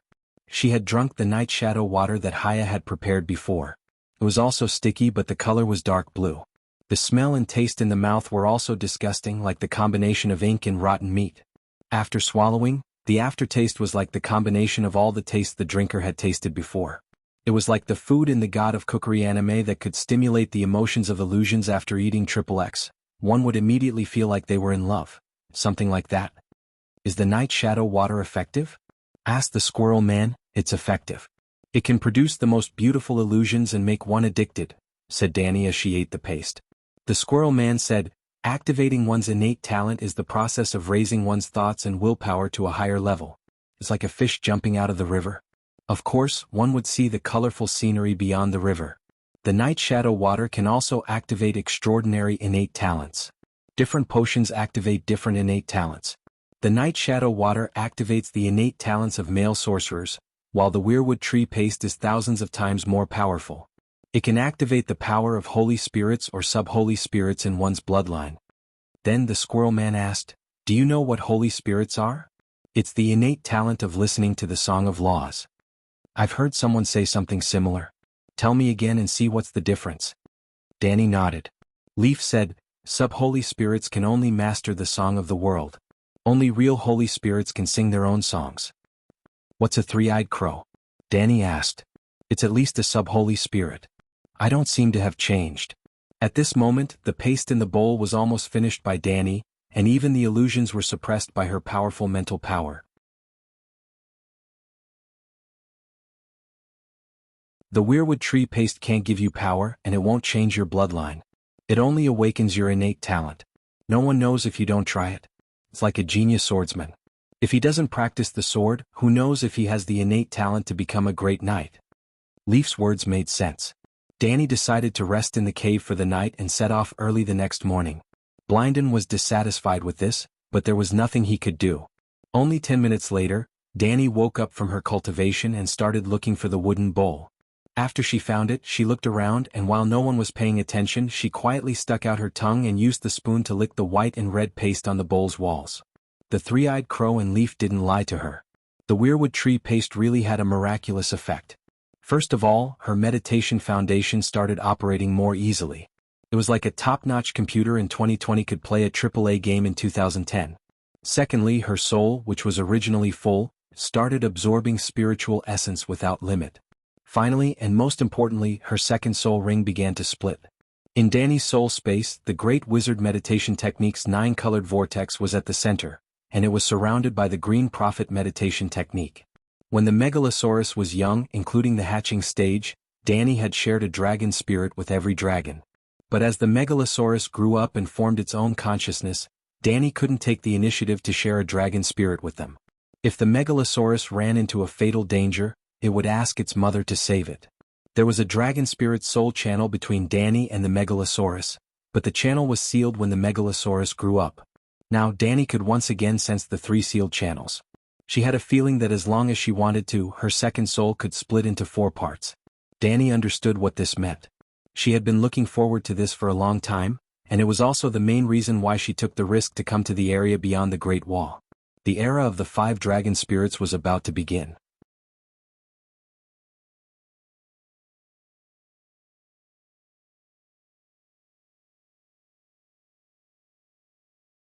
Chapter 581.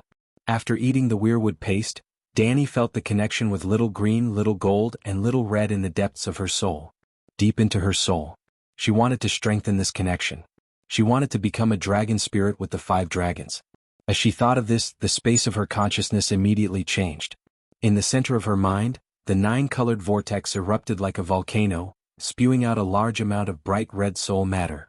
At the edge of her mind, the ring of the second soul shattered into countless green prophet runes. The green prophet runes were the steel framework, and the bright red soul matter was like bricks and tiles. In an instant, 4 houses were built. From the outside to the inside, they formed 4 rings around the 9-colored meditation foundation, which were 4 separate souls. The outermost layer was light green in color with the green prophet technique as the foundation. The second, third, and fourth layers were blank pink rings. The 9-colored meditation foundation was like a star, and the outer 4 rings were like 4 rings. Just like Saturn's rings, the rings could be divided into several layers according to the color. At this time in Danny's consciousness, hiss, the 3rd dragon Little Green turned its head and looked left and right. Hiss, the 4th dragon Little Gold had a blank expression. It stretched its neck and howled at Mother Dragon. Hiss, the 5th dragon Little Red imitated its 4th brother and howled like a goose. They're all here. The 2nd dragon, White Dragon, was slightly more intelligent and understood the current situation. The eldest dragon, Black Dragon, was calm and composed. He had the demeanor of a big brother. Sigh, the family is finally reunited. Mother Dragon, who said this, had completely forgotten about a certain cheap son in the sea of grass. Hiss, the 5 dragons surrounded her and howled together. Come, let's evolve into magic dragons first. Danny had experienced the process of copying the meditation foundation twice. This time she was familiar with it. Starting from Big Black, Little White, Little Green, Little Gold, and Little Red all entered the 9-colored vortex and copied Dragon Queen's Grand Wizard Meditation Foundation version 2.0. That's right, the 9-colored vortex of the 2 magic dragons, Little White and Big Black, was also reforged. Any meditation technique had the possibility of being upgraded. However, after 8,000 years of development, the Grand Sorcerer meditation technique was almost perfect. Mortals had limited wisdom and could not improve it further. But the Song of Wind changed that. In the process of listening to the world in the wind, Danny was slowly but surely modifying the Grand Wizard meditation. It made it more compatible with the laws of the world. It was the meditation technique of the fire sorcerer Danny, which allowed it to break away from the category of Sheep Egg Song of Fire and become the true foundation of her power. To put it simply, the world was changing. Danny followed suit and upgraded Grand Wizard Valeglia's meditation. Not to mention Danny, even the Sheep Eggs Meditation Foundation was not only different from 8,000 years ago, but it was also different from the meditation method that Danny first obtained in Orlos. The sheep egg was never stupid. He was also evolving and changing. When the 5 dragons had cast the latest version of the 9-colored Vortex Magic Foundation, Danny immediately dismissed them and ended the status of the 5 dragon spirits. The 5 dragon spirits were great and powerful. It gave her the impulse to use a soul-destroying attack on the 3-eyed crow. But now was not the time to study the dragon spirits. She had eaten the weirwood seed paste. There were other new talents waiting to be discovered. The trees would teach the green prophet. The trees remembered everything. Blinden and Leaf had said this before. This was also one of the green prophet's abilities. Danny might not have drunk the green spring of the door god. In fact, she had stolen the green spring of the old god's believers through the method of spiritual bestowment. But the green prophet meditation technique in her mind was not fake. In theory, she was also a green prophet. But she could not travel through the timeline. She could not silently distort the will of others. She could not read the memories of the trees.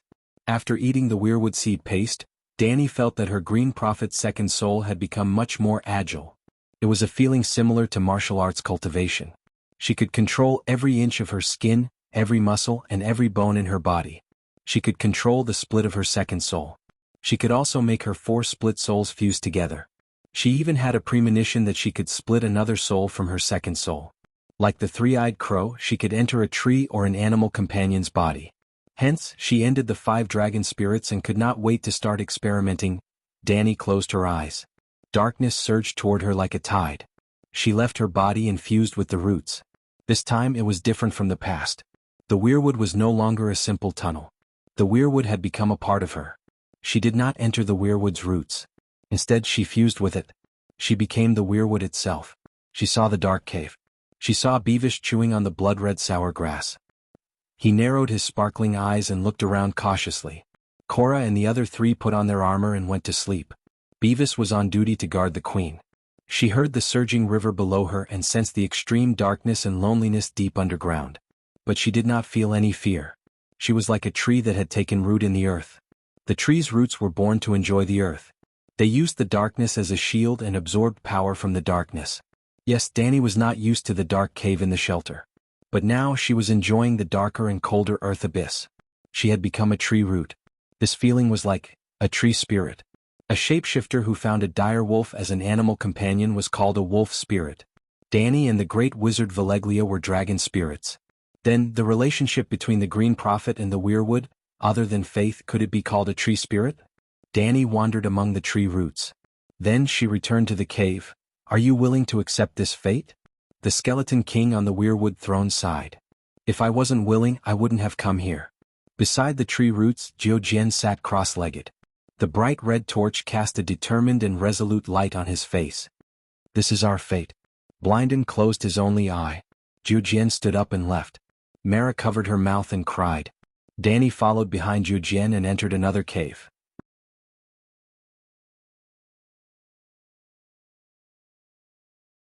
He came to a white-haired squirrel man and lifted his sleeve, revealing his wrist.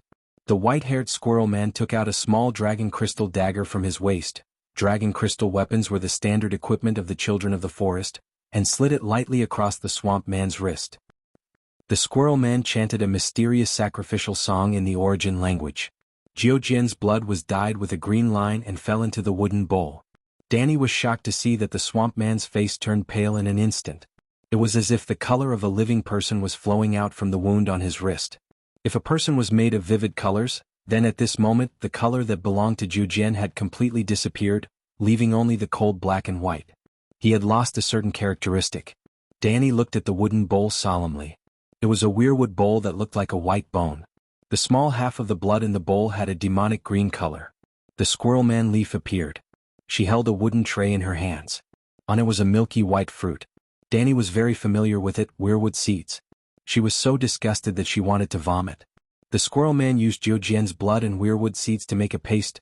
Jiao was like a toy doll that had run out of battery. He slumped weakly on the stone bench. Mara ran over and hugged him, crying. The white-haired squirrel man looked at the siblings with a complicated expression. He took the wooden bowl and left the stone room. He came to Blinden's weirwood throne. A 10-year-old boy appeared in front of Blinden. Brandon Stark. This was the first time Danny saw Bran. After seeing him in person, her feelings were very complicated. He had chestnut hair, blue eyes and a pale-sized oval face. His handsome cheeks were dotted with a few lively pockmarks. He sat timidly on the fur like a pitiful little girl.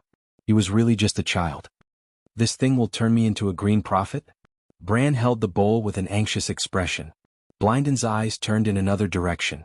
Behind Bran, he looked into Danny's eyes and said faintly, "It's your bloodline that made you a green prophet. This thing will only help you awaken your talents and allow you to combine with trees." "I don't want to combine with trees. I want to," Bran argued. His blue eyes were like a table lamp that had been unplugged. They quickly dimmed. "I don't want to combine with trees, but no one wants to combine with a cripple like me," he murmured sadly. He picked up the spoon and ate the weirwood paste. He frowned at the first spoonful. It seemed difficult to swallow. After the second spoonful, he began to wolf it down. "Mother?" Bran's eyes were misty. Tears flowed down his cheeks and rolled down his face. "What's the taste?" Blinden asked. "It's very sweet. It's like the last kiss that Mother gave me before she left Winterfell. It's like Mara smiling at me," Bran said unconsciously. "Change your form. It's like entering summer, Bran's dire wolf. Try to merge with the roots. First follow them into the ground, then enter the trees on the mountain. You can see what the trees have seen. The trees have recorded everything." Blinden stared at Danny and instructed Bran earnestly. Bran suddenly turned his head and looked at Danny expressionlessly. He roared, "You shouldn't have come. This is our kingdom. Kingdom, kingdom, kingdom." At first only Bran's young voice was heard. Soon Blinden's old and deep voice was heard. In the next moment countless voices chanted, "Kingdom, our kingdom." The powerful green prophets will came crashing down. It was as if it was in the mental world. It released a super Shinra Tensei on Danny. The invisible repulsive force sent her flying into the boundless darkness.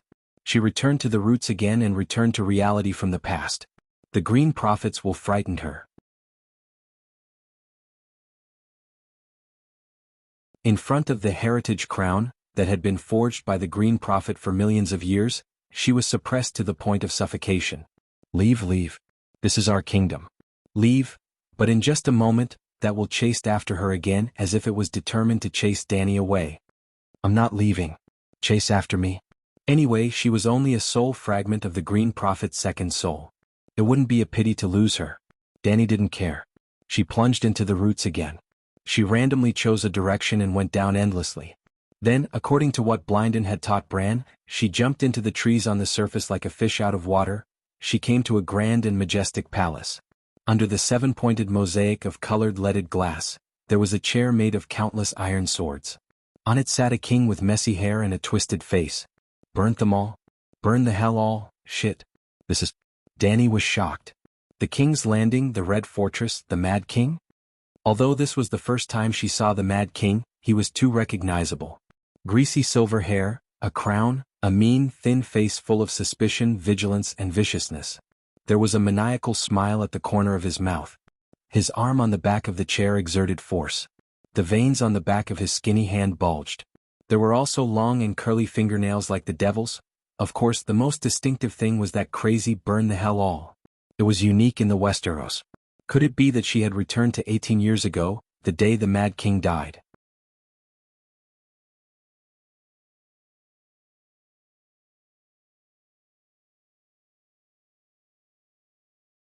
Chapter 582. Ha, Scholar Villis, guess what the king said to me? The ancient gray cold castle. Snowflakes the size of goose feathers fell from the sky. The green leaves of the trees in the courtyard were dotted with clusters of white snow. The ground was soaked in snow and black mud stuck to the feet. Ricard laughed as he took off his sword belt and black cloak and handed them to a servant. Then he walked towards the tall stone door with a young scholar.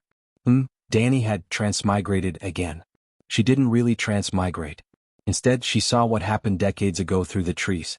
Was she reading the memories of the trees? Previously, she was in the Red Castle 19 years ago. Now she was in Winterfell. She met Ricard again. The Duke of Winterfell, who was 20 years younger. For some reason, Danny felt that Ricard had the same temperament as his eldest son, Brandon. It wasn't a slutty blood-stained longsword.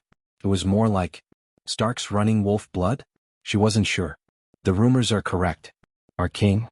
The young Ricard nodded his furry head and chuckled. He has a problem here. What strange theory did he come up with again? The scholar named Villis didn't correct the Lord's rudeness.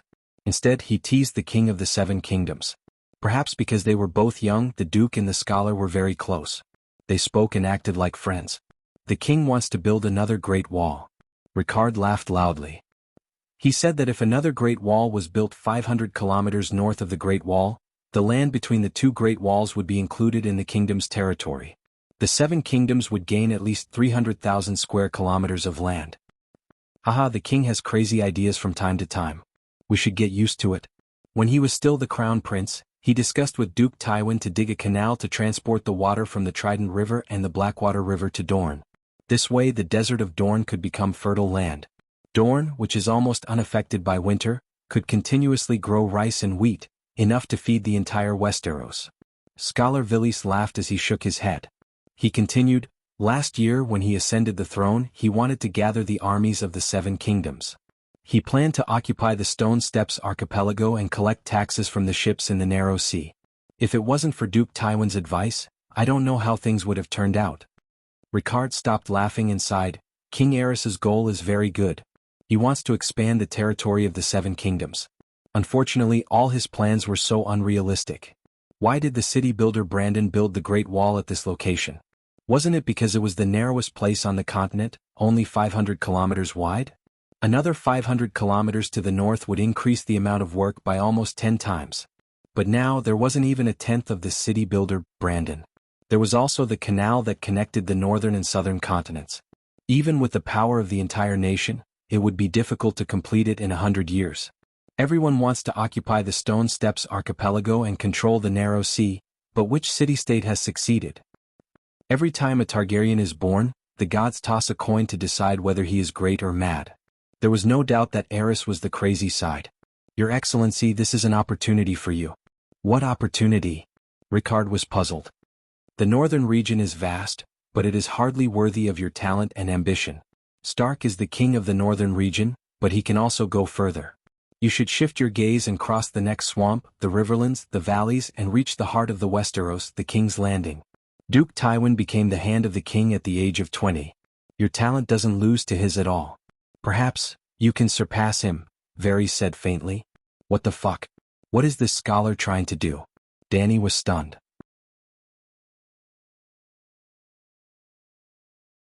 She didn't care about the conversation between the two northerners at first. Even if they were laughing at her cheap father's wonderful ideas, she didn't care. Even the awe-inspiring Dragon Queen, the Eternal Emperor, couldn't avoid being gossiped about behind her back. What did the Mad King do to deserve the sincere love of all his subjects? She had only intended to stay here for a while and slowly familiarize herself with the ability to travel through time, but now, she seemed to have eaten a shocking melon.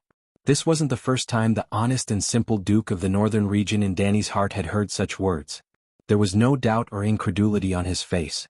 Instead, he seemed to be deep in thought and eager to give it a try. This is our kingdom. Leave. Just as Dany was concentrating and trying to fast forward, to see if Ricard had any ambitions, the annoying three-eyed crow came over again. Swoosh swoosha. Dany's figure disappeared from the Winterfell Duke's study in an instant. She teleported to the bottom of a huge weirwood tree. Under the cover of the weirwood tree beside a dark pool, Dany saw Bran. Bran looked at the middle-aged man who was sitting under the tree and wiping a black greatsword with a sheepskin handkerchief with admiration. Dany suddenly appeared beside Bran. In the next moment, the sadness and desire on Bran's face disappeared, replaced by a blank and empty expression. He only glanced at Dany before she left the tree trunk and roots and returned to the dark cave filled with weirwood roots. You shouldn't have done that, Blynden said with a sigh. Why? Dany was dumbfounded for a moment before she recovered from the jet lag caused by the spacetime disorder. When she returned to the cave, her head was dizzy. I want to take away your dragon and your throne. Are you willing to do that? You are violating the Green Prophet's rights, Blynden said. Isn't that too overbearing? Dany said with dissatisfaction. The land is there and the trees are there. Why are you the only ones who can use them? For millions of years, only the Green Prophet who obtained the legacy could travel freely at the edge of the River of Time. Ordinary Green Prophets would get lost easily. You don't have the ability to travel through time. Previously you were following another person's path. It's like he walked on the river and left behind traces. You just happened to forget it. Even if I explain, you won't understand. You just need to understand that we are protecting this power and ensuring that it won't be abused by others, Blynden said with a sigh. Dany raised her chin and sneered. Isn't it just where I went? Bran stopped at. Why can't you understand? Also, I am the queen. Only the power in my hands can be considered not to be abused. Now, I suspect that you are using the ability to travel through time and space in the trees to carry out illegal activities that endanger humans.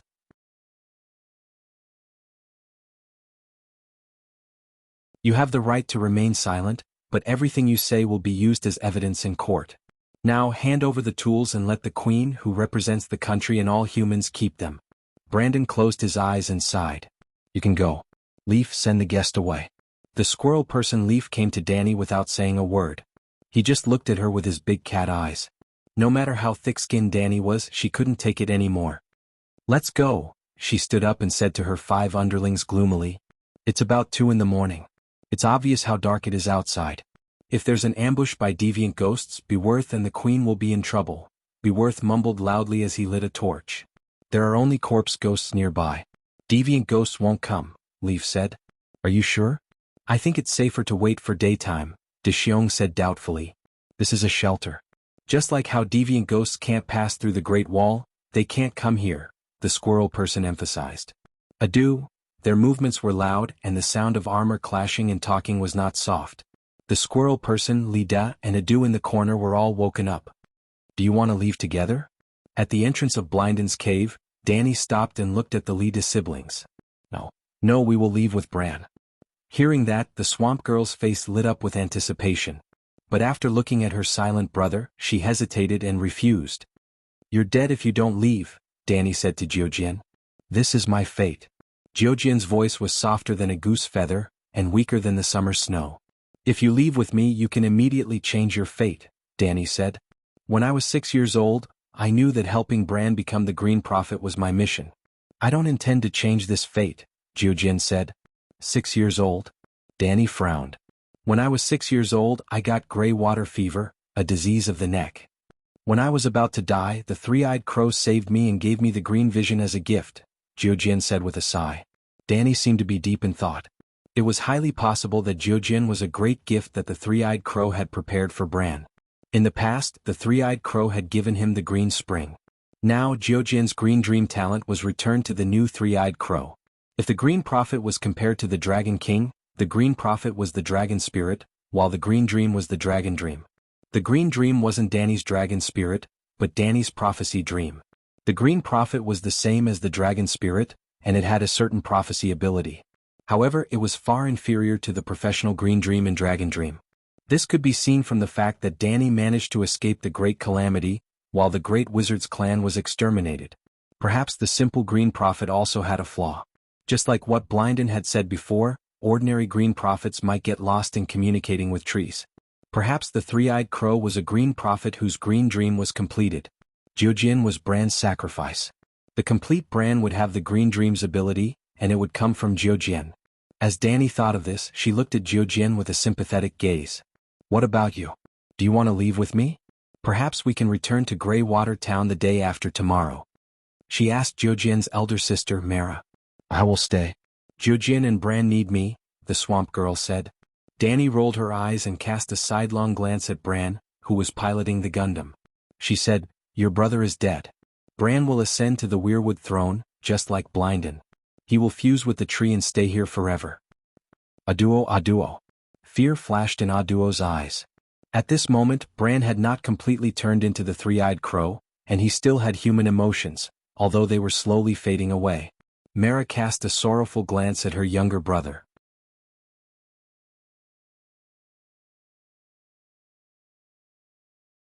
Her tone was firm and she said without hesitation, I will always be by Bran's side. Aduo. Aduo's large eyes were misty. He was so touched that he almost cried. Danny cast a strange look at the two of them for a while before she asked, Do you like Bran? I don't. Mara's thin and sallow face turned red. I don't know, the swamp girl said with her head lowered. Wow. When Beworth comes back in a few years, he might be able to see a few little three-eyed crows. Beworth clapped his hands and laughed loudly. The big bear cast a glance at the sworn brothers, shook his head and said, Bran broke his spine just like you. He can't make it, so how can he have children? Sigh, he's in a worse state than Beworth. At least Beworth can still become a white knight, the fat eunuch said as he looked at the swamp girl pitifully. Actually, it's not like there's no way, Danny said. That's right, he can still pray to the Holy Mother. Beworth was enlightened. You want the three-eyed crow to pray to the seven gods? The big bear's expression was distorted. You used to believe in the old gods, but didn't you change your belief to the seven gods now? Beworth said disapprovingly. The three-eyed crow is the archbishop of the old gods. Garth bared his teeth and said.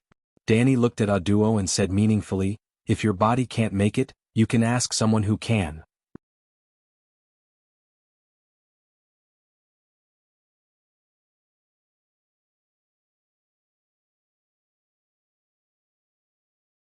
Chapter 583. Danny was wrong. She didn't go back to 18 years ago. Instead, she transmigrated to 19 years ago. Your Majesty, Prince Liga kidnapped Lyanna. Many nobles in Helen Castle were witnesses. Not only did you protect and harbor the prince, but you also imprisoned Brandon and a group of nobles who made a normal complaint to you. You even wanted to burn us to death. What kind of logic is this? Below the Iron Throne, there was a black-haired, long-faced man in black plate armor.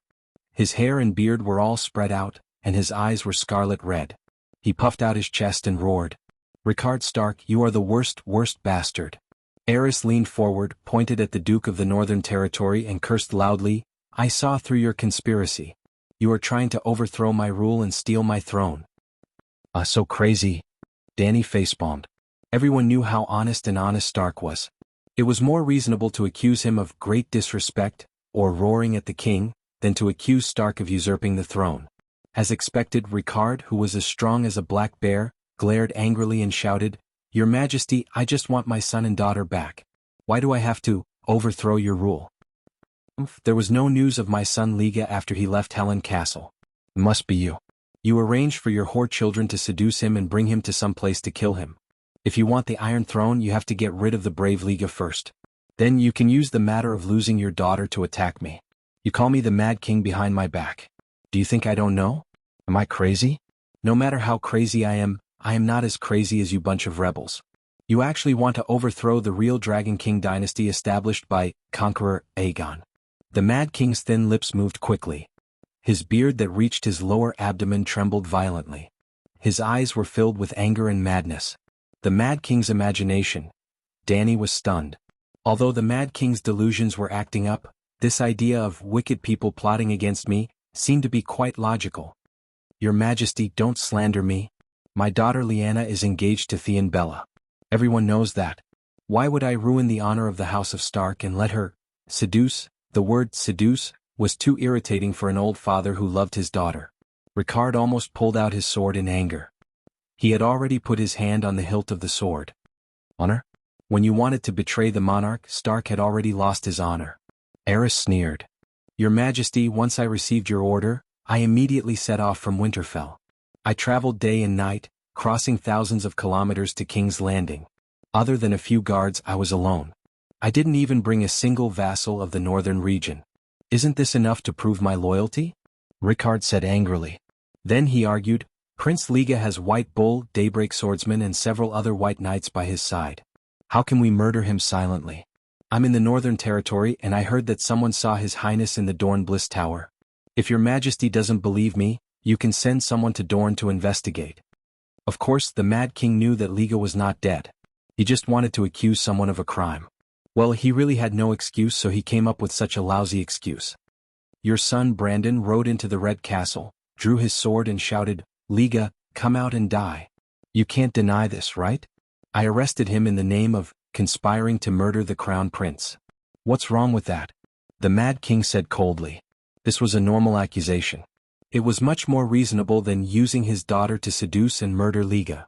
Ricard could only admit his mistake helplessly. Your Majesty, Brandon was impulsive. He was just too worried about his sister.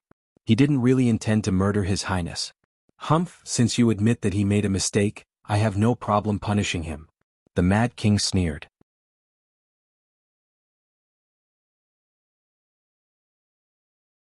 Your Majesty, how do you plan to deal with him?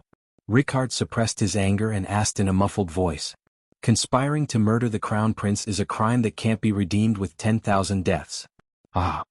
The Mad King didn't have any subtlety. He laughed proudly. Brandon was also a scoundrel. Aerys Targaryen Mad Blood had been fully awakened. The Mad King's name had been renowned internationally for more than 10 years. Despite knowing that the Mad King was crazy, he still rode into the Red Castle, drew his sword and roared, Liga, come out and die. Did he think that the Mad King was a liar who didn't dare to go crazy? According to the official statement, Brandon had awakened the House of Stark's running wolf's blood. Just like Lyanna, he lost his rationality and became hot-blooded and impulsive. Your Majesty, my son is guilty. But he only drew his sword and roared at His Majesty. He didn't do anything. Isn't it too much to sentence him to death? Ricard said angrily. The Mad King's lips curled into a malicious smile. I can be lenient and allow him to wear black clothes. Anyway, the Great Wall is just next to Winterfell. He can be considered home. Dany carefully sized up the Mad King on the Iron Throne. She suddenly had a feeling that the Mad King's original goal was to kill Brandon. Something about Lyanna seducing Liga, something about Liga being dead. He was leading Stark to admit that his son drew his sword to harm the prince. He didn't intend to kill Brandon even though he had convicted him. Instead, he wanted him to wear black clothes. Why did he want Brandon to wear black clothes? Dany wasn't sure. She wasn't sure if the Mad King was purely crazy or if it was because of political considerations. Brandon was the heir to the Duke of the Northern Territory, and the core of the alliance between the Northern Territory and the River Plain, the marriage between Brandon and Catelyn. If Brandon wore black clothes in a dishonorable way, the marriage between Stark and Tully could not continue. It was impossible to replace Brandon and let Ide replace him. If the alliance between the wolf and fish failed, the iron triangle of the fish, the eagle, Aaron, and the wolf could not be formed. The anger on the Duke of the Northern Territories' face slowly disappeared. His voice was calm but unusually firm. Your Majesty, I request a trial by martial arts for my son Brandon Stark's crime. The twisted smile on the Mad King's skinny old face froze like rotten milk. Ricard, letting him wear black clothes is the greatest gift I can give you. It's also the best ending for you. Eris' beard, the veins on his hands and his skinny body were all trembling. It was as if a ferocious beast was rampaging in his heart and was about to break out of its cage. Your Majesty, Brandon is not guilty. We don't plead guilty. We have the right to request a trial by martial arts.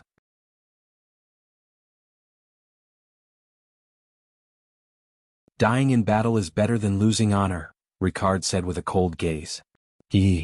Eris held his forehead and chuckled. You must think that you have a chance of winning because Arthur Dane is not in the Red Fort, right? Someone go to the dungeon and bring Brandon here. Soon Danny saw a blood-soaked sword Brandon. Black hair, black eyes, a square face, a straight nose, a tall figure, heroic, masculine and full of vitality. Although his face was dirty and his clothes were sloppy, he had a dignified bearing. He walked into the court with his head held high and his chest puffed out. There was no trace of fear on his face. He was a very masculine man. No wonder Ashera fell in love with him. Compared to the steady and somewhat lethargic Baristan, this young man was too suitable to be her boyfriend. Yes, honest people like Old Ba and Ide who could live their lives were suitable to be her husband. Brandon was tied to a marble pillar inlaid with bronze megalosaurus reliefs in front of the imperial palace. His legs were tied together by hemp rope. His hands were unchained, a belt was around his neck and he was chained to the pillar. Clang, under the confused gazes of Brandon and Ricard, the Mad King turned around and pulled out the long sword at White Knight Jaime's waist. He threw it under the royal stairs. The long sword rolled on the ground and finally stopped 2 steps away from Brandon. Then guards rushed in and tied Ricard up without any explanation. They hung him on another pillar. Your Majesty, what are you doing? Ricard had a bad premonition and said angrily. Didn't you want to have a trial by martial arts? The Mad King asked, puzzled. You tied my hands and feet and hung me in the air. How can I compete? Ricard said. Oh, you might not understand. The representative I chose wasn't the White Knight, but the more representative of the true dragon Fire. The Mad King slapped his forehead and laughed maniacally. Fire? Soon, everyone understood what the Mad King was going to do. The alchemist brought a few cans of green liquid, wildfire, and lit them under Ricard. Ricard, if you don't die from the wildfire, I lose. Everyone will be acquitted. If you are guilty, the wildfire will punish you on my behalf. The Mad King laughed. No, Brandon's expression changed drastically. He struggled frantically and howled, Your Majesty, kill me. My father had nothing to do with the murder of Lejia. Let him go, sigh my benevolent heart. The Mad King sighed helplessly and said nonsense in a serious tone. Brandon, the sword is under your feet. If you have filial piety you can pick it up, cut the rope and save Duke Ricard. Boom, flames dyed the court hall green and the faces of everyone in the hall. Ouch! Ricard, who was on the flames, let out an inhuman cry of pain. For the martial arts competition, he had specially changed into a full set of steel helmet and armor. Therefore the flames didn't directly burn his body. Instead it was like roasting meat on a metal plate. No, Father Brandon's eyes were red and his face was purple. 2 streams of blood flowed from the corners of his eyes. His father was struggling in the wildfire, and he was struggling in the belt that locked his throat. Brandon struggled forward, his arms stretched out, hoping to reach the long sword on the floor. Even if his neck was broken, it was always a long way away. The smell of burnt meat filled the hall, and the sizzling sound of the oil seemed to be particularly loud. Ricard was cooked and the oil was fried. Brandon's eyes were bloodshot, and he was panting like a demon. But he still struggled forward toward the sword on the ground. Then he strangled himself to death. The Mad King watched the whole process with great interest. The guards also had a curious look and they enjoyed watching the show. Only the White Knight, Jaime Lannister, looked very conflicted. He was even in pain and anger.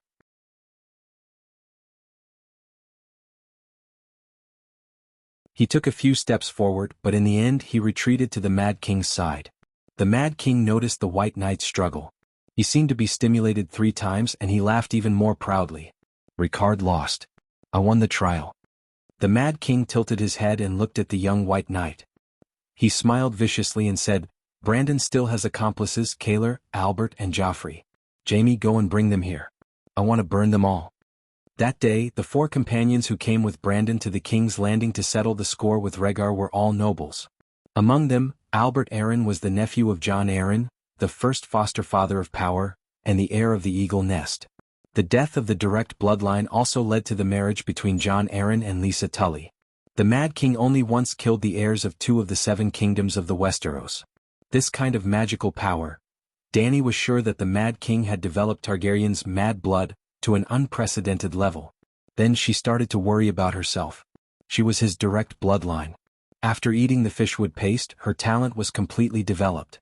Did that include mad blood? It was so scary. This is our kingdom. Leave. While she was letting her imagination run wild, the 3-eyed crows will chased after her. When Dany looked up, she saw Bran beside Brandon, who had a sad expression. She saw Blynden, who was staring at her. She saw countless people. They had all witnessed the Mad King's masterpiece like her. At this moment they all looked over. The powerful will instantly sent Dany flying out of this moment.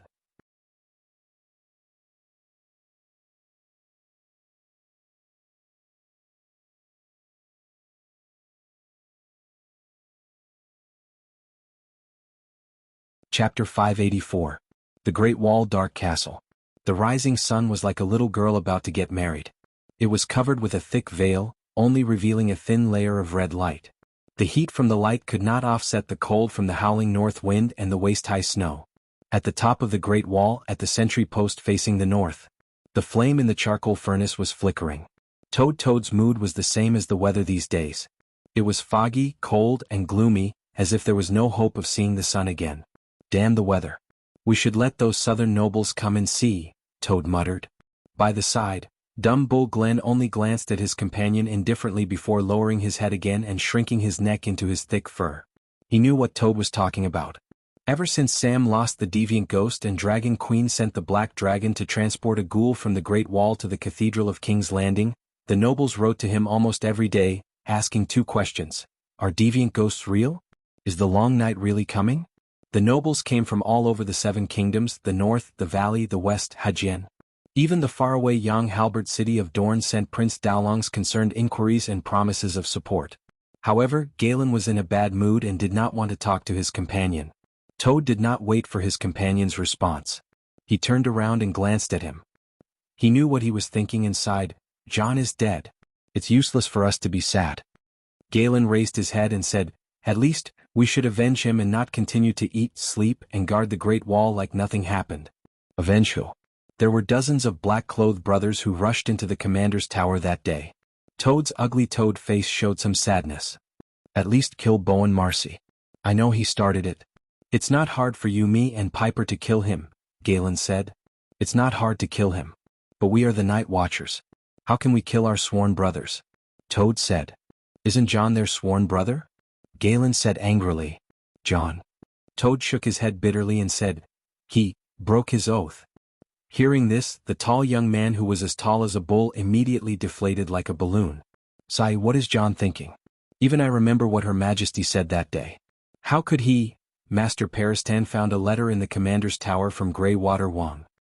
Todd recalled the blacksmith Tanner's words and slowly said, Jon is the heir appointed by the King of the North, Robb Stark.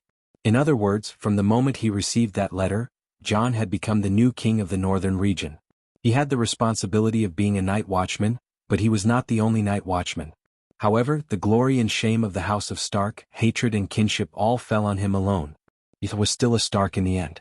Perhaps, the running wolf's blood in his body erupted, causing him to do something impulsive and irrational. Let him return to Winterfell. If Jon becomes the king of the northern region, he will be able to provide more aid to the Great Wall than Bolton. That makes sense, but it's against the rules, Tauda said helplessly. Even so, we can't murder Jon. We can lock him up and inform Her Majesty so that she can give Jon a fair trial. Galen struggled. What nonsense are you talking about? The Queen is fair and we all trust her. However, the Night Watchman's affairs will. Galen looked at the Black Dragon. Gods, there's someone on the Black Dragon. The Dragon Queen is here. Tauda shouted excitedly. Then he stood up and rushed out of the sentry post. He came to the huge horn behind the battlements and puffed up his cheeks. Woo! The megalosaurus roared in response. The loud and resounding horn completely activated the silent dark castle under the Great Wall. The dragon's roar that followed caused the castle to seethe.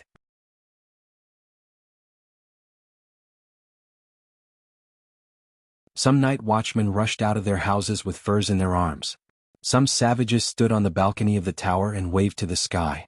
There were also knights of the Red Heart and a noble lady who walked out of the king's tower in a line. Blackie left the shelter at 3 in the morning. The next day, around 8 in the morning, Blackie landed at the training ground of Dark Castle from the northeast. The snow is so thick. Why don't you shovel it? The Dragon Queen stepped on the snow that reached her waist and complained loudly. The blacksmith Tanner instructed the night watchman to dig a path for the queen. He explained, according to the customs of Dark Castle, we use the underground tunnels to get in and out of the towers during winter. The snow on the ground doesn't need to be cleaned. Fortunately, you built half of the 10-meter-high wall for Dark Castle to block the snow outside. Otherwise, the snow in the yard would be at least 10 meters thick. In just a few words, the higher-ups of the Night Watchers and the savage Kiliarchs all came over to greet the Dragon Queen. The noble lady who was escorted by the Knights of the Red Heart stood on the stone steps. She looked at Danny but didn't take the initiative to greet her. Among the Night Watchmen, other than the familiar faces such as Paristan and Bowen Maxey, there were also a dozen new knights. There was even an earl with the emblem of the old green turtle on his chest. Earl Elton Istmond of the Greenstone Castle, an old knight in his 70s. He was also Erlu's uncle. Like old Mormont, Erlu's uncle passed his title to his son. He put on black clothes and came to the Great Wall to be a night watchman. Erlu's uncle's purpose was unknown. The other noble knights responded to the Dragon Queen's call for a united front against ghosts and came to the Great Wall to fight the deviant ghosts. They were true knights with high moral integrity. After exchanging a few words in the courtyard, Danny also introduced the 5 knights beside her to the night watchman. The centaur and the fat eunuch didn't cause much of a stir. Instead, the exposure of Garth's identity as a white knight made some noble knights cry out in surprise. There was no need to hide this matter. First of all, it couldn't be hidden. The process of Hayter's grain transport fleet being hijacked by Baristan was full of doubts and fanciful thoughts. Both Slave Bay and the Allied army knew Garth's identity. After a few months, this news had most likely spread to the Westeros. Secondly, it was too common for family members to be loyal to the enemy king. There was no need to hide it. For example, Tarth Island was a place of storms. Brittany first bore the crime of assassinating Renly and then swore allegiance to Catelyn. Erlu and Cersei didn't do anything to her father, Earl Tarth.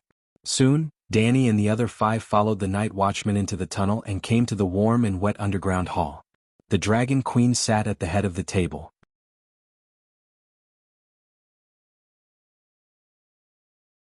The rest sat below her according to their status. The night watchmen who didn't have titles but wanted to watch the show stood below. Why did you kill Jon Snow in that way? Danny asked this question first. The red pomegranate chief left his seat and knelt at the feet of the Dragon Queen. He said gloomily, "He is the one who betrayed the oath and the King of the North. In the North, no one can judge the King of the North.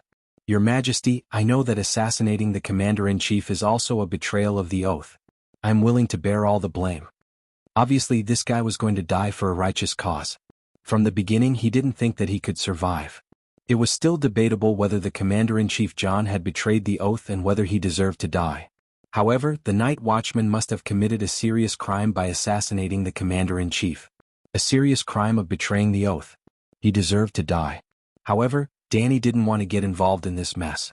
I will pay attention to this matter, but we have to wait for the new Commander-in-Chief of the Night Watchmen to judge. By the way, has the new Commander-in-Chief been chosen? We are discussing it. The red-nosed Paristan glanced at the old green turtle, who was sitting upright. Earl Elton Ismond has the highest rank and the most combat experience. He is the most popular candidate. The old green turtle smiled and nodded at the queen. He said in the tone of the Commander-in-Chief, "Jon Snow betrayed the oath and killed him."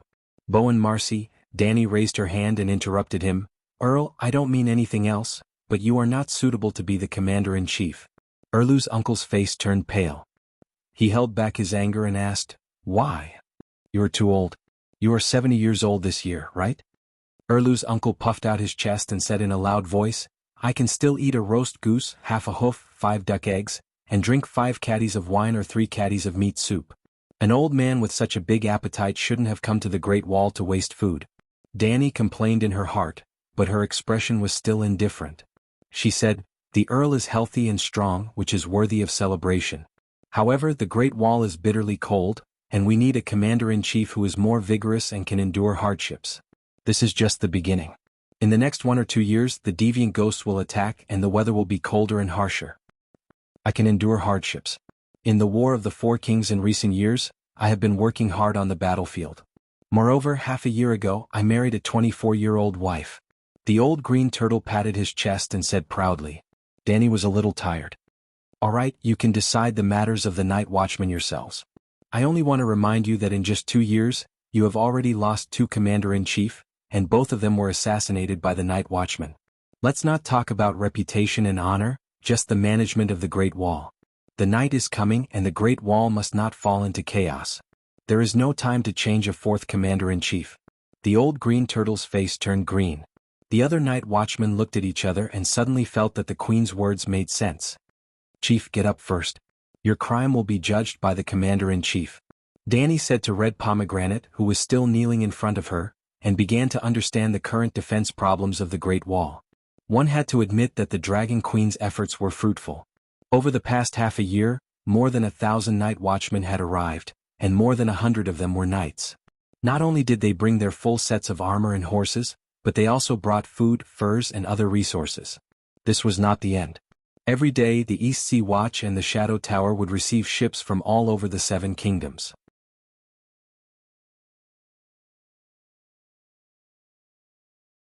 Every day, there would be new people donning black clothes and taking the oath to become night watchmen. Originally, the Great Wall had 19 castles and the other 16 were empty. Although the snow has blocked them, the underground halls of 11 castles have been built. When Balin and the other old fellows arrive, even the scholars will be enough. Thinking of his friends parading the streets in the King's Landing, Paristan could not help but sigh. Fortunately, he had been captured by the Dragon Queen and brought to the Great Wall. After understanding the general situation of the Great Wall, Danny announced that the meeting was over. Only a few familiar people accompanied her to the ice cellar to see Jon Snow's corpse. "We wanted to burn the corpse, but the Red God Priest did not allow it. He even said that Jon Snow would be resurrected and become the prophesied child who would defeat the deviant ghosts and end the long night," the one-armed blacksmith explained to the Dragon Queen. "What do you all think?" Danny asked with a smile. "I don't believe it, but—" The blacksmith Tanner shook his head and turned his gaze to the red-nosed old professor. The old man smiled bitterly and said, "I've seen the person who was resurrected by Lalo with my own eyes. If he really is the savior and we burn him to ashes, then—" The night watchman dug a tunnel in the frozen ground and dug a freezer at the base of the Great Wall. John was placed in a 30-square-meter ice cellar. Melisandre was already waiting there, as if she was waiting for Danny.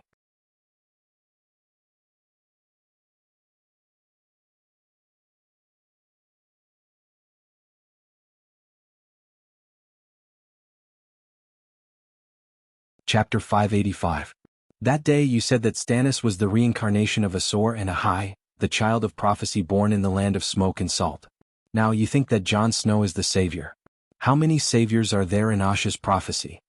Danny looked at the red-robed woman with a serious expression and teased. Prophecies are never wrong. The ones who are wrong are the people who listen to the prophecy. Aunt May looked displeased and said calmly, "Then who is the child of prophecy?" Danny asked. "The child of prophecy is right in front of us." Aunt May's red robe fluttered as she took a step back and gave way to Awkward's corpse on the huge ice block. "I really hope that Stannis can hear you say that." Danny glanced meaningfully at Aunt May and stepped forward to carefully examine Awkward's naked body lying on the ice. There was a white cloth on Awkward's crotch. The vital parts were covered and the rest of his body was exposed. He looked like a big fat pig that had been slaughtered and cleaned. Danny could see most of the wounds on his body. How should she put it? Tragic. Very tragic. On his pale skin, there were 20 to 30 black, red, and blue wounds. They were of different lengths and widths, all penetrating wounds. She could imagine the scene when Awkward was attacked by dozens of strong men. Danny didn't even know where the fatal wounds were because his heart, waist, and neck were all pierced. There was a circle of black stitches around his neck. The corpse collector's skills were poor. The stitches were uneven and the skin and flesh were turned outwards. Some of the pink blood vessels and blue fascia were exposed. John was dead. He was really dead. Caw-caw. A big crow flew in from outside the door over everyone's heads and landed on John's chest. It stared at Danny and cawed. "This is Commander Mormont's crow. It's very psychic and can speak human language." Blacksmith Tanner glanced at the big bear and explained. Later, it followed Commander John. Some people say that it became the commander's animal companion. Now, some people say that the commander started a second life in its body.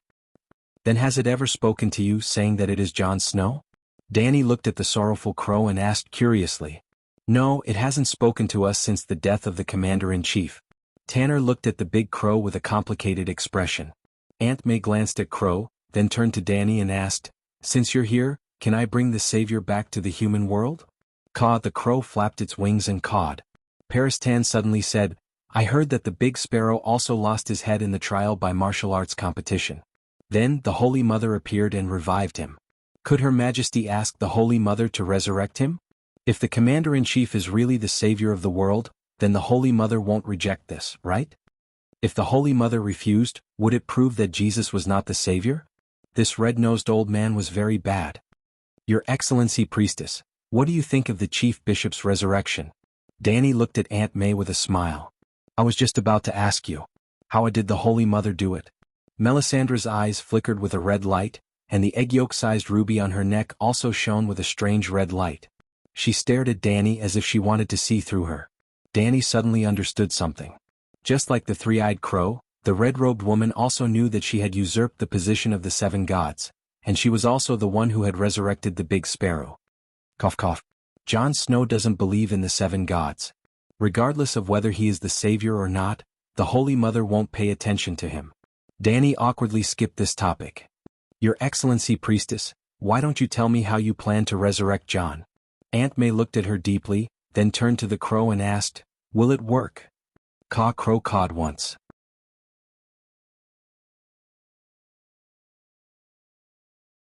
The others were confused, but the red-robed woman already got the answer. She put her white wrists into her sleeves, then turned around and left gracefully. Carry Jon Snow's body to the courtyard.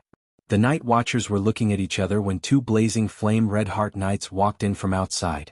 Without saying anything, they started carrying the body. You. The blacksmith Tanner was shocked. He opened his arm and wanted to stop them. Aunt May said calmly, Jon Snow is dead. He no longer belongs to the night watchers. Then, she softly recited the first sentence of the night watcher's oath. The long night is coming. From today onwards I will keep watch until I die. Until I die. That was the main point. Sigh. Tanner sighed and moved aside to let them pass. When the body was placed on a stretcher and carried out by the two knights, Danny and the others also left. While walking on the tunnel leading to the courtyard, Danny muttered, Maybe we should change the oath. Live as a night watcher, die as a night watcher, and live for generations until the end of time. Isn't that too tragic? I've only been here for half a year, and I've already sworn that if there's a next life, I'll be a good scholar and never come to the Great Wall again. Professor Pereston's mouth twitched. With your resolve, there's an 80% chance that you'll come to the Great Wall again in your next life. Danny sneered. Erlu did not bring all of his followers with him to the south. After all, his wife and daughter were still at the Great Wall and needed someone to protect them. The blazing flame red heart soldiers were very agile.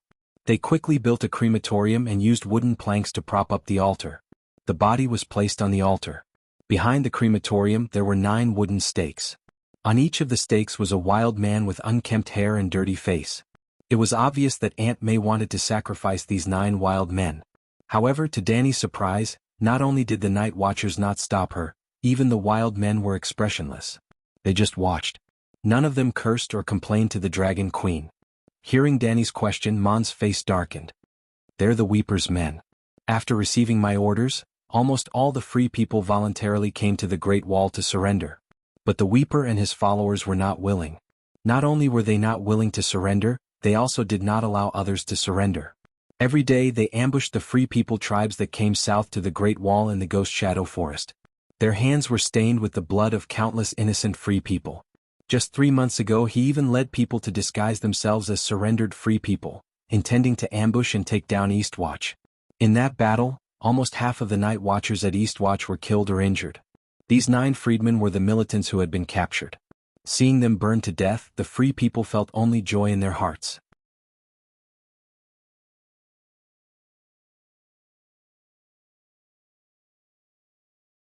Where's John's girlfriend? Danny saw Mon's wife and sister-in-law, but did not see the red-haired girl. Ygritte? Mons was stunned for a moment before he reacted. Jon Snow's death almost drove her crazy. She didn't know who killed Jon and only attacked anyone in black like a madwoman. We had no choice but to lock her in the dungeon. Soon the courtyard was filled with people. Even Erlu's wife and daughter stood on the stone steps of the king's tower and looked down. She looked at Danny. Danny also looked at her for a while. The atmosphere was a little awkward. Neither of them took the initiative to greet each other. The Dragon Queen waited for Erlu's wife to come and greet her, but Queen Celis did not want to condescend. After meeting Celis Florence, Danny somewhat understood why Erlu always put on an ascetic face. In fact, his wife was really ascetic. She was thin and tall with a face as sharp as a snake's. Her ears protruded like cattail leaf fans, the huge protruding ears unique to the Florence family.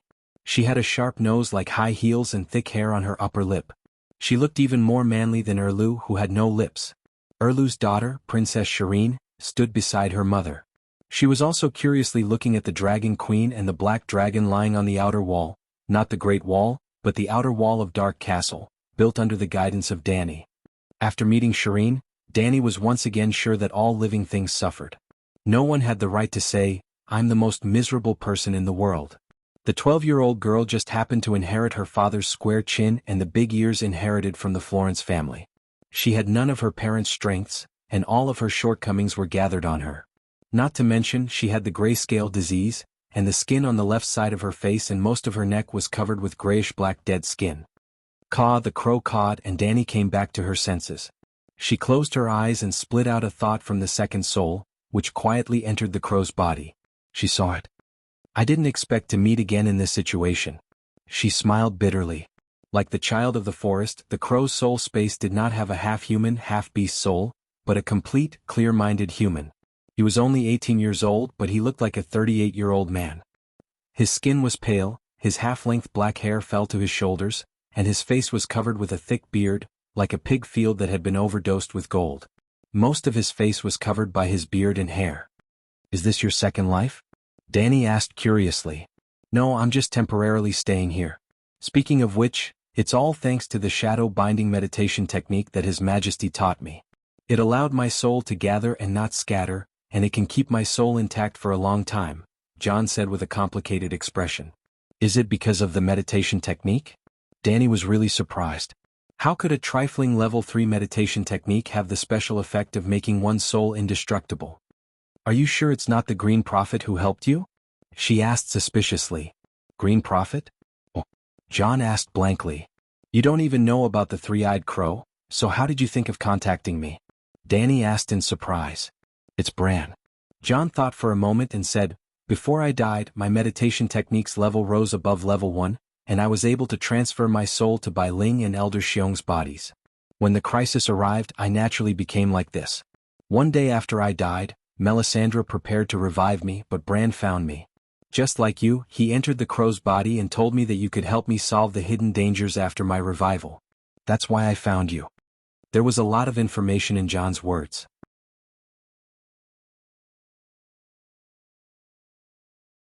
Danny thought carefully for a while before she frowned and asked, what does it mean that your meditation technique rose above level 1? You don't know? Meditation techniques are divided into different levels, and my original meditation technique was level 3. I know this. Danny raised her hand and interrupted him. She asked curiously, more importantly, where did you hear this from? Jon said matter-of-factly, the diary of the legendary demigod level Tam. There is a lot of general knowledge about the transcendental world in it, even though some of the blood sacrifice rituals are a little. Overall, that book has been very helpful to me. Damn, I've really become a white-bearded grandpa who gives out techniques. Jon seems to have gotten a great bargain. Danny asked suspiciously, are you sure that your meditation technique rose from level 3 to level 1 in half a year? Not level 1, but above level 1. Originally, my meditation technique was like an illusory shadow, but after 3 evolutions, it has now become a black ball. Looking at Jon's gray eyes that were as solid as a black hole, Danny was dumbfounded. After a while, she sighed and said, Jon, I'm willing to call you the best of the young generation in the West. Your Majesty, you're too kind. Jon smiled bitterly. Why don't you tell me how you can help me get through this? The bonfire was lit and thick smoke billowed. The red flames surged and the savages wailed in the fire. Melisandre led Erlu's wife and a group of knights and savages who believed in the red god to recite Lalo's prayer. The night is dark and there is danger everywhere. The day is bright and there is prosperity. One is black, one is white.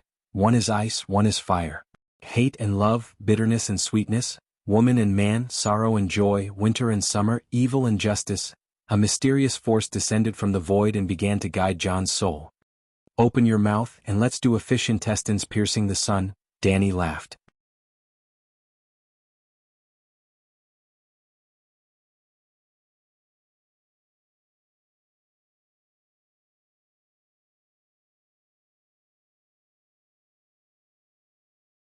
Chapter 586.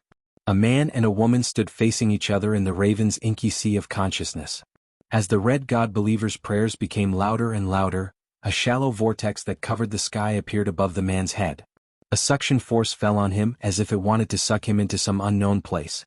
It's about to start, Jianghu said. Open your mouth, Dany said with a smile. In ancient times there was a sword hidden in a fish's belly. Now there's a soul hidden in a soul. Jon did as he was told. He opened his mouth and Dany's thought immediately turned into a green light and entered his mouth. It was not really hidden in Jon's belly. He was just a soul now. How could there be a difference between a belly and a torso? If a shapeshifter could fuse his soul into an animal's soul, could the shapeshifter's soul fuse into another shapeshifter's body? Yes. This was the fundamental principle behind the three-eyed crow's inheritance. The shapeshifter did not resist and accepted another shapeshifter's soul. The two would fuse and become one. Dany's second soul was based on the Green Prophet meditation technique. She could be considered a green prophet of the unorthodox path. Jon was also a gifted shapeshifter.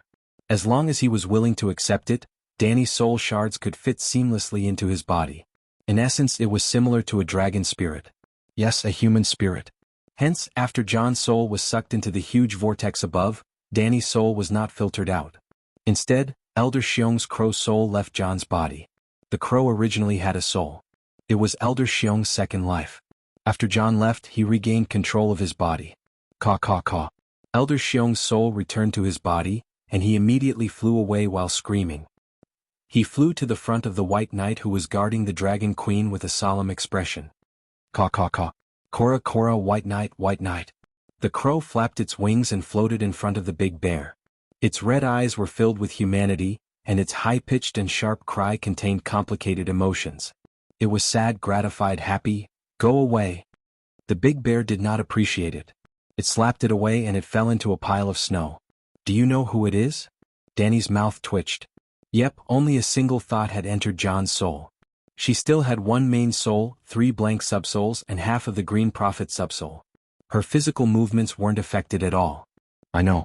It's Jon Snow's animal companion, De Xiong said. No, it's your father, Dany said seriously. De Xiong's face twisted as he said unhappily, even if it used to be my father's pet, you can't say that a feathered beast is. I was surprised too. But he is your father's second life, just like the 2 ravens we brought from the sanctuary. Dany waved her hand and interrupted the unfilial son. She said directly, your father is a shapeshifter, and the crow is his animal companion. What? Big Bear's entire body shook, and his eyes widened as he stared at Crow, his voice trembling as he asked, You're not joking? Your family is the same as Stark, worshipping the old gods for generations. They have a house full of shapeshifters and your family only has one. What's so hard to accept? Yora Yora? 2 drops of tears fell from Crow's eyes as he cried out in joy and sorrow. Father? De Xiong took a step forward, then hesitantly took half a step back as he called out softly. Yora, you're good. White Knight, very good.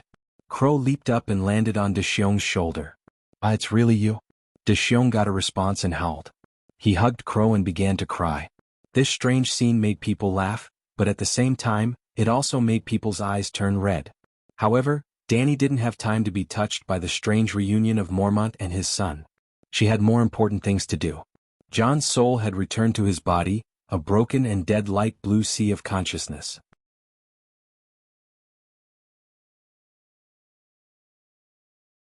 It was like a universe that had entered a period of death.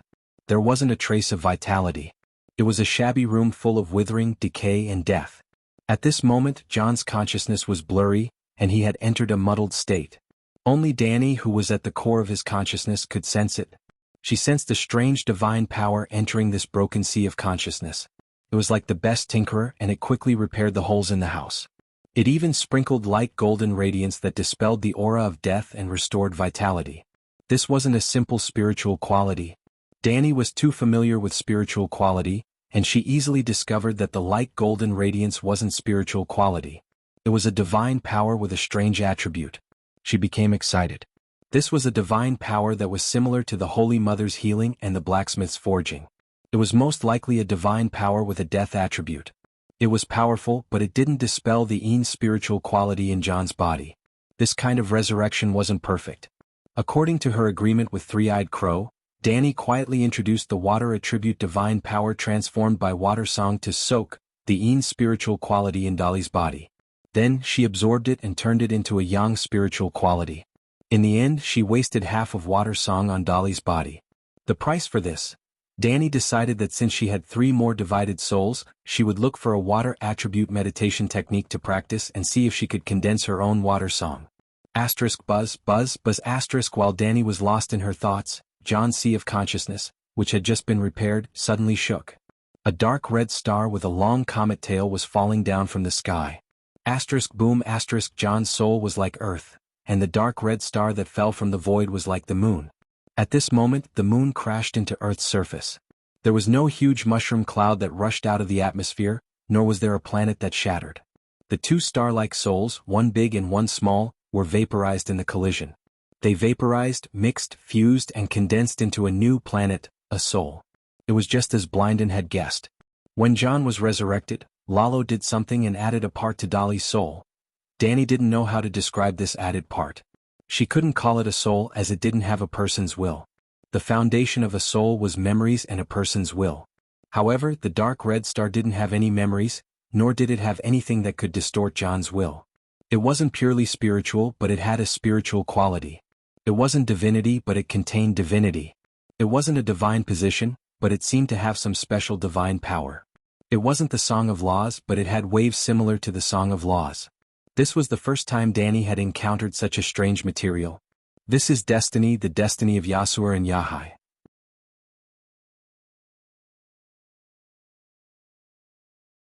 Suddenly Danny's vision blurred, and Blynden's figure appeared beside her.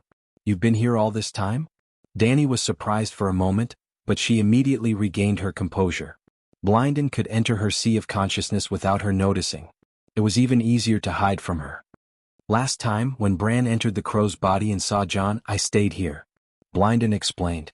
He stretched out his right hand and formed a sword with his middle finger and index finger. He drew a circle in the air. The green circle of light seemed to be connected to the void somewhere. "Let your main soul enter the dragon spirit state." Danny did as she was told. The next moment, another Blynden entered Dahei's sea of consciousness and drew a circle with his finger. "Divine power enters from here. It won't attract Lalo's attention." Danny didn't move. She frowned and said, "Tell me the truth. Are you hiding something from me?" The red star that fused with John isn't just the remnant soul of Yasur and Yahai. Yasur and Yahai aren't demigods, let alone true gods, but that red star contains divinity and part of the Song of Laws. "I swear to the Mother Goddess that it's only Yasur and Yahai's destiny," Blynden said solemnly. "Hurry up, now the arrow is on the bow. Don't fall short." Hearing him swear in the name of the door god, Danny was still puzzled, but she didn't delay. The aura of Dahei, Danny, the power of faith, and the song of fire transformed into divine flames, rushed into the green circle of light, and rushed out of the circle of light in John's sea of consciousness. Then, Danny's consciousness and John's sea of consciousness controlled the swarming fire wizard power. "Burn the sky and boil the sea. Roar." A majestic 5-clawed fire dragon suddenly emerged from the center of the soul fog that had been slowly fusing. Its head was like a camel, its horns like a deer, its eyes like a rabbit, its ears like a cow, its neck like a snake, its belly like a snake, its scales like a carp, its claws like an eagle, its palms like a tiger, and it had whiskers beside its mouth and a pearl under its chin. It was a lifelike Eastern divine dragon, with its scales and whiskers clearly visible. The fire dragon opened its mouth and roared. It was clearly a fire element divine power, but like a demonic dragon of the Dharma world, it suddenly expanded thousands of times. It turned around and swallowed the soul fog. It was as if a flaming megalosaurus on Earth had flown into outer space from the ground, and then its body had grown countless times. It circled the Earth again and finally opened its mouth and swallowed the Earth. The Eastern Divine Dragon was just a facade. Its essence was Danny's most powerful flame attack.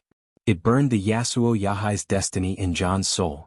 The dark red fog, that had been combining with John's bright black soul, was burned in the flames, and then it was bestowed with a spirit. Large patches of dark red fog disappeared. What's this? In John's sea of consciousness, a giant beast that could devour heaven and earth seemed to have awakened. It struggled to get up and roared loudly. The entire sea of consciousness was shaking violently, as if a magnitude 9 earthquake, a magnitude 12 tsunami, and a magnitude 12 typhoon had occurred at the same time. What's this? Danny also exclaimed. The giant beast had its own independent will, but it clearly did not belong to John. Could it be Yasuo Yahai? No, that's impossible. This kind of power. Danny's expression changed as a terrifying thought came to her mind. She suddenly turned her head and stared at Blinden, whose expression had also turned serious. She gritted her teeth and said, "Lalo. You tricked me. That's not Yasuo Yahai's destiny at all. It's a part of Lalo's soul, the soul of a true god. You used me as cannon fodder to fight Lalo head-on. I'm not tricking you."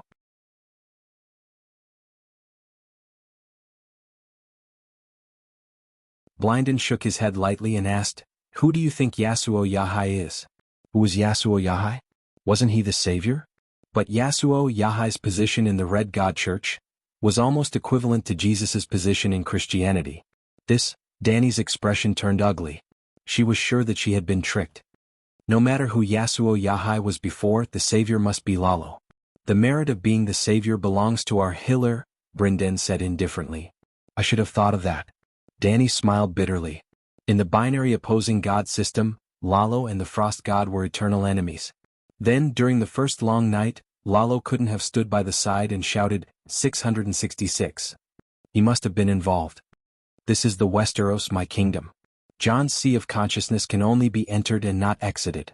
As long as you destroy this will, even Lalo himself won't know that you did it, Blinden said. That's a true god.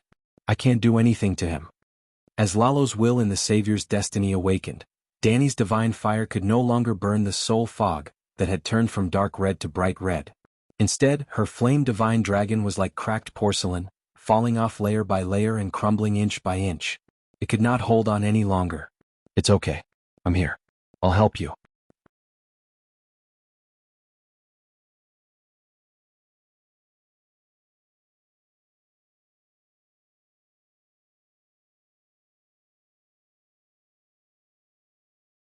Chapter 587. You mortals have blasphemed the true God and tried in vain to defy fate. All of you must die. Lalo's voice exploded in the air like a thunderclap. It tore Danny's soul into 7 or 8 pieces. However, it was just like what had happened in Hoguan Town's apple forest. Danny's second-level dragon spirit had torn Brendan's soul into countless shreds and even burned it, yet the three-eyed crow still managed to recover quickly. The green prophet's soul was indestructible. Danny's thought quickly took shape again, and Blinden, who was next to her, had the same thought.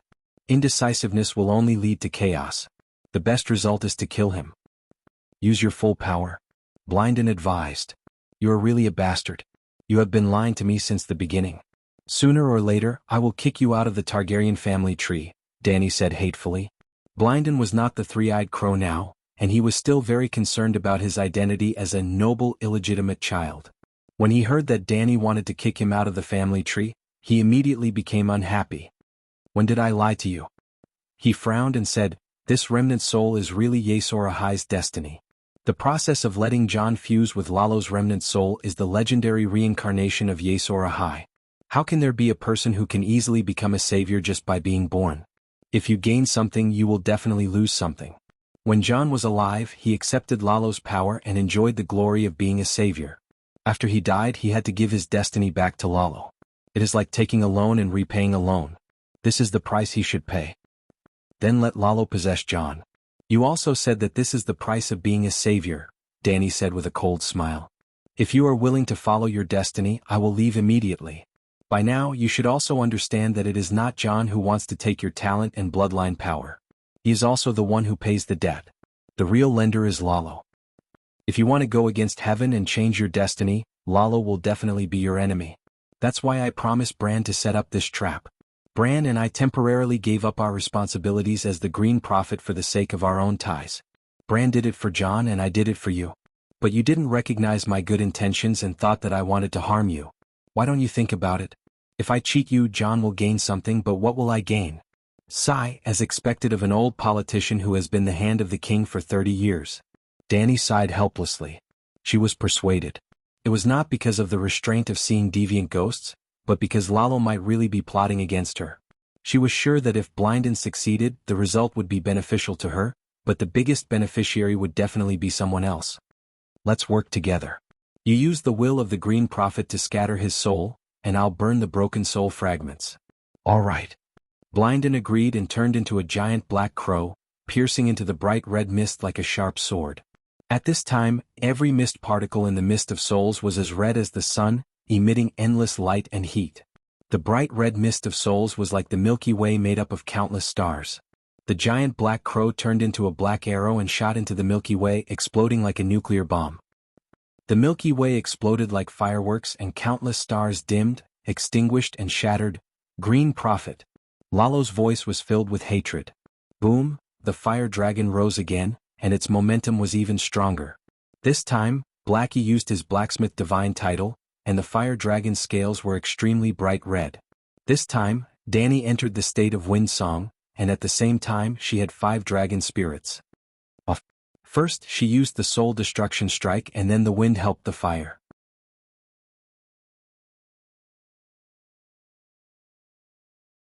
The fire dragon was like an inflatable balloon, suddenly expanding countless times, filling Jon's mind. Jon's mind turned into a furnace, burning fiercely. Beep beep beep. The suns exploded in the flames and were annihilated in the spiritual bestowment. Lalo said resentfully, "Real mother of dragons, very good. The two of you dare to join forces to stop the mandate of heaven, I will remember." So much nonsense. The level 5 dragon spirit's 9 consecutive soul-extinguishing strikes had completely silenced our healer. Walala, a huge amount of spiritual substance fell into Dany's mind, and she did not dare to delay any longer. She immediately opened the faith channel of the 7 gods with the black dragon spirit and channeled all the spiritual substance into the pool of faith. She guessed that there was a song of law in the spiritual substance, but she and her dragon could not absorb it. But if they did not absorb it, the song of law would evaporate, and the pool of faith could store it. Dany guessed correctly. Yasuo Yahai's mandate of heaven was an ability and talent to complete the mandate of heaven, and it did not provide much spiritual substance. Not to mention the Crab King, it was not even as good as an immortal, but the divinity was far more than the Crab King and the Knife Loach combined. In addition, there were 2 songs of law, one gray and one white. Song of the Sun, Song of the Shadow. You made an oath, a sacred oath. The wind died down and Jon's mind returned to normal. Blynden looked at Dany with a burning gaze and reminded her, "You swore that after you obtained the weirwood seed paste, Yasuo Yahai's mandate of heaven would belong to Jon." "You rascal," Dany pointed at him and said angrily, "and you said it was for me. For me, you should suffer intermittent amnesia right now and forget that stupid oath." "I said it was for you, not for you as a person.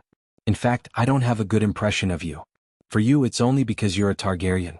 But Jon is also a Targaryen and he's a bastard like me. I love him more."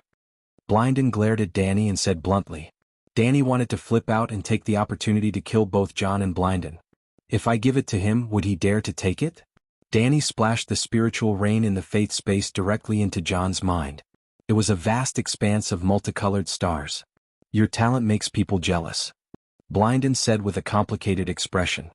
He opened his mouth and sucked all the spiritual rain into his stomach like a whale swallowing water. Dany's expression changed. She lost her sense of the spiritual rain. In terms of control over the power of the soul, even a true god is not as good as a single green prophet, not to mention that we are the collection of the wills of thousands of green prophets over millions of years. Blyden's expression was indifferent as he spat out a green liquid from his mouth. The green liquid rolled into Jon's bright gray soul. His soul and the transfiguration talent were growing.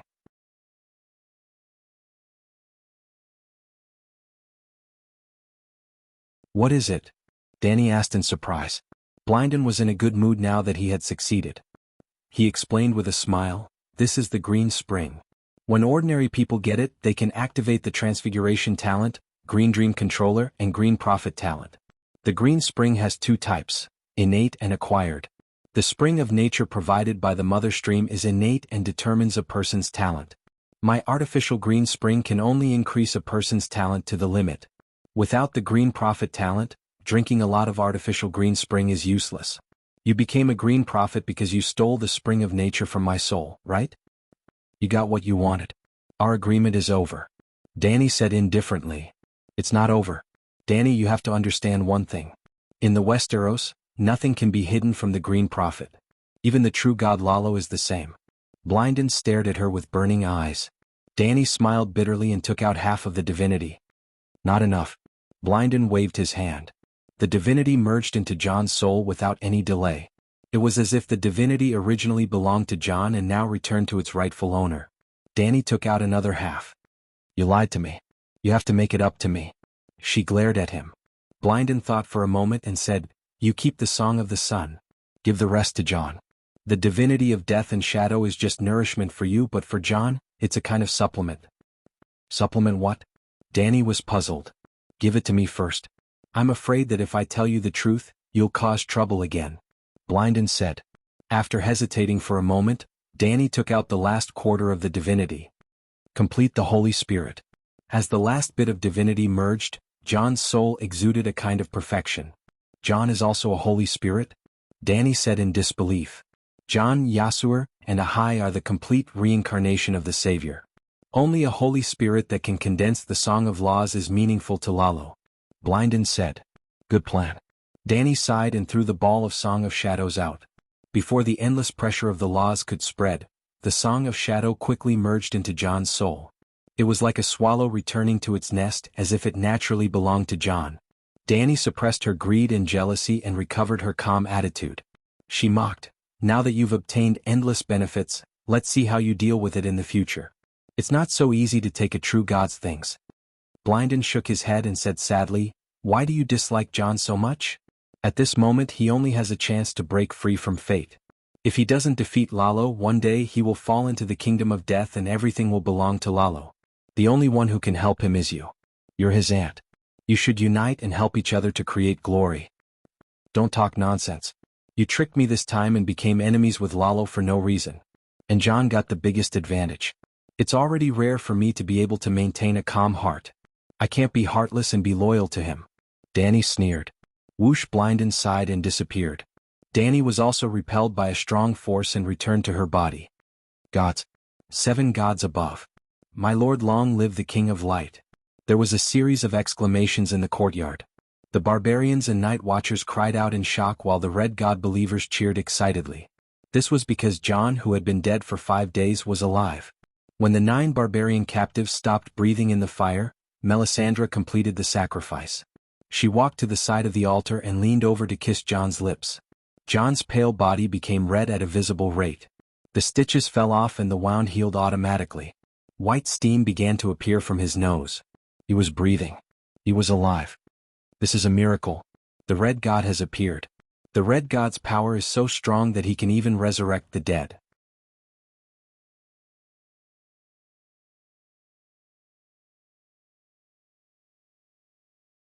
Menslade's face was pale as he said in a daze.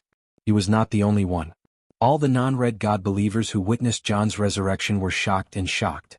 Their God had never performed a miracle like this before. Plop. Bowen Maxey suddenly knelt down. His red pomegranate-like face was distorted as he shouted crazily, I'm guilty, guilty. The Commander-in-Chief has been resurrected. He is the child of prophecy. I killed the child of prophecy. I'm guilty, thud, thud. Every single one of the Night's Watchers who had participated in the assassination of Jon knelt in the direction of the altar. Their faces were pale and their spirits were gone. Ask the Commander-in-Chief if you're guilty. Danny glanced at Red Pomegranate and said lightly, cough cough. Jon lay on the wooden altar and vomited crazily. The stench of decay filled the courtyard. He was resurrected, but the half-digested food in his stomach and intestines could not be kept fresh. Not only was it rotten, but it was also frozen. Warm intestines, cold, rotting food scraps. Whenever he moved his body, he could not help but feel nauseous and vomit. After a while, Jon wiped away the stain at the corner of his mouth. He looked at the kneeling men in black with a complicated expression and announced, "I'm no longer a night watcher. I am no longer a man of the Night's Watch. Jon Snow is dead. The Night's Watch is over. Now I'm Winterfell's Jon Stark."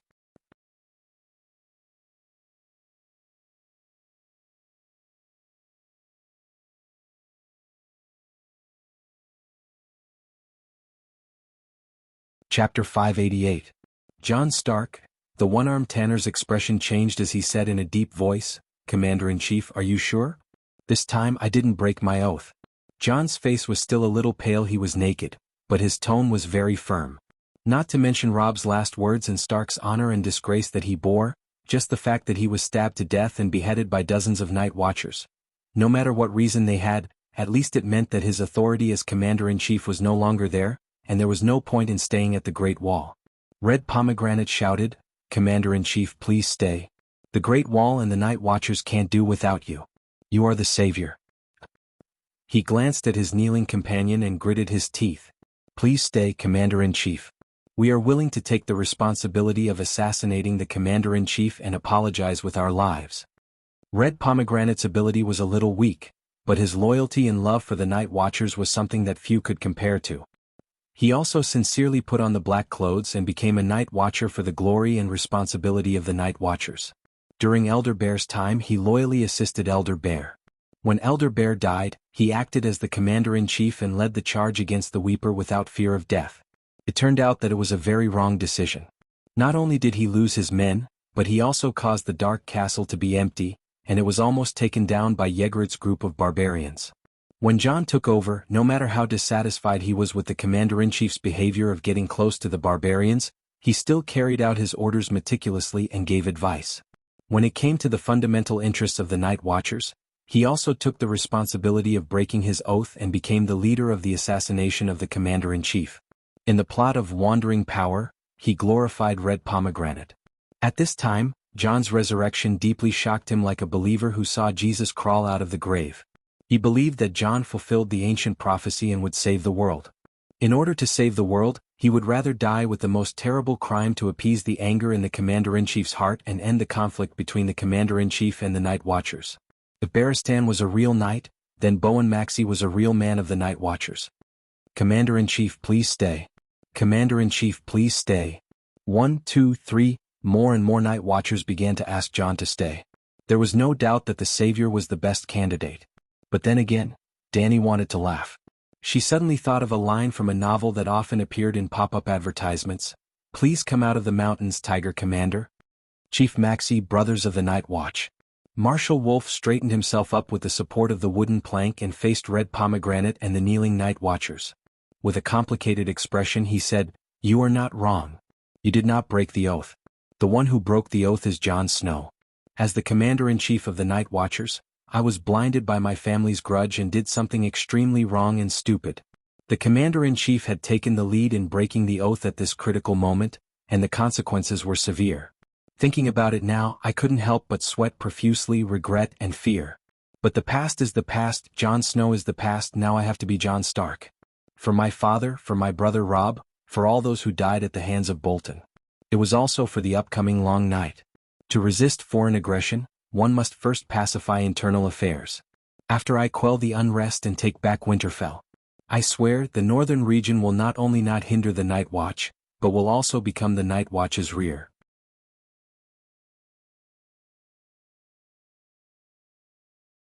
I will use the power of the northern region to support the Great Wall.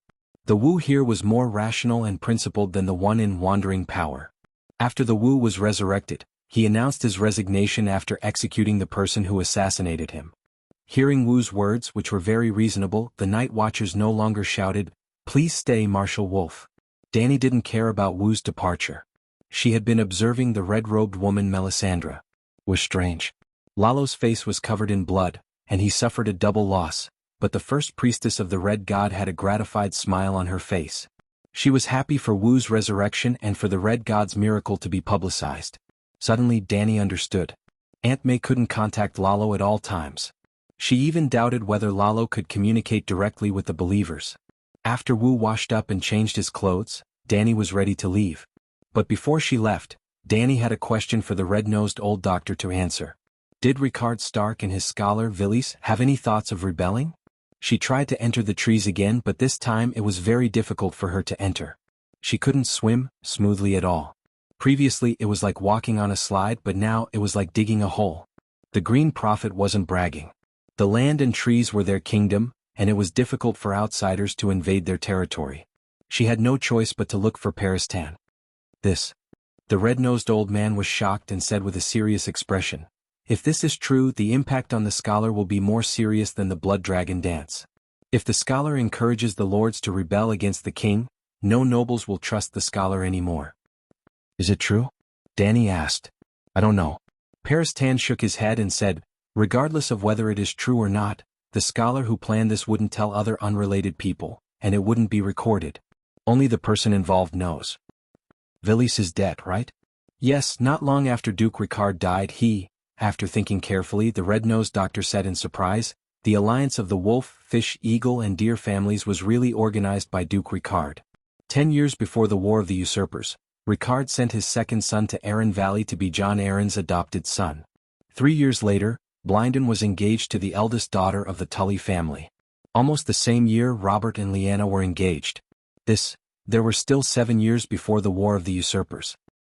The power of this alliance is no longer to protect themselves under the tyranny of the Mad King. They have a bigger plan.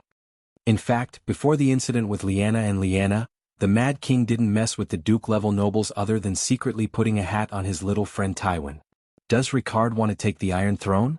He's a northerner, how can he convince the masses? Danny frowned. "Your Majesty, I can't answer this. You have to ask the person involved."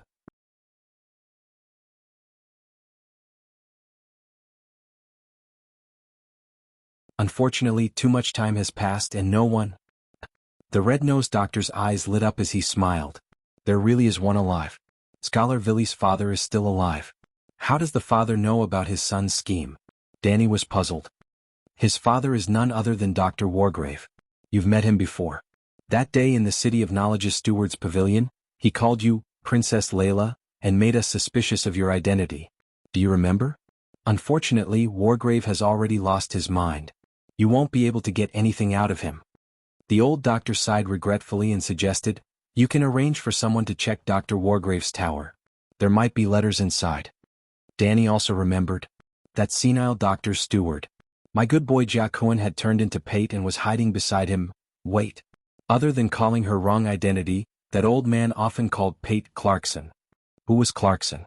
She didn't know who Clarkson was before, but after taking down Dragonstone Island, Danny would eventually know who her underlings were. Clarkson, the former scholar of Dragonstone Island, had planned to use poison to take Aunt May down with him. However, Aunt May had ended up showing off in front of everyone. But he had followed Erlu to Dragonstone Island. For decades before that, Clarkson had been in Storm's End Castle, serving Theon Bela. According to Pylus, Clarkson's successor and current Dragonstone Island scholar, Scholar Clarkson's love for the 3 Erlu brothers was like a father to his sons, surpassing that of a scholar and a lord. Wargrave is a doctor. How can he have a son? Danny asked. Like the night watchman, the scholar had even lost his name and swore to serve the Westeros for life, never taking a wife or giving a land. Illegitimate son Villies Forroy, a child born to a woman from a branch family of Hightar.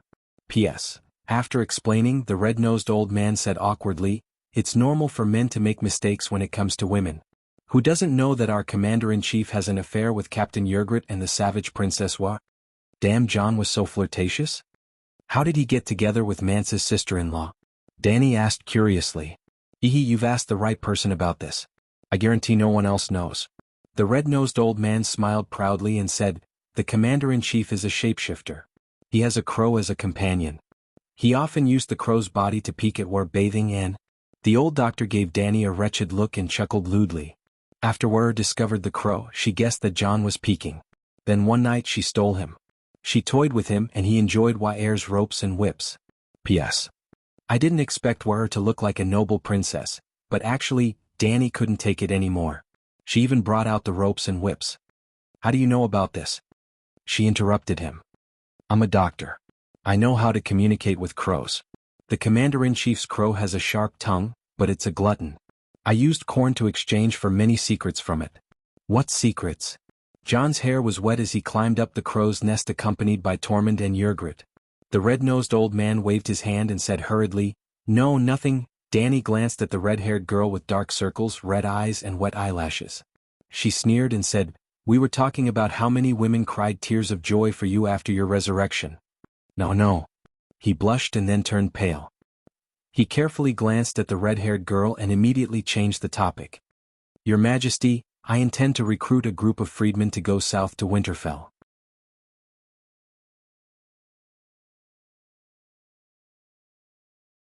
"Do you think this is in accordance with the tripartite lease agreement?" "According to the agreement, King Stannis can also recruit freedmen as warriors. After becoming a subordinate of the King of the North, the freedmen can no longer eat the Night Watcher's rations, wear the Night Watcher's clothes, and use the Night Watcher's weapons and warhorses. Can you do that?" Danny said calmly. Jon and the two barbarians' expressions changed drastically. It was at least 1,500 kilometers from Dark Castle to Winterfell on the King's Road. There were no supply points during this period. When the snow on the road was so thick that it could bury a person's head, the consumption of rations would be terrifying. It would be at least 10 times the normal consumption. If Jon recruited 2,000 barbarians, he would take away 20,000 people from the Great Wall, at least 3 months' worth of rations. Even the Dragon Queen felt that this terrifying consumption was taxing. Danny continued, "Now the Shadow Tower and East Watch receive supplies and knights from the nobles of the Seven Kingdoms every day. When you use these supplies to build your own army, not a single grain of rice or Night Watchers will be transported to the Great Wall." "Your Majesty, I'm also here for this. Can you lend me some rations?" Jon was in a dilemma.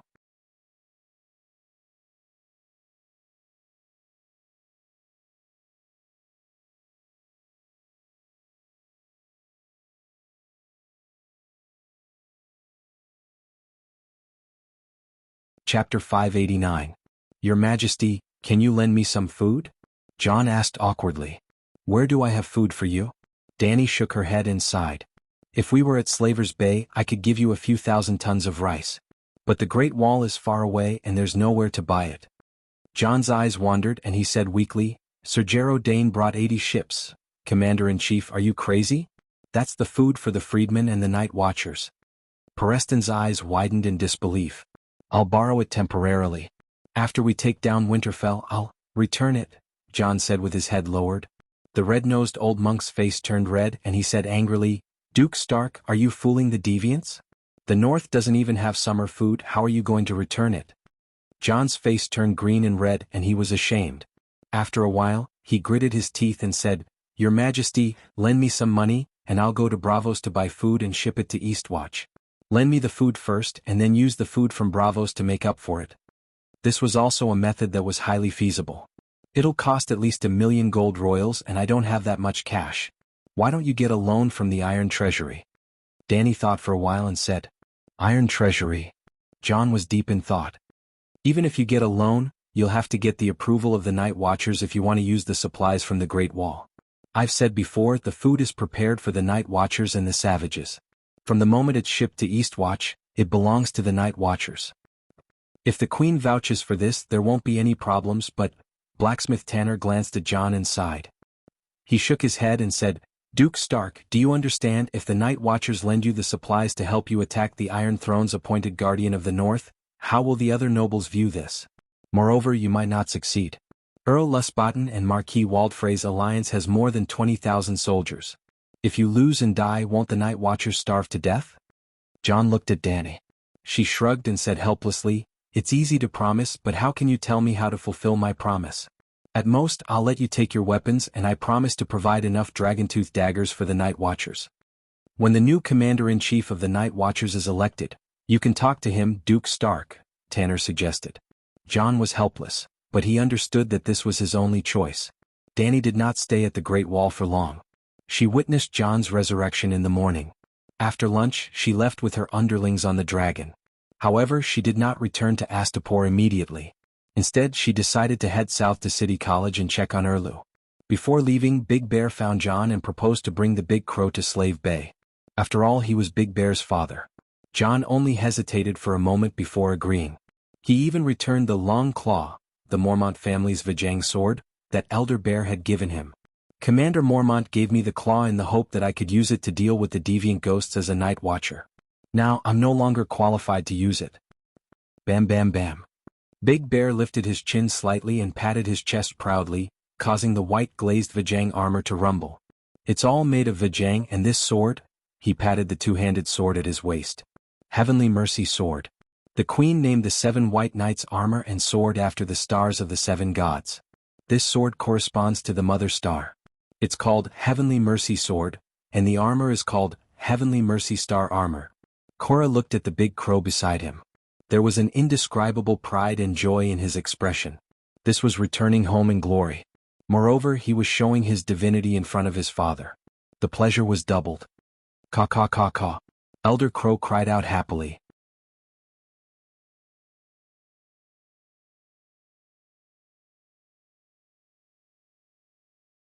Korra, you're good. I'm relieved. Stay at the Great Wall. Big Bear had regained his glory and was living well. Elder Crow did not want to leave with his son. Well, Elder Bear had left his last words. He asked Sam to inform Big Bear, I forgive you. Come back and put on the black clothes. Obviously, the White Knights were much more honorable than the Night Watchers. When Danny returned to the courtyard and was about to leave on the dragon, she was surprised to see Erlu's ugly daughter talking to Dahe. I'm almost 12 years old. How old are you this year? Although I'm not even 4 years old, I'm already a dragon god. Dahe's voice was like an old bull. He was not speaking Eastern Dragon language but Westeros. In fact, he was more fluent in Westeros than Eastern Dragon language. This was because other than Danny, he had never heard Eastern Dragon language in other people's daily conversations. Wow, Dragon God! Shireen cried out in surprise. Then she asked in confusion, what's a Dragon God? Dragon God is the 7 gods. It's the Red God. Dahe did not understand half of it himself. Dahe, what are you doing? Danny entered the dragon spirit and asked in surprise. What? Dahe was stunned. Why are you so enthusiastic about that little girl? Danny asked curiously. Shireen. Dahe was silent for a moment and said, she's a little like you. Danny's face darkened. I'm ugly? Ugly? Is Shireen ugly? I don't know. I just think, I don't know. Dahe was confused. Danny frowned and thought. Dahe would not lie. Then she must be similar to Shireen. It had nothing to do with looks. Bloodline? Shireen had almost no Targaryen characteristics. Danny was also confused. In fact, Danny had entered a blind spot. Although Dahe was hatched by her, his first dragon spirit was with the original Danny Rise. A year before Dahe was born, he and Danny Rise were in the dragon spirit's dream. At that time, Danny Rise was lonely and self-pitying. She was very similar to Shireen now. Of course, bloodline was also a factor. If Danny took Shireen's blood for a test, she would be surprised to find that her blood was much purer than Erlu.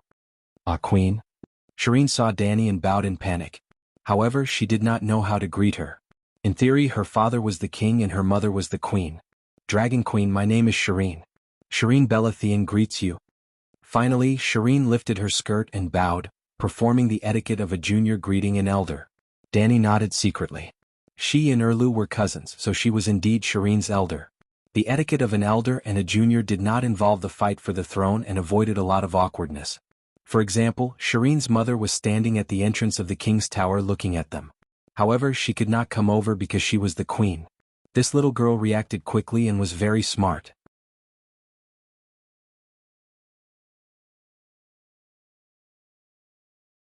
Danny praised her in her heart, and her impression of this ugly girl improved a lot. You're not afraid of the Megalosaurus? Shireen raised her head, revealing half of her gray-scaled face. She looked at Danny gracefully and said, I was a little afraid at first, but after seeing his eyes, I'm not afraid anymore. Danny's impression of her became even better. How did you think of talking to him? I heard a lot of stories about Blackie. I know he can talk, so I really want to talk to him, Shireen said. Danny suddenly asked on a whim, do you want to ride a dragon? Can I? Shireen opened her eyes wide and pointed at her nose with her little finger. She could not believe it. You can go up and try, Danny said. Shireen asked Blackie before nervously climbing onto the dragon's back. Wow, the Megalosaurus roared and Shireen's long hair fluttered. She opened her mouth wide and shouted. Erlu's wife finally let go of her reservations and trotted to Danny's side. She asked nervously, how did Shireen become a dragon knight? I told her to become one, so she became one. Dragons have 3 heads. Is Shireen one of them? The bearded king with big ears was surprised. What do you think? Danny was speechless. Dragons having 3 heads is the Targaryen family's destiny. Why are you, a stag, joining in the fun? The queen's protruding ears twitched a few times and said with certainty, Shireen has the blood of the true dragon. The problem is she's now the flaming stag. Are you going to surrender to me? You saw the miracle in the morning. The queen raised her chin slightly, even the black hair in her nostrils was exposed. The great king of light is invincible. He can even resurrect people. His prophecy will come true. My husband is the true king, the savior. Danny looked at the red god believer with a red heart embroidered on her chest with pity and reminded her softly, didn't you hear that everyone calls Jon Stark the savior? Even if there is a child of prophecy, your husband is only the king's cannon fodder. Erlu's wife froze. Her eyes widened as she looked at Jon in horror. Her hairy cheeks were as pale as a dead person's. Because she had a good time with Shireen, Danny decided to help her check on Erlu's situation. The dire wolf, Witty, had been hanging around Erlu. From Jon, Danny learned about Erlu's approximate location and found him in the wolf forest. It was terrible. The north wind whistled. Snowflakes the size of goose feathers covered the sky. The snow on the ground was waist deep. The world was gray. The breath of the passers-by turned into ice. Even their souls were almost frozen. Danny estimated that the temperature was below -20 degrees Celsius. But Erlu's 1,000 red hearts all came from the warm south. A proper child of summer, it was worse than Napoleon's conquest of Moscow. Napoleon had at least half of Europe as his logistics base. Erlu had nothing but human lives to gain. If Yu Luan had not let go of Karlin Bay, Erlu would have had a chance to succeed with Wu's help. Because the elite soldiers of the Northern Territory had been taken away by Robb, Winterfell only had 2,000 to 3,000 defenders who looked united but were actually divided. But Roose Bolton's return not only brought back a large number of veterans, but also calmed the people of the Northern Territory. Erlu was trapped in the wolf forest, unable to advance or retreat. There was a 500-kilometer-wide forest from Deepwood Castle to Winterfell. The people of the Northern Territory called it the Wolf Forest. If they retreated, there was nowhere to retreat. If they advanced, there were more than 10,000 Northern Territory soldiers in Winterfell waiting for them. If not for the black smoke rising from Erlu's camp, Danny would not have been able to find his camp. It was completely covered in snow, a vast expanse of white.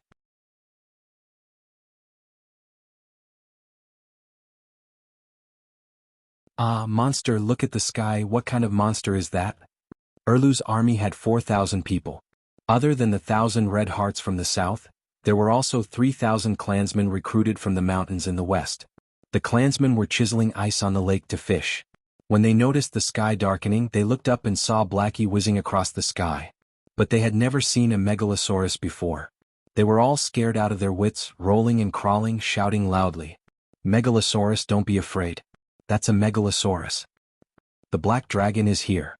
This was Erlu's night. In an instant the camp came alive. The clansmen and knights climbed out of the snow-covered chimney, one by one. They were like gophers that came out of their caves to look for food at night. Is it really the Dragon Queen? Asha dragged the heavy chains and squinted at the sky.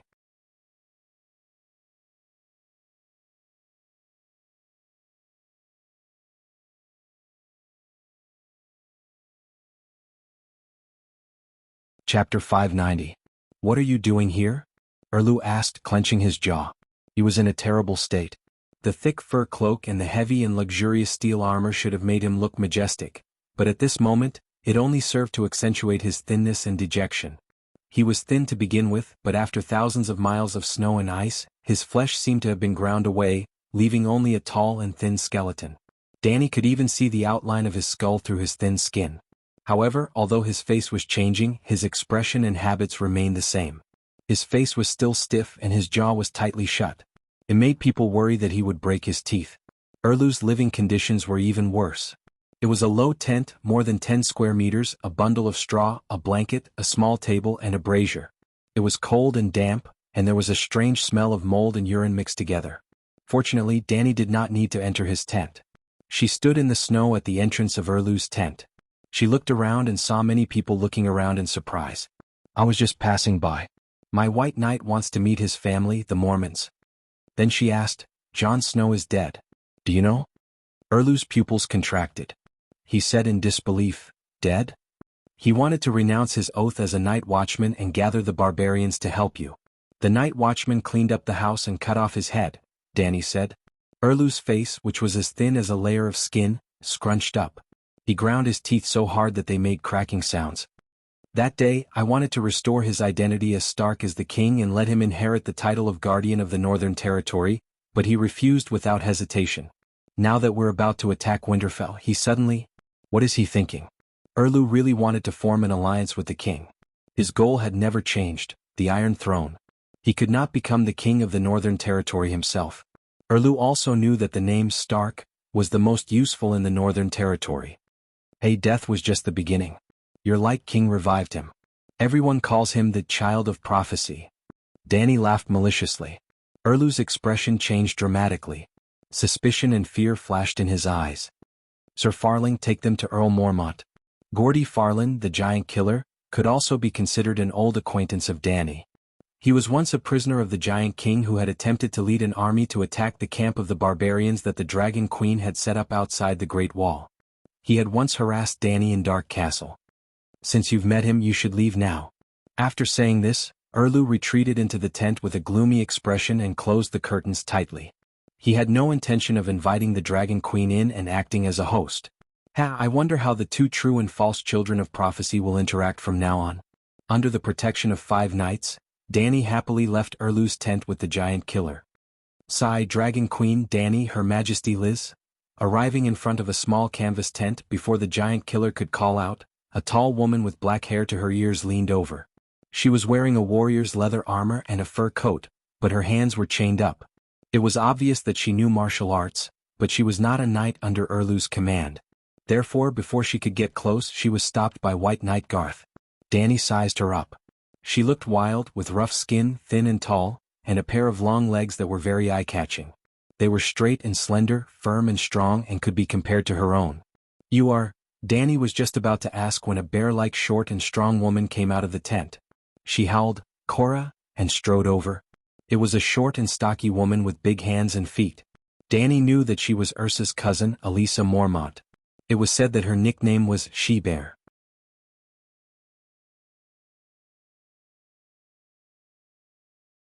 Her personality was as tough as her appearance. She was only 20 years old and already had a 9-year-old daughter. Most importantly, she did not know who the father of the child was, Elisa. Ursa was also very excited and took the initiative to welcome her. The cousins hugged each other and howled excitedly. They were like 2 bears who had found a hive. "Cora, where did you come from?" Elisa rubbed her red eyes and stared at her cousin in confusion. "What are you dressed up like? Looks so gorgeous. Did you get rich? Is your wife back?" Cora looked around awkwardly and puffed out his chest to let his cousin see the White Knight emblem on his chest. He said proudly, "I'm a White Knight, Danny Liz's White Knight. White Knights did not need a wife." "Danny Liz.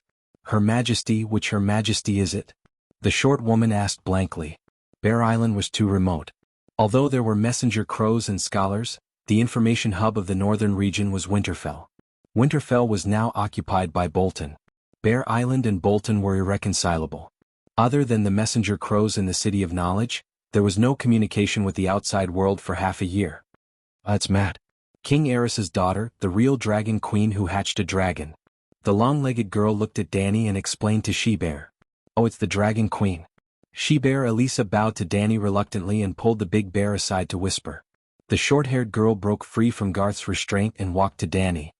"Your Majesty, I'm Asha, the daughter of Balon Greyjoy of the Iron Islands.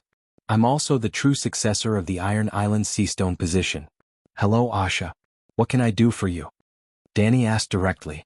Asha saw that Danny was not interested in her identity and experience, so she went straight to the point. "Your Majesty, my uncle Yuluin sees you as a mortal enemy.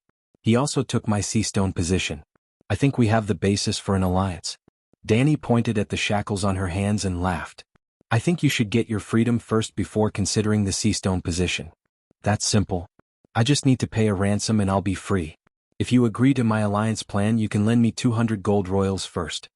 Perhaps out of habit, Asha gave Danny a flirtatious wink as she spoke.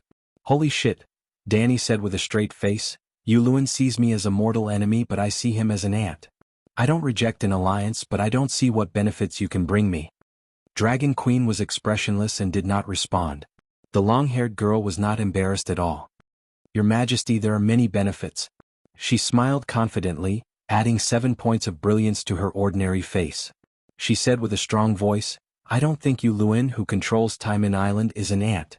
Otherwise, what is the north, west and river bend that Taimin wreaked havoc? Also, Yu Luin has a great weapon to deal with the Megalosaurus.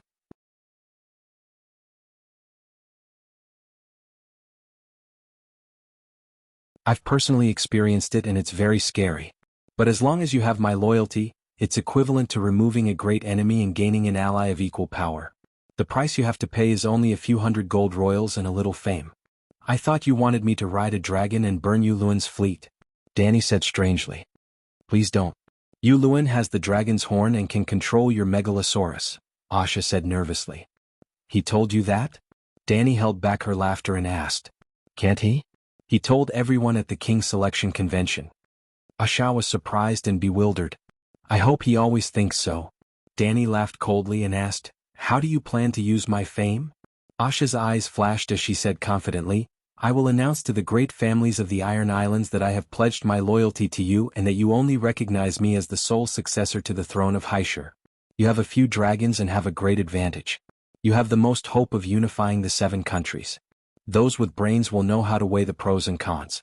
As long as half of them pledge their allegiance to me, I won't need any help and will overthrow Yu Luin's illegal rule with my own power. It was indeed beneficial but not costly, but I swore that I would not participate in the power struggle of the 7 countries before the end of the long night. As long as the Iron Islands support the Great Wall, I will not attack Yu Luin even if he says he wants to slay dragons every day, Danny said. Long night. Asha was skeptical and had a conflicted expression. How about this? Danny thought for a while and came up with a bad idea for the long-legged girl. You can use my name to secretly rope in your subordinates and tell them that I agree to your loyalty, but I can't because of the oath. So are you going to admit it or not? Asha was stunned. If others ask, of course I'll deny it. I can't go back on my oath. But this won't stop you from using my name to rope in people. Others can deceive people by fabricating something out of nothing. This is much better than fabricating something out of nothing, Danny said matter-of-factly. The shrewd and capable Asha was stunned. Bear Island doesn't know any other king other than the King of the North. Our king's surname is Stark. I pledge my allegiance to Stannis only because he can avenge Stark, the she-bear said loudly. Danny had killed the conversation, but Korra's emotions were stirred up. The Great Bear's eyes were red as he said, I want you to return to Bear Island not to stop you from avenging Stark, but because I don't want you to die for nothing. You only have 3,000 wounded soldiers and don't even have food supplies. Bolton, on the other hand, has 10,000 fully armed veterans relying on the tall walls of Winterfell. In this battle, other than Her Majesty the Queen, anyone who fights will lose. Why don't you return to Bear Island first and wait for Jon to Snow? You probably don't know yet, but Eid's illegitimate son has left the Night Watch and changed his surname to Stark. He's Robb's designated successor. Your mother Melji isn't dead either. She's a guest at Neck Marsh with Robb's declaration of his successor. You can wait for Jon to mobilize his troops. His rallying power isn't something Stannis can compare to. When the Northern warlords respond, Bear Island will join in. At that time, even if we lose, we can at least fight back and die a worthy death. Unlike now, we can't even last one wave. Hey Bear Island boy, what do you mean? We're the good men of the unyielding clan. One can beat the 10 skinners of the Bolton bastards. The she-bear hadn't recovered from her cousin's information when an old warrior walked over and shouted. Greasy and messy long hair, a white beard that covered most of his face and a dirty wool cloak, he was dressed like a barbarian from beyond the Great Wall.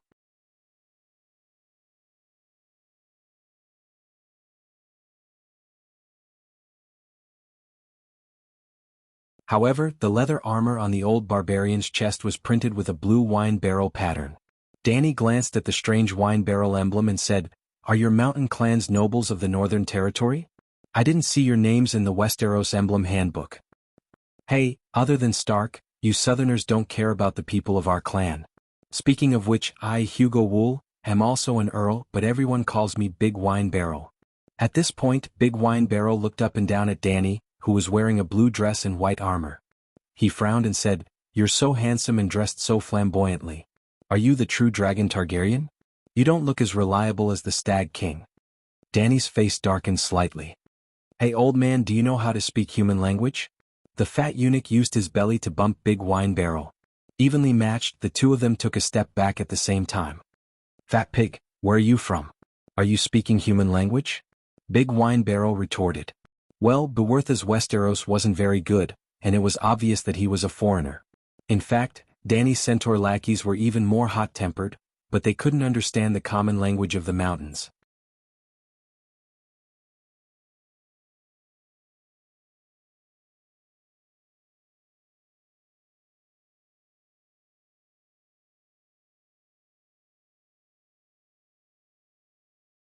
Chapter 591. Danny gave him a look, and Garth immediately went forward to pull away Beevos, who was arguing with the savage. Old man, when I single-handedly killed dozens of deviant ghosts at the Great Wall, you were still snoring in some mountain. Words are like the wind unless you can prove yourself. Big Wine Barrel rolled his eyes and said, How can I prove it? Danny rolled her eyes and smiled meaningfully. Unruly people come from barren hills and turbulent waters. This simple and honest-looking old savage had been making a fuss for half a day just to provoke him. As expected, Big Wine Barrel waved his hand nonchalantly and pointed to the east, saying, Winterfell is just 100 miles away. Roose Bolton's pale body is definitely not as sturdy as a deviant ghost. If you ride a dragon and spray him to death, I'll admit your bravery. After saying that, he slanted his eyes to the corner of his eyes and secretly glanced at the Dragon Queen, who knew that the Dragon Queen was also looking over with a smile. The teasing in her eyes was so clear that the old clansman's stiff old faces couldn't help but heat up. Hee, what's in your barrel isn't wine but a barrel of bad water. My bravery doesn't need to be proven. If you really want to know, you can ask your Stag King and hear. Danny looked around and used Big Black's vision to observe Erlu's knights. She raised her eyebrows and said, So miserable? More than 1,000 knights not only became horseless infantrymen, but even their numbers were reduced by 20 to 30%. The warhorses of the south are not used to the environment of the north. They all froze to death. Giant Killer Gordafalinju said mournfully. Big Wine Barrel let go of his uneasiness with the Dragon Queen. To ease the awkwardness of the failure of his little plan, he mocked the Giant Killer loudly. You bunch of southern monkey jumping up and down are really spoiled. Just a little snow and you're so scared that you wet your brocade pants. If you didn't dawdle and delay our journey, we would have taken over the castle and cut off Bolton's head. A little snow? The dejected Giant Killer suddenly raised his head, his cheeks twisted in anger as he said, Bastard, you were the one who suggested His Majesty to send troops. Now I have no choice but to suspect that you are Bolton's spy and that he sent you to His Majesty to spread false rumors. Keg pulled out the axe at his waist and waved it a few times in the air. Girl, if it wasn't for the fact that I hate Bolton even more and don't want to have internal strife, I would have chopped off your chicken-like head just because of those shitty words. Then the clansman looked around and said loudly, This is war, a war in the north. The enemy's knife can kill people and the wind and snow can kill people even more. That's the truth. It's unavoidable. Old man, you're quite brave. Danny nodded. Seeing that the Dragon Queen was still willing to talk to him, the Wine Barrel's stubbornness that had been suppressed in the bottom of his heart rose up again. Dragon Queen, how about you let the Megalosaurus spit out a mouthful of fire and burn down the city gate? It won't take much of your time. He grinned. It's useless even if you spit out 10 mouthfuls of fire. In this weather, 100 kilometers is enough for you to walk for half a month. From Erlu to the south of the Great Wall to Deepwood Castle, even if they took many detours and walked twice as long, it would still be 2,500 kilometers. However, more than half a year had passed, and Erlu still hadn't reached Winterfell. Moreover, in this terrain and weather, even she didn't know how to march while maintaining her combat strength. Danny asked Godoflin, How far can you travel in a day now? Previously we could still maintain a speed of more than 10 kilometers.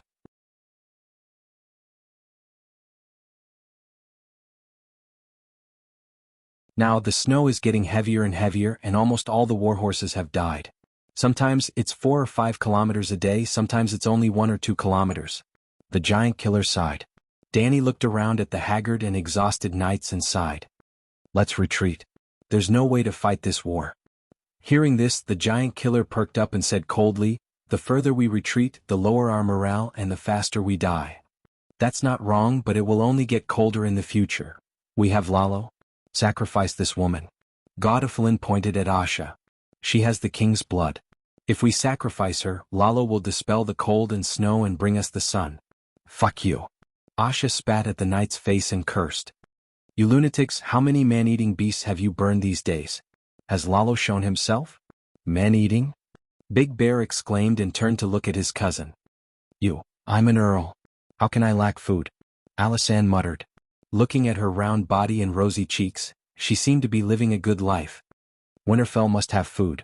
If we kill Bolton we can survive, Big Barrel shouted. Let's go. Dany looked at Cora and said. Yes. The sky darkened as Blackie spread his wings and landed on the ground. The surrounding barbarians and knights squinted at the snow that was stirred up by his wings. Gods, what a ferocious demonic dragon. I always thought the Shadow Lynx was the scariest monster. Now that I look at it, a true dragon is a true dragon. Big Barrel opened his mouth wide, his eyes flashing with fear and excitement. Riding a dragon, thousands of miles in a day. We're in the snowy north now and we're in the warm south at night. But we're crawling on the ground. Asha smiled bitterly. Hey everyone, come and see the Megalosaurus. Big Barrel suddenly looked back and made a trumpet with his hands by his mouth, shouting at the distant clansmen. Dany, who had already climbed onto the dragon's back, had a dark expression. She entered the dragon spirit and transformed into the wings of death. The Megalosaurus stretched its neck and turned its ferocious head around. It was almost in front of Big Barrel. Old man, what do you want to see? The hot air from the Megalosaurus roar blew the clansman's hair and clothes into a mess. The fearless old man sat down in the snow. His eyes lost focus as he screamed wildly. Ha ha ha. Dany laughed and took off the dragon bone steel dagger from her waist. She threw it to Asha. It's fate that we met. I'll give you this dagger. Maybe you can use it to redeem your freedom from Stannis. With that, she rode the dragon and rushed into the sky, leaving behind the barbarians who were screaming and the sea monster woman who was stunned. Big Barrel's Wall tribe occupies the mountains beside the frozen bay. They're neighbors with my Bear Island, so we often have dealings with each other. The Megalosaurus flew in the sky, but Big Bear was telling Dany about the mountain tribes. Blackie's flying speed was very fast.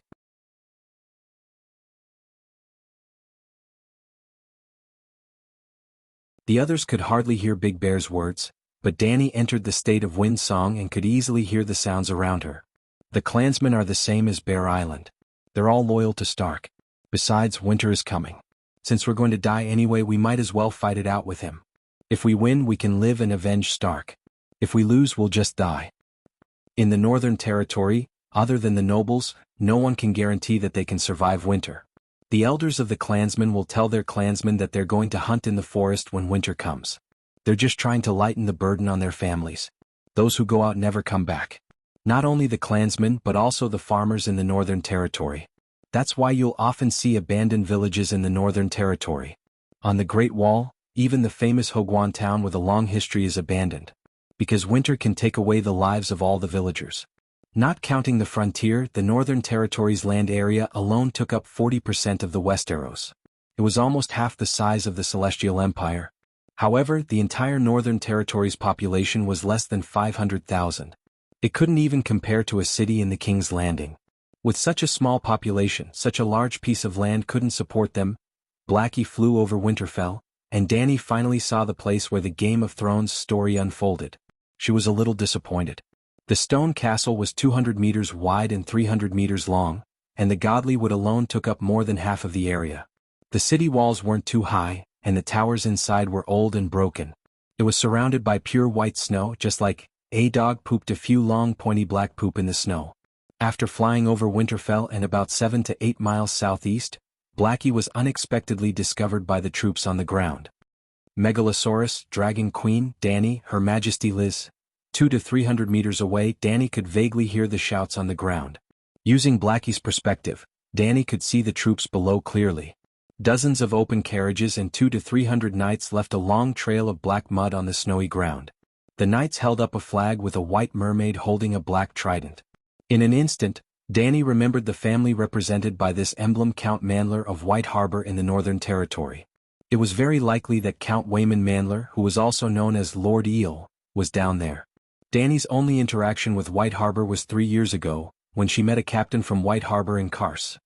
His name seemed to be Jordan Snow, and he was piloting a ship called Ginkgo Maiden. To remind Robb about the bloody wedding, Blackie had drawn a picture for him, but Snow didn't fulfill his promise. Although Danny was curious about Jordan's recent situation, she couldn't land to ask Count Wayman. She didn't have any intention of going down, but Wayman didn't give up and wanted to see her. 40 to 50 strong horses chased after the black figure in the sky, shouting and waving the flag in their hands. This was a little strange. "Your Majesty, Count Mandler is down there," Big Bear reminded loudly. Blackie slowed down and lowered his altitude. "So?" Danny asked loudly. "No one in the Northern Territory can compare to the Mandler family in terms of wealth and population. They even surpass Stark, P.S. Mandler's position in the Northern Territory is similar to Hyder's position in River Bend," Big Bear advised. "Even if it's Hyder in Old Town, I can't be bothered with him." Garth said, "Other than his gluttony, Count Mandler's character and wisdom are also top-notch in the Seven Kingdoms. It won't take long to meet him, so it's worth it. His reputation is good because the Seven Kingdoms are too bad." Danny muttered in her heart, but she knew that the two white knights meant well.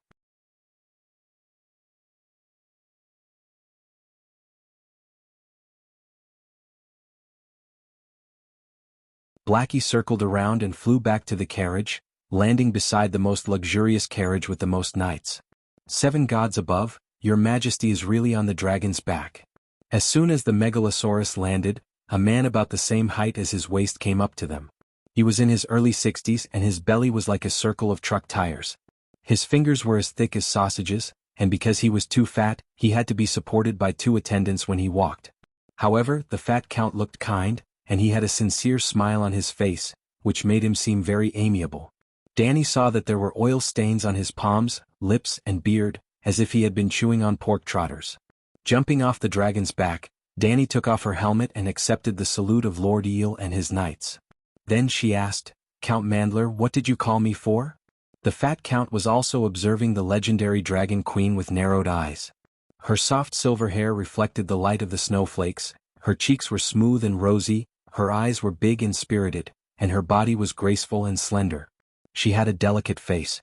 The silver close-fitting armor with dragon patterns and the heavy two-handed sword on her back made her look heroic and outstanding. "Your Majesty, I have something important to report to you." Lord Eel stepped forward and whispered, "Rickon Stark is on Skaggs Island."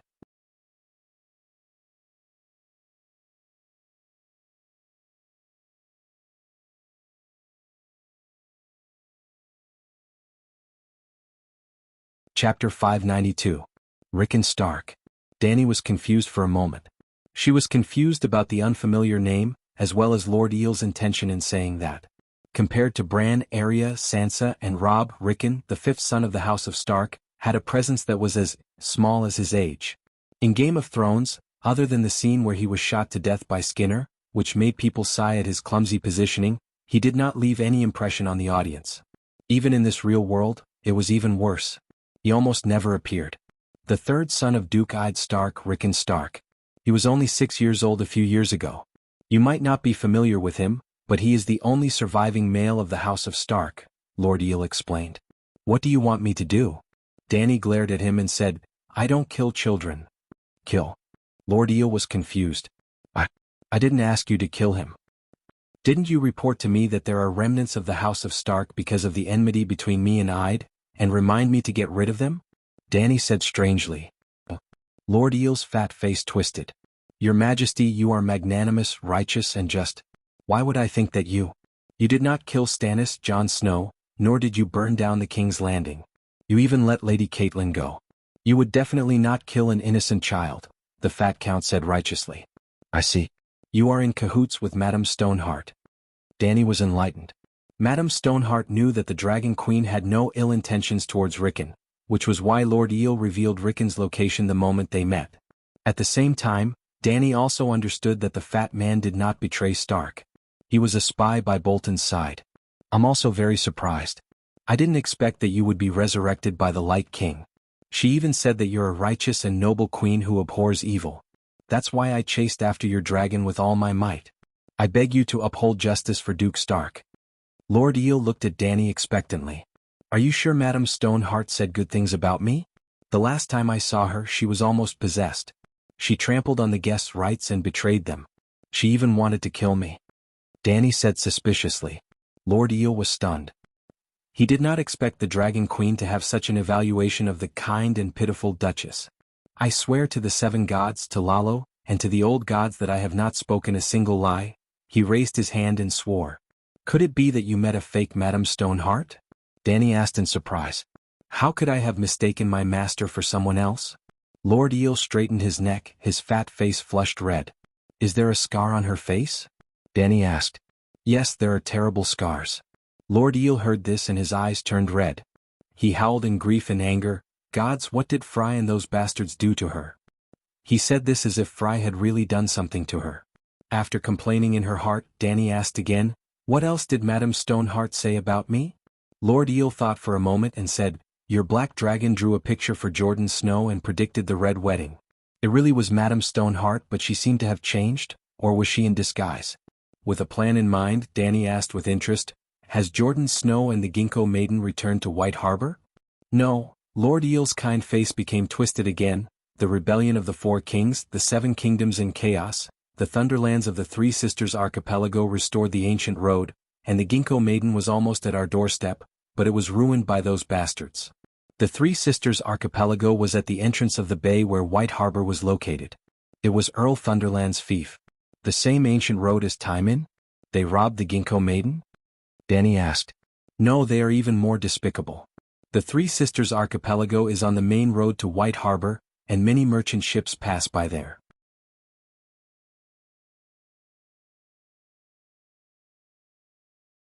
There are many lighthouses built along the coast of the island to warn ships of the shoals and rocks. But in thick fog or storms, the islanders will extinguish the real lighthouses and secretly light fake signals to lure the ships to sink on the rocks. Those bastards will then take the opportunity to salvage the goods in the sunken ships." Danny's eyes widened. She could not believe that there was such a despicable operation in the world. The Ginkgo Maiden passed through the Narrow Sea, the Summer Sea, the Quill Strait, the Jade Sea, and experienced cruel pirates and unpredictable storms. She narrowly escaped death and returned to her hometown, but she fell into the hands of her neighbors. This was too unjust. Has no one ever punished Count Thunderland? If Danny was on the Iron Throne and the 3 Sisters Archipelago dared to be so despicable, she would definitely destroy this family. When Stannis was the Minister of the Sea, he punished that old dog Thunderland severely once. But with the current situation of the 7 kingdoms, who can care about him? Lord Eel said helplessly. Gulp, gulp. It was Lord Eel's carriage that was burning ovens. The servants added charcoal to the ovens from time to time. In the snowy weather, a large amount of fragrant white steam rose. The fat eunuch Beevos smelled it for a while, and his stomach rumbled in front of everyone. The fat eunuch blushed and muttered, "Lord Count, you were the one who called Beevos and the queen down. As the host, why don't you take out the scones from the ovens and share them with the guests?" Danny was embarrassed. She glared at the eunuch and scolded in a low voice, "You ate a roasted lamb leg at noon and it's only 3 in the afternoon. Are you hungry again?" Beevos wasn't hungry at first, but when I smelled the meat, I immediately became hungry. Beevos said aggrievedly. "Ha ha ha." Lord Eel heard Beevos' words and immediately laughed. He arranged for people to set up a tent by the roadside and set up chairs while saying, "I can understand Sir Beevos' feeling. Not to mention the smell of roasted meat. As long as someone mentions the word pork trotters to me, or I think of pork trotters myself, I will be hungry." The attendants worked very quickly. Within 10 minutes, they had set up a small shed of 7 to 8 square meters. There was a table in the middle and there was a charcoal stove under the table. On the table there was a steaming lamprey pie, roasted goat ribs, oily and fragrant pig trotters, steamed crabs the size of bowls, cleaned oysters, fried cod fillets sprinkled with shallots and pepper, wine, liqueur, brandy. Don't doubt, these were all directly brought out, not baked on the spot. In Lord Eel, Danny saw the extravagant style of the top aristocrats of Westeros who were not inferior to the slave owners of Guise. This carriage had about 60 carriages, 300 riders, and 200 servants including the coachman.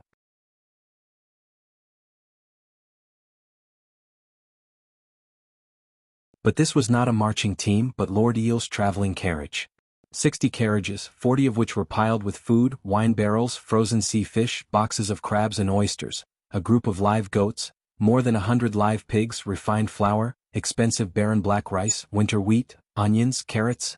Another 10 carriages had huge iron stoves, ovens, frying pans, steamers. The steam was steaming and the fragrance was tempting. After that, 10 carriages were piled with furs, tents, tables and chairs and charcoal. Lord Eel was gluttonous and ate all the way. He wished he could put a pot of braised pork at the bedside when he went to sleep. This team served him alone. Such a gluttonous aristocrat was not the worst in Westeros, and was not even considered extravagant. No wonder Tyrion had no interest in liberating the slaves. In truth, a Westeros without slavery was no better than Slaver's Bay in the past. However, the new slave bay under her rule must be different.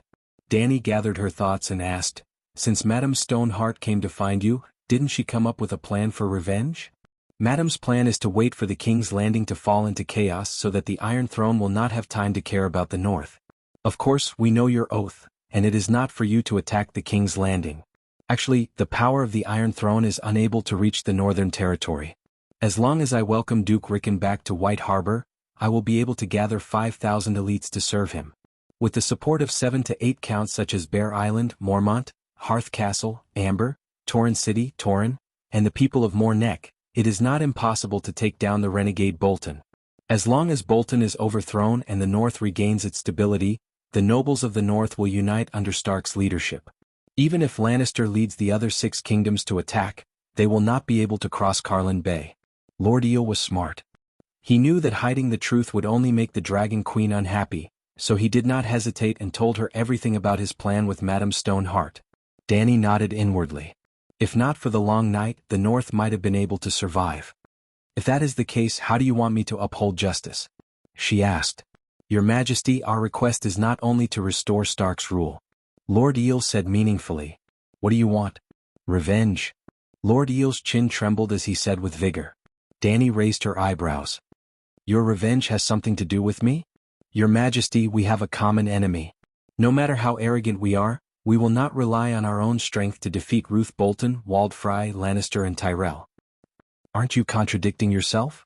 You know that I will not participate in the war between the 7 kingdoms before the end of the long night, yet you still want me to form an alliance." Dany frowned. Lord Eel shook his head. "No, revenge is not urgent. The aftermath of the rebellion of the 4 princes is too great, and the North also needs to recuperate. If you agree, when summer comes we will launch a pincer attack. The North will go south to Neck, and you will land from the King's domain. After overthrowing Lannister, the Iron Throne will belong to you. We only want independence, the North will be independent. We will complete our revenge and you will get the Iron Throne without sacrificing anything. It is a win-win situation." Garth was shocked and angry. "You want to split the 7 kingdoms?" Lord Eel said with a complicated expression. "Sir, think about it. What will the alliance of the 7 kingdoms bring to the North? Only pain and humiliation. The power games of the Southerners are too dangerous. We do not want to participate, nor do we have the ability to. The North also cannot bring much tax to the Iron Throne. It is better to part on good terms." "Count, you are very honest," Dany said.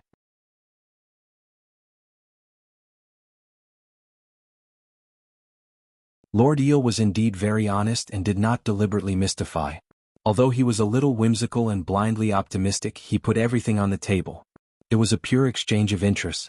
Dany despised the Northerners for being short-sighted, but she did not dislike their behavior. "In principle, I agree to form an alliance with you." As Lord Eel said before, Dany did not contribute anything other than the name of an ally. Why would she refuse? Independence of the North? Haha, she did not even care about the Iron Throne. Why would she care about the North where the mountains are poor and the rivers are evil? But there are 2 problems that need to be solved in advance. Lord Eel hurriedly asked, "What is it? The long night and the other ghosts?"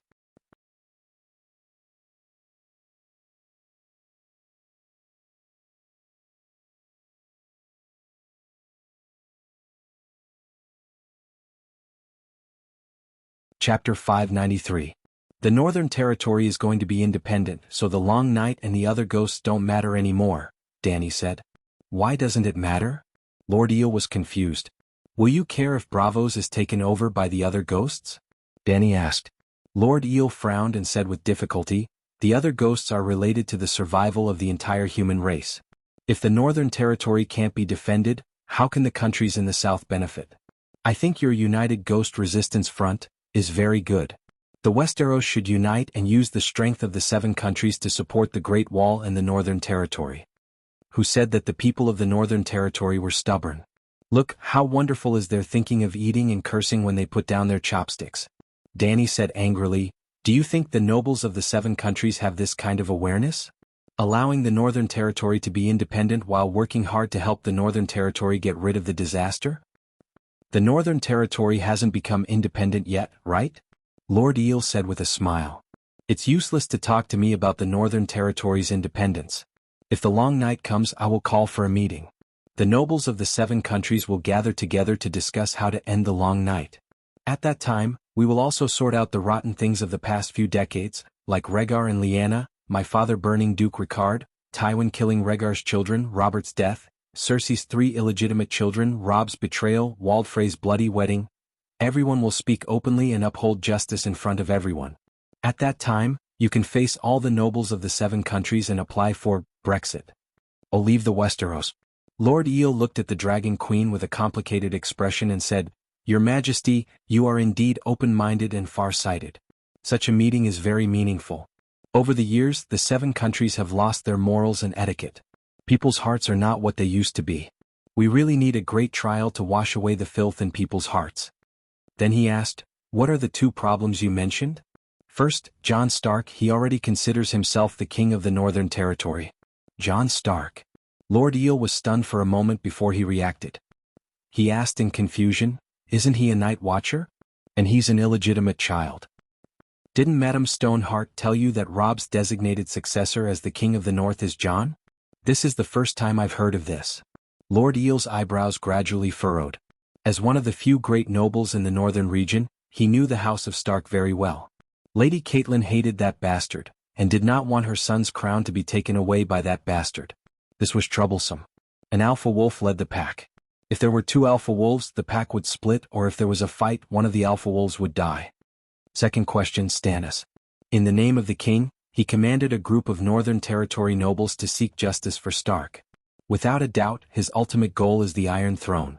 You can't marry 2 women and promise to help me fight for the Iron Throne while forming an alliance with Stannis. This? Lord Eel's frown deepened. To be honest, meeting the Dragon Queen today was an accident, but forming an alliance with the Dragon Queen, or at least reaching an understanding, was the result of a long discussion between him and Lady Catelyn. The reason was also very simple. The first rule of power games, stand on the side of the victor. Only by working with the victor could the alliance be guaranteed. No matter how beautiful the promise made by the loser, it would be as useless as a blank piece of paper. Madame Stoneheart had only lost her kindness, but not her wisdom, although she did not have that in the first place.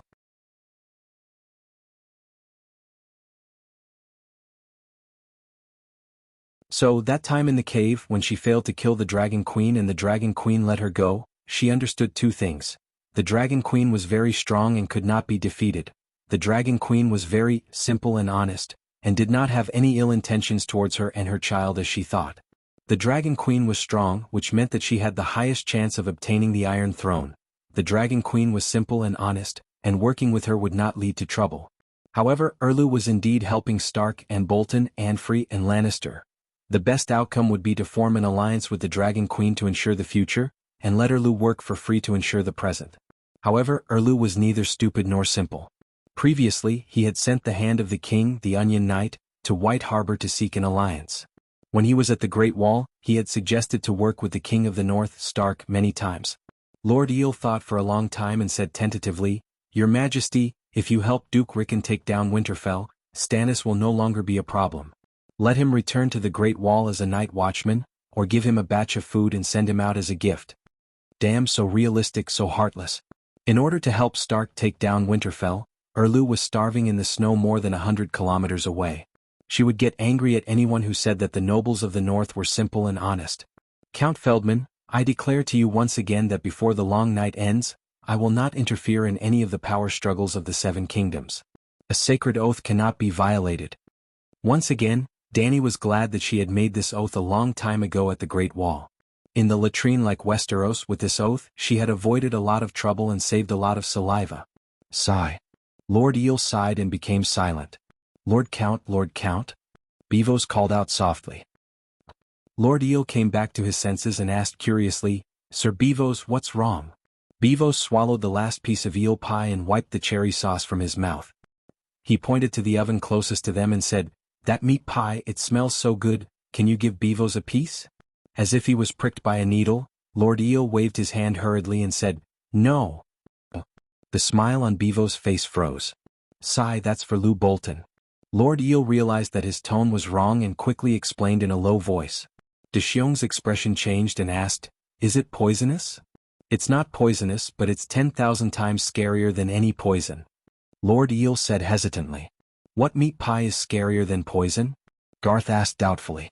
Lord Eel closed his mouth tightly and avoided his eyes. Suddenly, Danny had a flash of inspiration and thought of a meat pie that was more poisonous than poison. You didn't kill Bolton's son or wife and make a meat pie for the old peeler to eat, right? Danny looked at Lord Eel in horror and asked. Lord Eel widened his eyes and looked at Dragon Queen in horror.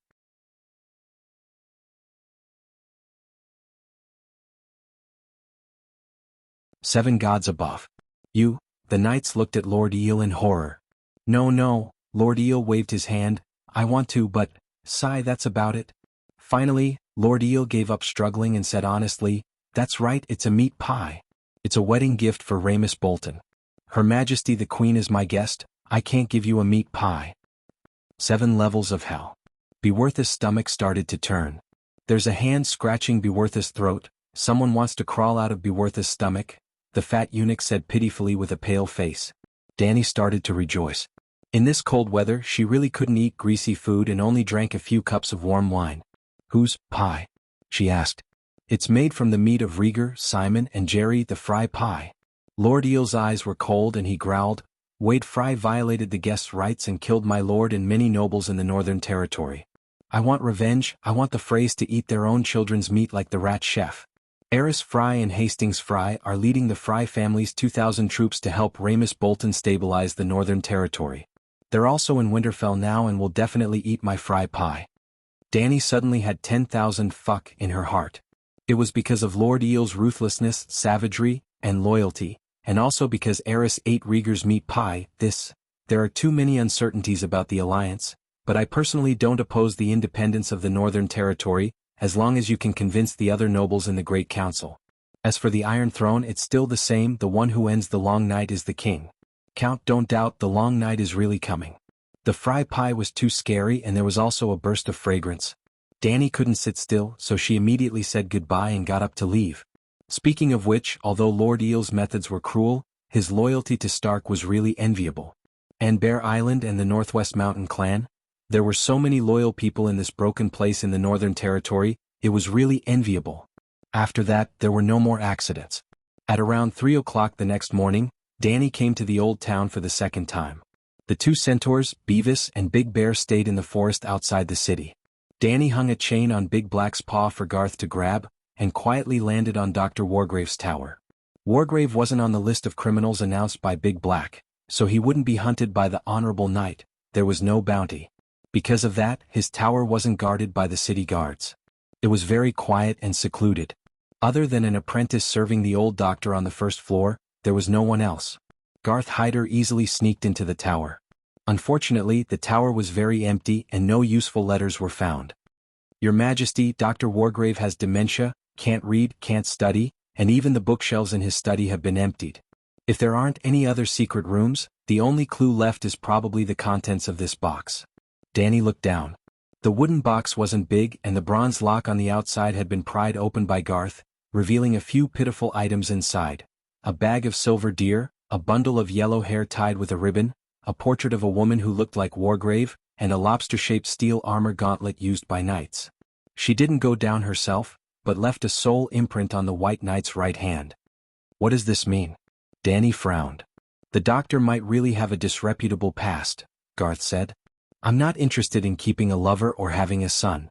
I want to know the plans of Ricard Stark and his scholar Varys, Danny said. Your Majesty, you see, the lover's keepsake is only a bundle of long hair. He didn't dare to draw the original image of his son, but used feminization to cover it up. This means that the doctor was very cautious and restrained when he was young.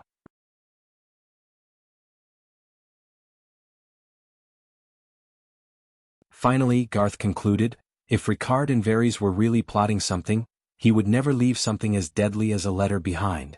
Wheeze. Wargrave, who was on the bed, opened his eyes wide and looked blankly at the 2 people in the room. His mouth, which was gagged by a handkerchief, made a series of snoring sounds. The doctor was just dementia, not stroke, and didn't lose his ability to speak, so when he came in, Garth had gagged his mouth. Maybe we can try. Danny stepped forward thoughtfully and pointed at the old doctor's forehead. The ability to communicate with trees was sealed by the three-eyed crow, but the Green Prophet couldn't stop her thoughts from entering another person's soul realm. The old doctor's soul was like a rotten wooden house that had been eaten by worms, full of holes. Without the dragon spirit, Danny's thoughts easily entered.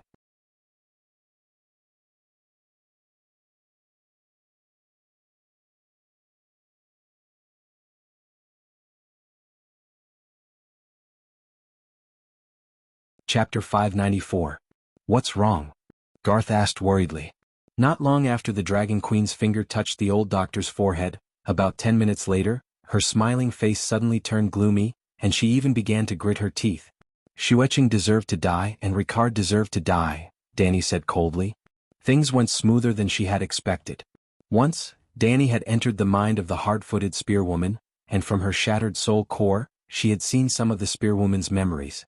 Once, Danny had entered the mind of the good boy, Jianghu, and caught a glimpse of a few of Jianghu's life experiences. She guessed that by entering Dr. Wargrave's mind she might be able to discover some of his secrets, or she might not be able to see anything. An ordinary person's soul core was like a ball of vapor, while a person with a strong will was like a solid crystal.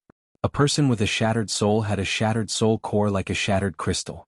Extraordinaries formed an external meditation foundation, such as Danny's 9-colored vortex, the Fire Mage's flames, the Shadow Binder's shadows, the Moon Chanter's moonlight. Their memories were almost impossible to peek at because their soul core was hidden in the depths of their meditation foundation. Wargrave's soul core was like a crystal with countless holes drilled out by worms, and it was also protected by a layer of fog. If Danny had tried to break through the protective soul fog before eating the weirwood seed paste, she would have probably hurt the old doctor. But now, her thoughts had silently seeped into the crystal with countless holes inside. In an instant, Danny felt as though she had fallen into a colorful maze. Countless scenes flashed before her eyes, as though she had opened a kaleidoscope. The old doctor felt different and the colors of the scenes changed accordingly. The warm hugs with a woman, the cold parting, the dark solitude, the sunny birth of a baby, the dark conspiracy. Many scenes appeared incomplete, like a roll of film tape that had been left for too long. Most of it was damaged and a small part was blurred, leaving only the incoherent plot clearly visible. But the scenes regarding Scholar Virius were too vivid and profound. Even though Dr. Wargrave was almost 90 years old and had dementia, the memories of his son remained in the depths of his soul. Perhaps only death could end his longing for his son. Scholar Virius was only in his early 20s when he received the necklace. He was recommended by Wargrave to Winterfell in the Northern Territory for personal use. He didn't want to be separated from his son either, but this was a rare opportunity. He was the Duke of the 7 Great Kingdoms. There were only 7 scholars who assisted the Duke. The position was too precious.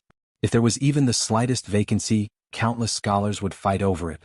Before the previous generation of Winterfell scholars died of illness, Wargrave had started planning for his son's successor. Danny was only curious about this kind of thing and didn't care about it. She fast-forwarded to the scene where Vilice and Ricard interacted. The Mad King said that Ricard was the biggest villain in the 7 kingdoms. To the Targaryens that was indeed the case. Ricard was ambitious, and the northern region could no longer satisfy his desire for power, especially after going to King's Landing. When Xiangyu saw Shi Huang's parade he said, "You can replace him." When Liu Bang saw Shi Huang's parade he sighed, "A real man should be like this."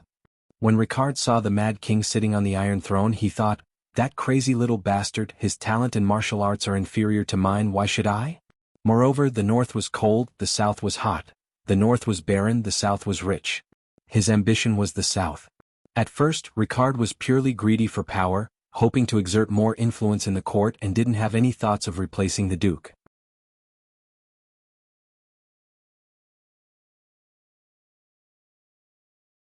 Scholar Vilice saw through the Lord's thoughts and encouraged the Duke's ambition. There were 3 reasons why Vilice was like this. Firstly, he was ambitious. With a doctor as his backing, his growth had been too smooth, and he had easily become the Grand Chancellor of one of the 7 kingdoms. He was bold and had high goals. Second, Vilice was loyal to Ricard and felt that Duke Stark deserved more. Finally, and most importantly, The City of Knowledge was tired of the Targaryen family's rotten affairs. St. Bailey, mediocre King Aegon, Blackfire's rebellion, Bloodcrow's White Terror, Midsummer Hall's incident. One after another, rotten affairs made a portion of the scholars in the City of Knowledge come to a consensus. The Westeros would be better without the Targaryens. Let's not talk about the others, just take the Blackfire's rebellion as an example. In less than 100 years there were 5 Blackfire rebellions. Demon Blackfire's descendants came one after another, almost at least once in every generation. Every time it would bring great damage to the 7 kingdoms. Hundreds of thousands, millions of civilians were affected. The nobles who died in the war were also like mushrooms after the rain, uncountable. Even the dukes of the 7 kingdoms died one after another. Lannister and Tywin had dukes who died because of the dragon family's rotten affairs. Wasting money and manpower, corpses piled up everywhere, but what did the 7 kingdoms gain? Nothing. Every time a Targaryen was born, the gods would flip a coin to decide if he was great or crazy. Then the people of the 7 kingdoms would pray together, not expecting their king to be great as long as he wasn't crazy. Why? How could the Targaryens, who didn't even have a dragon, rule the Westeros? It could be said that after the Blood Dragon dance, the City of Knowledge had completely lost its reverence for the Targaryen royal family. It wasn't hard to understand. The Targaryens' sacred mantle was torn apart by the scholars. They weren't even afraid of the Targaryens with dragons, so why would they revere the lunatics without dragons? So, a small portion of the scholars gathered together, intending to get rid of the Targaryens. Well, only a small portion. The scholars were divided into 2 categories, those with noble backgrounds and those with no background. Commoners with no background became scholars because they had good brains. The second son, third son, or collateral descendants of noble families didn't have the right to inherit, so becoming a scholar was also a good way out. For example, as the third son of the family, old Ymont didn't have the right to inherit, so he went to the City of Knowledge to become a scholar. In fact, most of the scholars came from noble backgrounds. The noble scholars allowed the Blood Dragon dance for the sake of their ideals, but they didn't necessarily agree to get rid of the Targaryens. The reason was simple.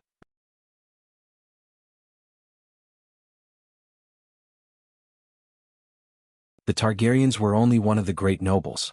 If the scholars were to mess with the dragon family today, who knew if they would feel that the lion family's debt must be repaid, was too domineering tomorrow. So, only a small number of scholars had the intention to change the Iron Throne's master, and Villies happened to be one of them.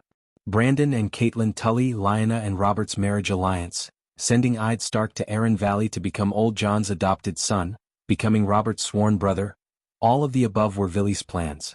Other scholars also participated in his plans, such as Scholar Clarkson who served Theon Bella. According to Villies' plans, the great hero who ended the Targaryen rule should be Rickard Stark.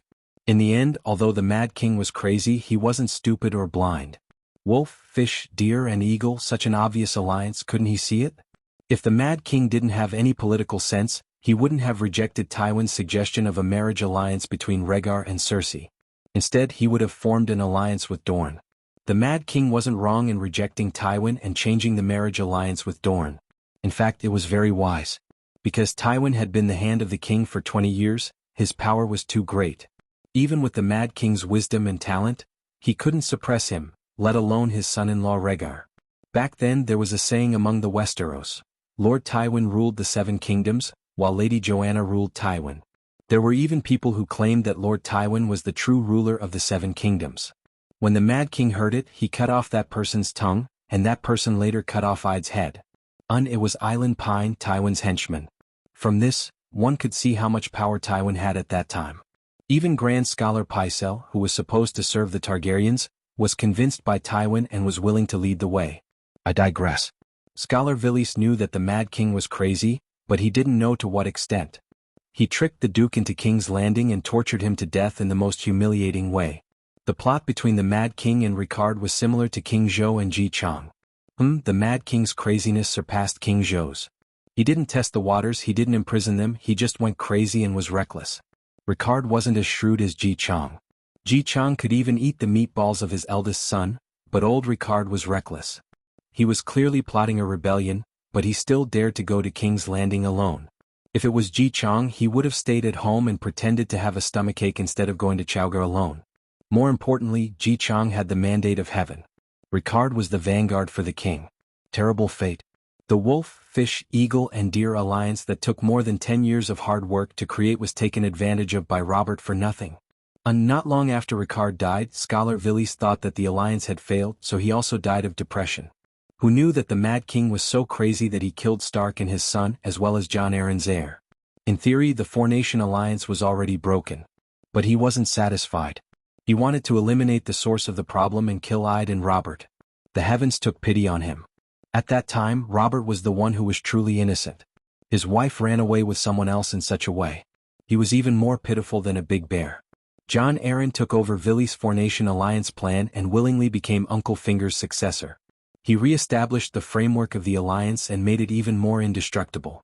However, the core of the alliance changed. From Stark to Byra and Theon. In Villiers' Four-Nation alliance, eagle, deer and fish had no contact. Only wolf had contact with the other three. In Jon Arryn's Four-Nation alliance, deer and fish still had no contact. Only eagle had the foundation of an alliance with the other three.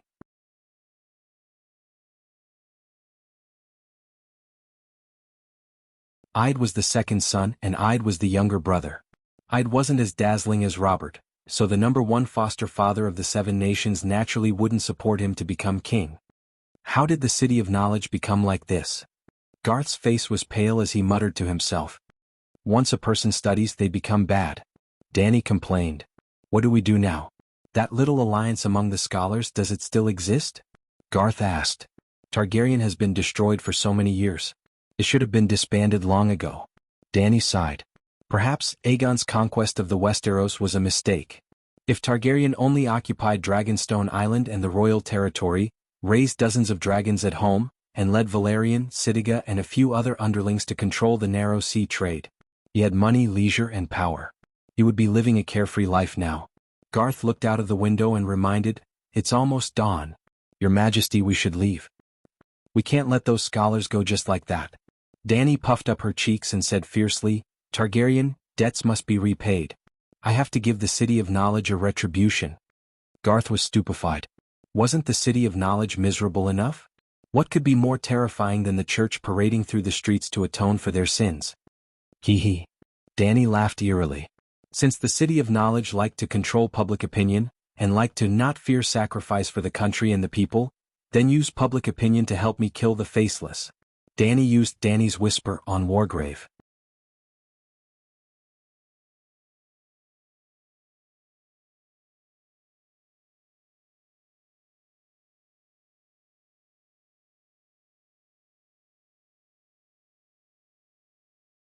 Chapter 595.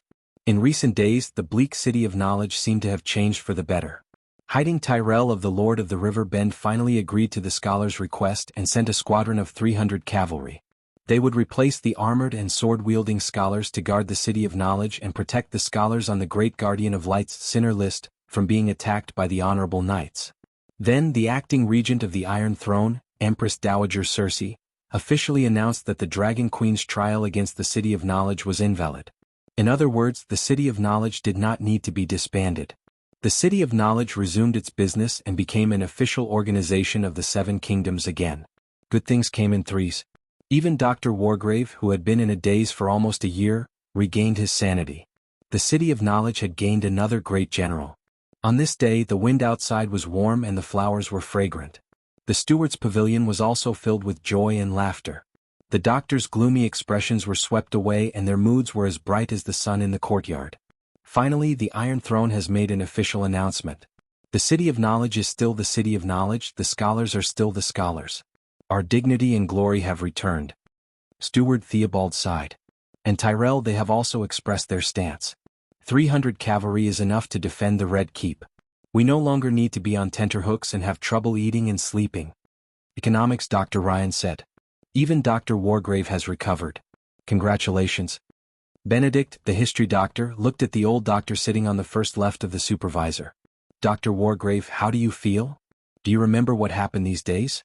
With Benedict's reminder, the doctors began to show concern for the white-haired old doctor. A faint purple light flashed in Wargrave's old eyes. I'm fine, but I'm afraid everyone is not so optimistic. Dr. Wargrave, what do you mean? Ryan asked. Wargrave did not say anything. He only tapped 2 letters on the table. Everyone sighed and fell silent. The two letters came from Hiding and the Iron Throne, Old Rose and Cersei. Cersei asked the City of Knowledge to publicly support her re-entry into the palace and return to being the Empress Dowager. Old Rose asked the City of Knowledge to launch a public opinion offensive to incite the nobles of the Seven Kingdoms to drive Cersei Greyjoy out of King's Landing. The Empress Dowager, who had married into the Iron Islands, was no longer the Empress Dowager and had no right to rule as regent. The reason was simple. Although the King's Landing didn't have a Theon, the Seven Nations legal system still belonged to Theon Bella. Even Targaryen was only a remnant of the previous dynasty. Even if the whole world knew that Tommen was Lannister, the reason why Tommen could become king was because his surname was Theon Byra. So, why should the matriarch of the Greyjoy family be the regent of Theon Byra's throne? It was still the same old saying. No matter how bad the City of Learning was, it still controlled all the messenger crows of the seven countries. Controlling the messenger crows was equivalent to controlling half of the public opinion of the seven nations. Not to mention that each of the nobles of the seven countries had a scholar assisting them. The scholar's attitude could easily influence the Lord's decision.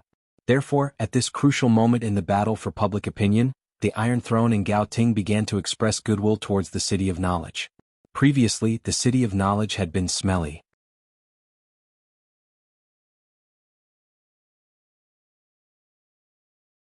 With Old Rose's shrewdness and Kevin's shrewdness, how could they waste their family's reputation and honor just to endorse the scholars of the City of Knowledge? To be honest, even they were shocked by the crimes of the City of Knowledge.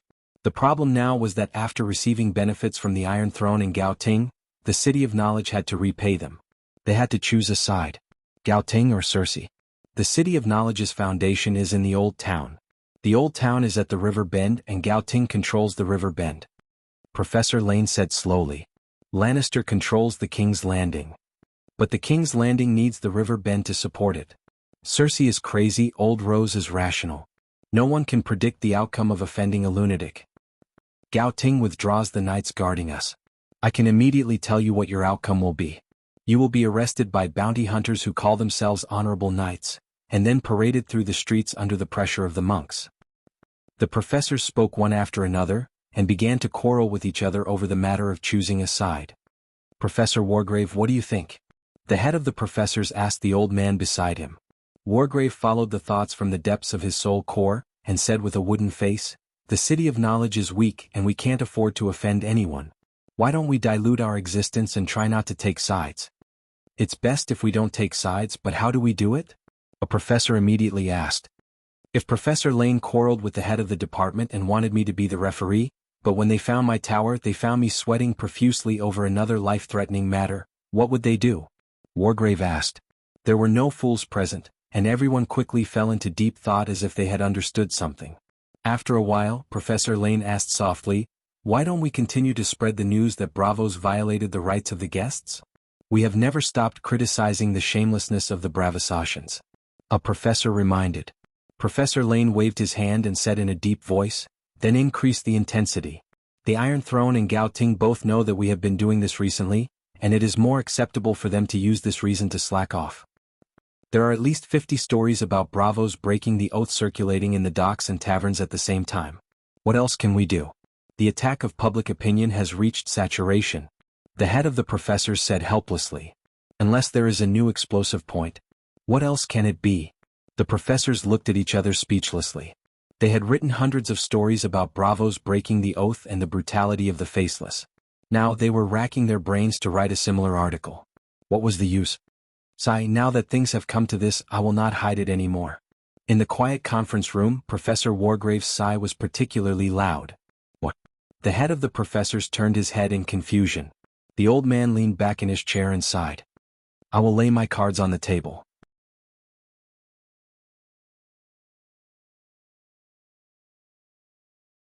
Apart from the ordinary professors, there is a special team and I am the leader of the special team. It just so happens that the special team knows many secrets of the faceless. If you want explosive points, I will give you explosive points. How about a faceless assassination list? It has a name, a time, and a place. It is guaranteed to shake the world. Even the Iron Throne and Gao Ting will be shocked. It was uncertain if Cersei and Old Rose would be shocked by this, but all the doctors present were shocked by what they had just witnessed. Professor, are you okay? The head of the professors pointed to his temple, his movements and expression careful not to provoke the poor old man. The old man had only recovered from dementia with the blessing of the Holy Mother, and now he had become a lunatic? You think I'm a lunatic? Professor Wargrave's eyes were contemptuous. Are you not? The professors complained in their minds. Humph, now that things have come to this, I am not afraid to tell you that the War of the Usurpers was not an accident, but the result of our scholars' careful planning. Ricard Stark, Scholar Villies, is a member of our special team. Ricard was ambitious, and Villies encouraged his ambition, and facilitated the alliance of Stark, Tully, Aaron, and Theon Byra. Professor Wargrave was eloquent, blabbering on, recounting the War of the Usurpers and the Four-Nation Alliance. The conference room was as silent as a morgue. The professors' faces were pale, their eyes wide, and their chins almost fell on the table. Their eyes were full of bewilderment, and their expressions were full of shock. Professor, are you sure? This is a serious matter, you can't joke about it. After a long while, the head of the professors picked up his chin from the table and pressed it back down. Do I look like someone who jokes? Wargrave asked in return. I'd rather you were joking. No, I'd rather you, old man, remain a retard, forever bringing the secret of this special team, that deserved to see the deviants underground. Even if you don't know the secrets of the faceless, it's still worth it. The head of the professor's face was ashen, and he gritted his teeth in hatred. The professor's eyes flickered. She had traveled thousands of miles to the sanctuary beyond the Great Wall, resurrected Ace at the Great Wall, met Erlu and Lord Eel, and finally bestowed a spirit to repair Dr. Dementia's soul and leave behind a thought. It was a long story, but in fact, it had only taken 3 days. On the evening of the 4th day, Danny returned to Astapor. Danny, did Blinden set you up? Old Yamant, who had dark circles under his eyes, came over anxiously as soon as he jumped off the dragon's back. He did, but it was worth it. Old Yamant breathed a sigh of relief and asked, How's John? Danny sighed and said, Jon Snow is a thing of the past. Ah! Yamant and Tyrion exclaimed at the same time. Lalo couldn't resurrect him. Did the red-robed woman break her promise? Tyrion said with a trembling voice. I didn't know you had such a good relationship with Jon Snow. Danny said strangely.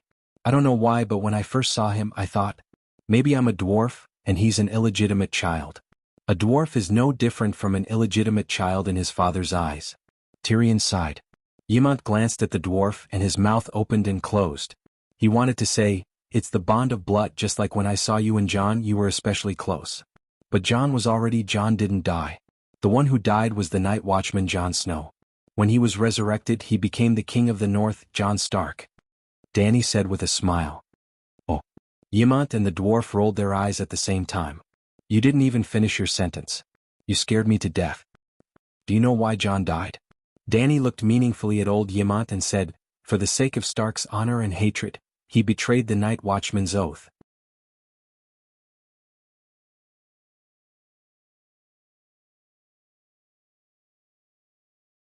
As the commander-in-chief, he summoned the night watchman and the savages to follow him south to seek revenge on Bolton. Blacksmith Tanner told me that Jon is the real Stark. He has the Stark's ancestral running wolf's blood. He's indeed very impulsive, just like his uncle Blinden and Aunt Lyanna. He really has the running wolf's blood. The dwarf nodded in agreement. Yamant frowned. He looked at Danny and then at the dwarf. He sighed in his heart. Jon had risked his life for Stark and betrayed his oath. Tyrion had also risked defending the Dragon Queen a few days ago for Lannister. He rode a pterodactyl to meet Kevin at the King's Landing to arrange an escape route for Lannister. He was obviously a Targaryen, but he had the most standard Stark appearance and the most Stark personality. He was obviously a Targaryen, but he was more like Tywin than Cersei and Jaime. He was more concerned about the future of the entire Lannister family. Should he tell them the truth? If their love for the Targaryens was half as deep as their love for their mother's family, would they have to worry about Dany's hegemony and the Targaryen family's prosperity? At what tree is this? Where did you get it? Yamant looked over and saw Aegon looking curiously at the bundle of red-leafed saplings in his arms. The old man suddenly felt sick of it. He did not know if this fellow was real or fake, but although he carried the name of Targaryen, his love for Targaryen was not half as deep as his love for the Iron Throne. Comparing the two, it was too unlikable. They're all weirwood. Dany, are you going to plant weirwood? Yamant asked. The thick one is a magical material. I plan to make it into a scabbard. I'll plant the other saplings in the pyramid garden first and see if they can survive. The Green Prophet's sphere of influence was only in the Westeros. If the weirwood was successfully transplanted, perhaps Danny could become the tree speaker of Ursos. Your Majesty, our people have been waiting for a few days. Do you still want to carry out the cargo plan? Do we still fight Zingis? The giant crab walked over and asked with a frown. You're tuning in to the Han Li's Wuxia Adventures YouTube channel. We're so grateful for your support, and don't forget to subscribe to join us on this incredible journey through captivating stories. Your generosity through donations truly makes a world of difference, as it's the primary source of revenue that allows me to expand and enhance this channel for you. Thank you from the bottom of my heart for being a part of this adventure.